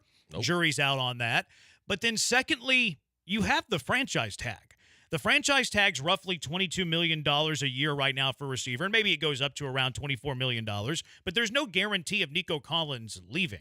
I don't understand the urgency of going to get this deal done with Nico Collins because $24 million a year, normally if you get contracts done early, it's because you're saving a few $1 million from the AAV. This isn't saving a few $1 million from the AAV. This is just taking care of a really good football player. Maybe that's their MO, and I'm okay with that. Like, hey, we have a player that we really like. We're going to go out and we're going to take care of that guy. But in terms of like the salary cap and like the financial responsibility, it doesn't make a whole lot of sense to do it right now. They're not really saving any money. It's top 7 money for a wide receiver. A.J. Brown makes more. Amon-Ra makes more. Tyreek Hill more. Devontae Adams more. Cooper Kupp more. Devontae Smith more. And that's it. That's it. He's tied with DK Metcalf. It's more than Deebo Samuel. It's more than Michael Pittman. It's more than Calvin Ridley. And that's probably the tier of receivers he's in. But you weren't like on this deadline to get a deal done. I would have waited a year. I would have waited a year and used the franchise tag as a bit of a bargaining tool for the Houston Texans. Yeah, when we were discussing this, and I know you brought it up then too, that was probably an option that they should have probably strongly considered or considered more. But I do think that they save some money because I do think the same way that when we talk about, I think the expectation from their standpoint when they're looking at this is CJ's going to be better in year 2. They really developed a great chemistry to where he had an extremely productive season, and they expect him to continue to do those kind of things. If he's going to do those kind of things and the AAV for wide receivers, regardless of where you sit, is going to continue to go up, even if you're not one of the top 7 wide receivers in the league or however you want to draw the line in the sand, that they're probably going to save, I said, between 3 and 6. He probably would have started at 27-ish next year in year 1. That's top 5. Right now it is. Sure, and I get your point. Like, inflation's going to drive the price up. I get that. So you lock in a fixed rate. It's kind of like a mortgage, right? You lock in a fixed rate versus and I guess not fixed rate that could fluctuate. But you guarantee yourselves one more year with the franchise tag at roughly $22 million. So you cost yourself, and again, it depends on when it triggers. If it triggers this year, then I don't think it triggers this year because now you're paying a guy $24 million whenever he was still in the final year of his rookie deal. If I had to guess, this is going to trigger after that. So maybe you're going to lose money up front because the franchise tag roughly 22, AAV's 24. Now it's marginal, but it's $2 million cost, but it's marginal. Now your point is, well, it might cost them $2 million in 2025, but it's going to save them somewhere between $3 to $5 million in 26, 27, and 28, which I think is a good point. Yeah, and I think that when you look at it too, let's also not discount the fact that maybe as much as from the Belichick Patriot way of thinking and doing, there's a whole lot of I don't care about feelings. There's a whole lot of I don't care about, being, showing my player good faith and doing this and doing that. They took care of Diggs. They did good by him, quote unquote. And if this is part of that deal too, let's do good by Nico. He had a hell of a year. We have him in our long-term plans. Let's get it done now. Take that worry off his plate, and also let us know there's a good chance, or at least a chance, we could save some money in the long run with this deal, and then we just move on to the next guy that we got to worry about. Yeah, I think that there is value to that, and sometimes I'm dismissive of the value of taking care of your guys. Like, we're going to have this foundation, we're going to have this core, and they're going to be our locker room leaders, and they're going to carry the culture, and they're always going to be the ones that are responsible whenever new players come in, that you have to, adhere to the culture that we have going on. And sometimes you do have to take care of your guys with a little bit more money, and maybe earlier to ensure that you have that culture and that foundation, which sometimes I admit that I can be dismissive of. So perhaps that's part of it. Like Mr. Money Mustache, he puts dollar amounts on happiness, and maybe that exists. Maybe it's worth spending a few million more bucks to ensure happiness within your locker room. I mean, the Texans did that with Steven Nelson. They did it with Stephon Diggs. Now they're doing it with Nico Collins. Maybe they are trying to buy happiness a little bit. It goes a long way because you go from organizations that at first probably did things by the book per se, and may have rubbed the player the wrong way, to the standpoint of a George Springer type deal where before he even got to free agency, you knew he was probably gone because he was probably a little irked by the fact that they held him back, though they played it by the book. And when you look at, I've been privy to conversations in the past in my experiences where you hear guys in the locker room go, especially working around Daryl Morey, guys would literally have the conversation, I'm looking to take the best deal out there, and Daryl's going to treat me like an asset. And he is going to, as much as he says he loves me today, tomorrow could be a totally new deal if there's a shiny new toy in front of him that he likes better than me, and I ain't looking to do him any favors because he hasn't done any for me. That could be at least where, if it's a close situation between you and another team, they're taking the other team because they don't want to be treated like an asset. They still want to have some extra love shown them, like, being part of a family that everybody likes to talk about. But in reality, it's a business. Yeah. Now, he wouldn't be in jeopardy of leaving, though. Like, he wouldn't. You have the franchise tag at your disposal, and a texter saying, well, maybe they want to use that franchise tag elsewhere. On who? Like, who are you using the franchise tag on? Like, is Stephon Diggs a guy you're trying to use a franchise tag on? Not me. Like, I'm not trying to give Stephon Diggs on a franchise tag for a variety of different reasons. So you weren't in danger of losing him. Like, there's pros and cons to everything, right? The pros are you lock in a player that you want here long-term. Great. He's going to be part of the foundation. He's part of the culture, et cetera, et cetera. The cons are that he's only had one good year as a pro, and you're guaranteeing him top 7 wide receiver money in the NFL for one good year, when there is no way that if he has a good season, he could leave next year because you have the franchise tag at your disposal. Oh, that's a good point. So I put more weight on the cons than the pros because of the franchise tag. If the franchise tag wasn't around, okay, then yes, lock him up, make sure that he's here for the foreseeable future. But because you have the tag, I'm making him do it for one more year. I said to you, because call me cynical, but I always want to see more. I saw what I saw in last year, but I also know, and a lot of it was put on Davis Mills, and rightfully so, that we never saw this from Nico Collins before CJ got here. I would have liked to seen at least one more season. I like competition. Excuse me. I like the fact that Diggs is obviously playing for a contract. Nico's contract's coming up. you know these guys are going to be playing their tail off, and they're trying to show their wares to whoever out there to realize, hey, in Nico's case, I am the guy for this team for the future. Diggs, whether it's here or somewhere else, I am a wide receiver one, no matter how old I am, and what else has it's water under the bridge. Now, you know Nico's all taken care of. You know, now you got to worry about Diggs at the end of the year, and I don't think there's any way they're paying him $20-some million a year. The texture saying this is a good timing. You have Diggs coming up, or you have Lamb and Jefferson that will be free agents next year that will reset the market. This is huge. I hear what you're saying because that's going to shake up the free agent market, the wide receiver position. I just don't put Nico in that tier. Like Nico is not in the tier of CD Lamb and Justin Jefferson, where I'm worried that he's going to get CD Lamb, Justin Jefferson money. I don't think that the difference of like getting it done this year versus next year is that great. I think it's like 24 to 26, 27 million dollars. But I get the added security that he stacked another year on top of it. And then, of course, I have the franchise tag that if he's not willing to do business, boom, tag you. Now you're going to have to prove it to me for 3 years. Yeah, the big thing is we've talked about this previously when it gets down to, especially with quarterbacks, Dak, Matthew Stafford, at times the guy that's the number one highest paid quarterback in the league isn't maybe one of the top 5 best quarterbacks in the league. It's just the timing of my contract came up at the right time at my position to where I'm going to command this amount of money. Now, I think Justin Jefferson is completely out of whack when he thinks when he's asking for $40 million a year. But I think that when you talk about guys, if Nico is truly, if he has another year to prove he is the one on this team, then the agent is obviously going to come to the table going, wide receiver ones are getting this, top of the line guy is this, my guy's right in that with stats and everything else, my guy fits into that to where he should be paid this. If it helps by a few $1 million, then they got themselves a deal for the long haul. Yeah, and I guess we'll have to wait and see. I mean, I guess we really won't know. Like, we'll have to figure out like a comparison and who Nico player comp would be that's going to be a free agent to ultimately see what they get. Yeah. But the positive side is that you have a player that you like that's here for the next. I think this extension is going to be tacked on to his rookie deal, so you're looking at 4 years. The con is, what if he was a one-hit wonder?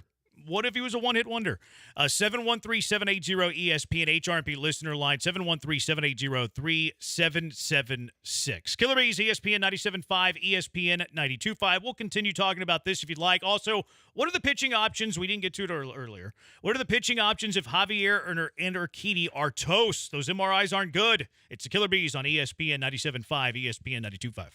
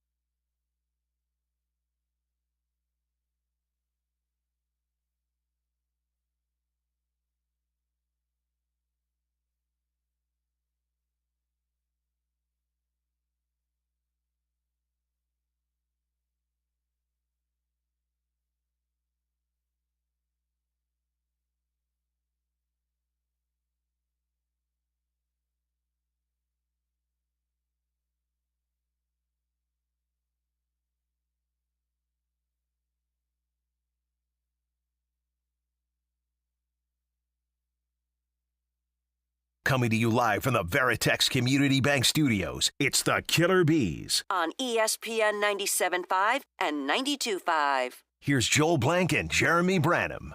Nico Collins has signed a contract extension, according to Deanna Rossini. $72 million extension, 3 years. No indication of when it triggers. I'm pretty sure it's going to trigger after the conclusion of his rookie deal. Adam Schefter, he just tweeted about it. Compensation update. Texans receiver Nico Collins agreed to a 3-year, $72.75 million extension with a max value of $75 million that includes $52 million guaranteed. Man, taking care of their guy. Is Nico there? Like, is Nico after one really good season? Like, this feels like Titus Howard extension to me. Like, this like when they pay Titus Howard top 5 right tackle money, it's like, oh, I don't know if this is great. Like, because this puts Nico Collins in. We mentioned this is top 7 territory. And yes, I mean, to your point, which is a good point, like the market's going to continuously go up and up. Salary cap's going to go up and up. And the receiver market's going to continue to rise, et cetera, et cetera. I just don't put Nico Collins in the same tier because these are the only guys that are getting paid per year more than Nico Collins. There's only 6 guys in the NFL currently that are getting paid more than Nico Collins on this AAV. A.J. Brown, Amon-Ra St. Brown, Tyreek Hill, Devontae Adams, Cooper Kupp, Devontae Smith. And Nico Collins is in that conversation. I like Nico Collins. I think Nico Collins is probably on the cusp of top 10, not on the cusp of top 7. See, that's the organization. And philosophically, every situation should be different. But when you think about this, after you think about the fact that they extended Mixon, didn't have to do it. They took care of Diggs, didn't have to do it. This is on a totally different level, taking care of a guy that I personally wanted to see another year from before I had to deal with, because to your point, and I'm not sure that he's there yet, top 10-ish. They feel like their system, they feel like their talent, they're in go-for-it mode now for the foreseeable future. They feel like this is a guy that is definitely in their plans for the future. I have a little bit more hesitation. I do have concerns. I don't feel as strongly, and you and I had this conversation about Amon-Ra St. Brown into last year, where I just didn't feel like he was on that tier. Now he's paid like it no matter what. And he is definitely an above-average wide receiver and a wide receiver 1 in this league. I get that. But I think it's different when you start talking about top 5 at your position and how much of a game changer you are as opposed to just a really outstanding, good wide receiver 1. Quarterback is the most obvious, but I think at every position you can probably go 5, 7 guys deep before you start talking about, and like you said, the tiers. But to me, I look at it and say, I had to see, there's a lot more for Nico to prove to me because of who he wasn't until CJ got here. And then how much of that was CJ and how much of that was Nico. Exactly. Also, Nico was kind of hurt his entire career as a Texan. Like, Nico Collins has not played a full year. Even his really dominant year last year, which is his best year by a mile, 80 catches, 1,300 yards, 8 touchdowns, great numbers. Missed 2 games. I was going to say, was it 2 or 3? He missed 2 games. Like, he's played 14 games his rookie year, 10 games his sophomore year, 15 games last year in his breakout year.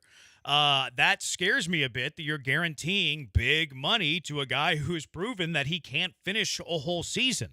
So, again, I would have been willing to pay him a bit more next offseason with the added security that, okay, he can get through a full year or almost a full year, and B, he can stack solid years on top of each other. We see all the time in the NFL, especially with good quarterbacks, we see all the time receivers have really good years when they have really good quarterbacks, and then they disappear. Yep. They're not great. So I would have waited the year, and I understand that I would be paying more AAV. I'd be paying more guaranteed dollars if he stacked a second year. I'm okay with that.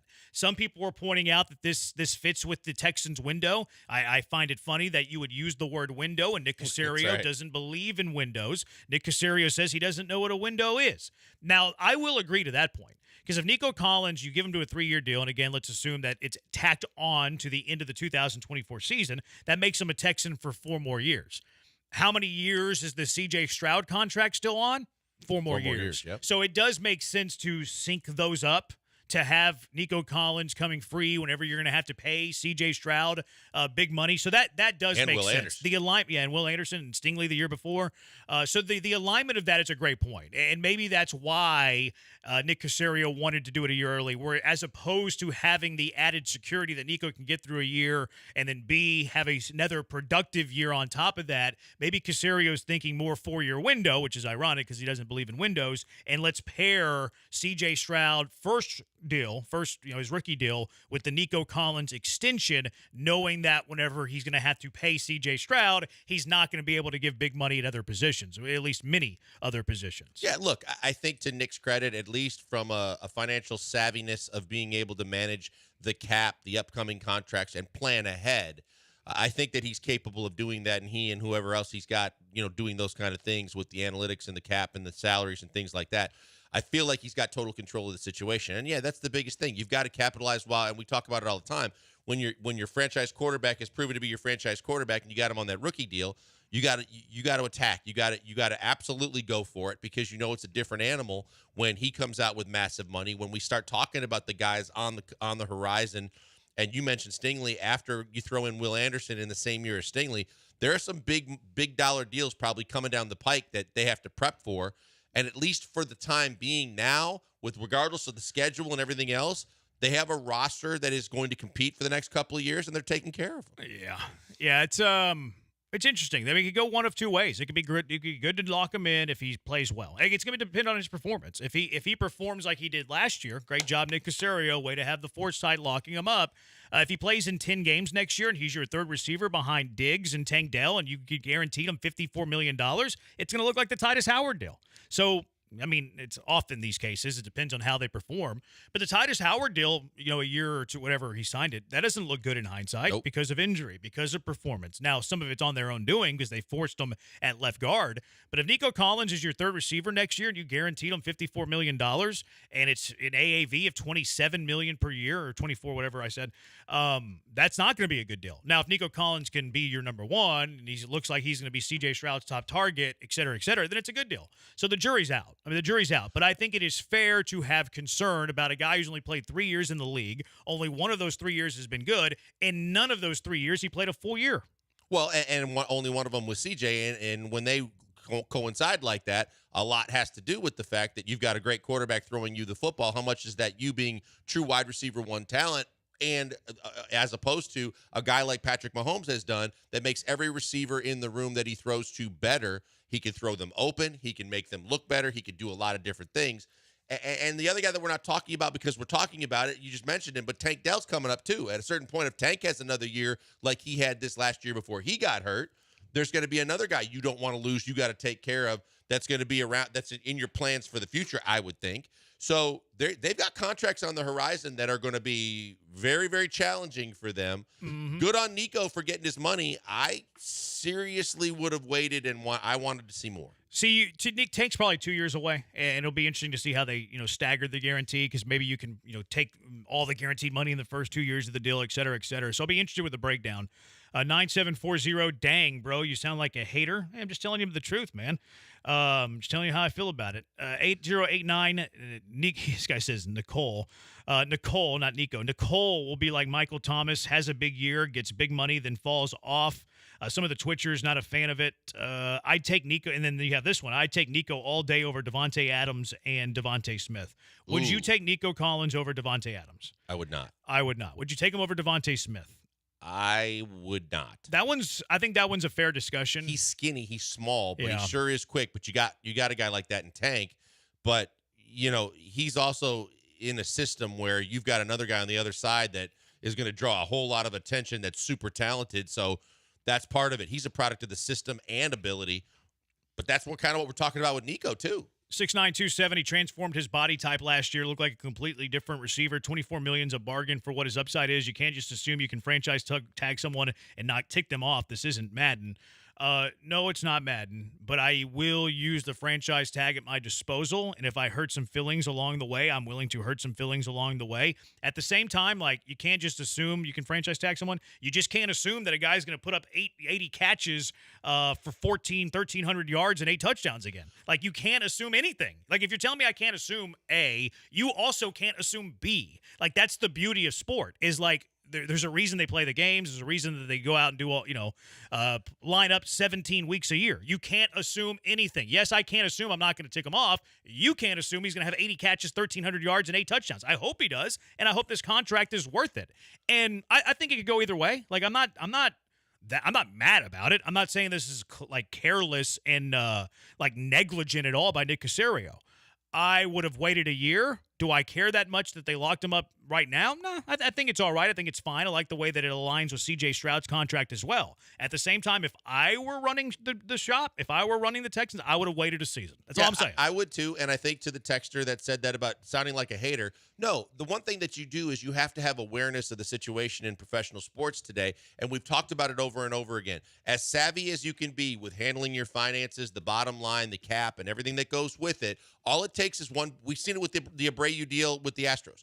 All it takes is one deal that can handcuff you or limit you in terms of your future development as a roster and adding guys and keeping guys. Because if you swing and miss, or you swing and at least tick the ball off and foul it as opposed to making solid contact all the time with a guy, it can set you back. And the fact is, if you give him over $50 million guaranteed and you aren't, there's no guarantees right now that he's going to be the same guy he was last year, though you are hoping and you are expecting and the numbers show you that he should be and the quarterback shows you he should be, you just never know. And those are the deals that's why you could show some concern, is because all it takes is a deal or two like that to really kind of screw you, where you still got to pay them their money, and you may be looking for guys to fill in if they don't live up to expectations. 713-780-ESPN, HRP listener line, 713-780-3776. Mega Blast says Jeff Bagwell approved the Nico Collins contract. Jeff Bagwell is not somebody who is that well liked right now.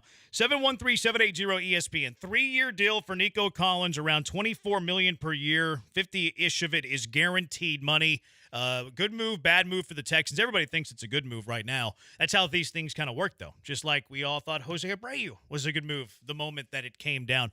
713-780-ESPN. We'll continue talking about Nico. Also, we deserve a 7-game NBA Finals. We deserve the Finals going the distance after this product of these sweeps, more than likely, in the conference finals. It's the Killer Bees on ESPN 97.5 and ESPN 92.5. You know what's been great, though, all the time? Gentle Ben. Gentle Ben's great on the weekends. Gentle Ben's great on Memorial Day. Gentle Ben's always fantastic. And it starts with the finest ingredients, classic, time-honored distilling methods. Gentle Ben uses a revolutionary technology that eliminates impurities for the cleanest, smoothest spirits you'll ever taste. You'll love what's not in Gentle Ben, including VOCs, volatile organic compounds.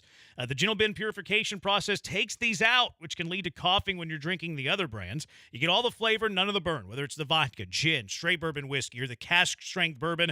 The next time you head to dinner, go to the bar, ask for Gentle Ben. Look for it at the liquor store, whatever is on the way home. Or if you're looking for plans, head to Alvin. Go to the tasting room. What a time. What a great time it is to spend in the tasting room at Gentle Ben in Alvin. You get all the great spirits, really good atmosphere, really good crowd. Get out there to the Gentle Ben tasting room. You'll have the time of your life. Also, if you're going to an Astros game, stop by the Gentle Ben bar to the left of the Crawford boxes and enjoy some bourbon with your baseball, or just order straight from the website, gentleben.com. Learn the incredible story, learn about the process, but better than all, order it. Have it delivered straight to your doorstep. You can do that at gentleben.com. All of the flavor, none of the burn. That's Gentle Ben.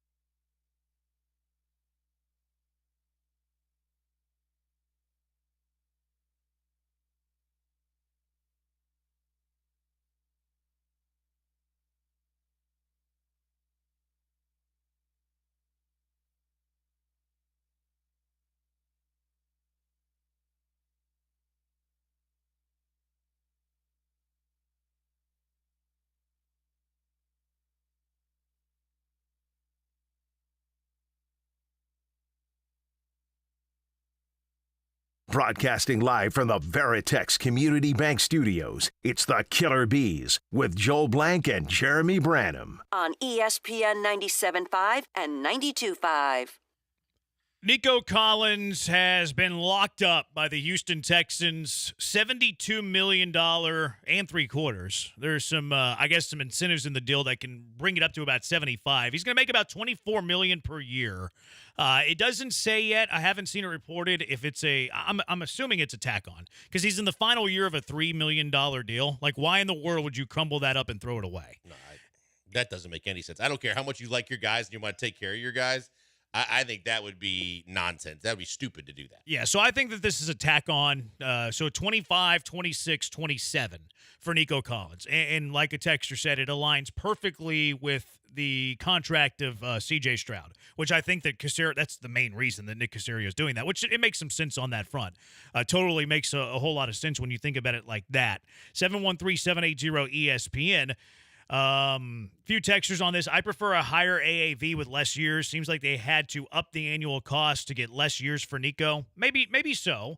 Now, like some of the other textures are pointing out that if you wait a year, you're looking at $27, $28 million per year. So, like, is that a higher AAV? Not necessarily.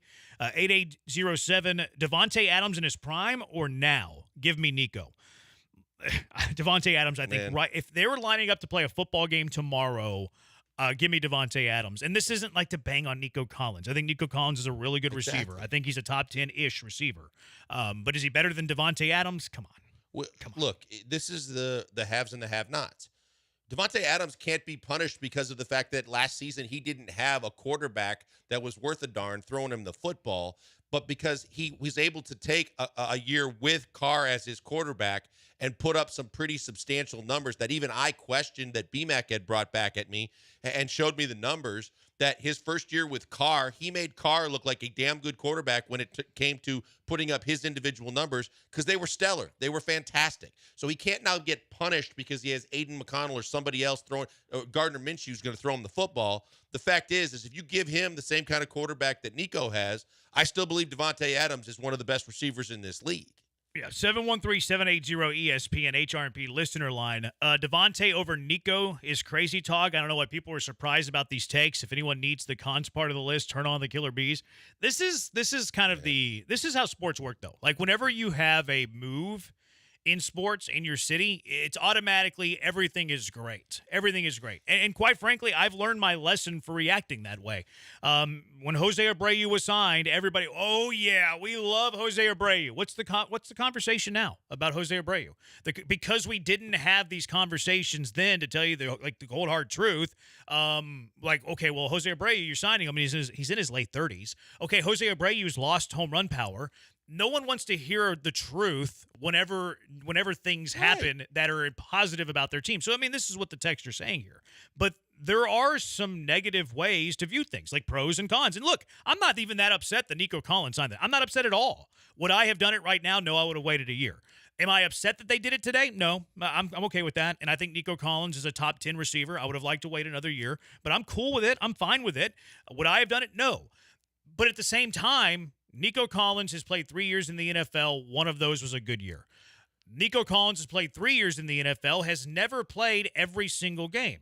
Nico Collins, in his biggest year, had a really good quarterback. Is it going to continue? I think it will. I think that Nico Collins will continue to be good. Am I 100% confident in that? No, I'm not 100% confident in that. Look, when you think about it, too, it's not just the Jose Abreu deal. The same thing was done when everybody wanted sunshine and rainbows blown at them because of the fact that they signed Josh Hader. And then when Josh Hader got off to a slow start this year, everybody started losing their freaking mind, and everybody started going, what the hell were they doing? Why were they spending the money? What were they thinking? And who made the deal? Everybody wanted someone's butt on the chopping block because of when the deals were done.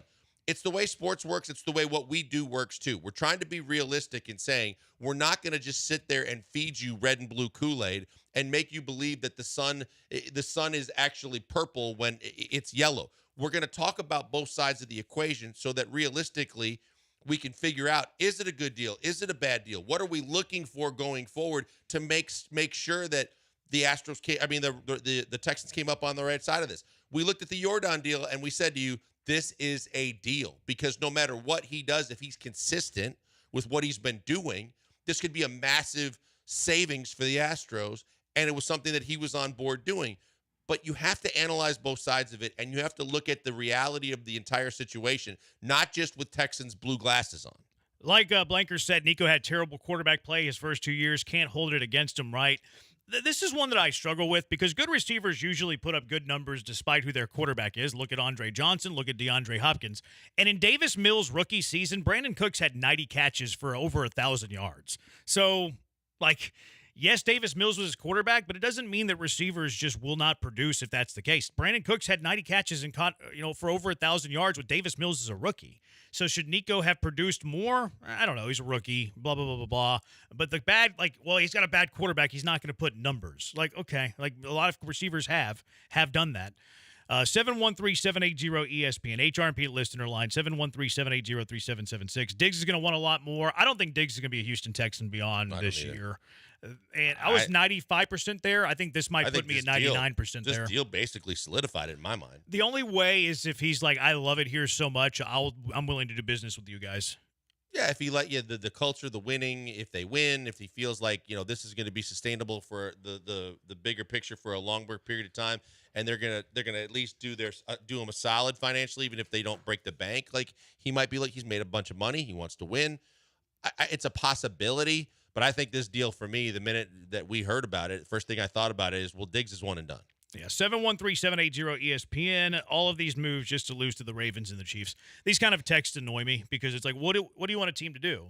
Ravens and Chiefs, yes, they're better. They're better than the Texans. But do you think they should just fold camp, just roll over, do nothing to better their team? They should just be like, you're a free agent. You go ahead and leave. Oh, you're pending. We're not going to do business. What if Lamar Jackson and Pat Mahomes sprain their ankles in the playoffs this year and can't continue? You have to put your team in position to succeed. Are the Ravens and Chiefs better than the Texans? Yes. Does Nick Caserio have to build the best roster in case there's an opportunity for one of those quarterbacks to be hurt? Or maybe you pull an upset. Maybe you pull an upset and beat one of those teams, despite their quarterback not being hurt. Should a team just not try because other teams might have a better roster?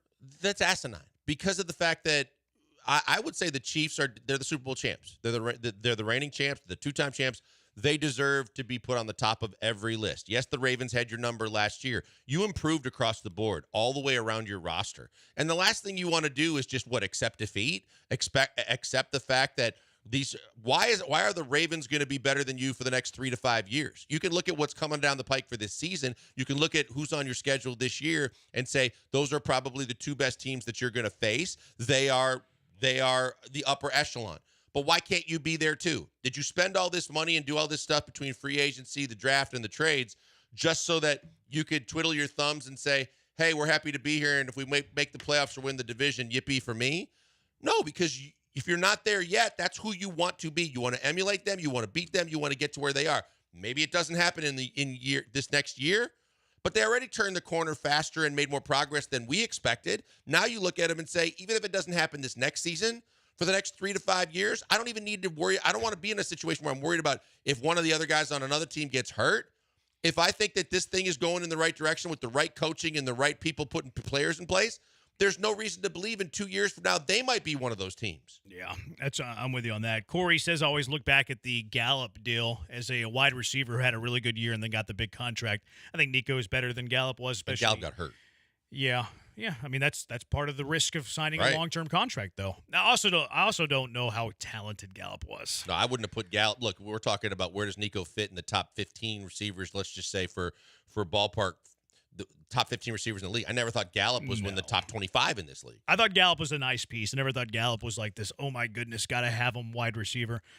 We saw a sweep with Boston yesterday. Dallas going for the sweep tonight. They've been close games. They've been tight games, but you're looking potentially at 2 sweeps. Dallas at home, they're favored by 1.5. Potentially could get 2 sweeps in the conference finals. We deserve a 7-game NBA finals. We deserve Dallas and we deserve Boston going the distance, going 7 games, giving us a really good NBA finals because they gave us a couple of snooze fest conference final series. Yes, the games are good, but we're looking down the barrel at 2 different sweeps. No, I don't disagree with that. I would hope for the sake I'm sure the league hopes that it's a long, tough series. I think matchups have been so key throughout these playoffs.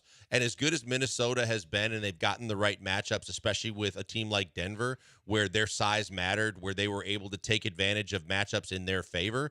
That's what Dallas is doing right now. They're exposing the defense that's not being played by a team that was supposed to be the best defensive team in the league. But because they rely on 2 7-footers to do a majority of that, when they spread it out and their 2 wings are as good as Luka and Kyrie are, it's a tough guard. And when your best player is offensively and defensively relied on as heavily as Minnesota's relying on Anthony Edwards right now, he's worn out. He can't continue to do and carry the majority of the offensive load for a Minnesota team and then be expected to guard one of the 2 guys like Kyrie. I think when you get to the finals, if it is Dallas and Boston, now it's going to be fun because now you've got unbelievably dynamic wing players on both teams. You've got guys that are versatile enough to be able to guard other players like some of the best players on either team. So there's going to be a bigger chess match. I think there'll be competitive games. I think it should be a really, really good series. But it's unfortunate for the viewer that Halliburton got hurt too, because Indiana was playing on a different level until he went down. And now at the best time of the year for them to be really peaking, to have their best player go down, it was to be expected in my mind. It sucks, but it was to be expected. They weren't going to be able to compete with the number 1 seed and the best record in the NBA when their best player wasn't going to be on the floor. 713-780-ESPN HRP listener line, 713-780-3776. Cash them or trash them. What are you cashing? What are you trashing? With the Killer Bees on ESPN 97.5 and ESPN 92.5. Are you tired of repairing potholes? Of course you are. Whether it's a parking lot, ranch road, lay-down yard, truck parking, whatever. We know how annoying potholes can be.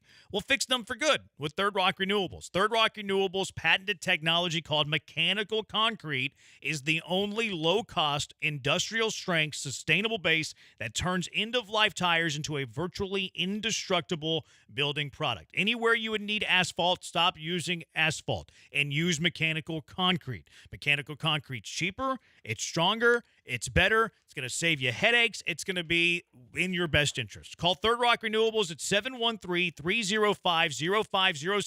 to find out how mechanical concrete can cut your maintenance costs by 75% or more while also lowering your carbon emissions. Be green while saving green. And if you mention ESPN 97.5, you can rip off another 20% off because we love you. 713-305-0507 or thirdrockrenewables.com, thirdrockrenewables.com to fix those annoying potholes for good.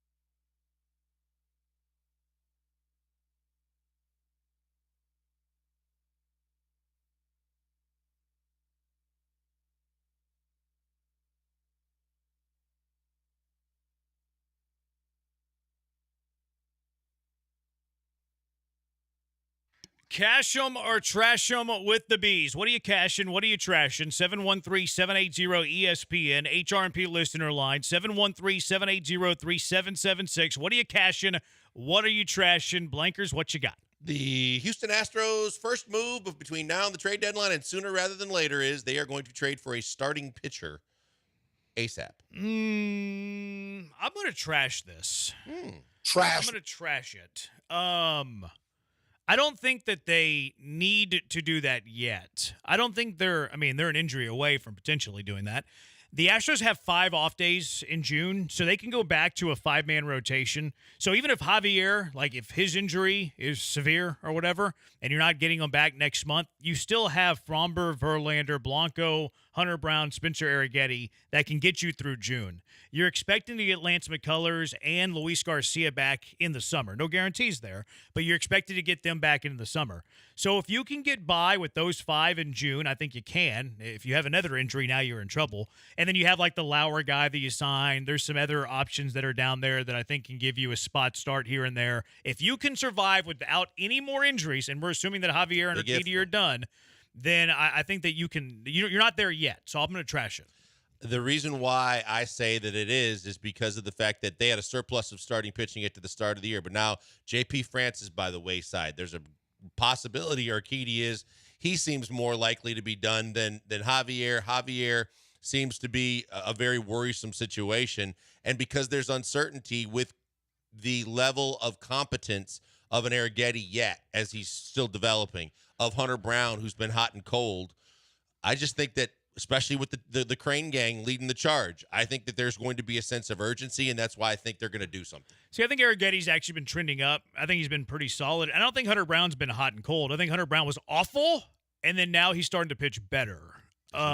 But isn't that hot and cold? Or say so cold? Yeah, but it hasn't been a roller coaster. It was just he was hot? awful, and now he's trending up. It hasn't been this topsy-turvy thing. He was just really, really bad, rock bottom, and now he's slowly trending upwards. But obviously a lot depends on what this team does, where they are in the standings, and what they need to do, because I think that it's nice to know that you've got Arrighetti and Brown as younger guys that are still going to be around for the future, that continue to develop. But you want to give the guy the baseball every 5th day if you're battling for either a playoff spot or the division, and you realize that this guy, more times than not, are going to be able to get it done for you, as opposed to, I hope we get the good Hunter Brown today, or Arrighetti doesn't give up 3 or more than 3. Yeah, I don't think we see that in June. I think that's more July. And I said between now and the deadline, but yeah. Yeah, it's going to depend more on – there's a lot of factors.